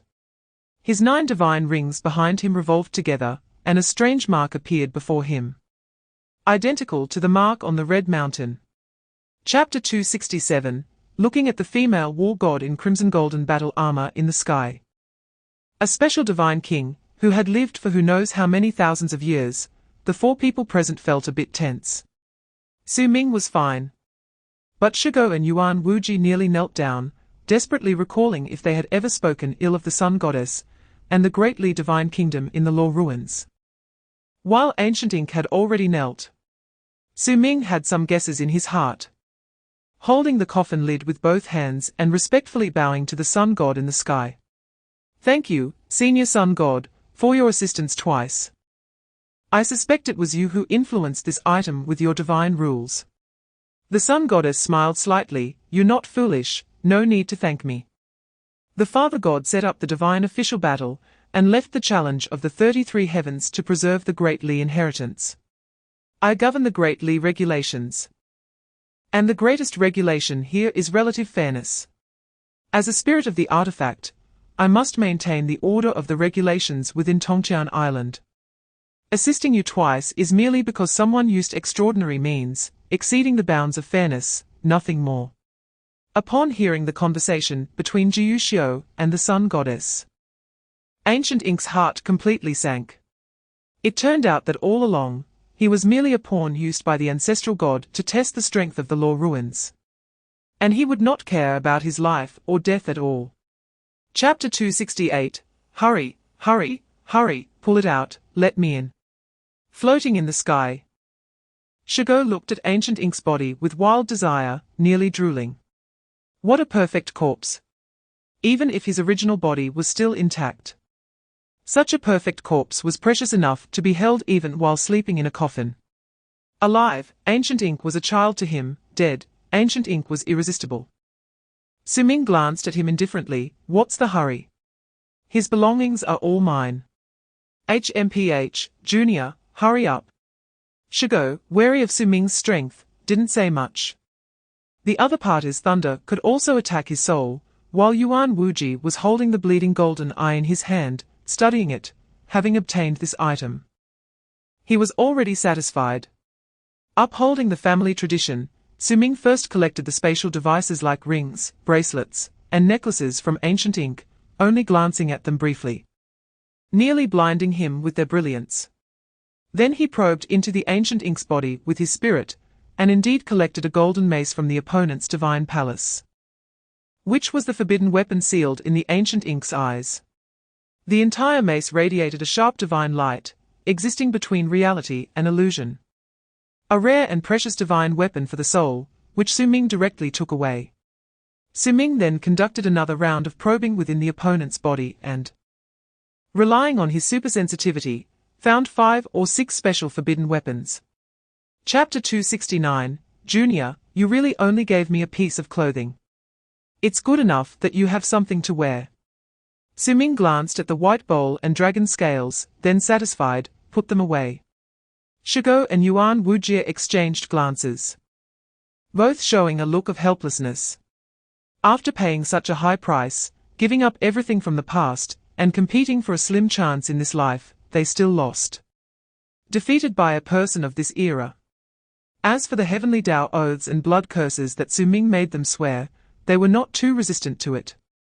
At most, they would keep Su Ming's experiences secret, and not expose the fact that he killed the 3 prodigies of the ancient god clan, and seized the divine status. After all, if Su Ming was the only one to leave the temple alive among the 4 challengers who broke into the 3rd heaven, he would undoubtedly become the target of everyone's ire. However, from their perspective, this didn't hold much significance. Even if the human race could leave Wushan alive, what then? On the day when all races clash, fate would already be determined by the heavens. The Sun Goddess looked at the 3 below with a playful smile. Are you done? The 3 were simultaneously startled, then respectfully bowed. The gaze of the Sun Goddess lingered on Yuan Wujie and Shigo for a moment, her voice devoid of emotion, as if she were the cold and mechanical spirit of the temple world. Chapter 270. Divine Servant. Su Ming was momentarily taken aback, and Jin Shao sighed, informing him of their experiences in the Moonlight Temple. Jin Shao, being a well-known prodigy of the current Da Xia, had the talent of Nirvana Fire, ranked 028, which could provide sustained enhancement by burning his own essence blood, and after self-detonating his blood and spiritual power, he could also recover through nirvana, making the power of nirvana fire even stronger. However, the essence blood was limited, and the source consumed during self-detonation was hard to recover. It could lead to exhausting his own source and death, making it a life-risking move, and each time he underwent nirvana, he needed a long time for recovery. Yet, this self-destructive nirvana was used by Jin Shao a total of 9 times in the Law Ruins, and during the last time, to block a king beast. He directly exhausted all his essence blood in an extreme nirvana. When Jin Shao opened his eyes again, he saw the sun goddess, who had captured his remaining soul using the imprint of the small reincarnation divine path and reformed his broken body. However, as a price, his soul and life now depended on the small reincarnation divine path. If he left the Sun Temple, he would still die. And he had to stay by the Sun Goddess's side, becoming her divine servant. Chapter 271, Palace Master, may I ask, what is the cultivation level of the person to be killed? He was once half a step to the Tao Master, and may have transcended by now. What level is this Tao Master? Beyond the divine path, he would be the master of the universe. Just a glance from that ancient rest would be enough to kill him. Beautiful. Thank you for thinking highly of me. No need to thank me. Palace Master. I have one more question. I want to know, is your Li family lineage part of the human race? Yes and no, in my Li family. There is only my father, who was a pure-blood human before his fall. He used his overwhelming divine law to descend himself and the divine nation into this world. Probably just to be closer to the ancestral star. All right, I've said all that needs to be said. Take Little Tree and Big Mountain with you. When you have the strength to be invincible under the divine path, holding the Jinwu imperial order to re-enter the temple, perhaps there will be a chance to break into the 13th heaven. Palace Master, one last question. Can these divine statuses be used? Rest assured. It's not the traditional alternative possessing, but with the sole imprint of the 3 divine temples, when the Li flag waves again. These people will also need to fight for me and die for me. Chapter 272, inside the Moon Temple, frost-like moonlight filled the hall. And on the floor made of secret silver, a somewhat pitiful girl was sprawled out. Her robes and hair were soaked with blood, as if she had been soaked in a sea of blood. The longbow in her hand was broken in half, and her body was covered in wounds. Her breath weak and frail. A moon goddess in a plain dress approached her, looking faintly at the half-dead girl. The girl blinked her large light purple apricot eyes pitifully at the moon goddess. I'm a dead little Tang, moon goddess sister. Given how miserable I am, can I choose a few more items? The moon goddess sighed. Indeed, you have astonishing talent. A silver crescent moon appeared in her hand, floating, its aura pure and grand, as if it contained a world within it. Thousands of runes merged into the crescent moon in her hand, and then she gently pointed it at Jiangcheng.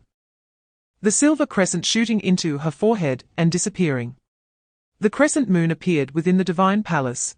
A surge of vitality flowed into the girl's body, and the silver light circulated around her, quickly healing her wounds and rapidly restoring her spiritual and mental strength. Chapter 273, On the Sea of the Law Ruins. Su Ming led a group of human prodigies stepping on bronze leaves, heading towards the mountain peak where the human race was located. Wu Yi stirred the fate plate, jumped onto his tortoise shell, and nodded to everyone. Brother Su, Brother Haonan, everyone, we are fated to meet again. Su Ming secretly slipped Bui a storage ring containing the remains of several invincibles, and seriously cupped his hands, saying, Little Yi, I await your visit to Da Xia for drinks. Wu Yi smiled. Naturally, fate will bring us together. He then waved goodbye to everyone, driving that magical tortoise shell towards the direction of the Fate clan, where only an elderly man in a white robe, wrapped from head to toe, awaited him. That area was avoided by all races, as no one wanted to provoke a demigod who practiced the path of fate. Su Ming turned back to look at everyone and took a deep breath. Wei Wuji's original dantian had shattered. He was fed a divine pill originating from the ancient ink. and was currently in the process of reconstructing his Jiangcheng. He and Liu Zhejian, the twin stars of the capital, were indeed like brothers in hardship. Both in a state of near disability, but fortunately, both had a chance to recover. Chapter 274. The principal's sudden and sharp attack shocked all the demigods present. The nearby celestial beings frowned, choosing to remain silent, and immediately distanced themselves from this place of strife. The ancient Sun Lord was especially furious. Behind him, the great sun burned the heavens. The powerful demigod's strength almost sealed off all the rules in this area, trying to stop that humiliating slap. But at that moment, he felt as if he was stuck in a spatial mire, and it seemed that the moment he reacted, time inexplicably vanished. The arrogant man in front of him harshly slapped his face, and also slapped the face of the ancient god clan. Under that domineering golden handprint, the divine path roared. And the rules of the entire world were stirred, especially since this place was near the law ruins. The spiritual power and rule power between heaven and earth became even more chaotic. The figure of the ancient Sun Great Venerable was sent flying. Blood seeping from the corner of his mouth, and several broken teeth were spat out into the air.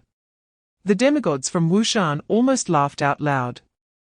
They never expected He Shaoqian to dare to strike directly at the ancient Sun Great Venerable. In the past, the myriad races would not have been so harmonious today. Seizing this opportunity to unite the powerful forces of various races could potentially allow them to directly invade the human realm. He Shaoqian, you're seeking death. Chapter 275. The Path of 3,000, different roads leading to the same goal. Every law, when cultivated to the extreme, can reach the pinnacle of divinity. But there has always been a saying in the cultivation world, time is king, space is revered. Yet today, someone has combined these two supreme principles into one. Outside the law ruins, that vast river of time and space surged and burned, intercepting the retreat of dozens of powerful demigods. However, any demigod attempting to break through that river was trapped in a mire constructed by time and space, as if each demigod was swept into different temporal boundaries. Once trapped by this river, they would be forcibly dragged into the battlefield by an avatar of a certain principle, leaving them no chance to escape. At this moment, Principal Luo and 6 other peak rulers plunged into the river of time and space, accompanied by an endless sea of tribulations. This was the tribulation of demigods, and also the great calamity of the transformation of principles into divine paths, but at this moment, there were a total of 7 such tribulations. The incomplete heavenly path of Wushan was enraged. The calamity triggered by the 7 was even more intense than the usual demigod tribulation. However, these 7 were the most monstrous rulers among the human race, and they resolutely bore this violent heavenly punishment, stepping into the realm of demigods together. The 7 had already been guided by the principle, completely entering the encirclement of the river of time, bringing the demigod tribulation entirely into this world. Chapter 276. 2 flickering keys pierced into the black tower like divine swords. The moment of silence seemed to seal time, followed by a sudden surge of overwhelming waves. The restrictions on the first 3 levels of the Black Tower were instantly lifted, and the soaring golden light illuminated Su Ming's entire spiritual world. Within Su Ming's body, in his Dantian, bones and blood, pure and domineering power erupted continuously, like a supernova undergoing transformation. That power seemed innate, familiar, and natural. As if it were not a gift from heaven, but the awakening of a sovereign. He opened his eyes, and the dazzling golden lightning in his gaze was even more scorching and striking than the golden eyes of a dragon. After nearly a year of comprehension and training in the law ruins, the awakening of the Saint King body, the surging blood energy, the 3 divine palaces, the indestructible power, and the unity of essence, energy, and spirit allowed him to realize the power of destiny. In the 33 heavens, he had mastered 3 major realms and, through slaying Jiu Mo, exchanged for the Thunder Path diagram, realizing the 5th Thunder Law. The depth of Su Ming's foundation had reached a terrifying level unheard of since ancient times. Even without unleashing the power within the Black Tower, he would surely soar into the sky today. But he was still not satisfied. Within the Thunder Palace, a thunderous hand uprooted the fiery sapling, completely rooting it above his dantian. Meanwhile, within the Blood Palace centered around the furnace of blood, a red mountain fell into the palace. And the ancient characters on the indestructible sutra suddenly ignited. Chapter 277. Su Ming stared blankly at the middle-aged man standing beneath the boundless thunder tribulation. Blood from the dominating sword's edge before him dripped down, scattering into the air and dissipating as the principles vanished. An overwhelming sword intent surged forth. He seemed to stand at the boundary line between the void and this world, with space around him in disarray. The pressure and aura surpassing the kingly realm approached him. And he smiled as he tied his long hair into a wolf's tail at the back of his head, revealing a rugged yet resilient face. He smiled just as unreliable as before, still scruffy, but vastly different from the completely immortal-looking Taoist he once was. Formerly, Su Wuwei had barely bathed a few times in a year, his beard longer than Su Ming's hair, and his grey hair and beard melded into one, making Su Ming always think of his third uncle as an old Taoist over 50. But now, the third uncle before him was dressed in a neat Jiangcheng suit, with a golden star pattern shimmering on his chest. He had just arrived from the void, commanding the boundless heavenly punishment, and with a single sword annihilated a ruler, clearly a handsome middle-aged man. Su Ming was somewhat dazed. Is this really my third uncle? As a child, he had always thought of his third uncle as some hidden master, but following him to small towns to slay demons. His uncle's deceptive demeanor, and the experience of chasing stolen cucumbers from farmers in a spirit energy tractor for dozens of miles had gradually shattered that illusion. Even a second-tier demon wolf could force them to flee for their lives, which made him lose faith in his third uncle. Chapter 278. Outside the forbidden area of the Law Ruins, the calamity that had nearly covered the heavens and earth finally subsided. The surrounding thousands of miles were in ruins. Rivers flowing dry, mountains overturned, with more than one demigod's corpse lying across the wilderness. The fallen rulers and nobles were nearly comparable to the Battle of Wushan. This was a tragedy that the Myriad Races had never anticipated, nor dared to imagine. Finally, the demigod tribulation came to an end. As if even the heavenly path had grown weary, with scars and cracks all over the void, healing very slowly. The heavenly path of this Wushan great world was inherently flawed, suffering from the wounds of the abyss, like an elderly man nearing death afflicted by illness. Now, a swarm of ants was biting at him, with 2 ants carrying the aura of venomous snakes, bringing their toxins to gnaw at him painfully. Moreover, one ant even attempted to transform into a large insect in one go, which he could not tolerate, but this ant was too formidable. He fought back and forth, but failed to catch the cunning ant, instead suffering several significant defeats. Even more seriously, a group of large rats was fighting on him, biting him while fighting, showing no respect for the elderly at all. This was too much. Chapter 279, the capital of Daxia, Jinghua. As one of the 2 capital-level main cities of Daxia, boasted a solar-level protective shield and housed billions of residents.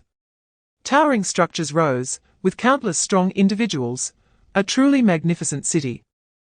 In the center of the ancient dragon axis of Jinghua City was the office of the highest elder council of Daxia. However, these top-tier powerful figures, capable of determining the rise and fall of the entire human race, were stationed in various territories, leaving little opportunity for them to gather. Now, in the conference room of the Elder Council, a sign reading Law Ruins Project Office hung on the wall, the characters written in a powerful and vigorous brush style. In the spacious conference room, only a white-robed elder sat at the podium, behind a throne etched with blades and swords, filled with loneliness, indifference, and authority. The white-robed elder silently looked at a somewhat damaged top-secret document on the table, thick, with a plastic cover inscribed SS-level highest legislation, Law Ruins Project 3rd Amendment Draft. The elder silently picked up the document and began to flip through it quickly. Ultimately, the number of selected participants in this project was 131. According to the statistics from the Law Ruins Project Office, a total of 131 wills were uploaded, with no one withdrawing. Super S-level observer Su Ming. Information classified as SSS level top secret.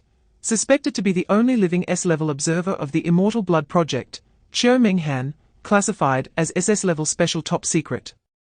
Naturally endowed with the Xuanming divine character, S-level observer Jiangcheng, classified as SS level special top secret, suspected to possess innate divine soul.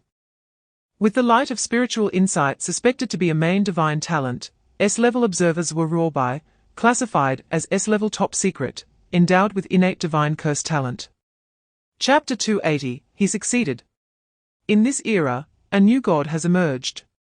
The luck of Wushan is about to run out. Dozens of demigods who participated in the assassination have been completely killed by that person. This also signifies that the human race will completely break ties with the groups behind them. The dragon race, elf race, fairy race, corpse king race, and other powerful beings from the myriad races, who had not acted before, looked stunned at the figure of the supreme being in the sky. They witnessed a deity achieving enlightenment. This news will undoubtedly become a huge storm sweeping through all the myriad races worlds. In the red glow of the portal descending from the celestial canopy, the figures continuously stepping out sent chills down the spines of the myriad races. It was only at this moment that they realized how much effort the human race had put into the preparations for today. Those powerful figures teleported from various places in the Wushan world were all at least peak kings. They came from the 4 major academies, prestigious families, the battlefields of the 9 provinces, the demon-slaying department, from the common folk, and from the Western Holy Hall. This was a plan that involved the entire upper echelons of the human race. It is unknown since when these individuals had been hiding like nails in various places in Wushan, waiting for this opportunity. The gifts they prepared to congratulate the new deity's enlightenment were the 18 strands of destiny from the 18 royal families of the Wushan world. Chapter 281, Classmate Jiangcheng. What are you staring at? I'm observing whether you usually lose hair or not. Every hair you lose is a treasure. All right, stop looking. I'll pick the best strand of hair to send you and help Oldsie fix your bow. Yay! Thank you, Principal, you're the coolest. Su Ming couldn't help but step forward to voice his question. Principal, forgive my bluntness, but at your current realm, shouldn't it be as simple as snapping your fingers for us to return to the vast void? If not, isn't there still that tiger talisman in the sky above? The starship was slowly drifting toward the vast void, and no one knew how long it would take. At this moment, the principal was not displaying the demeanor of a master. After everyone else had left, he casually sat at the bow of the ship. His originally flamboyant silver hair had now turned into flamboyant white hair. After truly ascending to the divine realm, his old handsome face seemed to revert to youth. And if it weren't for the deep lines of time in his eyes, he would look like a complete silver-haired handsome man, truly deserving of the honor of being the campus heartthrob of the vast void. At this moment, his devoted demigod disciple Liu Miao, dressed in a fiery red chapao, was pouring tea for the principal, while Jiangcheng, Su Ming, Wen Qianqian, Qimo, Xi Yi, and other girls were gathered around the principal, listening to his teachings and sharing laughter. Chapter 282, As for the Myriad Races worlds, their situation is also quite special. Besides the Wushan, Yangyu, Juyu, and Motuo worlds surrounding our great Xia, there are also 5 other major worlds. These 9 major worlds and some smaller worlds within them were once a single entity, which they named the Keigu realm. It is said that Keigu is the creator god of that world. This naming convention is quite direct. Our blue star could actually be called Hishaoqian continent, or Hishaoqian world. What do you think? Very good, it sounds quite familiar. I think so too. But the Elder Council always rejected me in the past. Speaking of the Keigu realm, it is a very prosperous cultivation civilization universe, and also the entrance to the divine realm, with myriad races standing tall. Almost all the top 100 races throughout history have had divine powerhouses ascend to the divine realm, becoming the guardians of the myriad races. Therefore, the relationship between the Keigu realm and that divine realm is very close. Over 7,000 years ago, a major disaster occurred in the Keigu realm. And we suspect that this disaster was related to the divine realm. You don't need to know too much now, just know that after that upheaval, the Keigu world was split into 9, and even their heavenly Tao was divided into 9 parts. It was also because of that disaster that the plane universe, where the Keigu world is located, connected with our Xiaotian continent. Chapter 283. An inexplicable yet anticipated revelry continued into the night. Ever since Xiaotian took over the Starry Sky University, such a situation has become the norm.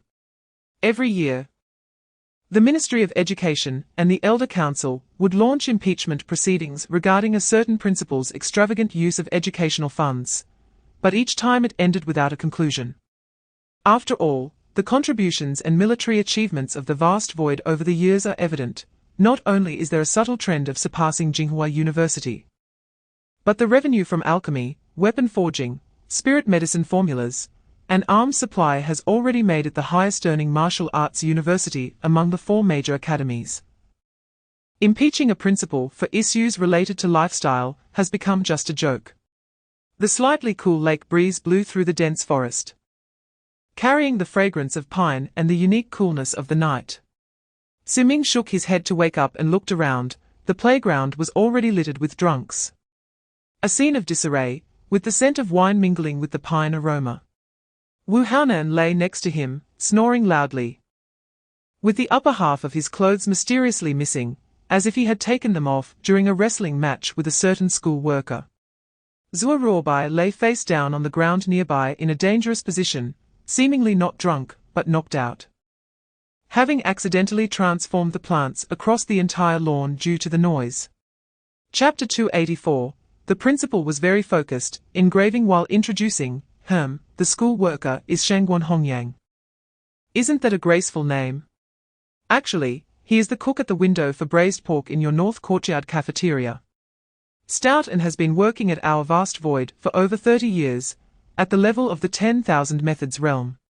He's a nice guy, although his cooking is a bit unpalatable.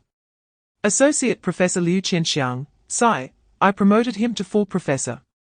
If he was still here, you would have his course on the relationship between martial Tao principles and realms in your senior year. It's a mandatory course with high credits and star points.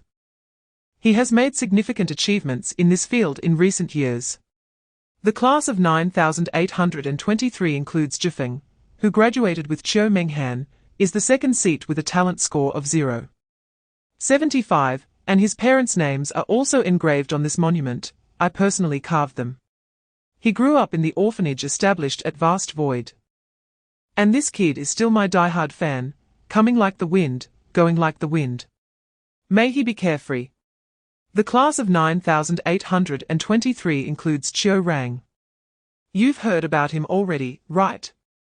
I saw you talking for a long time with Qiu Rang's roommates today, and even toasted him. Did you tell him that we won against Wushan, and that Jiangcheng won't fall?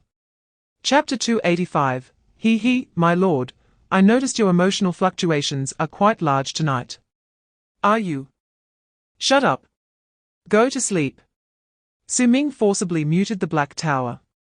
After unlocking the 3rd layer, his control over the Black Tower had greatly increased. In the sea of spiritual consciousness, the vast clear energy formed a thick fog, causing the Black Tower to passively fall into slumber while digesting the essence blood of the myriad kings he had slain outside the law ruins. He also locked Little Tree and Kaishan inside the fragments of the Kunlun mirror. Su Ming walked toward the playground, mentally preparing himself. The school rules clearly prohibit boys from barging into the girls' dormitories, and bringing girls back to the boys' dormitory is also a major taboo. As the class leader of Class 1 and the first seat of the 9824 class, I cannot knowingly break the rules. Therefore, in such an environment and at such a time, it is quite normal for me to take my drunken girlfriend to a hotel, right?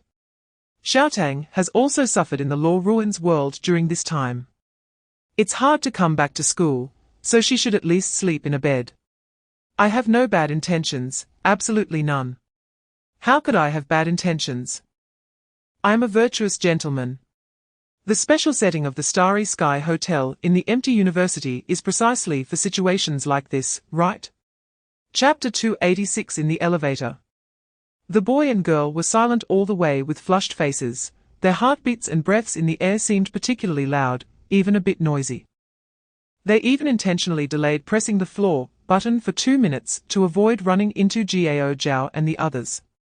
When the elevator door opened, the two of them, feeling guilty, rushed into the room and quickly shut the door. The room was large, but neither of them turned on the lights. In the darkness, Su Ming and Jiangcheng exchanged glances, and after a few seconds, they couldn't help but laugh, amused by the youthful silliness. Su Ming pinched Jiangcheng's small nose. "You're not drunk." The girl playfully stuck out her little tongue. "I was drunk at first, but then I took the hangover medicine from the teacher, and I woke up."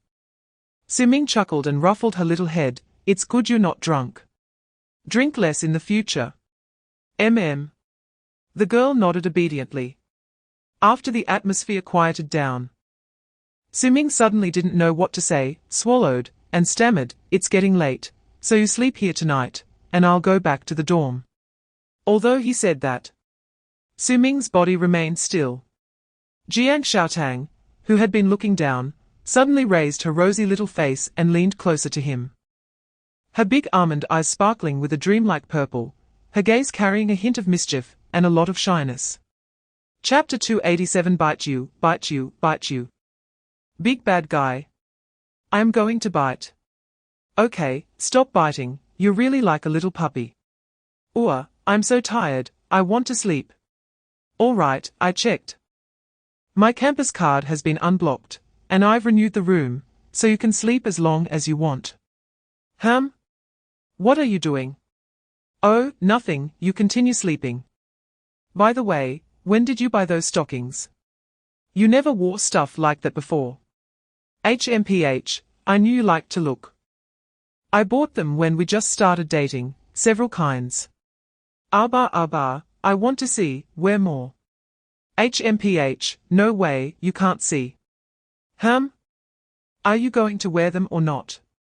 I will wear them. HMPH, Su Ming is the universe's #1 big bad guy. You just know how to bully me. I was wrong, I'll take you to take a shower. 3 days and 3 nights. A full 3 days and nights without returning to the dorm. Old Su, your behavior of betraying the organization makes it hard for me, the dorm head, to handle. Exactly. Look at Ming Ji's triumphant look. It seems he's been promoted from Su to a higher position, congratulations.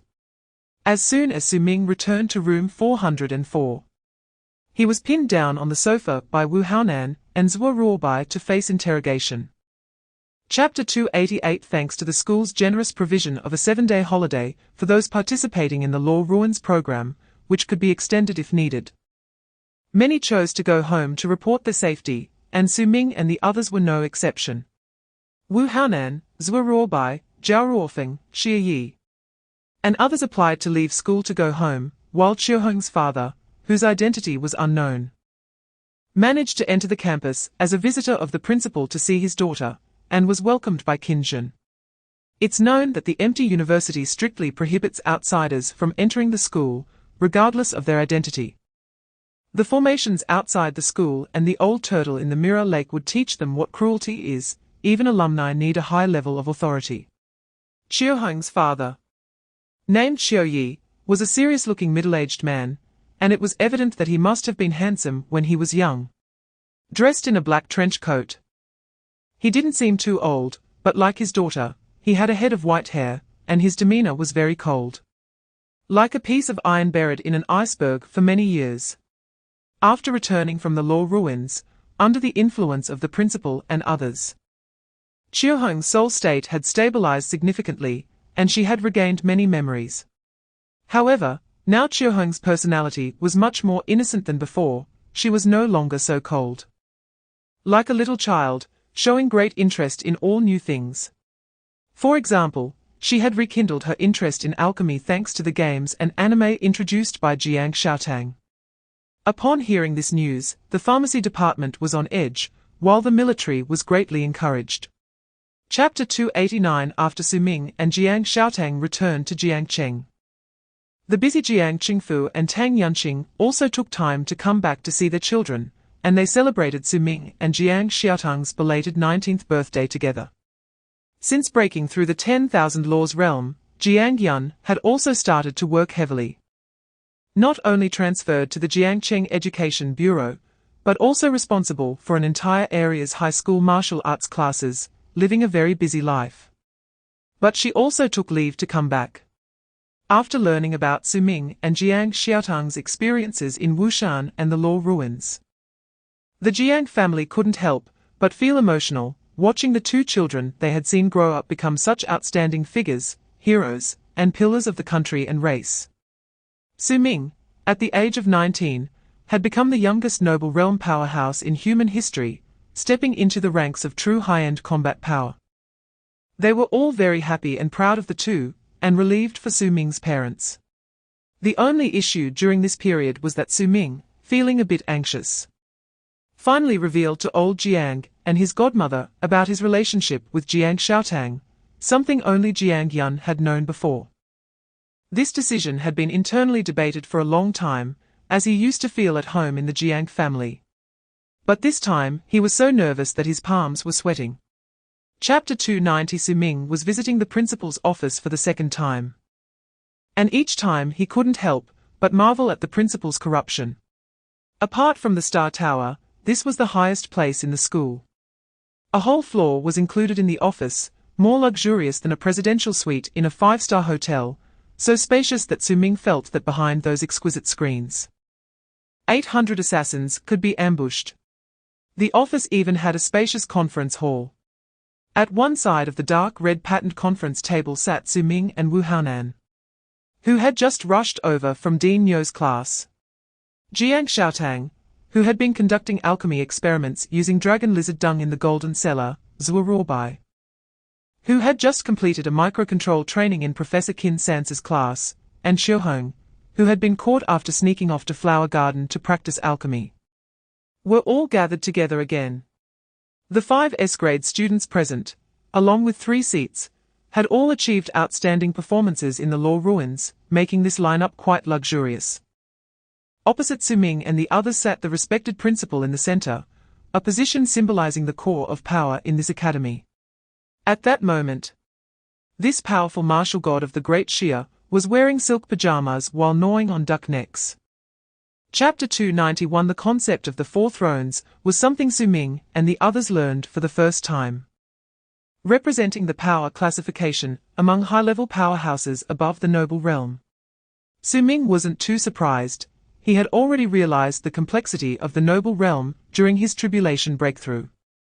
And then asked, so, that means there will be 3rd or even 4th throne-level noble powerhouses participating in the ruins.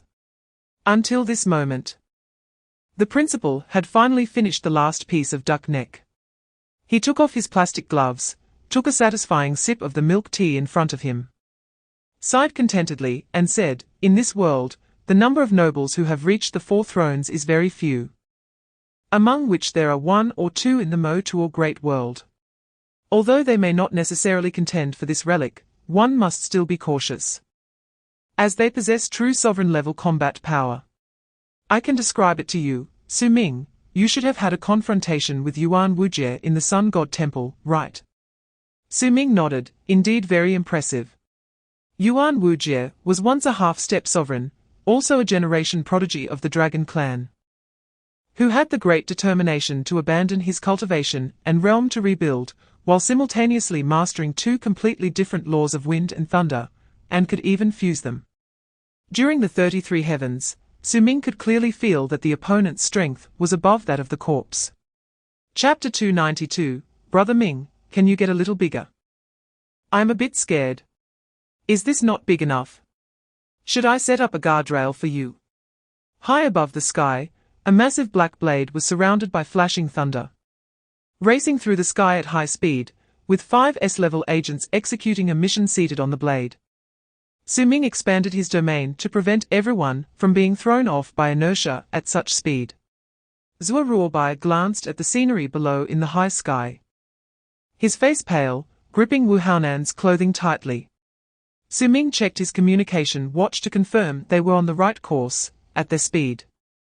They should reach the location of the Cloud 021 secret realm in no time. He then looked at everyone and said, "We should arrive at the secret realm's airspace in about 10 minutes. Everyone remember the task precautions." Jiangcheng nodded, with her memory. She didn't even need soul imprints to remember everything. No primitive beings were found in the 021 secret realm, previously. It was only the forces of the Mo Tuo Great World and Jiangcheng City exploring mineral resources. However, now that news of the relic's emergence has spread, it will surely attract more powerful beings from various races. These are all potential hazards in the mission. Additionally, more than a dozen noble-level powerhouses have already disappeared in the relic within that deep pit, and the dangers within the relic are likely even greater. Chapter 293. The expression of the Jiangcheng clan noble changed drastically as he felt a domineering noble pressure. In the next moment, a golden thunderbolt burst through the lead clouds, and a golden divine spear shot through the air, fast as a shadow, aiming to pierce his brow. The Jiangcheng noble hurriedly condensed all the rules of his domain in front of him, unfolding symbols of light one after another. But they were crushed by the divine spear one by one. The powerful force sent him flying several miles before he could stabilize himself. And a broken scroll opened in front of his chest to block that unmatched divine spear. He coughed up blood several times. And just as he saw the divine spear turn into electric light and dissipate, he breathed a slight sigh of relief. However, he then trembled uncontrollably, his hair standing on end, his eyes wide open. Because a large hand pressed down on his head, behind him was Su Ming, who had just circled around in the clouds, quickly flashing with thunder steps. The Jiangcheng clan noble tried to struggle here, but found himself utterly unable to move. His expression was one of extreme terror, his noble domain was firmly suppressed, and the invisible qi and blood in the void felt like countless mountains pressing down on him. Su Ming reached over his shoulder, grasped his chin, and from a distance, it looked as if he was embracing him from behind. This action revealing a hint of ambiguity from Jiangcheng. Chapter 294. A king is a title for those who surpass the third throne royalty level of power. In Liu Miao's description, only royalty-level nobles can be called kings of rules, capable of naturally suppressing or even ignoring lower rules, with control over rules reaching an almost omniscient realm. Within their own domain, they can almost speak the law into existence. Only upon reaching this level can one hope to condense rules into the path of rules and achieve sovereignty. Su Wei, who made a name for himself across the 9 provinces, and the stunning King Yang, were once at this level. Meanwhile, Zi Quang, who single-handedly slaughtered through the Black Sand clan without a king, was at the peak of the royalty level, even half-stepping into the emperor throne. Which is why he was able to fight against sovereigns back then. At this moment, surrounding Su Ming were 4 true kings. In the sky, 4 powerful forces of authority and strength condensed the void, erupting like stars, seemingly wanting to crush that human prodigy directly with their 4 domineering domains. And amidst that destructive storm of rules, the black horizontal blade moved like a shadow, straight golden lines lit up. And then the violent crimson gold thunder, an unmatched sword intent erupted wildly from those golden lines. Chapter 295. After Su Ming consecutively beheaded 3 kings, that strange state finally faded, but during this period at the royalty level, it greatly benefited his control over the thunder rule. Crimson gold and deep red blood flowed over him as Su Ming ascended into the sky. The indifferent celestial law avatar raised his hand alongside him, speaking with divine resonance. Heaven's punishment thunder. No. I am the primordial spirit, you will be punished by heaven, no. Amidst the desperate roar of the burning sea king, 2 bolts of crimson gold thunder, as refined as weapons, tore him apart one after the other. The domineering thunder instantly destroyed his vitality. Su Ming's figure flickered, seizing the flame rune of the primordial spirit's source and crushing it. In the sky, blood rain and fire sea fell together. In the distance, Jiangcheng, Dressed in a white mage robe with dark golden magical runes embossed on the hem and cuffs, her black hair flying in the air. Her dreamy purple eyes shining like bright stars, were enveloped in endless light, like loyal subjects surrounding their queen. With the judgment of the queen, purple moonlight transformed into blade-like lotuses. In the resplendent brilliance, she coughed up a weak trace of blood, which further intensified the rage and wailing of the elemental forces. Under the tacit cooperation of Su Ming, the frost of Jiangcheng sealed the rules and domains. On the battlefield, a king and a noble melted away in this terrifying forbidden spell, their soul light crushed into star-like particles, absorbed into her divine palace's red cauldron. Chapter 296. As Su Ming brought Jiangcheng and the others into that black well, a powerful pull dragged them down rapidly. It seemed that this world possessed divine power, causing the nobles' rules to lose their rightful authority. Hold on tight. There truly are spatial rules here, they will randomly teleport. Su Ming shouted, opening a crimson gold halo of ink and water to envelop everyone. They fell into a spatial swamp in mid-air, and after that sense of time and space loss disappeared, they finally landed on the ground. Su Ming helplessly said, "All right, we've arrived, no need to hold on so tightly, you two are about to rip my pants off." Aside from Jiangcheng, whom he was holding, and Su Ming, who was holding Jiangcheng, Zhuo Ruobai and Wu Haonan clung tightly to his legs, unwilling to let go. It was only when they heard Su Ming's voice that they opened their eyes and sighed in relief. Fortunately, their group of 5 had not been scattered. Wu Haonan awkwardly patted the dust off and stood up, looking around. What is this place, pitch black? The few of them found themselves in a dark space, with no light in sight, but everyone's senses were quite sharp, allowing them to discern that they seemed to be in a deep passageway. Chapter 297. In the Sea of Spirits, Su Ming examined the exquisite business card and stored it in the Divine Palace, which was the place where his soul resided. Although it was a thin card, he felt it was as heavy as the heavens. His consciousness withdrew from the Sea of Spirits, and the Black Tower returned to silence. The 5-person group walked along the long corridor, unsure of how long they had been walking. The surrounding black and grey stone walls began to slowly change, the traces of coal gradually disappearing, revealing peculiar purple and blue veins in the grey rock. Wu Haonan stepped forward and punched the stone wall. Large chunks of grey rock shattered, but the blue ore was almost completely exposed, with only minor deformations. A few pieces of blue ore mixed with mud fell off. Wu Haonan frowned. Is this bronze? It's so hard. Jiangcheng shook her head. Bronze is the oldest alloy, and it can't be this hard. With your strength, you could crush high-entropy alloys, but this is clearly raw ore. Jiangcheng picked up a piece of blue ore, her pure spiritual power infused into it. And the bronze ore emitted a faint, eerie purple light.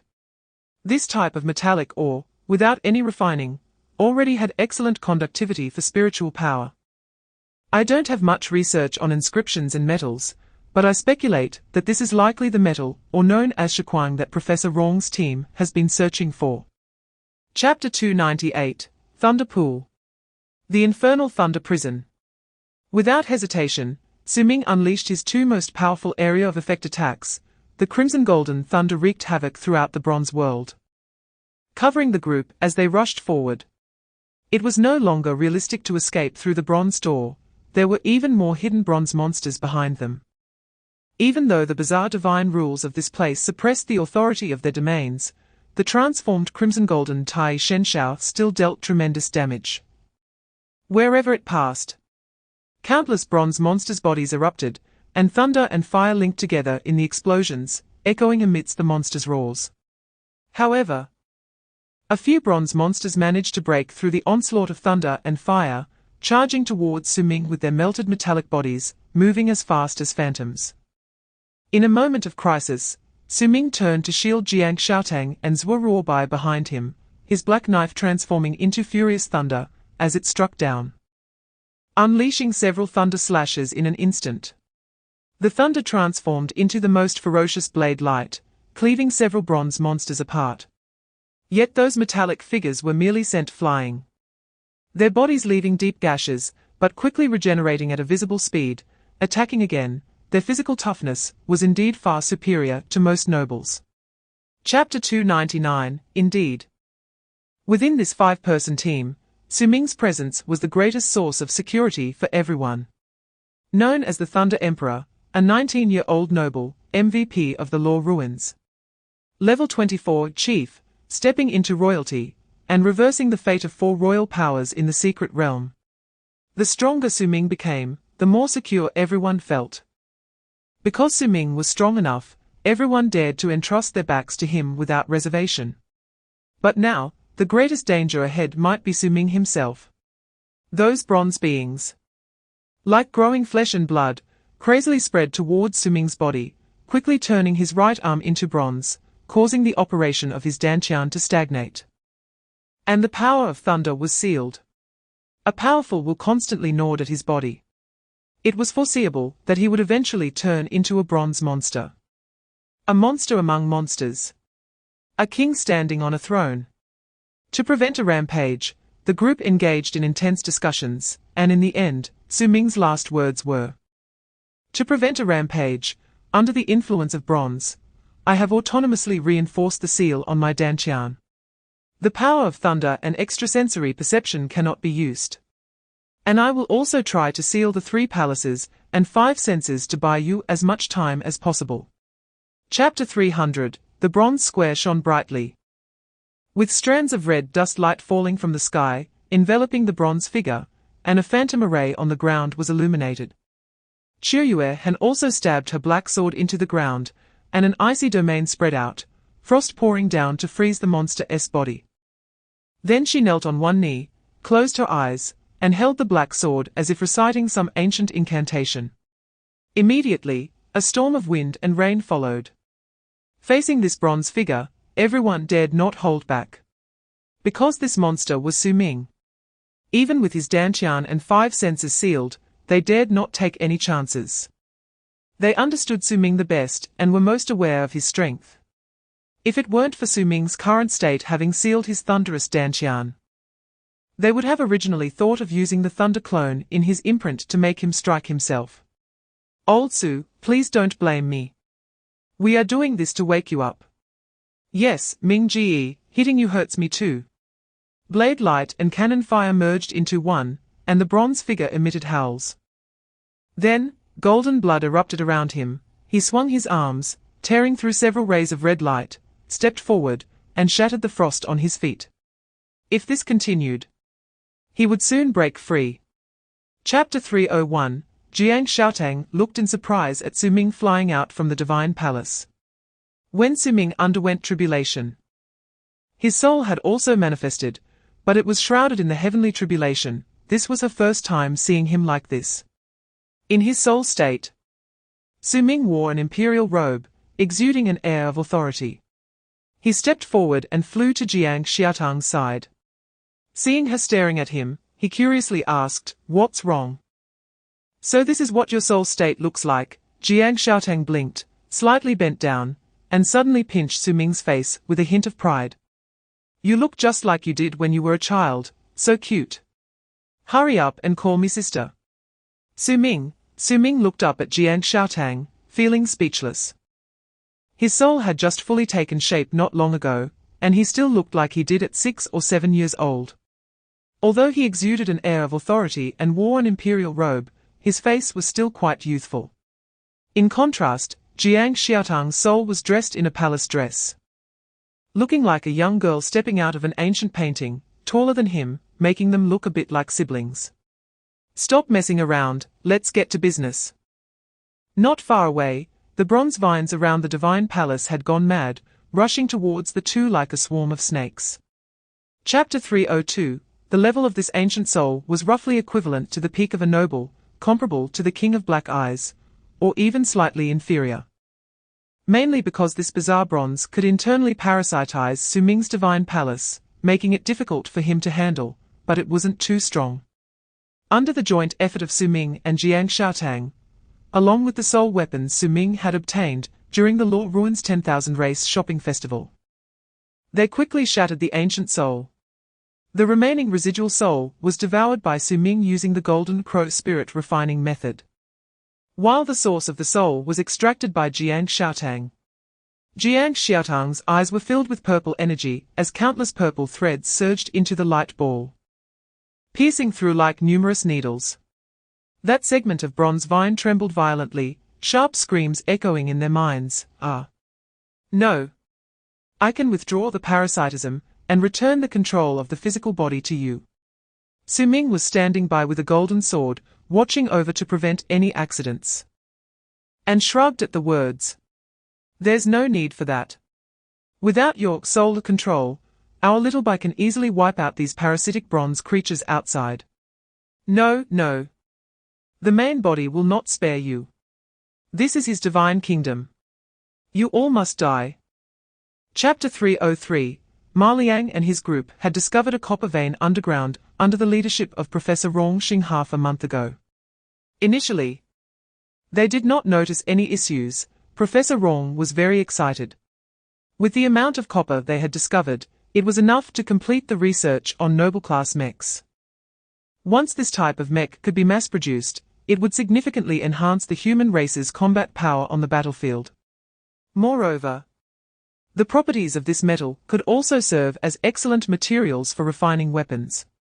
However, as they ventured deeper into the copper mine, the tunnels they dug unexpectedly connected to a bronze passage. Following this passage, they entered a magnificent tomb palace through a broken bronze door. Inside, there were not only many unknown races' bronze skeletons, but also traces of ancient civilization, such as stone tablets inscribed with ancient texts. In the center of the tomb palace was a dried-up blood pool, filled with bronze skeletons, covering the entire area. The years had left their mark, with dark red blood stains on the bronze, and in the middle of the blood pool stood a massive grey stone coffin. The atmosphere was filled with the sense of ancientness, blood, death, and majesty. The original mining operation instantly turned into an archaeological site. Professor Rongxing, who was always cautious, realized immediately that they had stumbled upon an ancient relic of an unknown civilization. The original texts on the stone carvings indicated that this relic was extraordinary and likely harbored unknown dangers. His team consisted of students who were not suitable for such relic operations. Chapter 304. Wu Haonan frowned, but the current problem is, how do we kill that Qing Shen? Jiangcheng continued, the ancient soul we eliminated was just a fragment of the Qing Shen, so the information we can gather is limited. According to the memories of that ancient soul, the three-headed, six-armed bronze demon that once held the throne was one of the strongest avatars controlled by the Qing Shen. After being parasitized by the Qing Shen, it used this fragment to control the other. There are not many such fragments, only about a dozen in total. Its fragment also has control over other parasitized copper creatures. The relic we are in is the body of the Qing Shen, manifested as a massive tomb palace, with its origin buried deep within. These fragments guard the various main halls leading to the core of the tomb palace, acting as tomb guardians. Currently, the Qing Shen has just awakened and may still be in a near-death state. It has issued commands to its avatars to assimilate all who enter the relic, continuously parasitizing to absorb the avatar's origins to replenish itself. Since using abilities also consumes origins, it has only revived those bronze monsters outside, as the origin required to control them is minimal. The cost of reviving that bronze demon is something it cannot afford at this moment. Chapter 305. When the flames from the explosion finally dissipated, Ma Sisi was carrying Jiangcheng, while he Luo tied up the unconscious Professor Rongxing. The group emerged from the bronze cage that had trapped them for so long. They found themselves in a corner of the tomb palace, but it was now vastly different. The blood pool that previously contained only copper vines the thickness of an arm had transformed into a giant bronze tree. However, the trunk made of those copper vines was covered with moving bronze faces, and countless vines spread out like extending arms, with the central vines reverently holding the white stone coffin. This scene appeared incredibly eerie. On the ground of the tomb palace, hundreds of bronze figures stood, Some of these figures still had skin that had not fully turned to bronze, as if they were struggling against the parasitism. These were the powerful beings from various races who sought to enter the relic for treasure, many of whom were nobles. As Ma Liang and the others stepped out, all the bronze figures in the tomb palace turned to look at them, their bronze eyes cold, their auras surging. Their blood and life force were continuously flowing towards the giant tree through the bronze ground beneath their feet. Hilua gripped the turtle shell in his hand and let out a sound. Chapter 306. In mid-air, Su Ming's figure was blocked by the four-armed demon. Stopping several dozen zhong away from the bronze giant tree, his expression becoming serious. This demon was different from the previous bronze monsters. It was likely another fragment of the Qing Shen, possessing a certain level of thought and reasoning. Even though it had been completely parasitized, it still retained some abilities from its former life, although not entirely. However, its physical body, enhanced by the bronze, far exceeded the noble category. Just now, Su Ming felt a slight pain in his hand from the impact. This body was many times stronger than the previous Yuan Wujie. Su Ming took a deep breath. His golden blood boiling, countless micro-red palaces opening within his blood, akin to a dragon's roar. His fists were as powerful as mountains and rivers as he clashed again, with the four-armed demon charging at him. This time, he did not retreat a single step, instead. The four-armed demon was knocked back, letting out an angry roar, as its four arms turned crimson, like scalding iron, instantly launching thousands of fist lights that pressed down. At this moment, over a dozen bronze figures charged towards Su Ming in the sky. These were the nobles who had intruded into the relic. Chapter 307. Su Ming and Jiangcheng exchanged a glance, both sighing in relief. Fortunately, their gamble had paid off. If they had bet wrong just now, the sword would have retained a trace of the Xuanming power, forcing Qiu Menghan to use up another precious chance to possess a ghost. According to the memories of the ancient soul, the Qing Shen had voluntarily entered the coffin to protect the corpse within. The palace it manifested was not built for itself, but seemed to serve as a tomb guardian. The corpse in the coffin was more important to the Qing Shen than its eternal life. Under Jiang Xiaotang's coercion, the Qing Shen silently retracted the vines surrounding it, gently placing Jiang Xiaotang and the grey coffin on the ground. Professor Rongxing and Zhong Qianing were also released from the parasitism.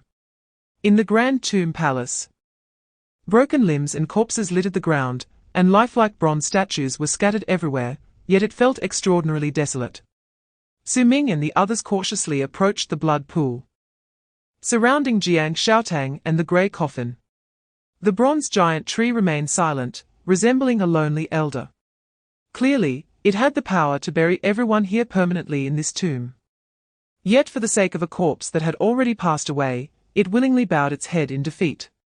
Su Ming and the others exchanged glances, then cupped their fists towards the bronze giant tree. Chapter 308. Water gives rise to mist, hence the frequent rains in Jiangnan, like a graceful woman. The vast river stretches across lakes and marshes, with misty waves and dragons appearing in the water, and vividly colored fish leaping above the river surface, flashing by in the fog. On the riverbanks, there are demon lotuses washing in colors, with many people sitting on lotuses or lotus leaves fishing. Between the banks of the river, painted boats sail across, merchant ships come and go, and pavilions and towers are scattered along the water. Occasionally a celestial boat flies across the high sky. On the riverbank, the young gentleman in a silver robe and brocade clothing gazed at the splendid scene of the world, remaining silent for a long time before finally laughing. Jiangzhou County is indeed a wonderful place, worth wasting a lifetime.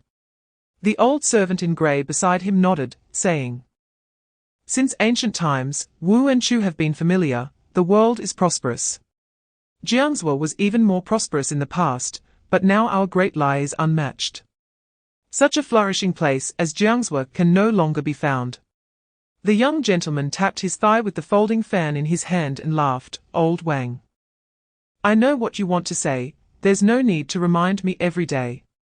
We are here to do serious business, and one day, all 13 counties of Great Lai will be like Jiangzhou." The old servant smiled awkwardly, old servant does not dare to speak out of turn, just feeling emotional. I have seen your capabilities, young master.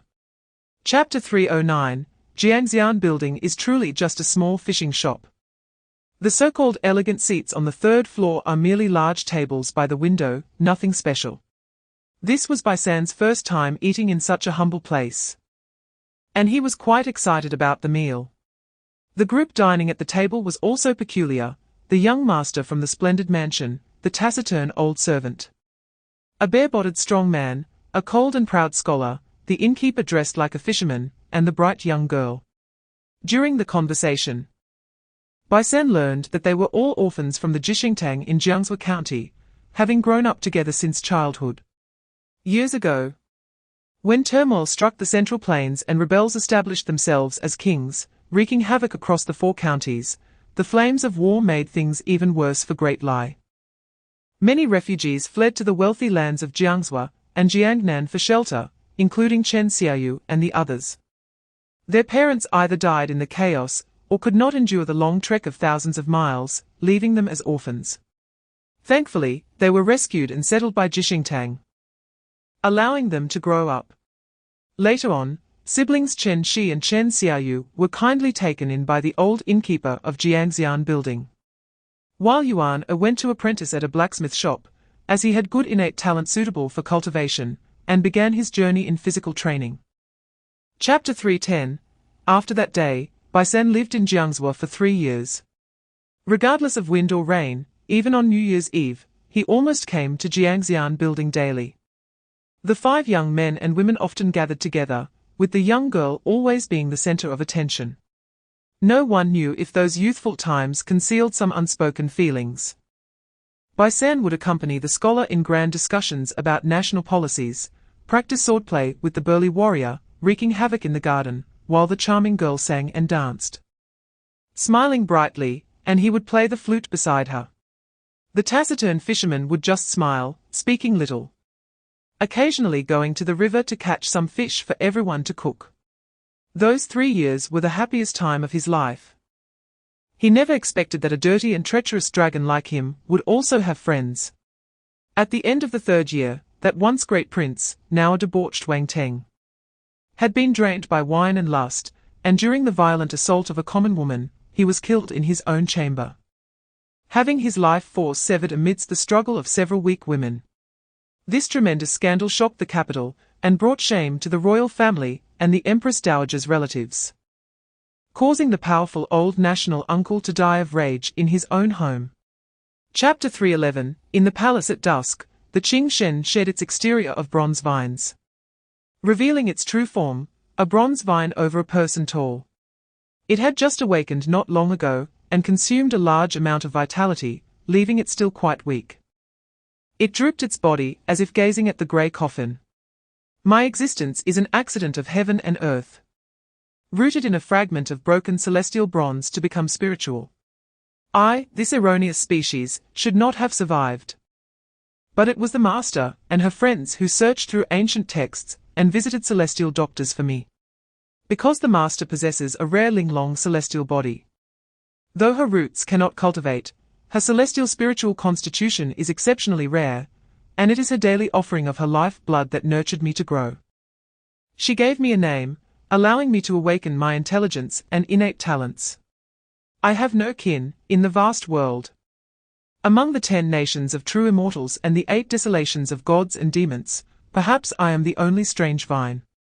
The master is my family, and protecting her is my mission, the meaning of my existence. Everyone listened in silence to Qing Shen's story, feeling a mix of emotions, while also catching a glimpse of the magnificent immortal and demon civilization from the tip of the iceberg through Qing Shen's narrative. From Qing Shen's description, it could be seen that, under endless years, relying on the divine and demonic origins left by Chen Shi in the Tomb Palace, it had advanced its innate laws to the immortal realm, making it half a step into the earth immortal realm, which in today's terms would be considered semi-divine. Chapter 312. Su Ming only realized the sudden weight above his head when Ma Liang's voice sounded, his heart jolting in surprise. This was the first time he encountered a complete failure of his supersense. Damn, where did this turtle come from? Get down.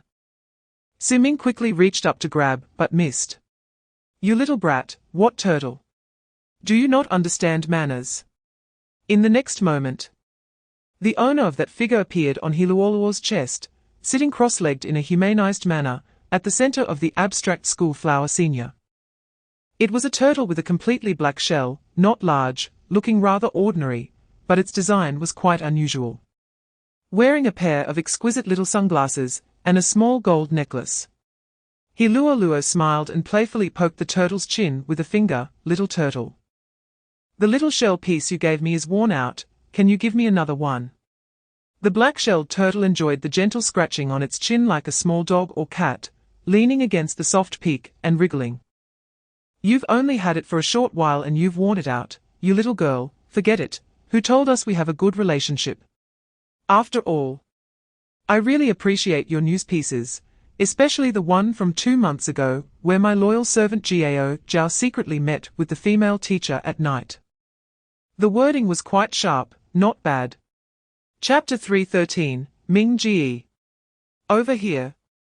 Ming Ji, I missed you so much. Boss Chiu is still as charming as ever. Sister Tang is getting more and more beautiful. Since the divine realm descended to the lower realm, the Great Xia has summoned the top powerhouses from various human nations to the capital for a meeting under the name of the Elder Council.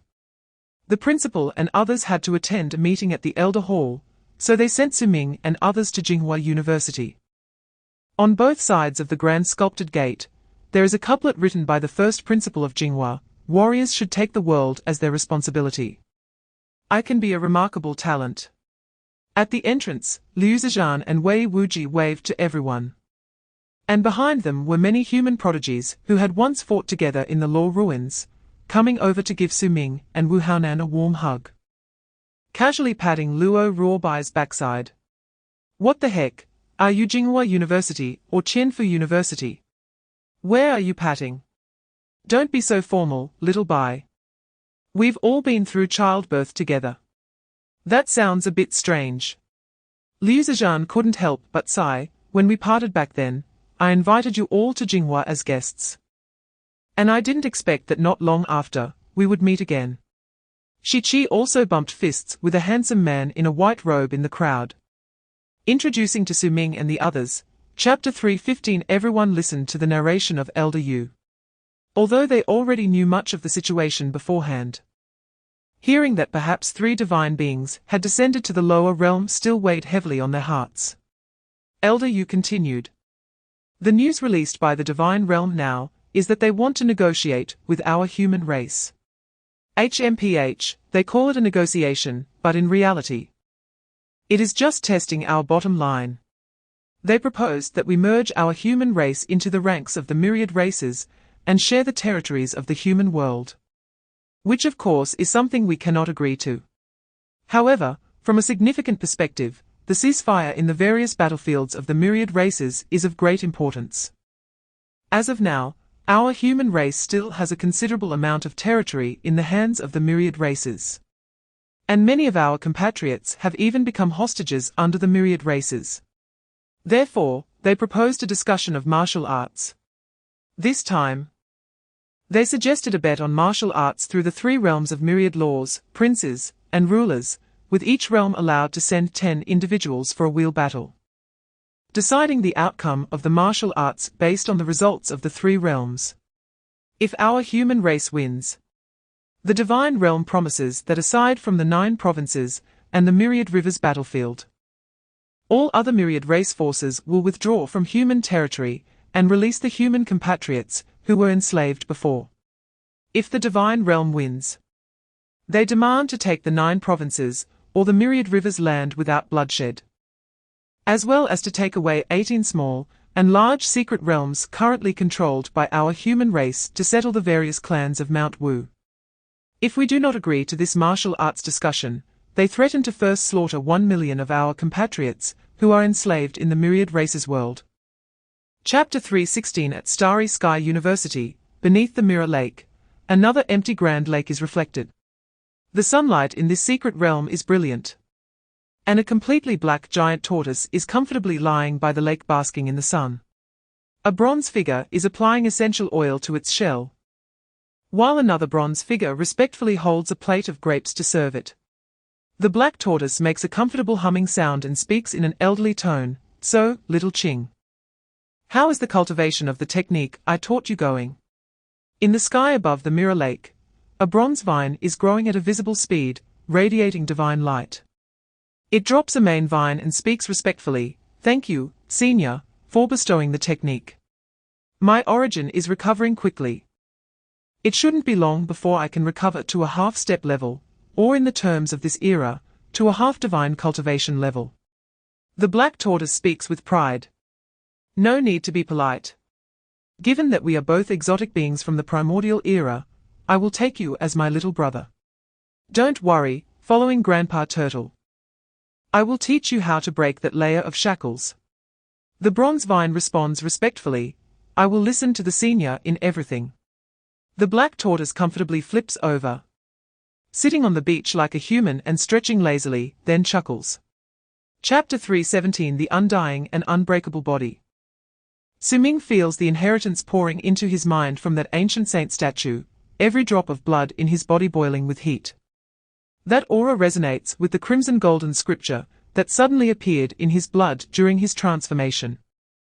The page inscribed with "Undying and Unbreakable" on the small crimson golden book flickers, appearing like an introduction. More like a key that truly unlocks the inheritance secrets discovered by that ancient saint on the golden skeleton. A bloodline inheritance has been completed, spanning endless years. Su Ming finally understands where the path taken by those sages who became saints through body refinement thousands of years ago came from. It was a path of divine and demonic beings. The Green God once said in the Tomb Palace that within their 5 bodies lies the true immortal body. Yet there is also the bloodline of divine and demonic beings. Among them, the Green God believes that Wu Haonan possesses a bloodline from the original divine and demonic beings, while Su Ming is even more than the original. True immortals, divine and demonic beings, humans, perhaps they are all of the same lineage. Su Ming has a guess. It seems he will need to find time to have a good talk with the principal. He gathers his thoughts, flipping through that scripture in the Crimson Palace. As countless symbols from the ancient saint's inheritance flow in his blood, revealing to him the path of the aura and blood of a divine and demonic being. Chapter 3:18 The first light of dawn rises from the horizon. Outside Jinghua City, people who have just awakened from their dreams begin to welcome this new day. Citizens living in the distant northern districts are surprised to find a group of figures walking towards the city outskirts. When they open their drowsy eyes, they see a group of departing figures. To avoid unrest, the truth about the divine realm's martial arts discussion and so-called negotiations has not been made public to ordinary people.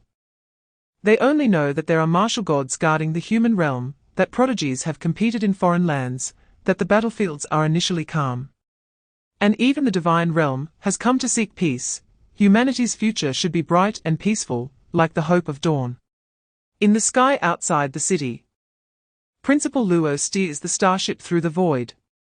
This flagship, with all its formations activated, resembles a giant beast revealing its claws.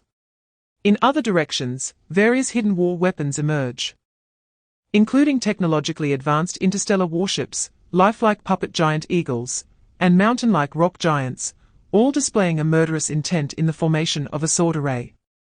3,000 miles north of Jinghua, south of the northern ridge, 1 lamp, 1 pearl, and 1 puppet seem to be 3 divine suns descending from the sky, with the continuous phenomena below resembling mountains strung together, naturally forming a vast might of heaven and earth. Chapter 3:19 The principal smiles gently. All right. Should we fight first or talk first? Jiyu Qianzhuan's voice is gentle, calm even when facing a contemporary martial god of the human race, exuding a hint of confidence. The divine realm's descent for negotiations comes with sincerity, but it seems that our friends from the human race do not quite accept our proposal. Let's proceed with the martial arts first. Perhaps after this martial arts discussion, we can negotiate more pleasantly. All right, according to what was previously agreed, myriad laws, princes, and rulers. 3 realms in competition, best of 3, which round do you want to start first? Jiu Qianhuan laughs, this is the bet we proposed. And the divine realm will naturally not go back on it. However, we want to raise the stakes. Human race, will you follow? The principal raises an eyebrow, spinning a crimson gold metal lighter between his fingers. Oh? How do you want to raise the stakes? Jiu Qianhuan's smile grew increasingly profound. He Wushan. According to your great Xia language, we need not pretend to be confused anymore. We all know what the greatest problem in this world is. The human race is indeed extraordinary, growing to this point against the odds. If it weren't for the restrictions of the heavenly Tao and the lack of divine realms, perhaps all the races would have already been defeated. But likewise, if it weren't for the heavenly Tao's limitations, the human race wouldn't have had these 7,000 years. Success and failure both stem from the heavenly Tao. He Wushan, the current human race has reached the end of its luck. Do you dare to gamble with the heavenly Tao? Chapter 320. Outside the Tao field, the divine realm and the human world were tacitly separated on either side. Dozens of demigods unleashed their domains, stabilizing this world as if it were surrounded by a golden soup. In the center of the Tao field, 2 furious figures collided like crazed beasts, flesh and blood flying as they took violence to its extreme. They used knives, fists, and teeth to carve scars on each other. They were evenly matched, as if possessed, killing each other wantonly. For Jiangcheng and Su Ming, one possessed divine inheritance and the world imprint, while the other directly used divine essence as a danqian. After breaking through to the spirit body, she quickly advanced to the 6th stage of 10,000 laws. Meanwhile, Wu Haonan and Zhuo Ruobai now also had pinnacle cultivation at the 5th stage of 10,000 laws.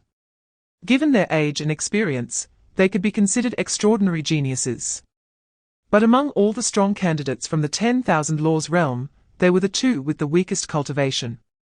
However, after discussion among the principal and the elder group, they were still selected as candidates. Beside the principal, the president of Beiwang University had a sharp gaze, constantly fixed on Wu Haonan's figure, his eyes burning with intensity. Talent sequence 129, the 9 Li battle soul. What nonsense! He is no 9 Li battle soul. The battle soul phantom behind him is the warlord Kai Yu. Damn! Such a talent should be with us at Beiwang.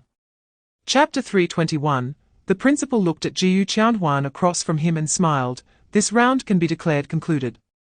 Jiu Qianhuan withdrew his gaze from Wu Haonan, his voice calm. Naturally, this round was won by the human race. But the one who stands there in the end is the true winner. Wu Haonan breathed a sigh of relief, the power of the 2 battle souls dissipating around him. His aura plummeting like cherries falling from a building, his figure swaying as if about to collapse. A flash of lightning appeared, and Su Ming instantly appeared on the battlefield to catch Wu Haonan. Wu Haonan, looking weak, said, "Old Su, help me up and give me some medicine. I can go into a frenzy in the next round and win again." Get your head straight. Your organs are about to turn into a mushy mess. And you still want to fight?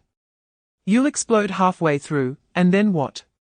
Do you want Xie Yi to become a widow?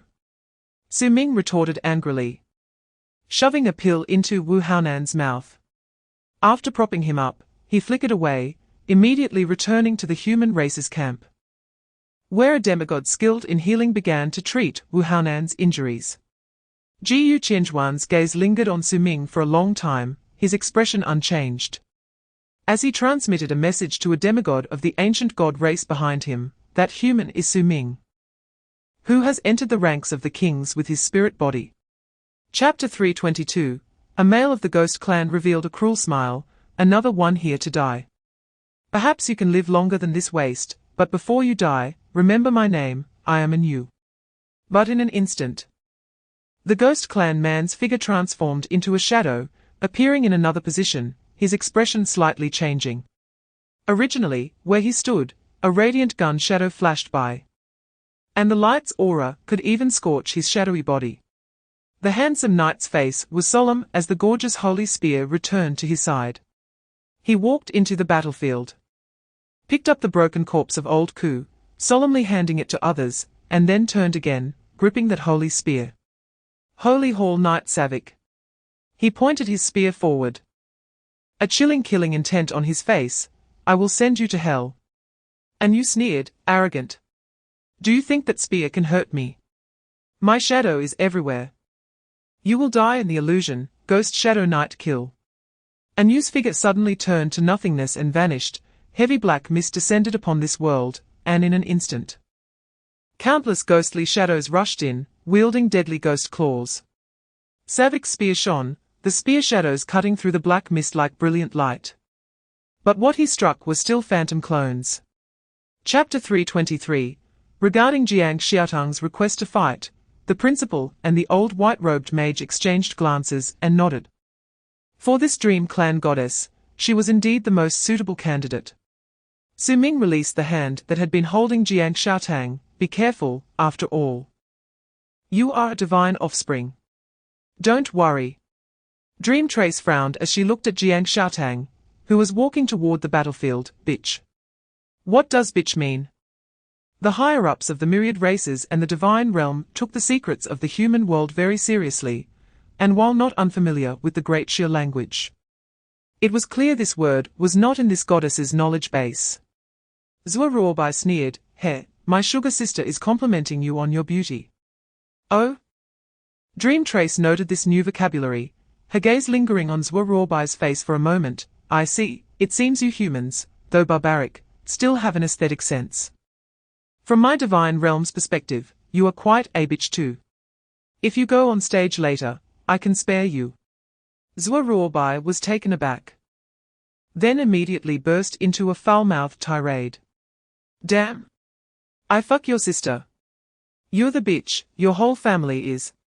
You idiot. Dream Trace's expression turned cold.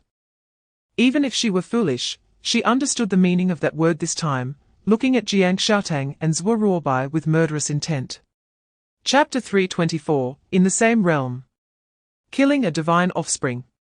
Watching Dream Trace cut her own throat, the originally arrogant divine sons and daughters all changed their expressions in unison.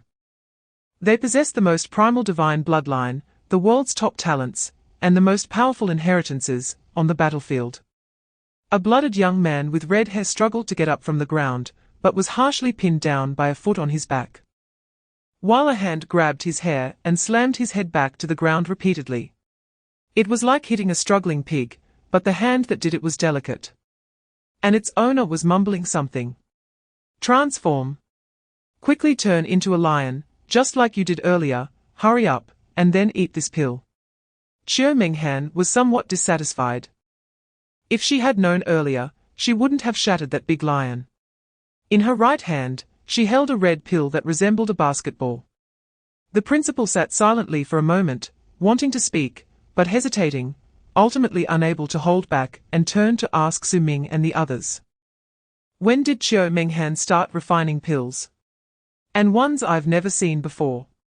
Su Ming recalled, It was a couple of days after we came out of the 017 secret realm in Jiangcheng. Sister Qiu said a renowned master had recently taught her many pill-making methods. And she was quite inspired, so she went to study it. It's said to be the blood fire pill. And her idea is to create a pill that allows ordinary people to awaken their fire spirit talent. Chapter 326. Asking Su Ming to fight in the Prince Realm. Everyone's gaze fell on Su Ming, and the intention was almost obvious. Wu Haonan couldn't help but exclaim, Wow, old Su, your fame and worth are high enough now. Even the Divine Realm knows you, they have clearly marked you as a target. Zhou Ruobai frowned, No, even if Ming Ji can't win, he can just admit defeat. Do they dare to kill in front of the principal? Ha, wanting to kill him is one thing, the Divine Realm wants Su Ming to lose. A cold voice suddenly spoke up. Everyone turned around to see two tall figures in black robes walking in from the void behind them, each wearing a mask. Their aura deep as an abyss. They seemed to have just arrived, their black robes covered in dust, and the crowd parted to make way for them. The principal turned and smiled, You're here. The two black-robed figures bowed respectfully, but addressed him differently. Elder he. Principal. The people from the divine realm also noticed these two temporarily arrived human powerhouses, their expressions uncertain. The black-robed man, who had just spoken, walked up to Su Ming, glanced at the direction of the divine realm, and spoke openly. Chapter 327. In the center of the battlefield, a black-robed man with white hair bound the black dragon. An overwhelming killing intent soaring into the sky, creating a chilling atmosphere between heaven and earth. This scene caused many demigods to change their expressions. Especially the strong individuals from the Nine Nether Great World, who were visibly shocked, having recognized the identity of the man. Ming Huang Qiu Yi. That killing star of the 9 provinces, who has been missing for so long, has actually returned. I thought he would be the trump card of the human race in the prince battle, but I didn't expect. Yuan Wujie spoke with a tinge of bitterness. Even if he broke through and stood tall again, he was still far behind. His path was stronger than before. The sons and envoys of the divine realm were also shocked to hear about Qiu Yi. What? He is a 4th throne emperor. He is an extreme path practitioner. There are still extreme path practitioners in this world. They hadn't heard of such a thing in the divine realm for a long time. So, that human possesses a complete path. Even the usually steady Jiu Qinjuan's expression changed slightly. According to the information they had, most of the top rulers and princes among the human race were undergoing tribulations in Wushan. During this time, the human race would be most lacking in extreme path powerhouses, making the battle between princes and rulers almost a sure win. Chapter 328. In the sky, a dragon-like spear shadow tore through layers of mist, like thunder-splitting black clouds. The chilling killing intent slicing through the material space, as if opening a portal to another dimension. However, the torn space wound healed in an instant. And the killing intent that had ripped apart heaven and earth was quickly enveloped by countless tiny tentacles. These tentacles were covered in suction cups, greedily devouring the killing intent present in the world. Or rather, what they were devouring was the path. It was the path of devouring. Qiu Yi frowned as he looked at the towering monster he had just bisected. The unparalleled killing intent had already been decomposed and devoured by those tiny tentacles. And the opponent's vitality was growing stronger, with the damaged body visibly healing at a rapid pace. This was the 3rd time his spear had torn through the opponent's body. The first time, it took only a breath, like slaughtering a chicken or a dog. The second time, he used half a minute. And the opponent blocked several of his thrusts. And the third time, he took a full 5 minutes. The opponent was continuously growing stronger, while he was weakening. The monster's path was devouring his path.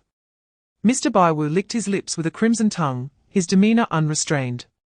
Chapter 329, looking at the still-blooded figure standing tall. Everyone in the divine realm was in disbelief. Even Mr. Baiwu, who had a notorious reputation in the divine realm, was defeated by a newly ascended extreme path practitioner. Jiu Qianjuan's expression darkened somewhat. Although Baiwu was now dead, the rewards promised by the divine kingdom would not need to be paid. However, those lunatics from the Shuiyuan cave behind him would definitely come looking for trouble. Su Wuwei's figure tore through space, quickly bringing the severely injured Qiu Yi back to the human race's camp for treatment. Qiu Minghan, with tears in her eyes, held Qiu Yi's hand. "Daddy, you've lost so much blood, does it hurt?" Qiu Yi swallowed the blood he was about to cough up, and with a loving smile on his cold face, he comforted her. "Daddy is fine, it doesn't hurt, just too much energy has been consumed. I will be fine soon. Daddy, you need to get better quickly. By the way..." Qiu Minghan's hand flashed with light, and a pill the size of an apple appeared in her hand. "This is the Qingling Vitality Pill I refined, it will definitely be useful." Qiu Yi's smile faltered slightly. You don't need this. Daddy, you're not being good. When you're sick, you have to take medicine. Have you forgotten what you taught me?" Chapter 330. This battle ultimately ended with Kun Sha being turned into a stone fragment. But the red-robed mage Snape from the Holy Hall also exhausted his mental energy, and fell into a coma, unable to fight any longer. Both the divine realm and the human race had 2 people left.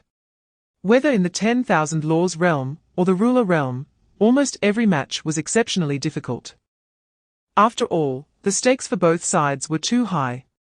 In this round of the ruler realm, the divine realm dared to face off with just 5 people precisely because they had enough confidence. Even the anomaly that was Qiu Yi had not disrupted their plans. The human race became increasingly serious after witnessing Kun Sha's strength. The divine realm's sons were too strong. If it weren't for Dean Neo risking everything to exhaust a large part of his origin, whether Snape could win would still be up for debate. However, among the initial candidates, since most of the top rulers had already ascended to demigod status, Snape, who specialized in necromancy and summoning 2 paths, was currently the chosen powerhouse in the ruler realm among the human race, used as a trump card. But now, this trump card has already been used up in advance. And in the divine realm, there are 2 stronger divine sons. The divine son from the Armor clan, who emerged from the divine realm, has made everyone feel heavy-hearted. Chapter 331, That Sword, which condensed the ambitions of a man who had been silent for 11 years, bloomed to its utmost in an instant. Before this sword, he was the king of Jiangcheng, a title in the 9 provinces. After this sword, he is the once 10 halls of Yama.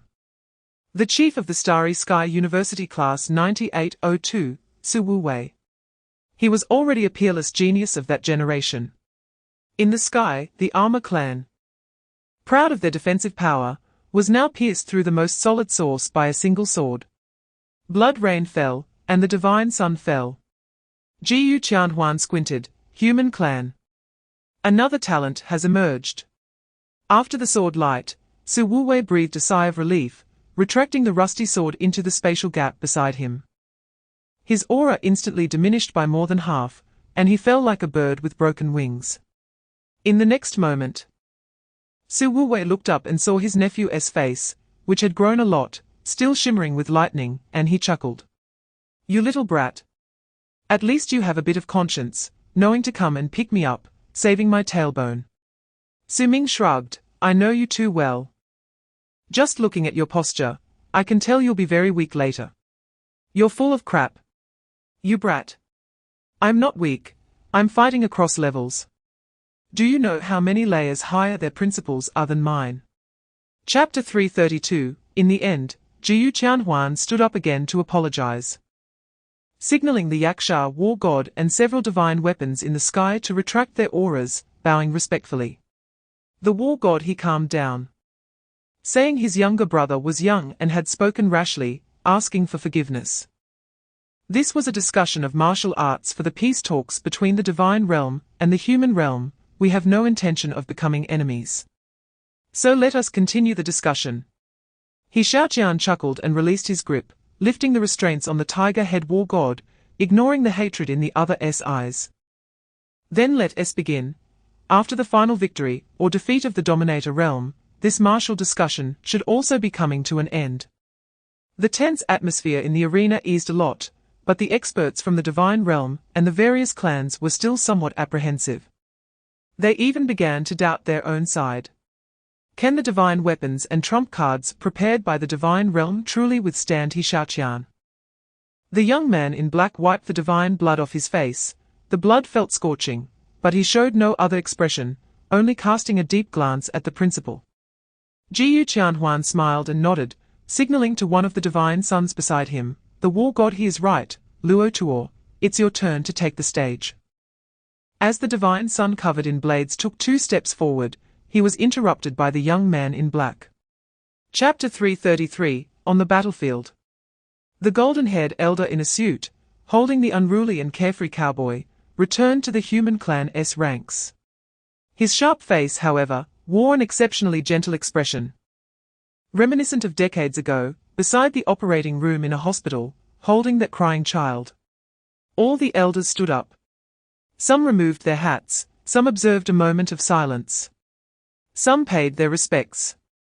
In the 3 rounds of martial arts discussions, the human clan has now won 1 and drawn 1. A cowboy used his death to defend this draw. Because the human clan cannot afford to lose even one match. Just like this martial discussion.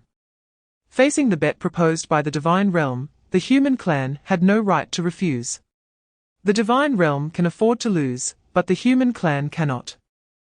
Refusal means that the war, which is not yet prepared, will erupt in advance, meaning those imprisoned and enslaved compatriots will never return to their homeland. Therefore, we cannot lose even one match, cannot retreat even one round. Retreating will extinguish the candlelight that burns with life. Retreating will betray the grudges and hatred accumulated over thousands of years. Retreating will tread upon the corpses of our predecessors and compatriots. The principal and the elders' expressions were calm. As if they had little sorrow, in the 7,000-year history of the human clan's martial arts, sorrow has lost all meaning. Chapter 334, Su Ming's eyes flickered with golden thunder, a domineering force of principles tearing apart the entire demonic mist. Where he stood, this piece of heaven and earth transformed into his domain. The raging aura of divine punishment in the sky suddenly changed. And all the thunder surged around Su Ming, as if subjects were presenting themselves before a king. Now, he is divine punishment. Su Ming clenched his hand tightly. And the noble neck of the demonic clan's divine son exploded in his grasp, and he completely seized the authority of a royal power. The expressions of the people from the divine realm varied, their faces shocked. He has already ascended to the third throne. How long has it been? Not just a 19-year-old prince, he is a 19-year-old king. His way of thunder seems to have mastered several paths of the Thunder Emperor's title. Is it about to become reality? He is growing too fast. While he has not yet reached maturity, this child must be killed. The corpse of the king fell from the sky, and an invisible aura of principles surged into the Black Tower, transforming into rule points. Perhaps because this demonic clan divine son has already half-stepped into emperor and possesses a high level of principles. The panel of rule points directly increased by more than 80 points. Chapter 335, The Pale Path. What the hell is that? Su Wuwei's eyes widened, wishing he could stab that old wolf to death with a sword. In the sky, the pale moon hung high, the cold moonlight devoured this sky, turning everything pale. Su Ming lost all color, and the thunderous domain around him gradually quieted under the moonlight, his power continuously weakened in this moonlight. Meanwhile, the pale emperor was bathed in that white flame, the blade light surged like waves, forcing Su Ming to continuously retreat. Jiangcheng bit her lip. Her eyes filled with purple intent, nervously watching the battle in the sky, gripping a pendant around her neck, a pink charm. The others were also sweating. Yi had recovered a lot, and his gaze was somewhat serious. I fought that old guy when I was in the 9 hell, his pale path is very strange. He has already completed this path, which is the emperor. In the realm of the emperor's principles, the path is the law, and the law is the path. And that old guy's pale power has merged into his heavenly demon divine technique, transforming into a terrifying rule that can turn everything in the domain pale. Chapter 336, Come Quickly to Die. On both sides of the Dao field, countless people looked up, their expressions varied. High above, the pale world was gradually fading, while the crimson golden thunder was dominating heaven and earth. The human youth stood in the void, his blade still stained with blood, and a mighty aura rose from him. In his eyes, the cold thunder light flickered. He looked down at the divine sons below, as if they were ants. That gaze made them furious. Who are they? They are the offspring of gods. From the moment they were born, they had already reached the pinnacle of all beings, possessing the best resources, the strongest bloodline talents, and the highest level inheritances. In this law of the jungle world of cultivation, they touched the peak from birth. They have always looked down on others, never having seen such a gaze. The mockery, indifference, and disdain in the other's eyes felt like a dagger piercing the back. Like a ruler on a throne looking down on his mediocre subjects. Su Ming maintained his indifference, his expression as hard as iron, but in reality, he was just posturing. The vitality consumed by that previous strike was being frantically replenished by the little tree, yet he still forced himself to uphold the high standard of his indestructible golden body. Chapter 337. On the dojo, it was impossible to distinguish how many times the blood rain had fallen. The shattered laws stirred up a storm in the air. The continuous blood energy mixed chaotically with dark clouds, and dazzling thunder split the sky, illuminating the man's face. In his hand, a brilliant black talisman flickered. Its owner was the eldest son of the dark spirit god of the Yuanling clan, a rare young monarch who had embarked on the path of extremity. Yet now, only the source spirit talisman remained after the killings. No, stop. Don't. The half-god elder of the Yuanling clan shouted in panic. His figure swiftly ascending into the air above the battlefield, trying to stop the other, but was blocked by a burning feather of void fire. Not far away. Liu Miao coldly snorted, "What's wrong? You don't want to uphold the martial rules you set yourselves? Or do the half-gods of your divine domain want to have an extra match?" The burning feather in the sky ignited, its domineering divine might erupting like a blazing sun, completely isolating the half-god of the Yuanling clan. Among the 4 great academies of the Great Xia, Liu Miao was the only female half-god and also the youngest. Precisely because she was strong enough. Just then, in the astonished eyes of the Yuanling clan's half-god, Su Ming smiled softly. Chapter 338. The ancient celestial prodigy licked his lips. His eyes filled with excitement, the crimson gold divine sword in his hand clashing, and red patterns began to faintly emerge on his body. Interesting, too interesting. In a world so barren of spiritual energy, a genius like you actually emerged. Aside from that madwoman from the Three-Life Palace. This is the second time I've encountered someone among my peers who excites me. He was genuinely surprised. Mana, laws, divine powers, techniques. Combat talent, his opponent was not weaker in any aspect. What terrified him even more was the power of the opponent's physical body. Vitality and physical form, this was his proudest talent. And even among all the unrivaled prodigies of the younger generation in the divine domain, he was definitely among the top. He was the son of the divine king. And his mother was an ancient divine beast. He was born with an unparalleled physique. His bloodline talent was extraordinarily terrifying, and in addition, he had implanted the remains of an ancient god in his body, making his physical form capable of shaking half-god weapons. But now, the young human before him had a physical form that was not inferior at all. Was this really the weak-bodied human he remembered? Well, you're not bad either.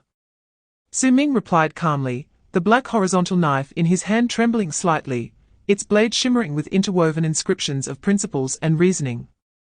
As the little black expressed its excitement and fighting spirit. Chapter 339. Above the sea of blood that turned the world upside down, mountains of thunder rose endlessly. The mountains and the sea clashing, 2 forces of laws surged throughout the heavens and earth. The waves of blood crashed against the mountains, and the thunderous fury surged. The 2 of them bizarrely connected in a singular point. The ancient celestial prodigy stood atop the Crimson Bone Tower, facing Su Ming on the Thunder Mountain. Looking at the mountains vibrating with thunder, his expression somewhat complex. I never expected you would dare to step into them, Emperor, and walk the path of extremity. Ha! Aren't you afraid of being unable to prove the Tao? Su Ming laughed and said, I only walk the strongest path, as long as I am strong enough. Nothing on this road can stop me. Only walk the strongest path. The ancient celestial prodigy flicked his sword lightly, and the roiling sea of blood instantly calmed. The figure of the human before him gradually overlapped with that of his father god. He seemed to hear the supreme being who ruled the divine domain once remind him. Pride, remember, our paths were all wrong. I was wrong, they were wrong. Only the path of extremity is the complete path. The ancient celestial prodigy's eyes sparkled with brilliance. And he couldn't help but laugh, his eyes filled with fighting spirit. Su Ming, you are becoming more and more interesting. I didn't expect to encounter someone like you in this world. To show my respect, I will kill you properly. Chapter 340. No. Your Highness. Stop. Junior, stop. The scene that reversed the heavens and earth came too quickly. After the transformation of Su Ming through the laws of heaven and earth, his strength surged tenfold. And the phoenix blood stained the Thunder Mountain, which was on the verge of collapse. The divine domain was in shock. Even the ancient celestial favored one slammed the table in surprise, his gaze shaken. 2 divine generals suddenly soared into the air. 4 divine weapons of heaven and earth unleashed their divine might, and among them, the glazed lamp and fire bead no longer concealed their identities, transforming into divine generals. While the dragon horse before the divine chariot let out a long neigh. The 4 divine generals simultaneously rushed out, all wanting to provide aid. But were blocked by a burning golden line in the void. With just a line separating them, they could not take a step further, as if 2 spaces were divided. The principal stood with his hands behind his back on the other side of the golden line, exuding the aura of 2 divine weapons of heaven and earth. He completely turned his back to the 4 terrifying divine beings behind him, seemingly indifferent to their overwhelming divine might. Only gazing at the battlefield before him with a calm voice. With this line as the boundary, if you 6 dare to step over a single step. Or if those 4 donkeys dare to let a single hair cross over, not to mention your 6th prince above. I will kill everyone from the divine domain, who has descended this time.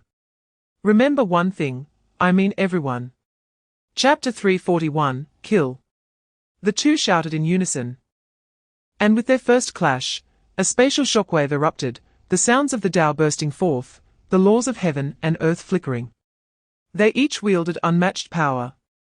Battling like 2 true divine beings, tearing the entire sky in half, both sides unleashed lethal moves, neither giving way, and their blood boiled in the air. Transforming into the power of the laws that spread. But soon, the ancient celestial prodigy began to be gradually suppressed by Su Ming. Even when he employed the mysterious technique to descend the gods, he ultimately relied on external force, clearly lacking the depth of understanding of power compared to Su Ming. After hundreds of exchanges, the phoenix wings of the ancient celestial prodigy were torn apart, blood splattering into the sky. The ancient celestial prodigy retreated violently. Using one hand to stroke the crimson gold divine sword, 2 terrifying laws erupting from it. The sword was stained with boundless demonic energy, sprouting ferocious black scales. As if it were alive, with a demonic eye growing on the hilt. The rampant killing sword light tore through the heavy thunder toward Su Ming, who waved his hand. Causing the Thunder Mountain to crash and shatter, while the black knife in his hand howled, completely igniting the fighting spirit of Little Black. The black knife was originally an ancient king's weapon reforged, now only a remnant spirit remained, accompanying Su Ming through battles against myriad races, demon beasts, and royal prodigies. It had fed on blood and transcended, evolving alongside Su Ming through tribulations, and was no longer comparable to before. Chapter 342, It was as if a portal had opened in the sky, and in an instant. The entire sky of the human world lit up with lines of forbidden patterns, and the spiritual energy of heaven and earth surged wildly. This was the heavenly Tao of the human realm expelling and resisting that bone. On that bone, it carried a wisp of the heavenly Tao power of the divine domain. Everyone on the dojo plane stood up, even the divine domain did not anticipate such a turn of events, and this scene shocked everyone. If it weren't for several elders holding her back, Jiangcheng would have rushed into the sky. Father God. The ancient celestial favored one cried out. A chilling sensation deep within his soul. The 6th brother, the most gifted and favored by the Father God, has also been inscribed with the law that requires him to sacrifice himself. So does he also possess it? The principal's white hair danced wildly in the air. His divine might causing the heavens to rage, with an invincible will penetrating the clouds, merging with the great cauldron. His fist light shattering the golden barrier set by the God King. The several war gods behind him did not dare to stop him, shaken by the principal's divine power. Although he had just attained the Tao, the might he displayed had already reached the pinnacle of the divine realm. Such a powerful being, such combat strength, is called a god monarch in the divine domain. But even with the principal's unparalleled might, the divine thought hidden within Jiu Xiu's ancient celestial bones had already unleashed that terrifying Tao technique. Chapter 343, Divine Domain, Tai Kai secret realm. A world-shaking pressure from the God King swept across the entire world, and the heavens roared. Inside the cave, Jiu Xiu suddenly opened his eyes. With a world of life and death in his gaze, divine light blazing, his complexion changing greatly. Not good. Jiu Xiu's entire body ignited with divine power. And he immediately touched his brow with his fingers, a drop of soul blood transforming into a sword that slashed through the void, severing the line of causality connected to his divine thought. But in the next moment, on that severed line of causality in the void, even as it traversed through layers of time and space, cutting off cause and effect, that terrifying blade light still had a trace of blade intent tracing back, moving at an unbelievable speed. The divine armor in front of Jiu Xiu shattered, his figure flying backward, the cave was pierced through. And his towering figure stopped on a distant divine peak, coughing up a mouthful of fresh blood, a symbol appearing on his brow. He looked at the dissipating blade intent and the hideous wound on his chest, feeling a wave of fear in his heart. Then his gaze filled with rage and killing intent. Su Ming, a mere ant of the kingly realm, actually caused me to suffer Dao injuries. But soon his expression grew more serious, divine light flickering in his eyes. What exactly is this human's identity? That future of ascending to the great Tao and that unfathomable past. Chapter 344, The Identity of My Parents. Su Ming was taken aback, not quite understanding the principle's meaning. My parents, they are both ordinary people, former researchers at Jiangcheng University. The principal nodded, continuing to lead them forward in the metallic corridor of the research room, intentionally controlling the speed of his steps. Your father Su Yi and mother Liu Qingwan, although they are not martial artists, possess a rare research-oriented spiritual talent, with a level of brain development that is unusual, and they are both excellent scientists. According to the information, your parents were rare geniuses in their studies, being recommended to Huaka Academy at the age of 16 with nearly perfect scores in the literary exam. At this point, the principal glanced at Su Ming, saying, "In terms of studies, you have disgraced the family tradition." Ah? Su Ming felt a bit embarrassed, then defiantly said, "It's all my third uncle's fault, he taught me later. And I had no opportunity to engage in studies. Su Wuwei, I remember when he was accepted into Kong University. He scored over 600 in the literary exam without special admission. All right, so I am the least educated in the Su family." Su Ming reluctantly accepted this fact. Chapter 345, Su Ming murmured, his thoughts hazy, as if recalling the chaos of that day 9 years ago, the blood and fire in the city. The ruins and debris, explosions and blood rain, the demon king flying through the sky, the people in the city crying out in despair, like hell. Don't be afraid. Ming Ming. Stay with your mom and dad. Son, it's okay, son, dad is here, I will protect you. Sure, don't make a sound, that beast is outside. The principal found a photo on the wall and handed it to Su Ming. It was a group photo, showing men and women in white lab coats, with faces from both the east and west, almost everyone wearing glasses, and most of the men bald. In the middle, Su Ming saw the familiar young couple, with his godmother and Uncle Jiang nearby. They were gentle and smiling, once full of vigor. This was a photo of all the researchers involved in the Undying Blood project from the 7 major research institutes back then. They took the last blood samples from Jinghua to start their research, among whom your father Su Yi was the head of the research group for the Undying Blood project at Jiangcheng University. Chapter 346. So, does my third uncle also know about the Undying Blood matter? The principal nodded, yes, given your age at the time. The intensity of the training your third uncle set for you was too much. He wanted to force out your potential, and in that regard, his idea was successful. Your physical talent, let alone among humans, even among all known races, not even the bloodline of divine beasts, or the offspring of gods can compare to you. Just like Jiu Qianjiao, he could compete with you physically only because of the ancient god bone implanted in him. Perhaps within your blood lies the true secret belonging to the owner of that eyeball. There's one more thing, which is the real reason I brought you here. The principal looked seriously at Su Ming and said, Su Ming, I just mentioned that surviving after injecting undying blood can be considered a miracle of life. But you are not the only miracle. In the deepest part of this research room in Jinghua, there is a special ward, with several medical staff rotating to care for it. Through the thick glass window, everyone could see the figure on the hospital bed. Chapter 347, in the next moment. Su Ming found himself in a sea of flowers, surrounded by little fairies with long ears and wings flying around, like a swarm of bees collecting nectar. Beside him were Wu Haonan and Zhuo Ruobai, both looking confused, while Jiangcheng, dressed in an astronaut suit, enthusiastically chatted with the pharmacist-dressed Qiu Menghan and a group of little fairies. How is it? This is where Senior Rong lives in the Sky City. The modeling is pretty good, right? She is also the manager of the entire virtual system world of the Sky City. Wow, Principal, you suddenly appeared and scared me.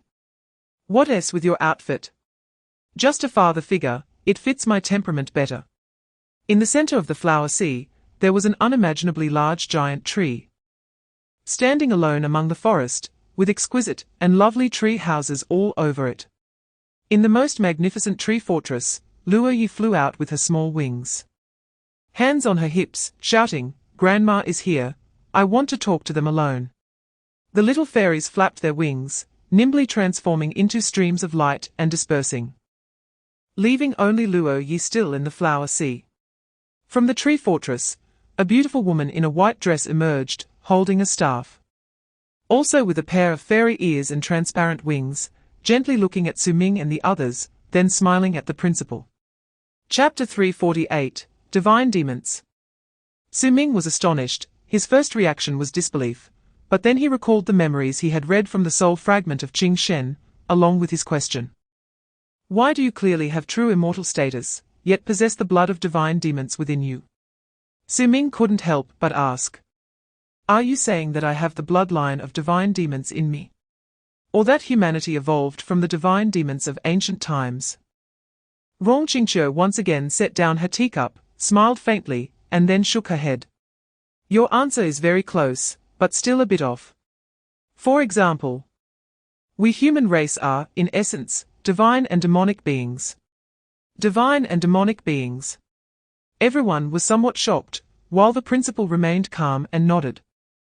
Although it was the first time he heard Rong Qingqiu say this, he clearly knew more than Su Ming and the others due to his status.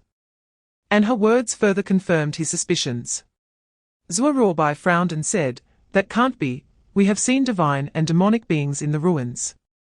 And they appeared in myths and some relics, but they looked completely different from us, as if they were two different species, only humanoid in shape. Chapter 349.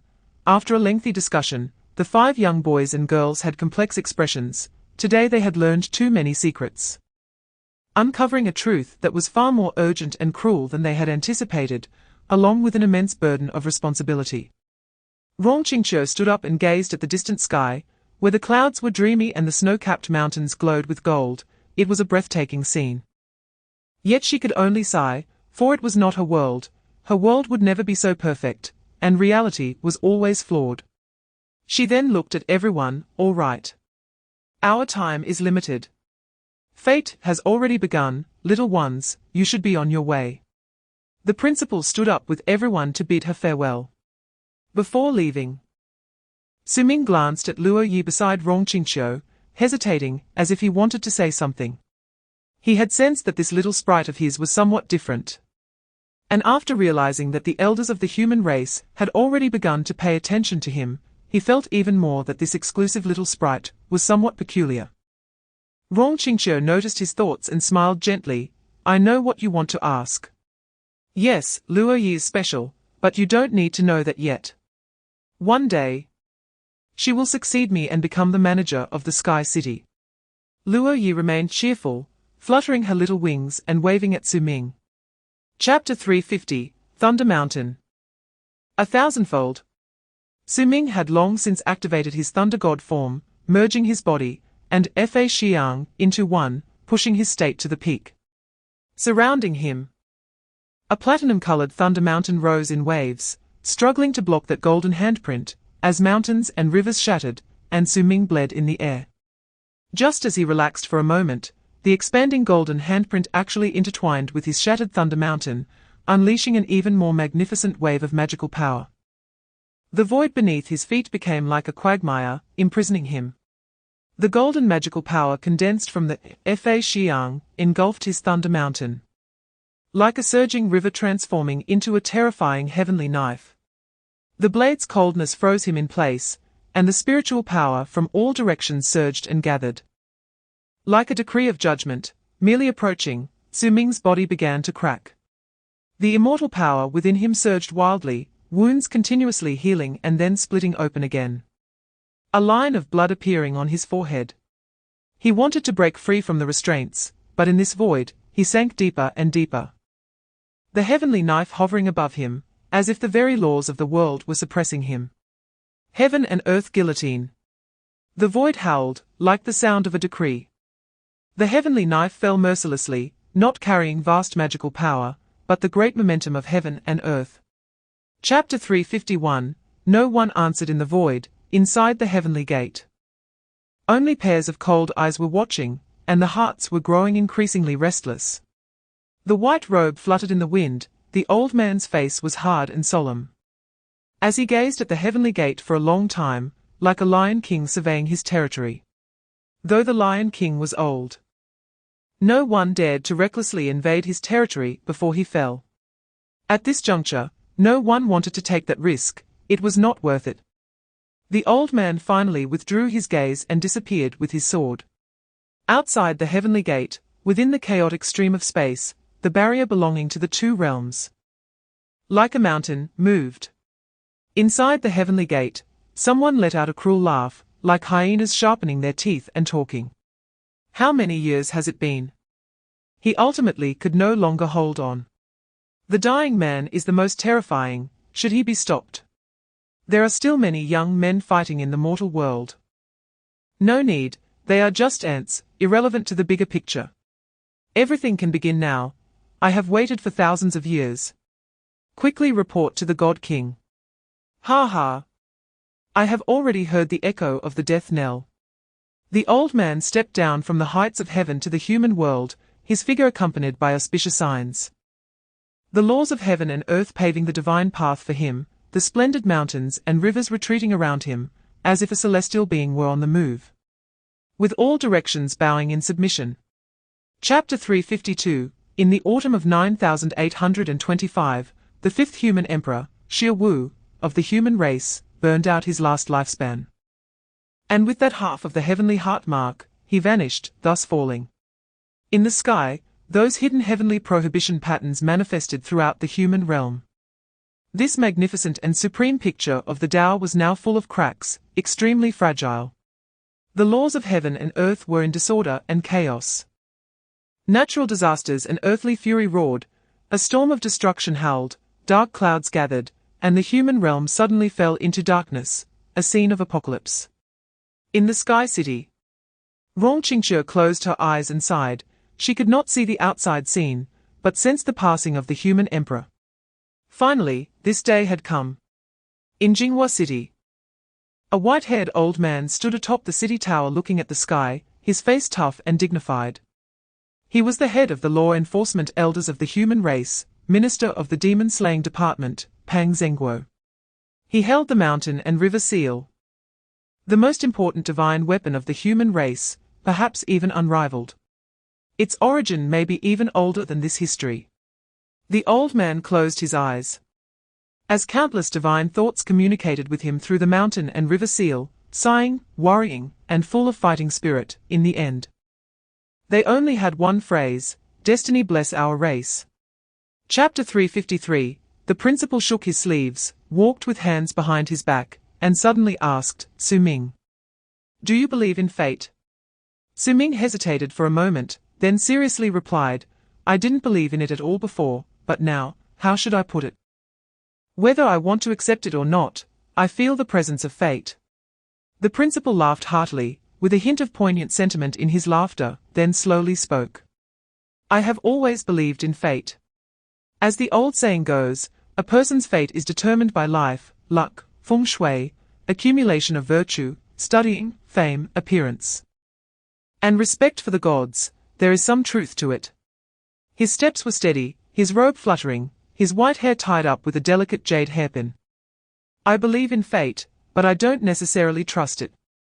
For this kind of fate, I will acknowledge its existence, and then I will do everything I can to change it.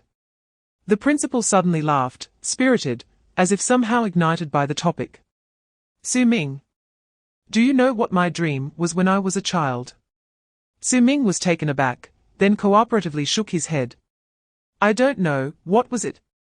Ha ha. This is worth talking about. Although I am handsome and have high martial arts talent, destined to become a martial god, I actually purely loved reading when I was a child. I wanted to be a writer. Chapter 354. Amidst the world's stirring divine might. A golden light soared against the heavens, piercing through the clouds. That bold shout echoed between heaven and earth, shattering the endless and heavy dark clouds in the sky. Piercing through a ray of heavenly light. Principal. It's the principal making a move. Elder He. He is the god of war. We still have hope. In the dungeon, countless people stared intently at the live broadcast projected by the psychic crystal stone, fixated on that golden figure piercing through the sky, their emotions stirred and surging. Most of them were ordinary people, who had heard of the legendary deeds of the god of war. They admired, respected, and revered him, after the death of the emperor. He was the only god left among humanity, their last hope. But they still couldn't help but feel a bit of despair. The god of war was invincible. But he faced the gods of all races. An old man shed tears. He was an old king and understood more than the ordinary people. His voice was hoarse. Those three at the highest point were not just gods, they were god-kings. Many voices gradually weakened, revealing a hint of despair. Jiangcheng coldly lowered his eyes, watching the golden figure soaring to the heavens. Chapter 355. The edge of the black card pierced through his chest like a blade, blood gushed forth, and the next moment, the wound began to heal rapidly. The card transformed into countless streams of light that surged into Su Ming's heart, a special divine thought instantly taking control of his body. Beneath the Lei Shi Dan Qian, two lenses vibrated violently, an indescribable divine power swept through his body. Within the river of time and space in the sky, a river mouth was torn open, an illusory river rushing out from the high heavens, connecting two different time and space rivers at this moment. Su Ming's eyes flickered. When they opened again, they were a pair of entirely different blue-golden pupils. His appearance had not changed at all, but at this moment, his aura was completely different. He smiled, slightly extended his right hand to grasp the void, commanding the laws of heaven and earth, his voice carrying a hint of authority. Fire in the stone. Horse in the gap, body in the dream, all actions are mere illusions. A blue-golden thunder curtain rose in the void like a curtain of water, resembling an endless water mirror, actually blocking a strike from the three god kings. The next moment, the water mirror shattered with a loud crash, the world fell silent. And from the shattered mirror, terrifying divine light exploded toward the three god kings, actually returning their previous attack. Chapter 356. Su Ming, who was staying in the divine palace, suddenly froze, 1,000 question marks popping up in his mind. Hey, aren't we brothers? What do you mean all the causal costs are borne by me? Did I agree to this and you just wrote it? How can a person be so selfish? In front of Su Tang, that page of the bronze book suddenly ignited, transforming into countless divine lights that merged into the sword edge. Thunder raged around him, wielding the sword across 10,000 miles at will. A single sword shattering the celestial path of the universe. Tear the painting. That sword light, which illuminated the universe, flashed by. And Jiangcheng and the black-clothed god king spat blood and flew back, while the heavenly demon god king's divine weapons shattered, along with the universe and starry sky in front of him, being violently ripped apart. The sword light revealed his true form, which turned out to be a giant demon with a dragon's head and a deer's body. His shattered body was connected by endless divine light. struggling to reassemble in the distance, but blood flowed from all over him, and his furious roar shattered the void, a massive demon star rising behind him. Ah! For hundreds of thousands of years, you actually took my life, I must kill you. Su Tang flicked his fingers to strike the sword. The sword energy recklessly engaging with the three god kings. It's getting cold, I'll put on another piece of clothing. Collectible, 9 Dragon Emperor Robe. Chapter 357, looking north over the wasteland, Wu Haonan fell into madness again, with Caillou controlling his body, merging with this immortal demon corpse. The ancient blood and energy, which had been silent for endless years, was ignited by demonic flames. The 8-armed demon roared to the heavens, then directly tore through space with its flesh, charging toward a demon god soaring into the sky. Damn it, how can there still be demon gods in this world? The demon god had just reacted. An immense demonic power erupted from his 2 horns.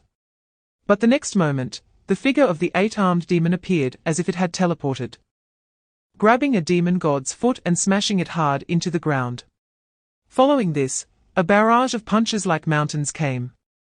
The blood and energy of the demon merging into a blood cloud, with demonic blood flying everywhere, showcasing extreme physical violence. Ha ha ha ha ha, come on, you dog bastard. I'm going to crush your bones, and I'm going to pull out your intestines and tie them in a knot with that thing below. This scene caught the attention of several other demon gods, who rushed to assist. In the Tsangnan campus, Zhuo Ruobai knelt on one knee, his face as pale as paper, maintaining a life force imprint in his hand, while countless alchemists were boosting him. The ancient banyan tree of the demon god in front of him seemed to awaken. Its originally withered branches and leaves regaining vitality, the tree's shadow swaying, and thousands of hanging spirit shells chiming, like countless tales traversing through time and space. Chapter 358, the entire world, the whole universe, was engulfed by the omnipresent aura of the divine path, transforming into a battlefield that only gods could participate in. The War of the Gods. Roars shook the heavens, the laws of the universe went into chaos, and divine blood splattered. One figure after another fiercely rushed to the high heavens, standing in front of the principal and the others, divine blood boiling, battling to madness. Beyond the starry sky, the battle of the god kings swept that universe. The map of mountains and rivers had already split into 2, countless stars shattered in their forbidden techniques. The sound of the great path killing made even the gods tremble at a glance. The silver moon mark on Jiang Xiaotang's forehead oozed blood. Her mental energy was severely depleted. If it weren't for the fragment of the mark given by the moon goddess, and a branch of the little tree, just this depleted mental energy alone could drain her life force. The unicorn horse trod on the void, its originally snow-white satin-like body stained with mottled blood. This creature, which symbolized holiness and purity in legends, was now bloodily battling the heavens, as if it had come from hell. Wu Haonan, possessed by the madness of the 8-armed demon, roared to the heavens, boundless blood energy resembling a vast ocean connected with the blood energy of the ancient saints, actually linking their battle intent. He violently tore apart 3 gods with extreme brutality. However, he now found himself in crisis, targeted by a god from the Holy Spirit Island. With 3 of his 8 arms already severed, his body battered, but still fighting to madness. Chapter 359, in the human realm. 4 supreme half-gods roared as they charged toward the sky. For the greater good, they had been hiding in a special secret realm, shielding the heavenly secrets. Witnessing the mountains and rivers shatter, witnessing one comrade after another continuously fall. For this moment, they had endured too much anger. And in the new heavenly path of the human realm, they received the fortune to complete that ultimate leap. Throughout the world, the divine path heavenly tribulation thundered down. A new divine aura engulfing heaven and earth, accelerating the growth and stabilization of the heavenly path, allowing the order of heaven and earth to return to place more quickly. This was the final link in the heaven repair plan. Among the 4 human powerhouses who achieved the path, 2 used the divine rank of the Sun God Temple, and a divine rank left by the Emperor of Humanity to achieve the path, and the principal of Jinghua University. Bai Chang'e, and the head of the demon-slaying department, Pang Zhenghua, like the principal, were also prodigies capable of achieving the path to heaven and earth within 500 years. They looked at the figure of the principal above the heavenly path, their eyes filled with unspeakable grief and anger. That man was the most outstanding among them, the fastest to progress, the most monstrous genius of their era. If there were no He Shaoqian in this world, the one standing there now might be Bai Chang'e, or perhaps Pang Zhenghua.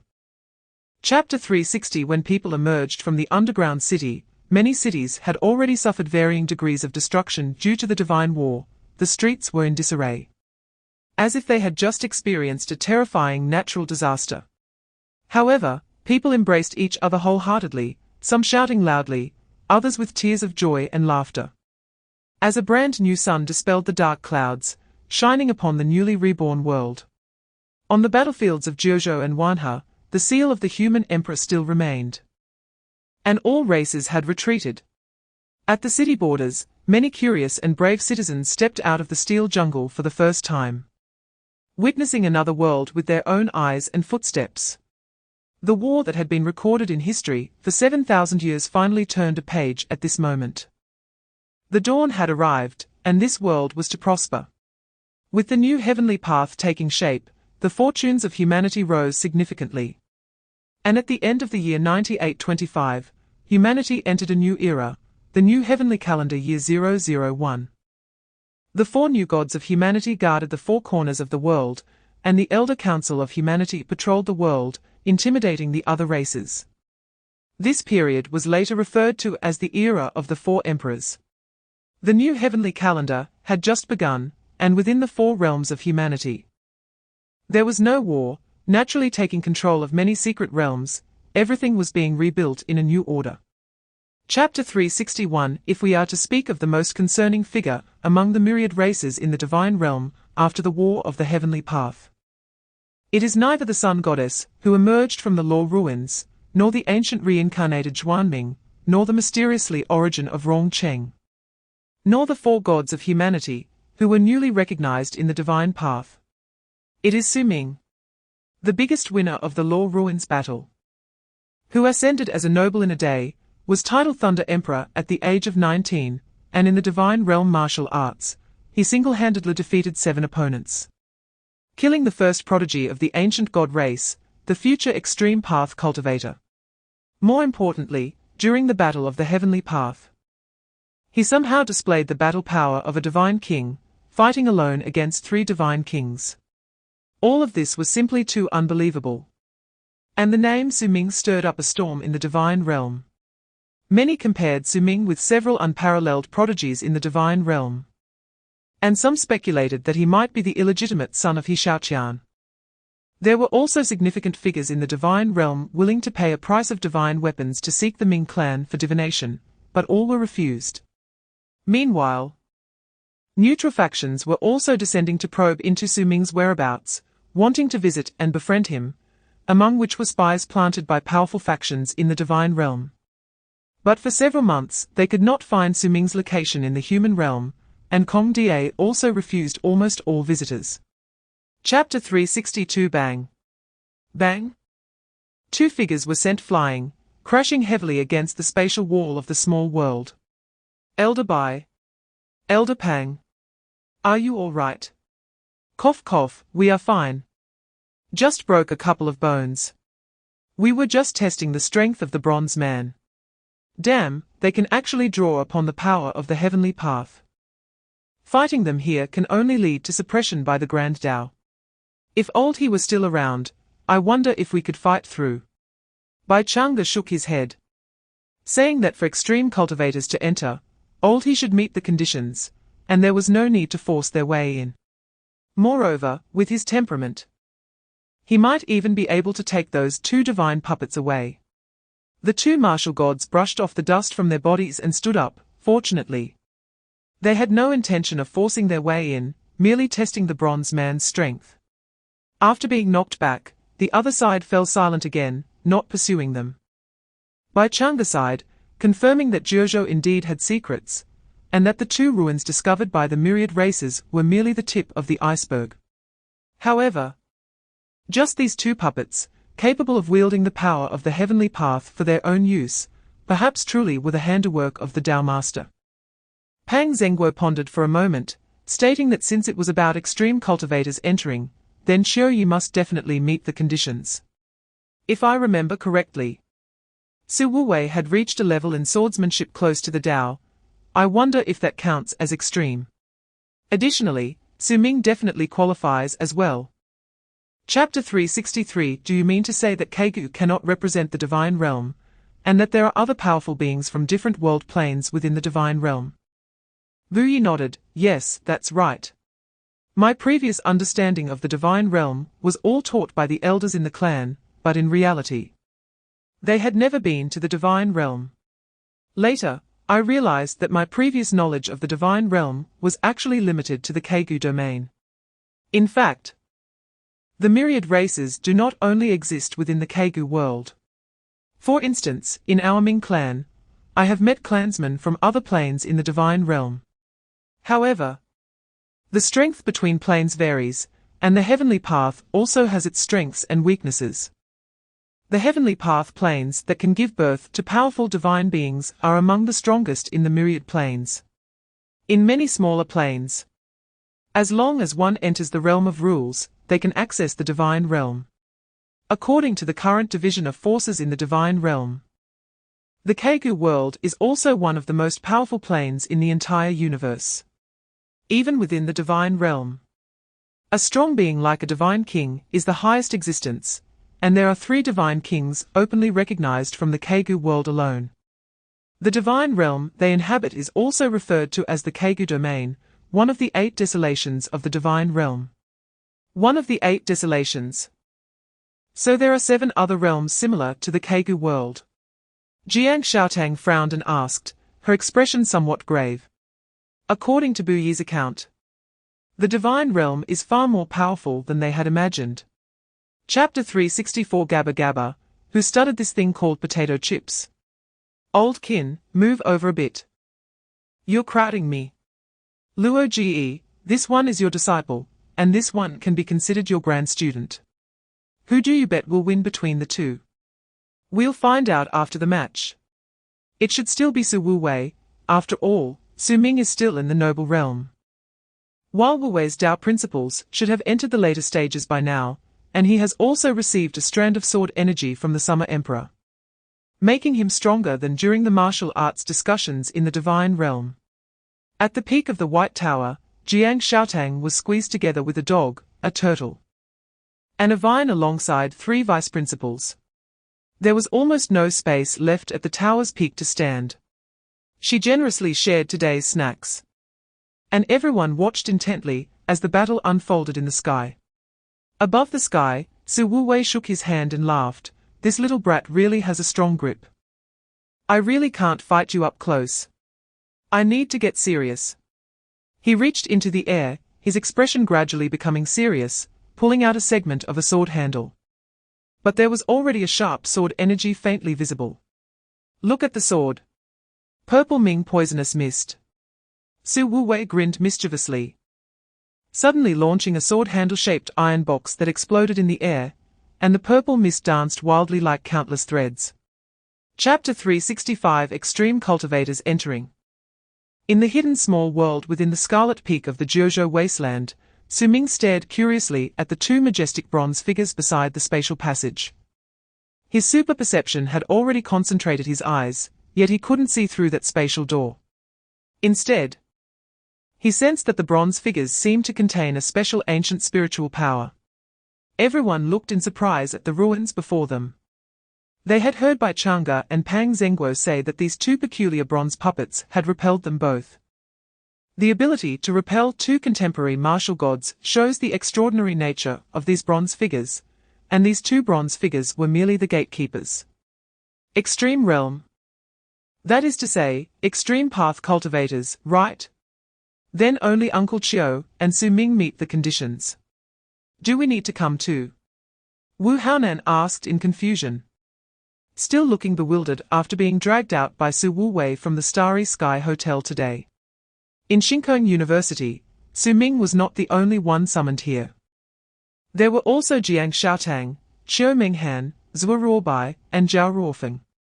The Fire Crow Prince was also sent by the Sun Goddess, along with Liu Zizhan, Wei Wuji, and several unfamiliar faces, mostly from the younger generation. The current martial gods, by Chang'e and Pang Zhengue, were quite approachable and patiently explained. Chapter 366. Please. The human elders looked at the two kneeling bronze figures with bewilderment. Everyone's expressions were strange, as if they were trying hard to impress during a graduation defense, only to have the defense teacher greet them with flattery when they stepped on stage. It had been a long time since they had seen the young master smile. Su Ming was equally confused by the sudden kneeling of the two bronze figures. Your Majesty, please rise. Thank you, Your Excellency. Before Su Ming could react, the two bronze figures stood up mechanically and respectfully gestured for him to proceed. Su Ming was in a daze, but instinctively summoned the Black Tower. Qingyun, what is going on? Is this something I left behind from my previous life? No, my lord. But according to the permissions I know, you have walked this path before. I am unaware of the rest. What's the use of you? Sometimes I really want to sell you as scrap metal. The old minister is deeply pained. Su Ming chose not to enter directly, but looked at the two martial gods. Although the human elders were confused, they were already used to it. The principal had previously reminded them not to be too surprised by anything that happened to Su Ming. Chapter 367. The Dark Side of the Moon. Su Ming was somewhat astonished and then raised his eyes to survey the surroundings. This grey, desolate land had craters of various sizes arranged in a regular pattern, and above him was an endless vast starry sky. Behind him stood the spatial portal, lonely in the wilderness under the starry sky. The most prominent feature in the starry sky was a large water-blue star flickering before him. That was the blue star. The star in front of him was surrounded by dense divine patterns that appeared in the starry universe, enveloping the entire starry sky. Above their heads, there was also a transparent film covering them. Judging from the surrounding starry scenes, he was indeed standing on the moon. Is this the moon? Is this path leading to the moon? After the blockade of the heavenly Tao was broken, the martial gods must have explored the world outside the blue star. Why have they never discovered a spatial portal here? Su Ming was somewhat puzzled, and at the same time, he sensed that this so-called moon felt very different to him. The rules of the heavenly Tao in this world were also quite unique, carrying a wild aura, with the spiritual power of heaven and earth being chaotic and violent. More surprisingly, on this so-called moon, there was actually air, and they could communicate through sound. Chapter 368. Su Wuwei clearly did not want to discuss this topic further, only briefly mentioning the relic incident. After that day, his Tao heart was completely destroyed, and his cultivation regressed instead of progressing. He fell into a state of despair for a full decade. The once proud genius had turned into a disheveled and downtrodden Taoist. Then, due to a secret letter from the principal, he rose to nobility overnight and returned to the 9 provinces, back to the battlefield that had taken everything from him. He appeared to be arrogant and carefree, and now people said that the young man from back then had returned. But in reality, he had only found a reason to wield a sword again. He had long since died 12 years ago. Su Ming, if I cannot do it, please help me find a flower in the future, a flower called Dream Return. On the quiet silver wasteland, there were only the 3 figures of Su Ming, creating a sense of indescribable loneliness. They had originally been very vigilant about this place, carefully exploring in the direction facing the spatial portal, but along the way, apart from craters, there were countless moon pits, desolate to the extreme, with no signs of life. Until Su Wuwei had adjusted his mood, his face returning to a lazy demeanor, he carefully cut off a small piece of wood with his sword energy, grasping it in his hand to examine it. Chapter 369. The Taiyin Lineage.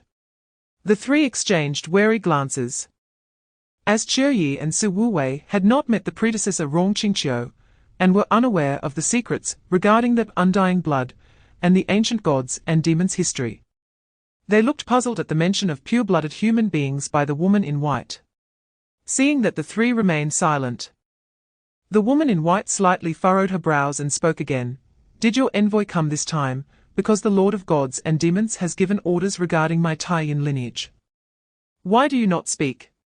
Su Ming, however, suddenly understood and stepped forward, clasping his hands. Predecessor, please do not blame us for our rudeness.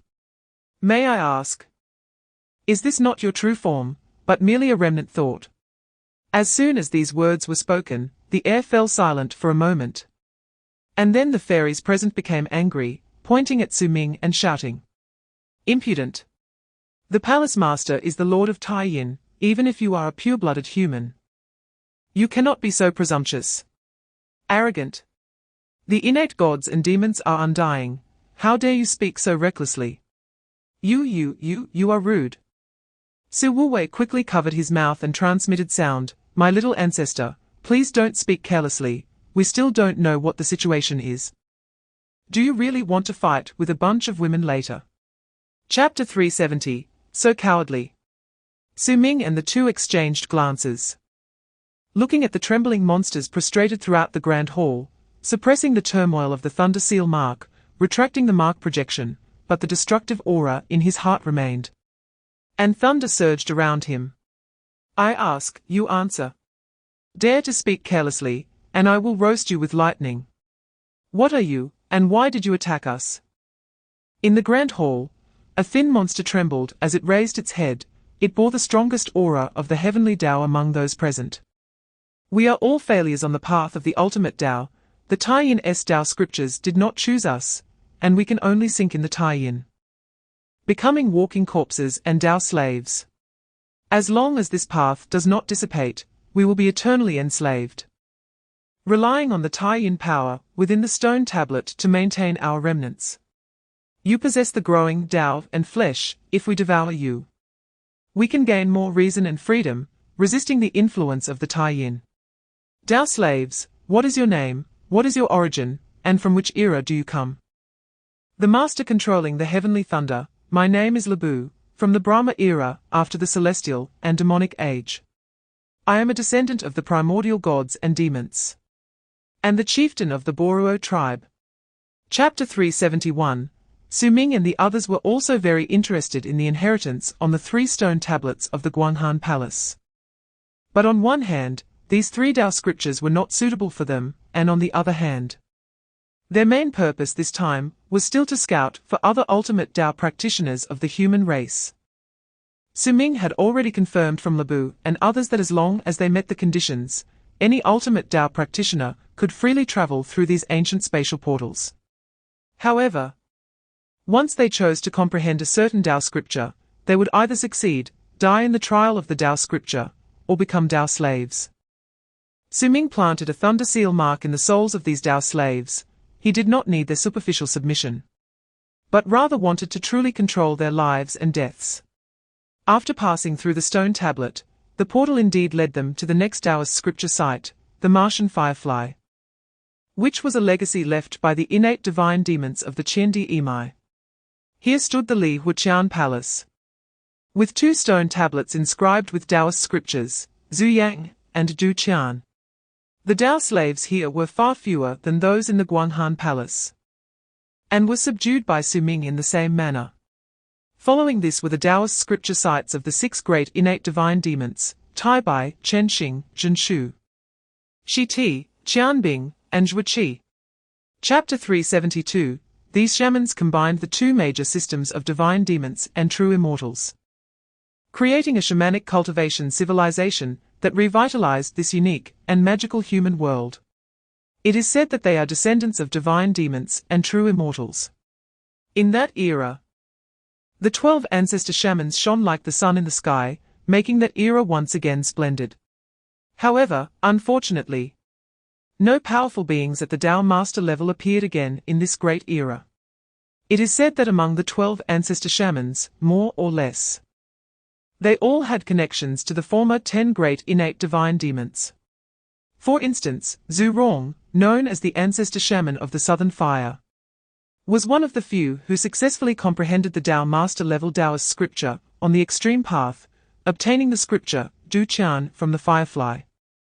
And it was during this era that the hybrid human race, carrying the bloodlines of divine demons and true immortals, truly took shape and stepped onto the historical stage, gradually becoming the protagonists of this world.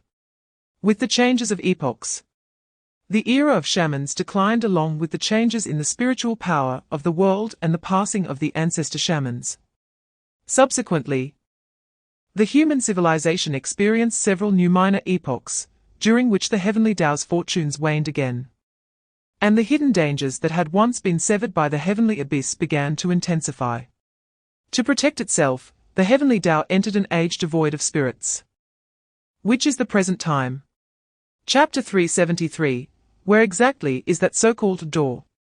Su Ming sat on the back of a winged dragon, stroking his chin in contemplation.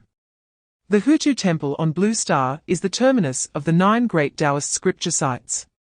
Here, besides the stone tablets, there is no spatial portal leading to the next stop. Among the planets where the 9 Taoist scripture sites are located, Blue Star is the most special one, only here. Beyond the Tao Palace, is there still the existence of life, and it is relatively mature life. Su Ming had almost traversed all of Blue Star in this shadow universe. But here, apart from dinosaurs, there were only large trees, and he had not discovered anything special. He had already eaten 3 meals of various roasted dragon meats, but was still thinking about that bite in the law ruins. The winged dragon beneath him trembled. Su Ming sighed, wishing that Ji Yuanhao were a bit worse.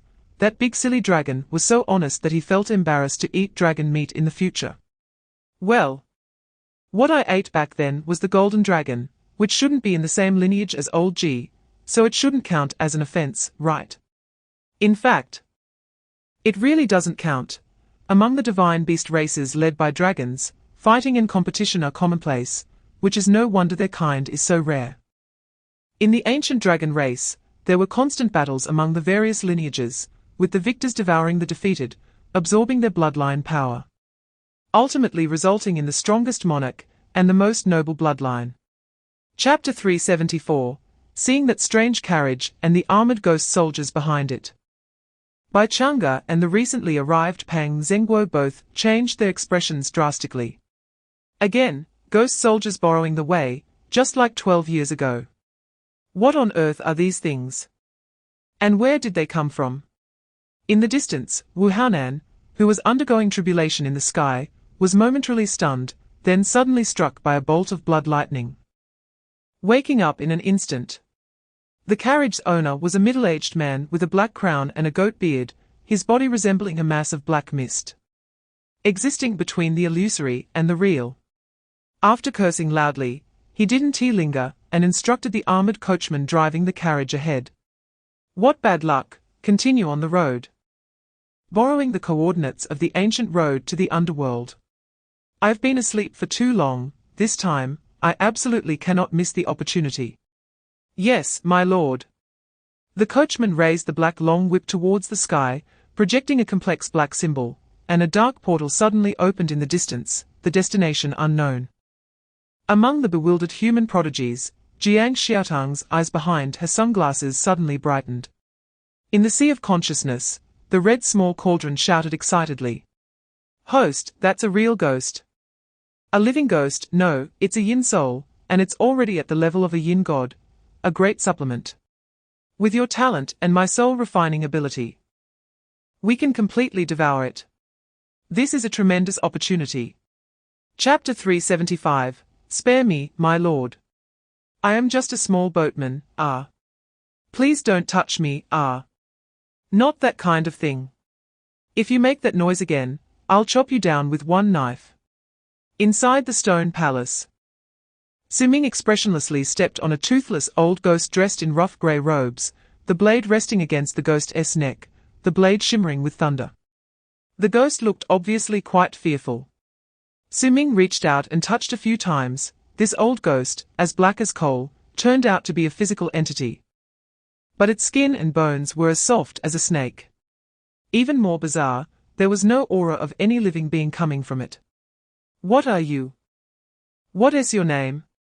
What do you mean by saying I'm dead? Su began his daily inquiries, a process he had become quite familiar with lately. I am a boatman, just call me boatman. Su Ming, do you not understand human language? What I want to know is this: speak properly. Spare me, spare me. It hurts, my lord, please spare me.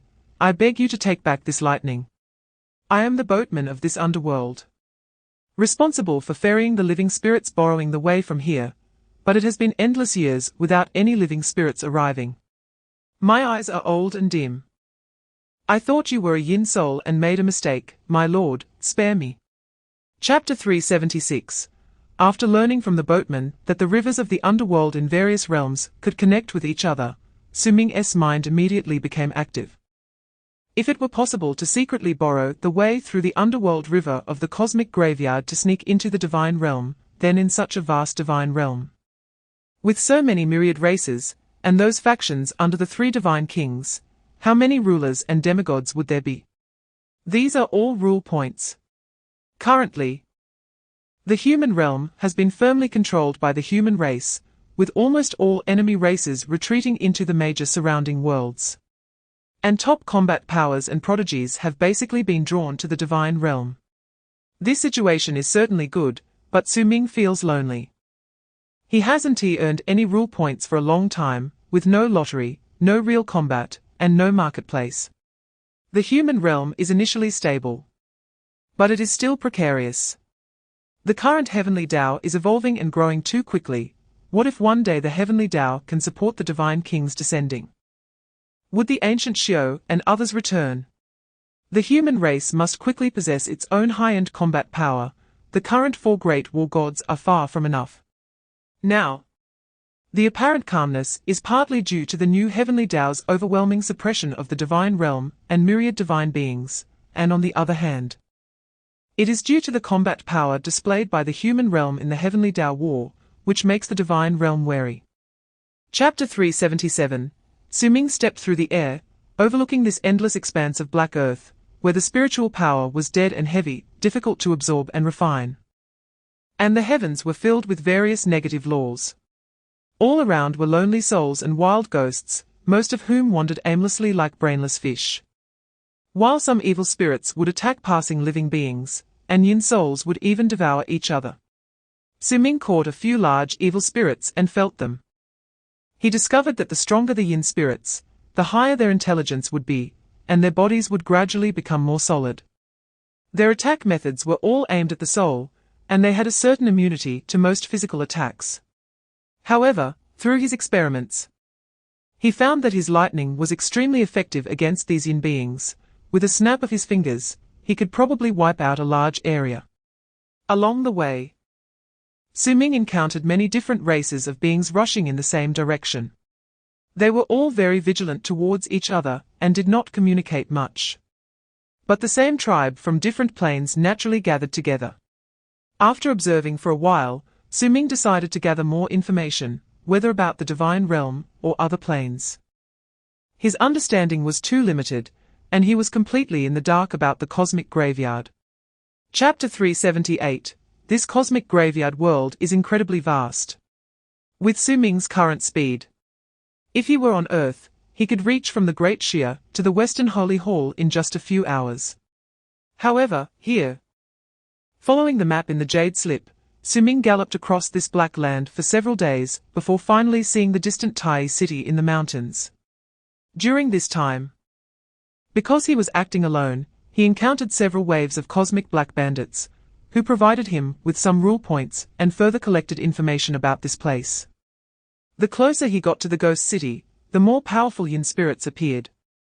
Every night, Su Ming had to hide his figure while traveling. And he even witnessed two powerful yin gods battling, trying to devour each other, while countless yin soldiers fought fiercely, their frenzied roars echoing throughout the night. After 7 days of arduous travel, Su Ming finally arrived at the foot of Tai City. This massive city, built against a black mountain, is almost as large as a dozen Jiangcheng cities, and the other ghost cities are similarly sized, with 9 ghost cities surrounding an abyss that buries countless dead worlds. Tai City is so enormous that there are dozens of gates, and Su Ming specifically chose the gate with the most traffic. He casually glanced at the words Tai written in primordial script at the gate before stepping onto the clouds and arriving at the entrance. Chapter 379. The little spirit monitor stared at the spirit stone, swallowing hard, his eyes nearly popping out. He then cleared his throat, preparing to use his utmost eloquence to flatter this esteemed individual. However, before he could say anything, Su Ming waved his hand to interrupt him, almost causing the little spirit monitor to choke. No need to say anything. I have always been indifferent to fame and fortune, preferring to keep a low profile. I can't stand such blunt truths. This spirit stone is yours, but you need to tell me all the information about this city. If I'm satisfied, I'll reward you with another piece. If not, I'll twist your head off. The little spirit monitor eagerly took the spirit stone, glancing around nervously before safely stowing it away, rubbing his hands with a flattering expression. Rest assured, young master, there's no information about Tai City that I, the little spirit monitor, can't find out. You'll get your money's worth. Let me first tell you about the power divisions in this city, and the intelligence regarding the Great Law Mill. Don't rush. I'm hungry. Take me to find a good restaurant nearby. Money is no object. In this area, that would be Penghuang Tower, but the prices are a bit steep. Almost 10 top-grade spirit stones for a banquet. Chapter 380. The blood from the killing sword on the table was still warm. Su Ming poured himself a cup of tea and drank it, lamenting that the service at Penghuang Tower was quite lacking. The tea was mediocre, and he hadn't even ordered any dishes yet. The waiter's attitude was also poor. If he had said 2 words, his head would have rolled off the ground. Who would he complain to? Next to him, the grey goose that had manifested its true form lay in a pool of blood, and the originally grand hall was now stained with blood. Su Ming glanced indifferently at these inferior beast corpses, showing no interest in such low-grade ingredients. Instead, he focused on the red-black mist he had absorbed from these people's souls, which was now struggling desperately in his divine palace, suppressed by his divine consciousness. This so-called abyssal energy seemed to originate from the same source as the blood curse energy he encountered in the law ruins. The little spirit monitor's heart raced, and he swallowed nervously, looking at the killing god across from him, who at that moment seemed like an immortal that had transcended the mundane world. Just 1 sword, and you've killed 2 rulers and 17 nobles. Young master, take my advice and run to the East City. The little spirit monitor's voice trembled, but he still spoke up. Su Ming smiled faintly, his expression clear, and after tossing him a bag of spirit stones, he stood up. Chapter 381. Stop. You're looking for death. A voice thundered, shaking the clouds, as a golden figure approached rapidly in the distance. Su Ming glanced slightly and saw a terrifying Peng shadow, but he merely smiled and pressed down with his palm, as if no one could change his will. The heavenly blade fell, destroying everything in its path. Su Ming raised his hand to absorb that remnant soul, and an even more surging abyssal energy surged in his divine palace. Peng blood rained down from the sky. The rules of the divine path collapsed, and the stunning blade light illuminated the heavens, shocking the entire city. Did he really just slaughter a demigod? A noble killing a demigod? Am I dreaming? Has there ever been such a record in history? Incredible. Yes, there has been such a precedent. The nobles of the 4th throne should be regarded as rulers, but it seems he killed them rather easily. The incredible battle above Penghuang Tower had drawn the attention of the entire nearby city. Even the divine general guarding the city gate cast a curious glance. The killing sword pierced the void, relentlessly chasing after the other golden Peng demigod, who had already lost an arm and was greatly weakened. Chapter 382. Penghuang was still in shock when, in the next moment, the untainted immortal across from him suddenly changed in aura, a defiant smile appearing on his lips. And he instantly erupted like a fierce beast. It was as if that immortal had suddenly gone mad.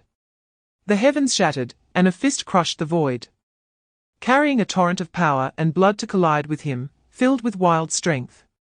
Penghuang's divine awareness surged, and a golden light burst from his brow. The ultimate power of the Tao transforming around him into illusory runes. The speed of the wind even affected time, causing that seemingly invincible fist to slow down. Or perhaps he had become faster. In that fleeting moment, Peng Huang reacted, the golden divine sword igniting with Dao fire as it slashed through the air, colliding violently with that fist. Moments later, a tremendous explosion rang out, even shattering the eardrums of nobles, resonating like the bells of the great Dao. Pure power and extreme Dao magic clashing in the void. Su Ming took 5 steps back, while Peng Huang only took 3. Peng Huang's pupils constricted. A storm raging in his heart. On the surface, he seemed to have the advantage, but his sword relied on the enhancement of the heavenly Dao divine weapon, along with his own Peng blood and the power of the Dao. Chapter 383. Su Ming's current thought was very simple, to stir up the situation as quickly as possible and find an opportunity to kill and eat that golden rooster. His blood told him that the primal aura within it should be very useful to him. Then take the opportunity to leave amidst the chaos. Further understand the situation of the cosmic graveyard, especially regarding the extreme abyss and abyssal souls. If conditions permit. Su Ming also wants to return to the human realm to bring some people over. After all, from the information currently at hand, the opportunities within this Dao grinding disk are indeed extraordinary. As a few prodigies just arrived, Su Ming suddenly erupted. Fairy Mingyu was taken aback and wanted to advise him. But he had already rushed out, swirling immortal energy and blood essence merging, as Su Ming charged towards Peng Huang with his killing sword. Peng Huang's expression turned cold. After the previous experience, he instinctively resisted close combat with Su Ming. With his wings flapping, countless golden lights unfolded from him like fine threads, transforming into a terrifying wind net that sliced towards Su Ming. With a wave of his hand, the laws of heaven and earth converged, and the blood sword pierced through the sword net with destructive sword light, while Su Ming instantly crushed dozens of fist shadows, turning them into towering divine mountains that pressed down. The mountains and rivers' great seal, suppressing the heavens and pressuring the immortals. However, Su Ming's palm imprint was not only aimed at Peng Huang, but also enveloped the 3 heavenly monsters of his opponent within it. Chapter 384. The group rode through the sky of the ancient city, with the vast expanse above shimmering with flowing lights. Su Ming couldn't help but be shocked. He roughly estimated that there were hundreds of thousands of powerful beings above the realm of rules in Tai City alone. And this was just one of the 9 great ghost cities. Several elders of the immortal race already knew about Su Ming's previous feats of slaying 2 demigods and battling the heavenly Peng Emperor Peng Huang. And their gazes towards him became fervent. As long as they could confirm his identity and innocence, the immortal race would gain another prodigious young master. Something that would be hard to find even in the purple immortal palace. Young friend Zhuan Jian possesses such talent, he was truly buried in that 100 insect realm before. I wonder if any ancestors of our clan have entered the divine realm. Let me think, the 100 insect realm corresponds to the southern barbarian domain, right? Once one reaches demigod status, they can transcend the heavenly gate. There are a few, but my lineage has dwindled significantly since then, nearly facing extinction several times. Until I entered the world. To be honest, this time I am using the ancient underworld path to enter the cosmic graveyard. Also hoping to use this route to guide others to the divine realm. Very well, young friend should join my Zhuanxian hall. Then we can return to the divine realm together. The divine realm is the original place of the universe, where all the prodigies gather, and countless creations occur. That is where your stage should be. Chapter 385. The sudden emergence of the Blood River army greatly alleviated the pressure on Tai City's defenses. At the rear of this strange army stood a tall, armored corpse wearing a mask, standing atop a stone coffin, holding up a massive white banner, which whipped around, crazily devouring the surrounding souls. The banner was embroidered with an ancient character of extraordinary Dao rhythm, Li. The Li character royal banner. Su Ming immediately recognized the owner of this army and couldn't help but feel a bit sour. He didn't expect to meet here. Fairy Mingyu's expression relaxed considerably. It was the White Ghost army, and the situation wasn't too bad, a ruler among the souls had taken action, and this was our reinforcements. Su Ming was somewhat surprised. Aren't they essentially souls as well? Why would they help us living beings fight against the abyssal souls? Fairy Mingyu explained, they are different. There are also powerful existences among the souls, possessing the same spiritual intelligence as us, practicing the power of the soul as their path, and even having their own forces. The entire universe's river of the dead converges here. This place is indeed the one with the most souls in the world. And there are several such soul forces that are not weaker than the 9 great ghost cities. For them, abyssal souls are also a deadly disaster. Abyssal souls cannot possess bodies, and can only devour the life force of living beings to reconstruct their forms, and devouring souls will also enhance their strength. In the eyes of the abyssal souls, we are all food, and those intelligent souls naturally do not wish to become soul slaves of the abyssal souls. In this situation, we are all allies. Chapter 386. The extreme abyss is the very center of the cosmic graveyard world. It is like a scar of the universe stretching across the land. Resembling a demonic well leading to hell, filled with a breath of death and destruction. If one stands outside the extreme abyss and looks inward, they cannot see any light. Even the air is silent, and the ultimate darkness seems to swallow souls. Countless worlds approaching their end converge here, where an unimaginable number of souls gather. The weak will only perish within the abyssal energy, only by devouring each other, continuously growing stronger, and enduring with the form of abyssal souls can they survive. Finally, when the Tao grinding disc opens once every billion years, they too will turn to ash. This place is like a massive breeding ground for Jiu, and after countless epochs, it has once again given birth to a monarch who transcends the divine path. That abyssal emperor stands on the black earth, like a towering black mountain, with terrifying black flames swirling all over his body. Under the black moon, his aura surged once again, and a terrifying vertical pupil opened in the center of his brow. The annihilating black light obliterating countless laws, crashing against the overlapping divine barriers in front of him, with cracks rapidly spreading. The laughter of the abyssal emperor swept across the universe. Chapter 387. In the endless realm, red-black tribulation thunder fell like heavenly rain, sweeping the battlefield with a violent aura. Thunder tribulations are particularly lethal to yin entities, and their destructive power against soul bodies is equally formidable.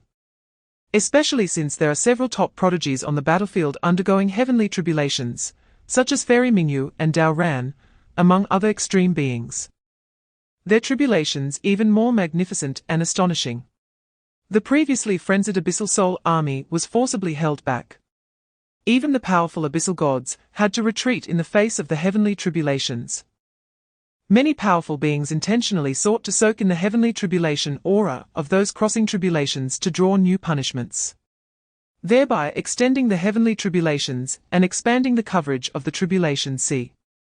Such scenes have often occurred in previous extreme abyss disasters. But this time the collective tribulation crossing of prodigies was at its peak, including many extreme beings, with unmatched tribulation might. Quick! Now is the time, kill! The abyssal souls are in fear, they are avoiding the heavenly tribulations, and dare not provoke us. We may not necessarily lose.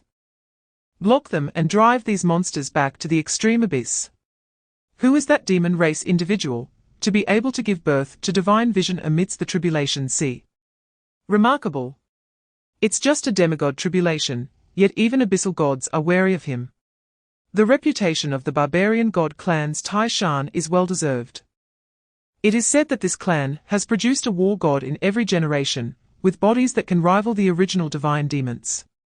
Chapter 388. The black moon hung high, and the thick night was now illuminated by layers of thunder seas. A white jade palace faintly appeared among the clouds, with various mythological thunder tribulations summoned forth. Su Ming bathed in the thunder sea, allowing thousands of thunders to strike him, his skin breaking and flesh splitting yet feeling no pain, as his blood essence surged. And his body was once again tempered in the thunder. He transformed various astonishing thunders in his hands, seemingly comprehending the Tao. Whether it was the purple sky transforming into a sword slashing through the void, or chaotic thunder light turning into mountains and rivers great seal. Or heavenly thunder and earth fire erupting like lava, or thought blooming with thunder giving birth to myriad lotuses, he no longer needed that basic thunder technique. Countless heavenly tribulations could all become his methods. One avenue, myriad methods arise. While Su Ming was crossing the tribulation and comprehending the Tao, he did not waste any time. The endless heavenly tribulations moved with him, charging left and right on the battlefield like a high-speed moving nuclear artillery. Even the speed of the abyssal gods could not compare to him. Wherever he went, the surrounding abyssal souls fled in madness, all perishing under the thunder. Come. Friends over here, let's take a bath. Don't rush, my friend in front, this is big, come and eat this. This scene shocked countless people because of Su Ming's presence. All the heavenly tribulation forces in the venue began to go even more chaotic. Chapter 389 How is it possible? He is only crossing the Dominator tribulation. Why is there a path of the Great Tao appearing? The Dominator tribulation is one thing, but this is transformed from the cosmic Great Tao. Why is he moving so easily? Even though the tribulation punishment has been suppressed to the Dominator level, it shouldn't be like this. Even the likes of Fairy Mingyu and others barely made it through with their lives. The strong ones from various realms in the venue were somewhat shocked. That snow-white-clothed celestial prodigy had already easily ascended to the 5th level of the staircase, and he was even crossing the dual polar paths. Some people were already inquiring about his background. On the white jade staircase, Su Ming was enduring the dual pressure of thunder and destruction from the Great Tao. He activated bone refinement and ascended 2 more steps, standing on the 7th step. The anomaly before him changed again, the surroundings turned into a sea of corpses and blood, with fierce ghosts crazily pouncing towards him. Under the blood-red sky was blood-dyed earth, and pairs of fierce bloody hands reached out from the ground to grasp his body, as if trying to drag him into hell. Anomaly, hell of 100 ghosts. But Su Ming remained unfazed, steadfast and unmoved, as countless ghosts gnawed at his body. His flesh and blood rotted away, revealing his stark white bones. The excruciating pain was maddening, yet Su Ming remained still, as if he were oblivious. Chapter 390 Su Ming instantly recognized that celestial girl, 1,000 question marks flashing through his mind. How did this little ancestor end up here? Outside the divine palace. Su Ming's consciousness hurriedly exited the palace and asked the dozing big tiger outside, Senior Tiger, if 2 people were to be teleported under the eyes of the divine monarch. Could you do it? In the sea of consciousness, the crimson golden tiger yawned, a palm-sized tiger talisman floating above its head. Then it spoke in a buzzing voice, with your previous realm, even at full force, I could only construct a teleportation channel for 1 person. But now that you've advanced to the Dominator level, 10 people is no problem. That's good. Su Ming breathed a sigh of relief. The reason he dared to reveal the power of thunder was precisely because of this talisman left by the principal. This is an extremely special heavenly Tao divine weapon, possessing the power to manipulate spatial paths. Even a monarch cannot lock onto the spatial coordinates for the talisman's teleportation. Su Ming immediately turned around and flew towards Jiangcheng, trying his best to use the last bit of control over the heavenly tribulation power to help her weaken the thunder punishment.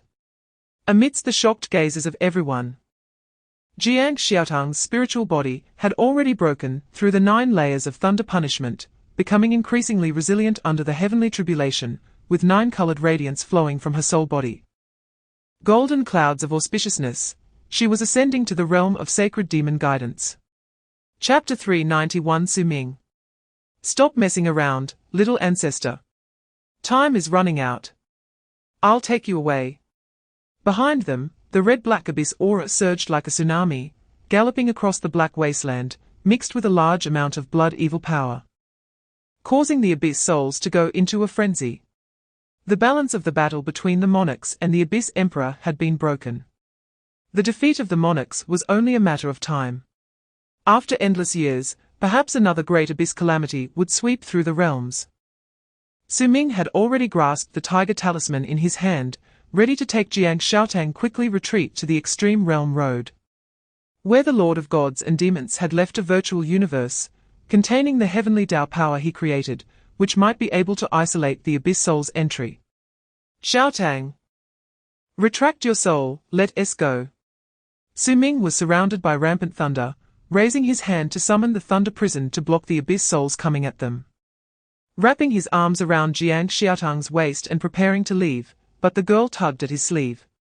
Jiangxiaotang pouted in dissatisfaction. I already said I want to dominate the ages, why are you doubting me? Dominate your head. Go back and get spanked, quickly retract your soul. HMPH, just watch.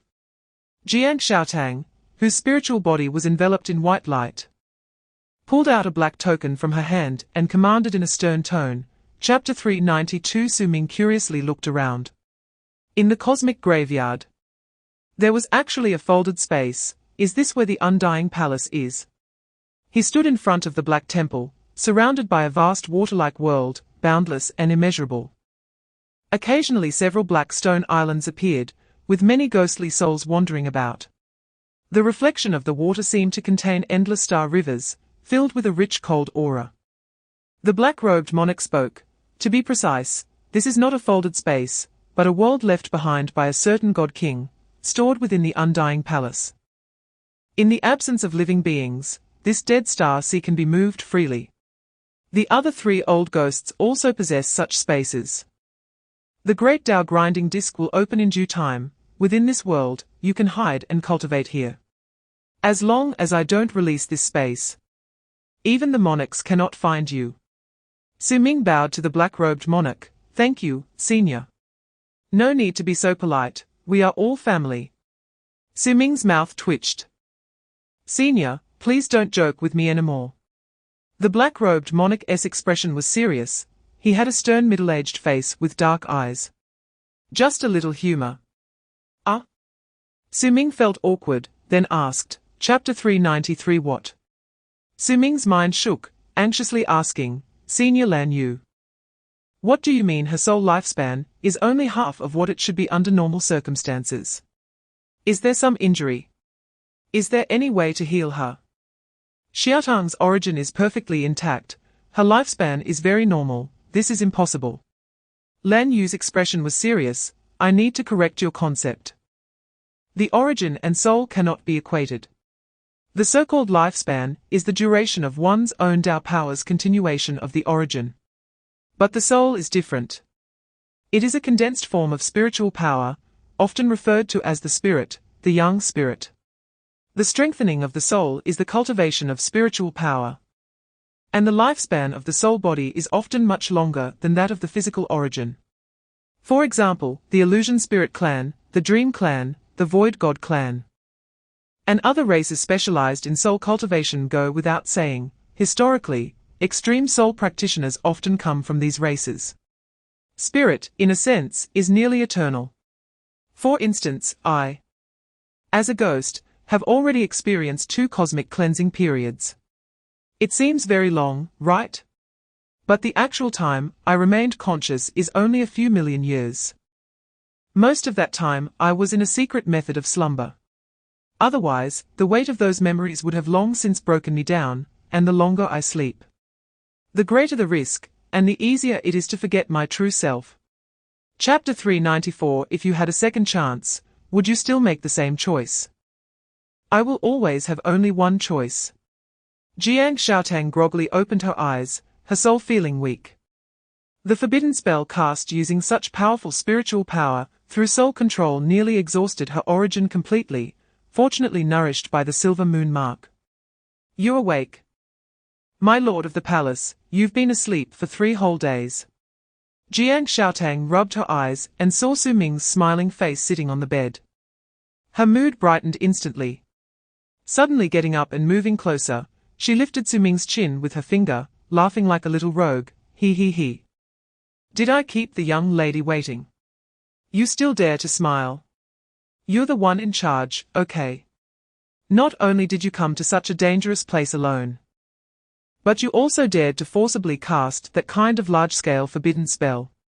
I am going to enforce family law. Su Ming impatiently picked up the girl and flipped her onto his lap. Jiangcheng, who had just taken off into the air, thought it was fun and kept laughing. But the next moment, her little bottom received a hard slap, causing the girl to cry out in pain. With teary eyes, she looked at Su Ming. Chapter 395, Madam. This is the small world of the White Ghost Army, the White Ghost Camp. All right, thank you, Sima Protector. Could you please call me little friend instead? All right, madam, no, don't flirt.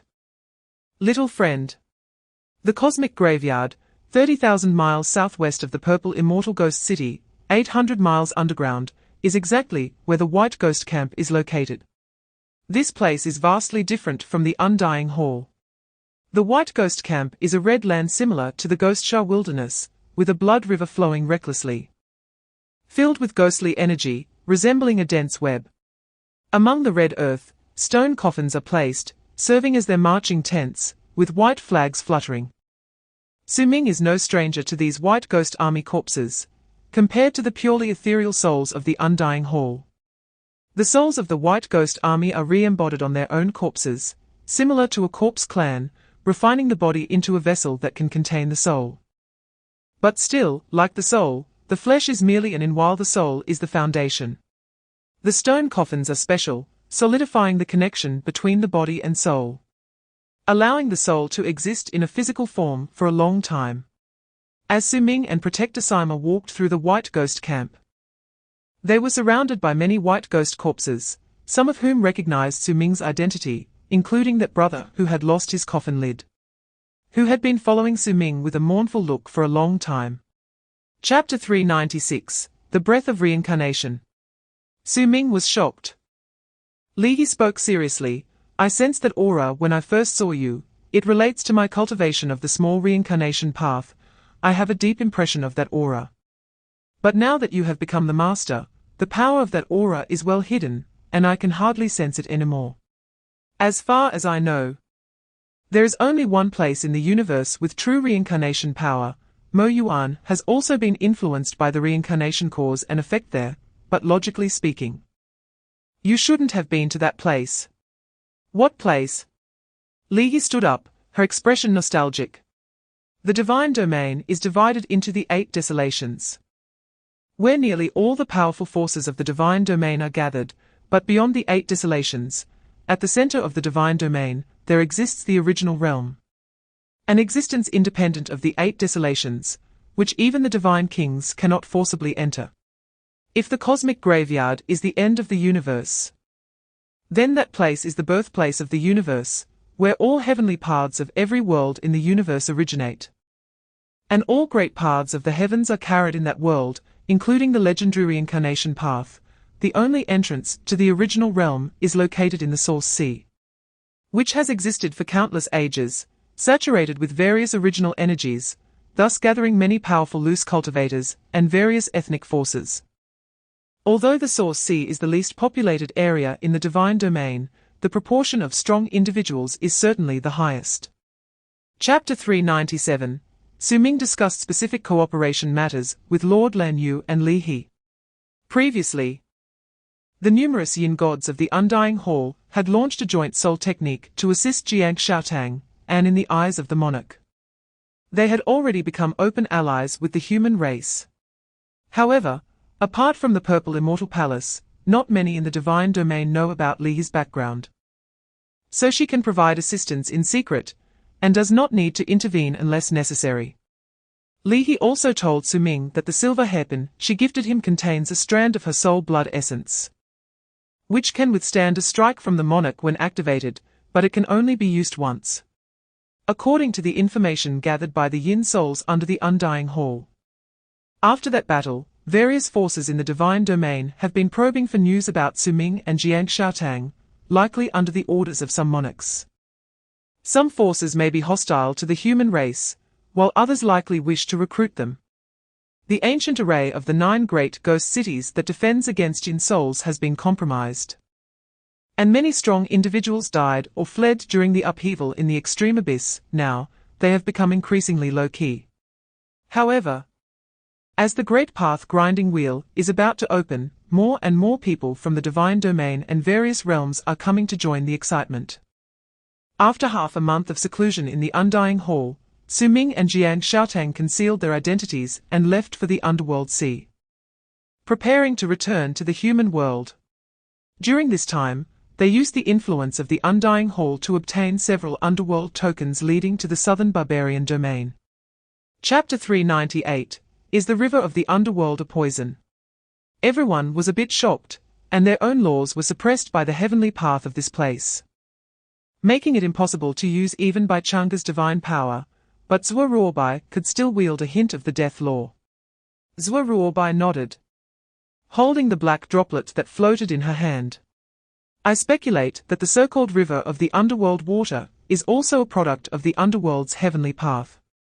Besides the ultimate death law, it contains other great powers that can dissolve all paths and devour life, making it most deadly to flesh and blood beings, but harmless to the souls of the undead.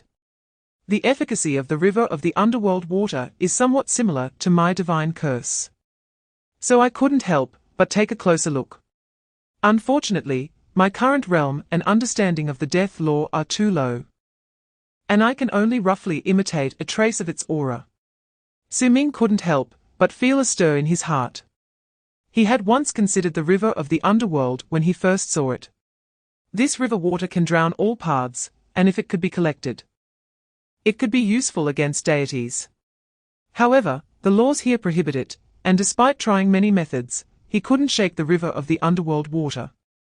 He also didn't have any items to collect it, but unexpectedly, Zhuo Ruobai had a bit of authority to manipulate the laws. Chapter 399 He Pan and Mo Sen looked at each other.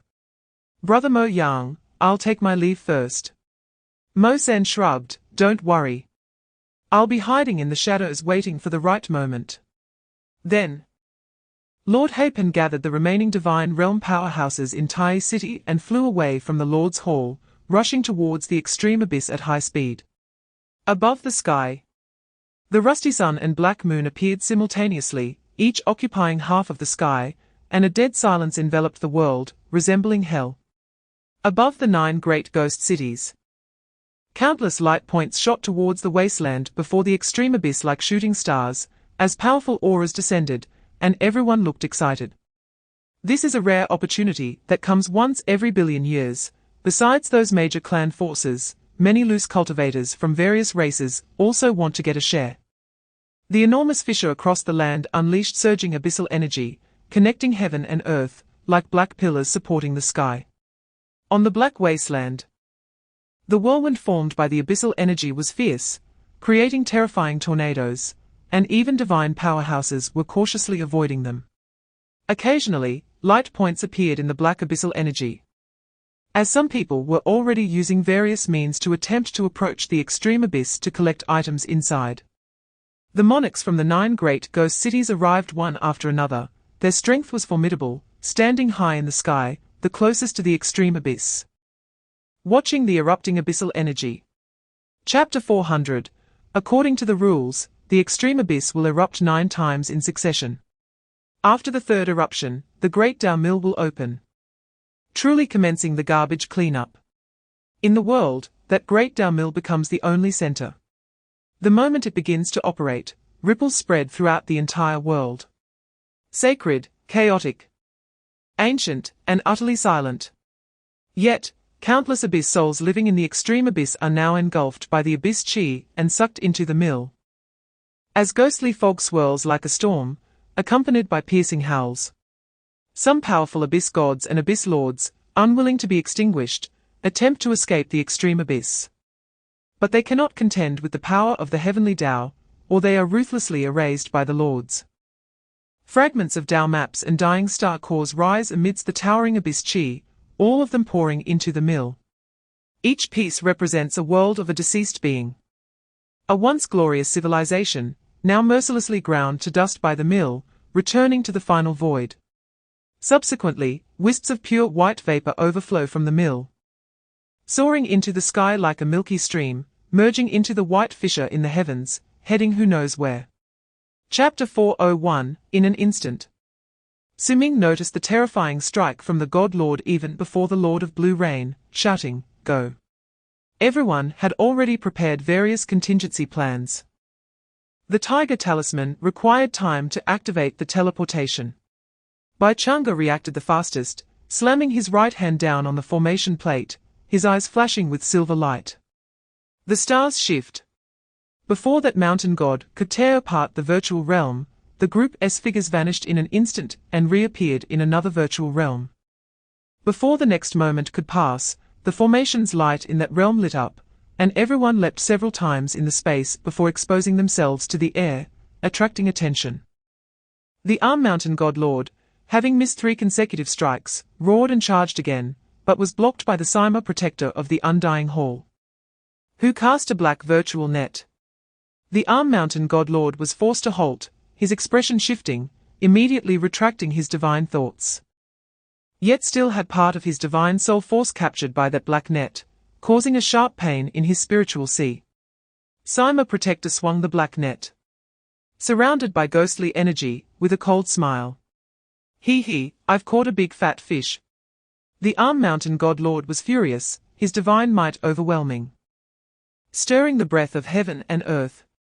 Seeking death. A Myriad Lord dares to attack me. Today, I will scatter your soul. Chapter 402, Within the fissure of the extreme abyss, this eruption was even more intense than before, with a large number of shattered Dao maps and dying star cores rising. Among those fragmented and silent Dao map pieces, one was actually shimmering with a jade-green color, standing out clearly in the dark abyss fog. The Dao patterns were still flowing on it, as if it had not been completely erased by the extreme abyss. In an instant, the divine Dao experts from various major forces focused their attention on that fragment, their expressions shaken. The origin Dao map. Only the heavenly Dao of the original cosmic planes could give birth to it. It is said to be related to the original realm. It actually emerged from the extreme abyss. Has an original great plane already perished in this era? The fact that Dao tracks are still manifesting under the extreme abyss's heavenly Dao means it won't be long. I know. It is from the Wushan great world of the Keigu continent. Almost as soon as that jade-green fragment appeared, all the lords in the area immediately took action. A few divine realm experts attempted to seize it, but were killed by the masked lord with a single palm. The old monsters who had just been lackluster suddenly began to fight fiercely. The origin Dao map. The value of this legendary creation alone was enough for them to act without hesitation. Chapter 403, Its Divine Punishment. Retreat quickly. Madness. Run. The expressions of the various lords changed dramatically, instantly igniting their origins. The aura of the heavenly tribulation was terrifying, black lightning flashed within the torrent of abyss chi, as if the heavenly Dao of the entire world had been enraged. Above the erupting extreme abyss, undergoing tribulation was like pouring essential oil into a tiger's rear. The result was predictable. In the white fissure in the sky, unmatched lightning was cleaved. It was like a demonic sword from hell. That violent black thunder, carrying the ultimate annihilation power, fell in an instant. With a piercing phoenix cry, the terrifying divine punishment engulfed the massive black phoenix. Boundless tribulation intent and abyss chi swept in all directions, more and more lords were affected, and the heavenly dome began brewing the calamity of the lords again. Shocking all around. All of this happened in the blink of an eye. The next moment, Su Ming immediately severed the connection between his origin and the heavenly tribulation. 2 fragments of the Kunlun mirror enveloped the thunder seal in his dantian, as a ray of heavenly Dao lightning surged from the causal line within the virtual and real, but vanished like a cow sinking into the sea. The Kunlun mirror shielded him from the backlash of this heavenly Dao. During the law ruins, Qingyun had already told him that the space within the Kunlun mirror fragments could contain all rule powers and could block external influences. Chapter 404, Outside the Boundless Dark Sea. Within a black valley, the previously marked space runes shone brightly, and a crimson gold light curtain descended. The few people left behind, including Liu Zhejian, instantly became alert. It's Su Ming and the others. In the next moment, Su Ming and the others burst out from the light curtain, all with serious expressions. Su Ming spoke quickly. Time is pressing, so I won't say much. I have the mark of that birdman on me, which cannot be erased for the time being. And it will implicate you. He is on his way here. I can't go with you. I will take another river of the underworld. According to our plan. You will take the river of the underworld leading to the southern barbarian region, find a place to settle down. We have the mark of connection on us. Within a certain range we can sense each other, and I will come to the southern barbarian region to meet you. No. That's a lord. How can you take such a risk alone? I will go with you, it will be quick. I can enhance the escape light technique. Jiangcheng said excitedly. Su Ming simply hugged her tightly. It's fine, I have the tiger talisman. Trust me, I have a way, and I will definitely come back safely to find you. Miss Jiang. Jiangcheng fell silent, only handing him a large handful of space scrolls. Su Ming looked at the Xuanming witch god. Chapter 405, in the continuous Black Valley. A white lightning tore through, covering thousands of miles in an instant. Su Ming paused for a moment, slightly furrowing his brows, gazing at the unfamiliar world before him. Is this the divine domain? In the vast and endless sky hangs a blood-red setting sun. The high heavens here seem much farther from the ground. The spiritual energy in the air is astonishingly abundant, and the space is more stable. Just having emerged from this realm of the underworld. Su Ming felt the operation speed of his dantian increase significantly, and the black Dao flower was also slightly trembling. He looked around, his eyes shining like electric light. Fully activating his super senses. In this realm, stone mountains stood like forests, terrifying giant serpents leaped in the mist in the distance, and strange beasts roared and ran. Exuding a wild atmosphere, with surging blood energy raging across the mountains and fields. In the deepest part of the distant stone mountains. A breath that made his heart race approached, as if an ancient ferocious beast was roaring in his ear, causing a sharp pain in Su Ming's soul. And his super senses instantly retracted. Su Ming was startled, as the last blurry image captured by his extrasensory perception was a large and cold eye. Which indicated that the other party had detected his probing. Soon after, that trace of aura concealed itself underground and disappeared, returning to calm. Chapter 406, What are you? The Holy Sun, practicing every day. It's either playing with women or playing with women, can't you have some useful memories? Ancient secret classic Yin Yang He Huan Gong. Evil and heretical, even this kind of technique exists, quite interesting, since it is left from ancient times. There must be many profound mysteries, write it down. Through the Black Soul Orb to search souls, Su Ming browsed through the life of the extreme Yin Saint Sun. The memories of the other party contained powerful restrictions specifically targeting the core inheritance of the extreme Yin Palace, but Su Ming had no interest. He only quickly understood his current location, which was the closest place outside the underworld of the heavenly demon wasteland to the myriad of living beings. Namely the Yin Month 13 Kingdoms, where the extreme Yin Palace was located. These 13 kingdoms were cultivation dynasties gathered by different races, with the Demon Spirit Clan and the Flame Moon Clan being the most powerful. The two strongest sect forces in this area were the Extreme Yin Palace of the Demon Spirit Clan and the Moon Shadow sect of the Flame Moon Clan. Both backed by supreme elders with divine lord power, making them first-rate forces even in the divine domain. The two sects were located outside the center of the 13 kingdoms in the Polar City, which was also a well-known stronghold in the heavenly demon wasteland. Inside the city was a 7-star ancient teleportation array that could span half of the heavenly demon domain, which was exactly what Su Ming needed.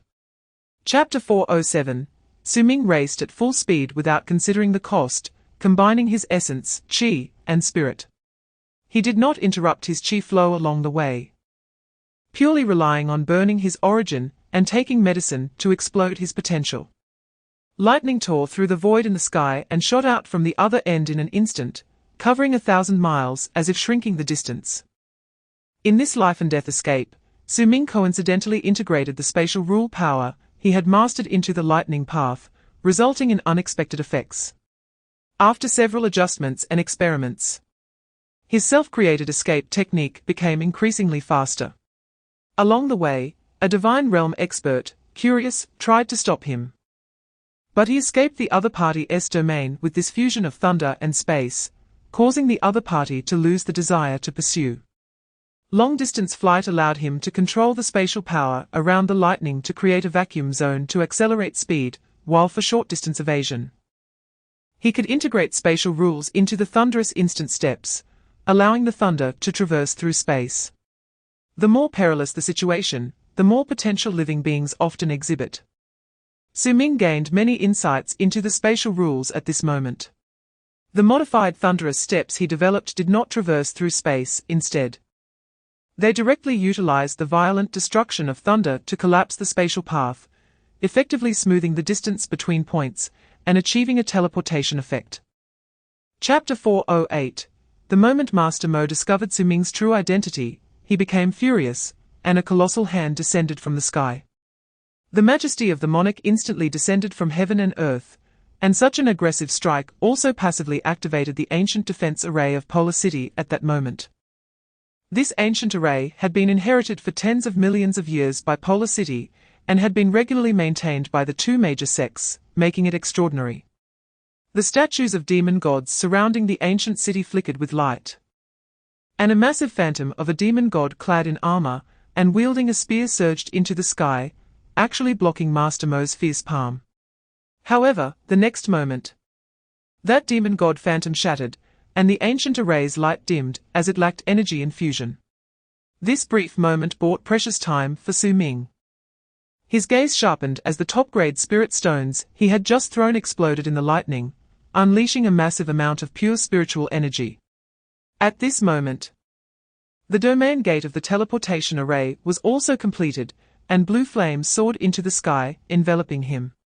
Su Ming, you can't escape, die. Master Mo's figure instantly stepped into the city, with a second strike following closely, moving with such speed that it seemed to traverse time. His gaze filled with anger and disdain. He originally intended to personally capture Su Ming and bring him along with the Origin Dao map as a gift for his sister. But at this moment, the teleportation array under Su Ming's feet had already been activated, and with his Divine Lord's mind, he reacted instantly.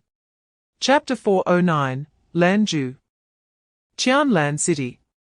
Master Mo frowned, casually throwing Ku Wan Fang to the ground, his right hand brushing over the storage artifact on his belt. A light flashed, and a domain map of the heavenly demon domain unfolded before him, and then his gaze sharpened.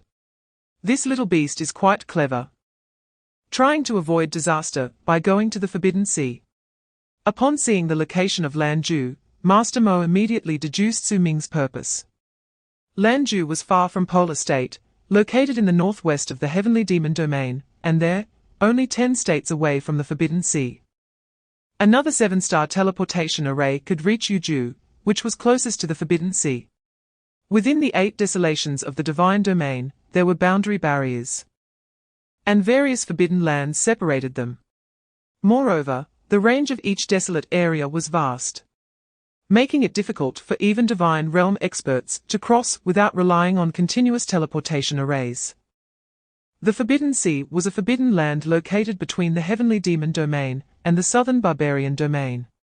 Even though Master Mo hailed from the Kegu Domain, he was aware of the dangers of the Forbidden Sea. Additionally, with his experience and cultivation as a monarch, he knew even more about the secrets and dangers of the Forbidden Sea. There had once been transcendent beings who speculated that the Forbidden Sea was an entrance to another universe, possibly a world devoid of spiritual power, where the heavenly laws differed from those of the divine domain, thus causing all laws and powers in this realm to gradually become ineffective in the Forbidden Sea. Chapter 410. When Su Ming was teleported to Yuju again, with the help of medicinal pills, heavenly materials, and treasures, as well as the assistance of the small tree, his origin had already recovered more than half. The immortal power in his undying blood had also repaired his shattered meridians and body. He only changed his clothes. Using a golden dragon experience card from the atlas to disguise his aura, without even changing his appearance. After all, if he were sensed by Mo Yang, it would be meaningless no matter how he disguised himself. Su Ming did not dare to delay. After stepping out of the teleportation array, he rushed towards the outskirts of Yuzhou City at high speed, and as soon as he exited the city, he exploded into rapid flight towards the Forbidden Sea. Even now, he still had not escaped the crisis. He had only gained a bit of time, and needed to enter the area of the Forbidden Sea quickly before Master Mo teleported to Yuzhou. Just earlier in Yuzhou City, Su Ming noticed that this ancient city was filled with a mix of practitioners from various races, and the entire city resembled a terrifying divine beast, with many people exuding overwhelming blood energy, indicating their formidable strength. The number of body refinement experts gathered here shocked Su Ming. Combined with the news he had just received from the old man in Qianlan City, Su Ming had a more concrete understanding of the so-called value of the heavenly demon flower, to the point where even monarch-level powerhouses could not resist going to the Forbidden Sea. Chapter 4:11, Su Ming. Did I hear that right? In the misty forest, amidst a violent beast roar, a giant black bear covered in magic patterns tore through the mist like lightning, pouncing like a small mountain, its fierce blood energy stirring up a storm. But the next moment, a green figure flashed by, and the magic bear's figure instantly froze. A dragon claw as sharp as a divine weapon pierced into its chest, crushing its heart. Then, that figure withdrew the dragon claw, letting the massive body of the magic bear crash to the ground, and then raised a finger to slice open the bear's forehead, extracting a black orb that exuded rich blood energy. The man frowned, sighed, and after carefully wiping the black pearl on his sleeve, tossed it into his mouth and surprisingly chewed it up and swallowed it. He raised his head to look in the direction of the roar, feeling a bit puzzled. How could that kid Su Ming be here? Am I just imagining things? Do I care that much about that kid? A hint of vigilance appeared in his golden-red pupils. And then he thought of the few young and beautiful mother dragons in the valley, stabilizing his mind. Dressed in a blue robe, with an imperial crown neatly arranged. He was tall, with a face like jade, and his exposed skin was covered in blue-gold dragon scales, cold as iron, emanating an extremely strong aura of vitality and blood. It was Ji Yuanhao. Chapter 4:12, Su Ming opened his eyes, his pupils shimmering with golden red light, looking quite like the golden eyes of the dragon clan. His perception spreading around, making it seem as if it were daylight even in the dark. His entire body was entangled by the blood-red roots he had seen earlier, like tentacles, as they attempted to pierce his skin to drain his essence and vitality, which was their usual method of dealing with things. But no matter how hard those spikes pushed, it was as if they had crashed into a thick copper wall. Su Ming only felt a slight itch on his body. He should be inside this strange plant now. He looked around, his face showing a mix of surprise and confusion. It didn't seem like he had been swallowed by the plant, but rather as if he were inside the belly of a giant beast, surrounded by writhing walls of flesh, with various bones and skins attached, organs from different races pieced together like a hodgepodge on the bloody walls, not knowing how many lives this tree had harmed. More and more dark red roots and strange flowers extended from the flesh, wanting to decompose Su Ming together. Su Ming had observed enough and didn't want to waste time. His blood palace instantly boiled, and an immense force of vitality shook, causing the surrounding roots to shatter into powder. Chapter 4:13, When he left the teleportation array in Qianlan City, the old man responsible for guarding it gave Su Ming a piece of advice. Once you enter the misty area, don't think about crossing the Forbidden Sea from one direction, or you will be forever lost inside. Instead, follow the island chain and look for the direction of the gale. At that time, due to the urgency of his escape, Su Ming didn't have much opportunity to understand the Forbidden Sea, but he kept this sentence in mind. Now in the Forbidden Sea, the gale period had just begun, and many who entered the Forbidden Sea in search of opportunities and the petals of the heavenly devil were active on the outskirts of the misty islands. Su Ming spent a day crossing this island, feeling the wind direction all the way, heading towards the direction facing the gale. He also encountered other powerful beings from the Myriad Races on the way. They were all very vigilant, and did not engage in conflict. And he gradually figured out the situation in these misty islands of the Forbidden Sea. The world on the island resembled a prehistoric wilderness, inhabited by various strange plants and exotic beasts. They did not rely on spiritual power, but fed on the various malice in the Forbidden Sea, competing with each other through cannibalism. Although these exotic beasts had low intelligence, they were incredibly strong due to years of consuming malice, with innate vitality that was extraordinarily robust. Chapter 4:14. In the center of the forest, scorched pits looked as if they had been baptized by meteorites. All the trees in this area had turned to powder, and the air was filled with the smell of gunpowder from explosions. Withered flowers and fallen willows, the scene was a mess. After the sandstorm, two figures faced each other, their golden red pupils colliding fiercely as they bumped fists and smiled at each other. I almost thought I encountered a fellow clansman. I didn't expect this disaster star to be you. Ha ha ha ha ha ha, old G, I missed you so much. Su Ming laughed heartily, stepping forward to give the figure in front of him a strong hug and patted him a few times. Ji Yuanhao pushed him away in disgust and brushed off the dust on his clothes. It's really you actually made it to the divine realm, you're really reckless. You think I wanted to come? I was chased by a dead bird, but forget it, old Ji, you look quite different now. Su Ming never expected to meet Ji Yuanhao in such a place as the Forbidden Sea. Back in the Law Ruins, Ji Yuanhao, being the most monstrous, invincible, of the dragon clan at the time, had left a deep impression on him. If we only consider talent, Ji Yuanhao's monstrous level should surpass that of Yuan Wuji, who was recultivating after his Dan was destroyed. The fact that Ji Yuanhao single-handedly resisted two invincible, monstrous beings is a clear indication of his strength, which must be above that of ancient Rain, Zhuanjian, and the Heavenly Maiden. Chapter 4:15. Upon hearing Ji Yuanhao say that this puppet could be used and could actively attack him, Su Ming's pupils involuntarily shrank. He immediately thought about how he had not seen a single exotic beast since he arrived on the island. And if there really was a dragon ancestor's inheritance on this island, the news should have reached the outside world long ago if someone discovered it. Su Ming looked at Ji Yuanhao and asked, "How long have you been on this island? How many puppets have attacked you, and what is their approximate strength? It shouldn't have been long before you. I have swallowed the blood of the dragon ancestor, and can slightly sense this place. The dragon ancestor's hidden location should be nearby. But I searched for a long time and found nothing, yet this puppet suddenly appeared out of nowhere. It's not easy to deal with. The material of this puppet could almost forge a demigod weapon, and its speed is very fast, especially the attack method is extremely peculiar. I estimate that in a place like the Forbidden Sea, it could contend with an average body respect realm expert." After hearing this, Su Ming raised an eyebrow, picked up the puppet's head, and examined it for a long time. His heightened perception sensed something unusual, but it was vague.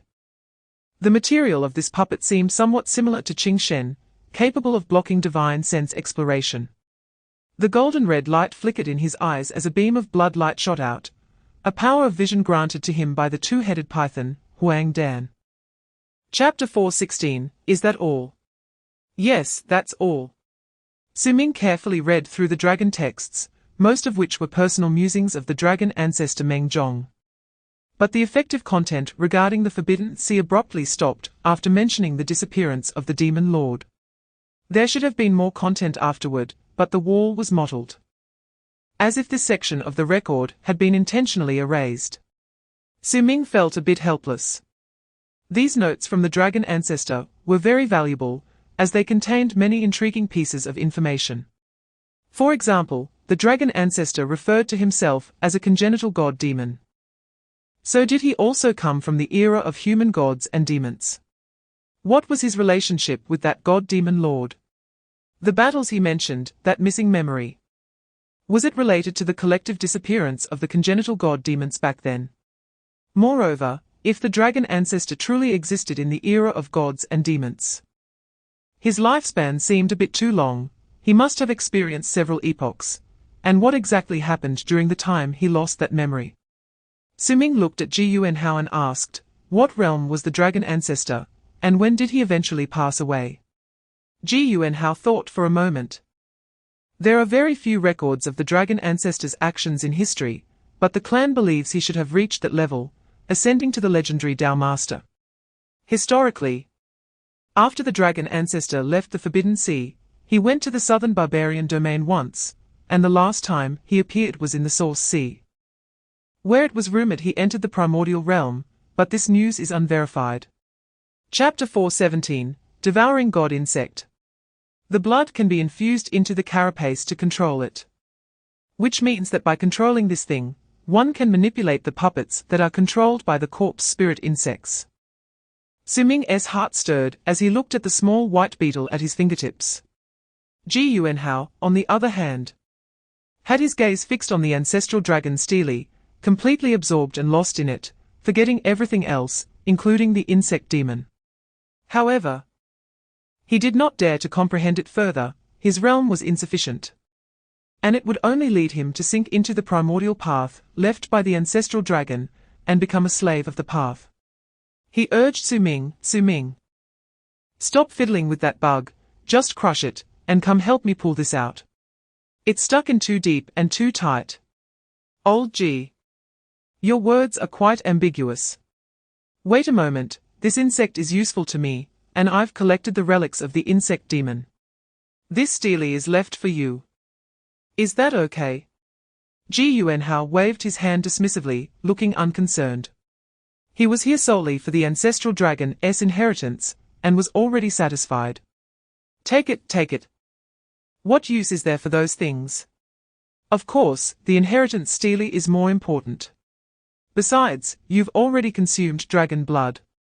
When your realm is sufficient, we can comprehend it together.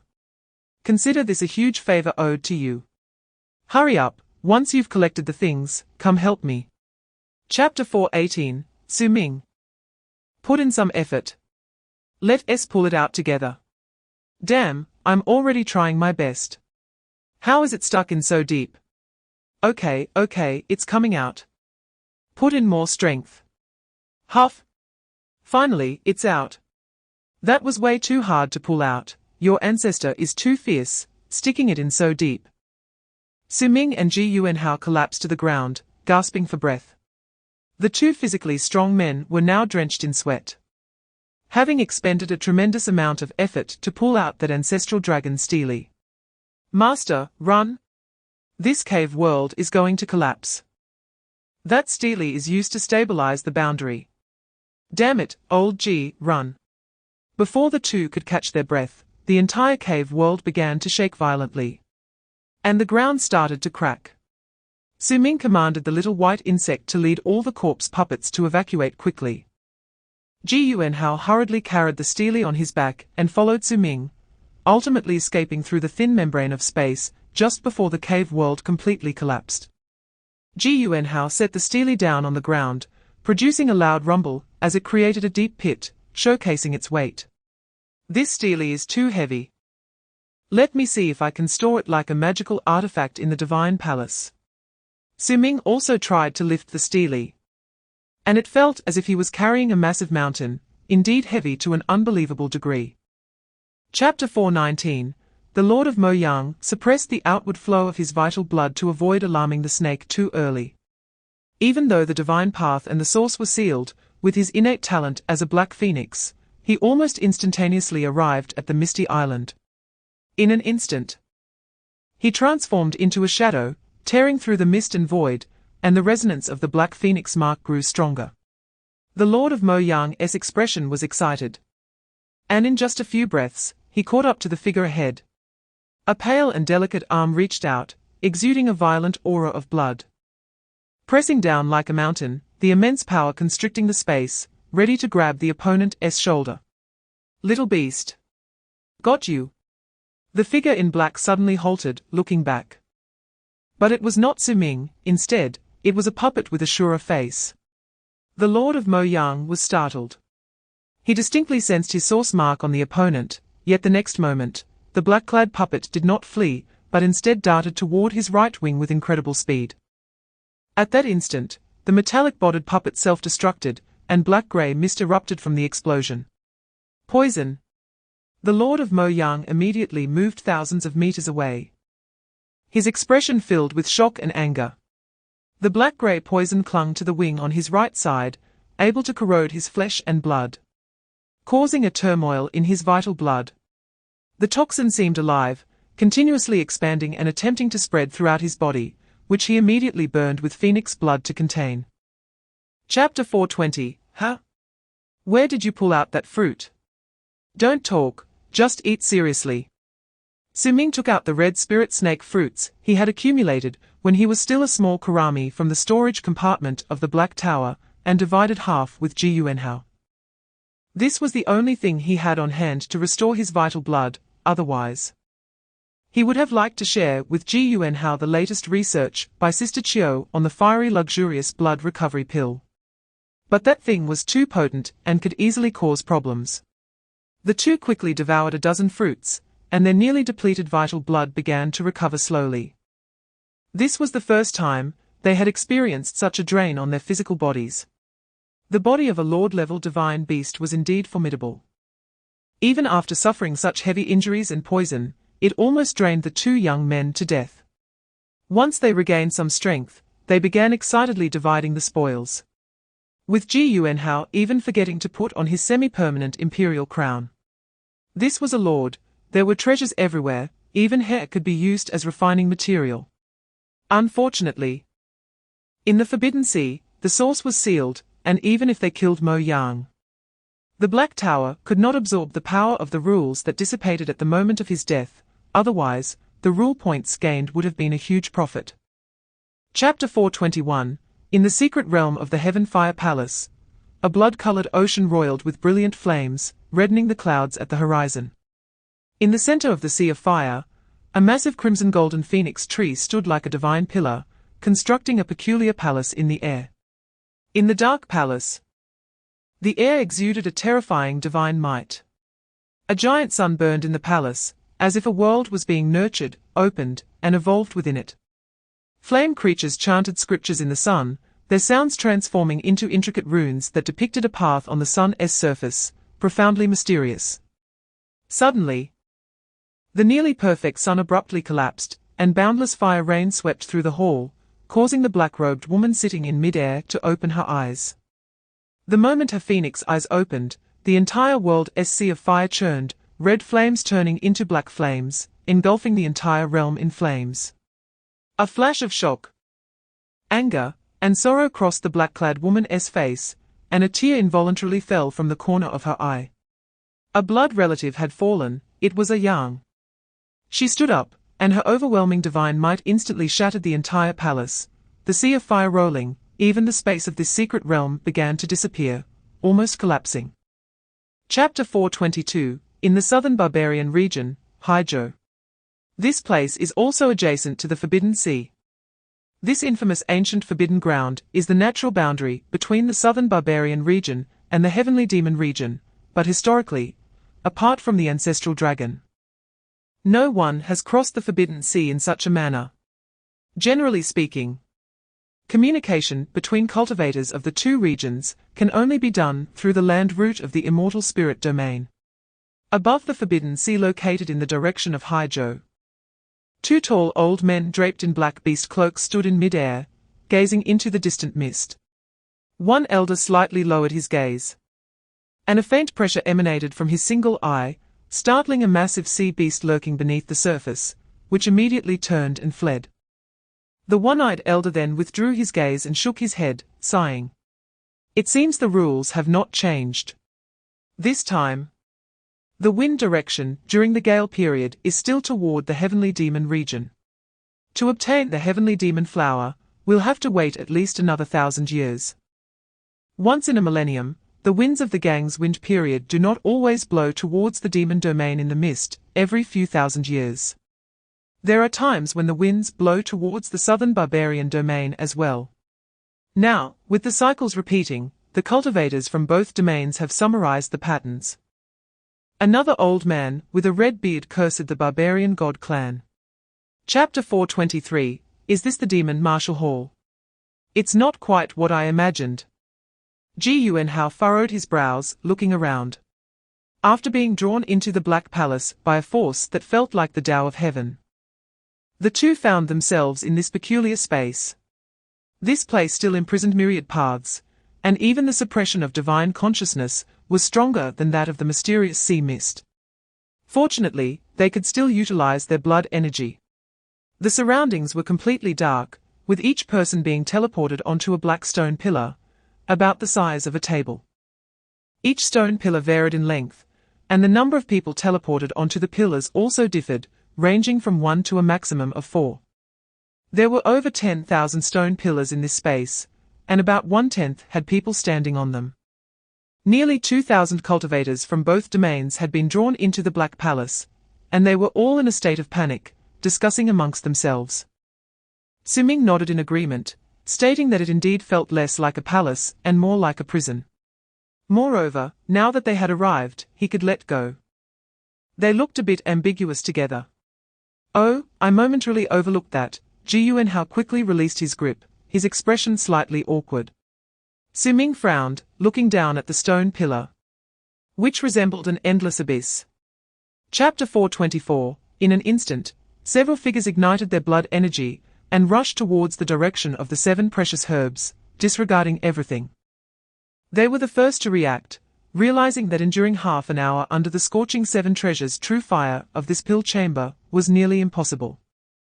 Although the true chaos true fire was only a wisp, if it burned for half an hour, even a divine king would likely be severely injured.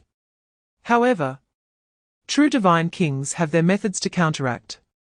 The way to break the situation now lay upon those precious herbs, second only to divine medicines, heavenly materials, and earthly treasures.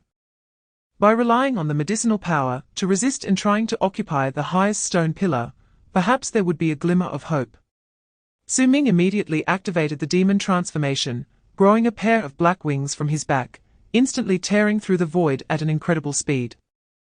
The source of this wisp of blood energy was not from Peng Huang, but from Lord Mo Yang, an entity that had already condensed into a true phoenix.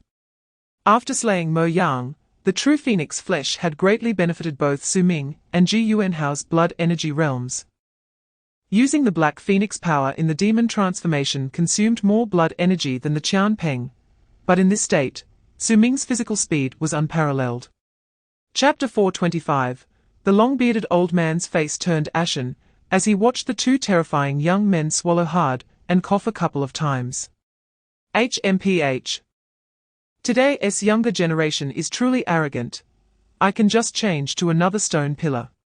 He turned to look at the other 4 stone pillars, where 5 veteran monarchs stood, all gazing at him coldly, their auras dangerous. Although each stone pillar could accommodate 4 people, in this situation, unless they were sworn friends, they naturally would not trust others to coexist with them. The long-bearded old man's expression was grim. Besides the 2 barbarian god clan monarchs he did not recognize, he was well aware of the other 3 old monsters, each of whom was a renowned veteran monarch, a top-tier old demon in the demon domain. And he was just an average strength among the monarchs. In this environment, forcibly taking a pillar would be unwise. At that moment, on the central stone pillar, the figure cloaked in a wide black robe raised his head, moving his gaze away from the mottled marks inscribed at the top of the stone pillar, revealing a young and handsome face.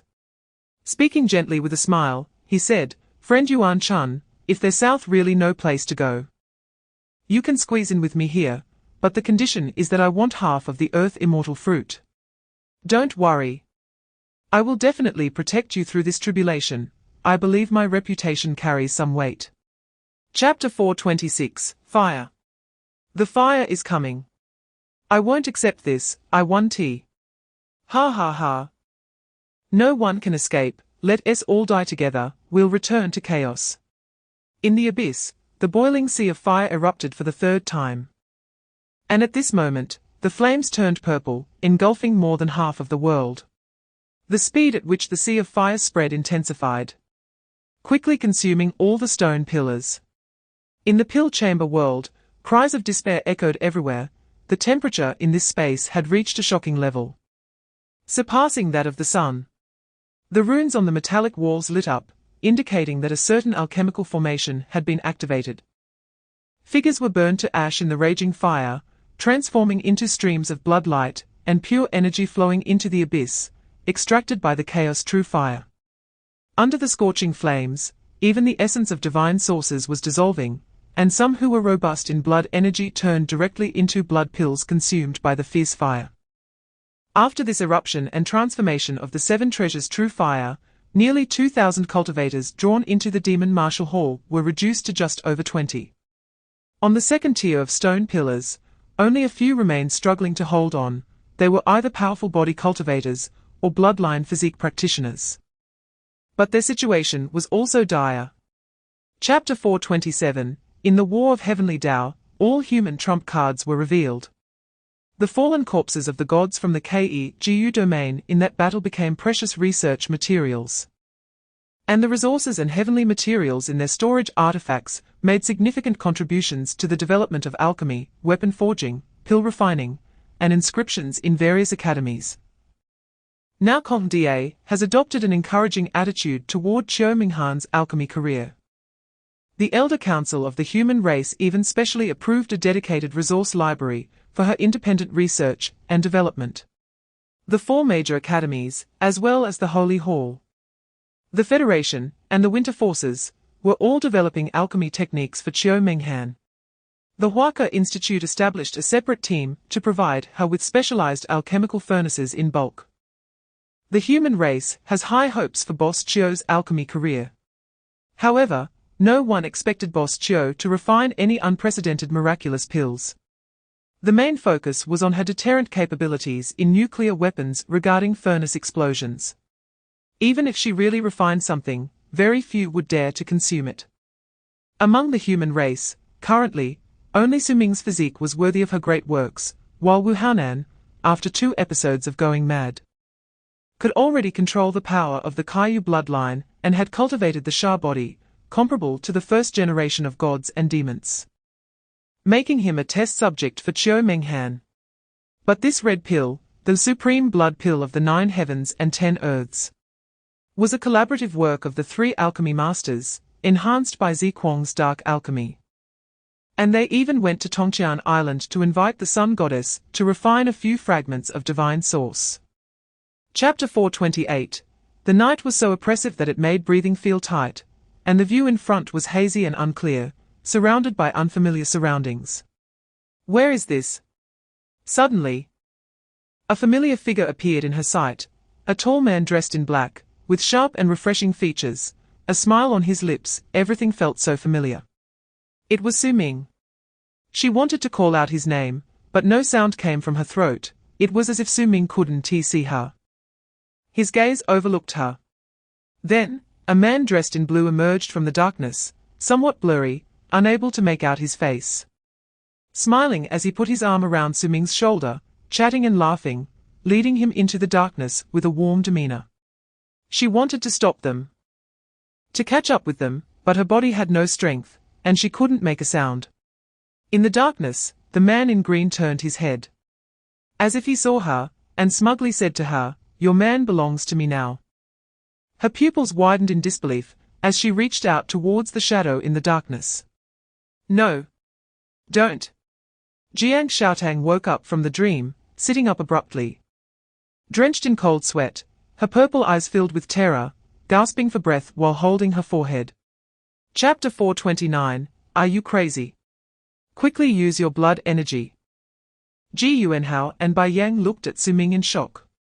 From his earlier performance, he was clearly in the best condition among the 3, with the strongest blood energy and physical realm, but at this moment, he had stopped unleashing his blood energy as if committing suicide, allowing the terrifying sea of fire to scorch his body. Su Ming was enveloped in flames, his flesh reduced to paste, his body completely shattered, resembling a charred skeleton. His face was terrifying like a vengeful spirit, half of it already burned away, his pupils a deep crimson, blood as hot as gold, his appearance grotesque, no longer human. Su Ming raised his head and grinned, but his face was covered in blood. I'm fine. You're fine, my foot. Are you really crazy? Do you want to die? Yuan Dao friend, this chaotic true fire can burn even a god king to death, don't act recklessly. Ji Yuanhao was so anxious he almost stood up. The 6th level of yin-yang treasure fire was incredibly domineering, the two monarchs that were refined were the best examples. If it weren't for his resistance from the primal energy of the ancestral dragon stone tablet, and the lingering effects of the blood energy pill, he would have already been on the verge of collapse. He anxiously transmitted a message to Su Ming, Chapter 430, it's finally going to end. I almost didn't make it here. The red-bearded elder of the barbarian god clan, beardless version, was extremely excited, and the others also breathed a sigh of relief. They had all reached the end of their strength, their bodies on the verge of collapse. Fortunately, they had survived the yin-yang treasure fire, and thankfully, they hadn't waited for the 7th level of chaotic flames to truly appear. Otherwise, even a wisp of true fire would have been enough to annihilate all the monarchs present. The sea of fire in the entire world suddenly paused, mechanical sounds began to resonate, and then it receded like a whirlpool, flowing towards the abyss below, seemingly gathering the blood energy and vitality of the lotus within the space. Ji Yuanhao and Bai Yang both looked pleasantly surprised. For their level to withstand the 6th level of true fire was nothing short of a miracle. It's finally over, I almost cooked. What are you going to do now? I'll be right back. Su Ming's blood energy soared, instantly activating the divine demon transformation. His crimson gold wings burst forth and disappeared into the void, actively charging towards the depths of the sea of fire. At this moment, his physical speed was even faster than his previous lightning escape. The several monarchs looked shocked. This younger generation dared to actively plunge into the sea of fire they had avoided. The Dark Knight Demon Lord gazed deeply in the direction Su Ming had vanished, silent. Chapter 431.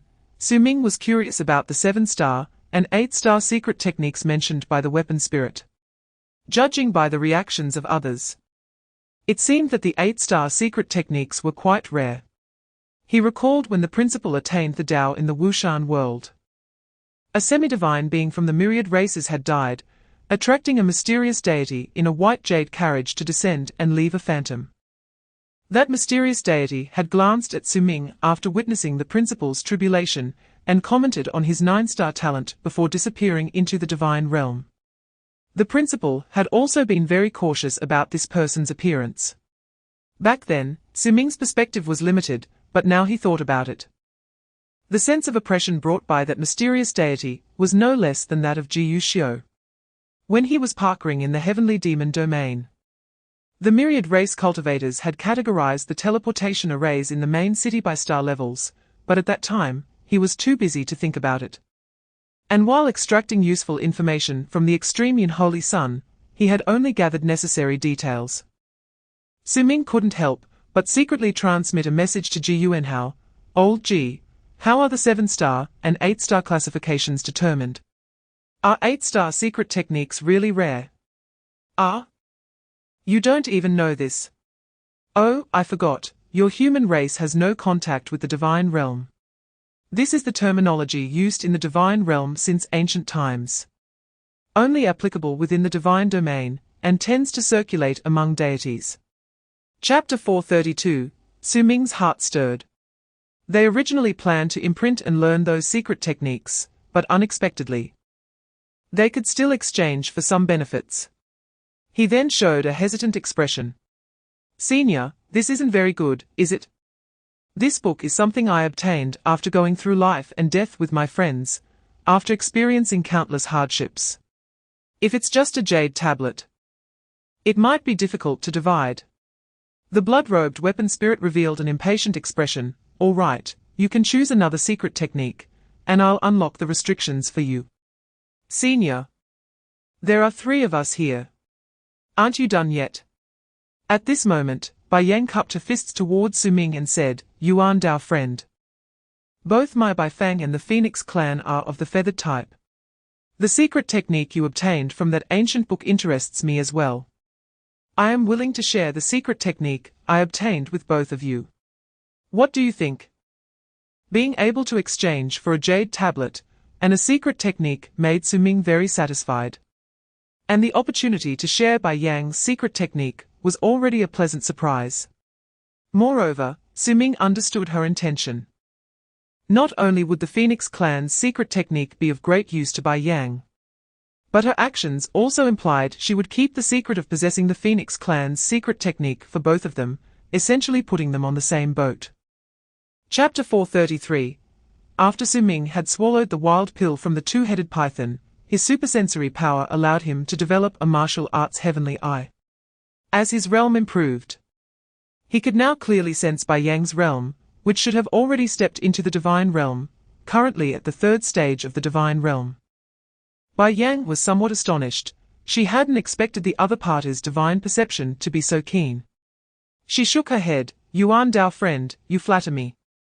Both of you are so young, your life force probably hasn't even reached 100 years of cultivation. With such a physical realm, your foundation is so deep that it makes me feel ashamed. With your cultivation, you might catch up to the top geniuses in the divine realm, who are currently on the path to success in just a few hundred years. Ji Yuanhao raised an eyebrow. Oh? What realm are those at the forefront now? Bai Yang's expression became serious, and there was a sharpness in her features. Whether in the divine realm or the myriad worlds, the luck has gradually flourished since about 300 years ago. The cosmic world has undergone a great transformation, resembling the primordial era after the opening of heaven and earth, becoming even more splendid. Various legendary physiques, bloodlines, and talents have emerged. And even the long-extinct ultimate path has seen a glimmer of hope in this era. The top geniuses in the myriad worlds are gathering towards the divine realm. This is truly an era of great contention. Chapter 434, Nansha Divine City, the Drunken Life and Dream Death Building. This is one of the most prestigious top restaurants in Nansha Divine City, also representing a powerful force in the region. It is said that a monarch-level old monster is stationed behind it. The Drunken Dreaming Tower, although not born of the power of the heavenly Tao, is itself a divine weapon. Inside, it forms a small world, with each private room existing within its own spatial realm, truly luxurious to the extreme. Currently, the room where Su Ming and the others are located resembles a pavilion by the water, with a musician in the distance playing a zither on the water. The melodies filled with the essence of the Tao. A flower fairy dances on the lotus, a sight to behold. Her skirt swaying as she conjures butterfly illusions that flutter about. The top-tier service of the divine realm makes Su Ming tongue-tied when martial civilization reaches a certain level. Practitioners of the divine realm also know how to enjoy life. Unfortunately, both he and Ji Yuanhao are not particularly interested in such fresh and elegant services. And the graceful dance of the young ladies was merely a prelude before they were dismissed. Meanwhile, Bai Yang seems completely oblivious to all of this. A rare serious expression appears on her face, stern and resolute, as she gestures continuously with her hands. This one, and these few shouldn't be included. Bring out the other 3 dishes from the menu. How big is this Hanlu white beef? This big, or this big? Bring one over first. Chapter 435, Discussion of Martial Arts on the Four Seasons Mountain.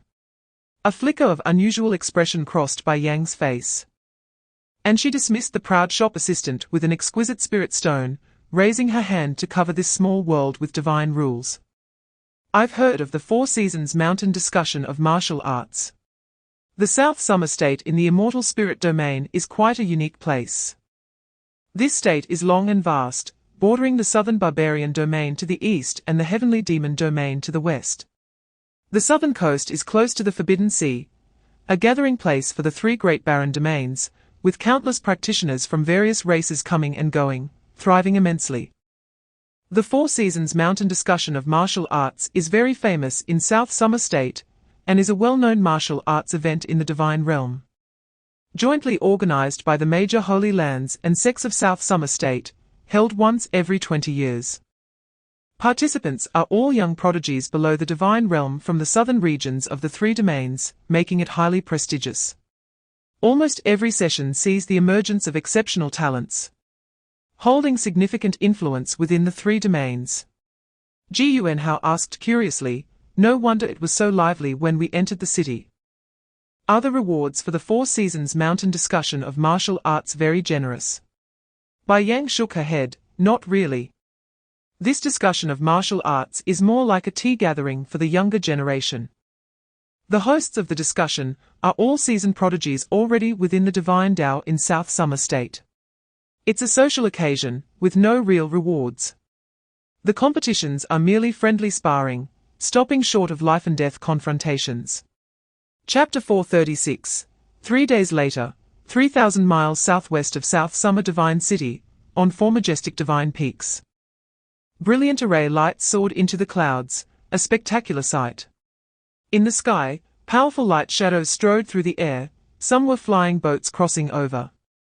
Some were exotic beasts emerging from the clouds, and some were light flashes darting through the air. If a Chi master were present, they would see the fortunes of heaven and earth converging here, with dragon shadows competing in the clouds, lurking dragons in the depths, true dragons glaring angrily, and several false dragons leaping about. Bai Yang led Su Ming and the others towards the direction of the 4 Seasons Mountain. On the surface, the three were just traveling normally, but in reality, they were closely following the flying boat ahead. On the boat, the Dream Clan prodigy Yu Qianming stood at the bow, hands behind his back, dressed in black like ink, with a cold and distant expression. Yu Lanshan was conversing with 2 disciples of the Yun Qian Immortal, charming them with her every frown and smile. The 4 Seasons Mountain discussion of martial arts truly lives up to its reputation. If I hadn't already reached the divine Tao, I would really want to participate in a few matches, Bai Yang couldn't help but exclaim.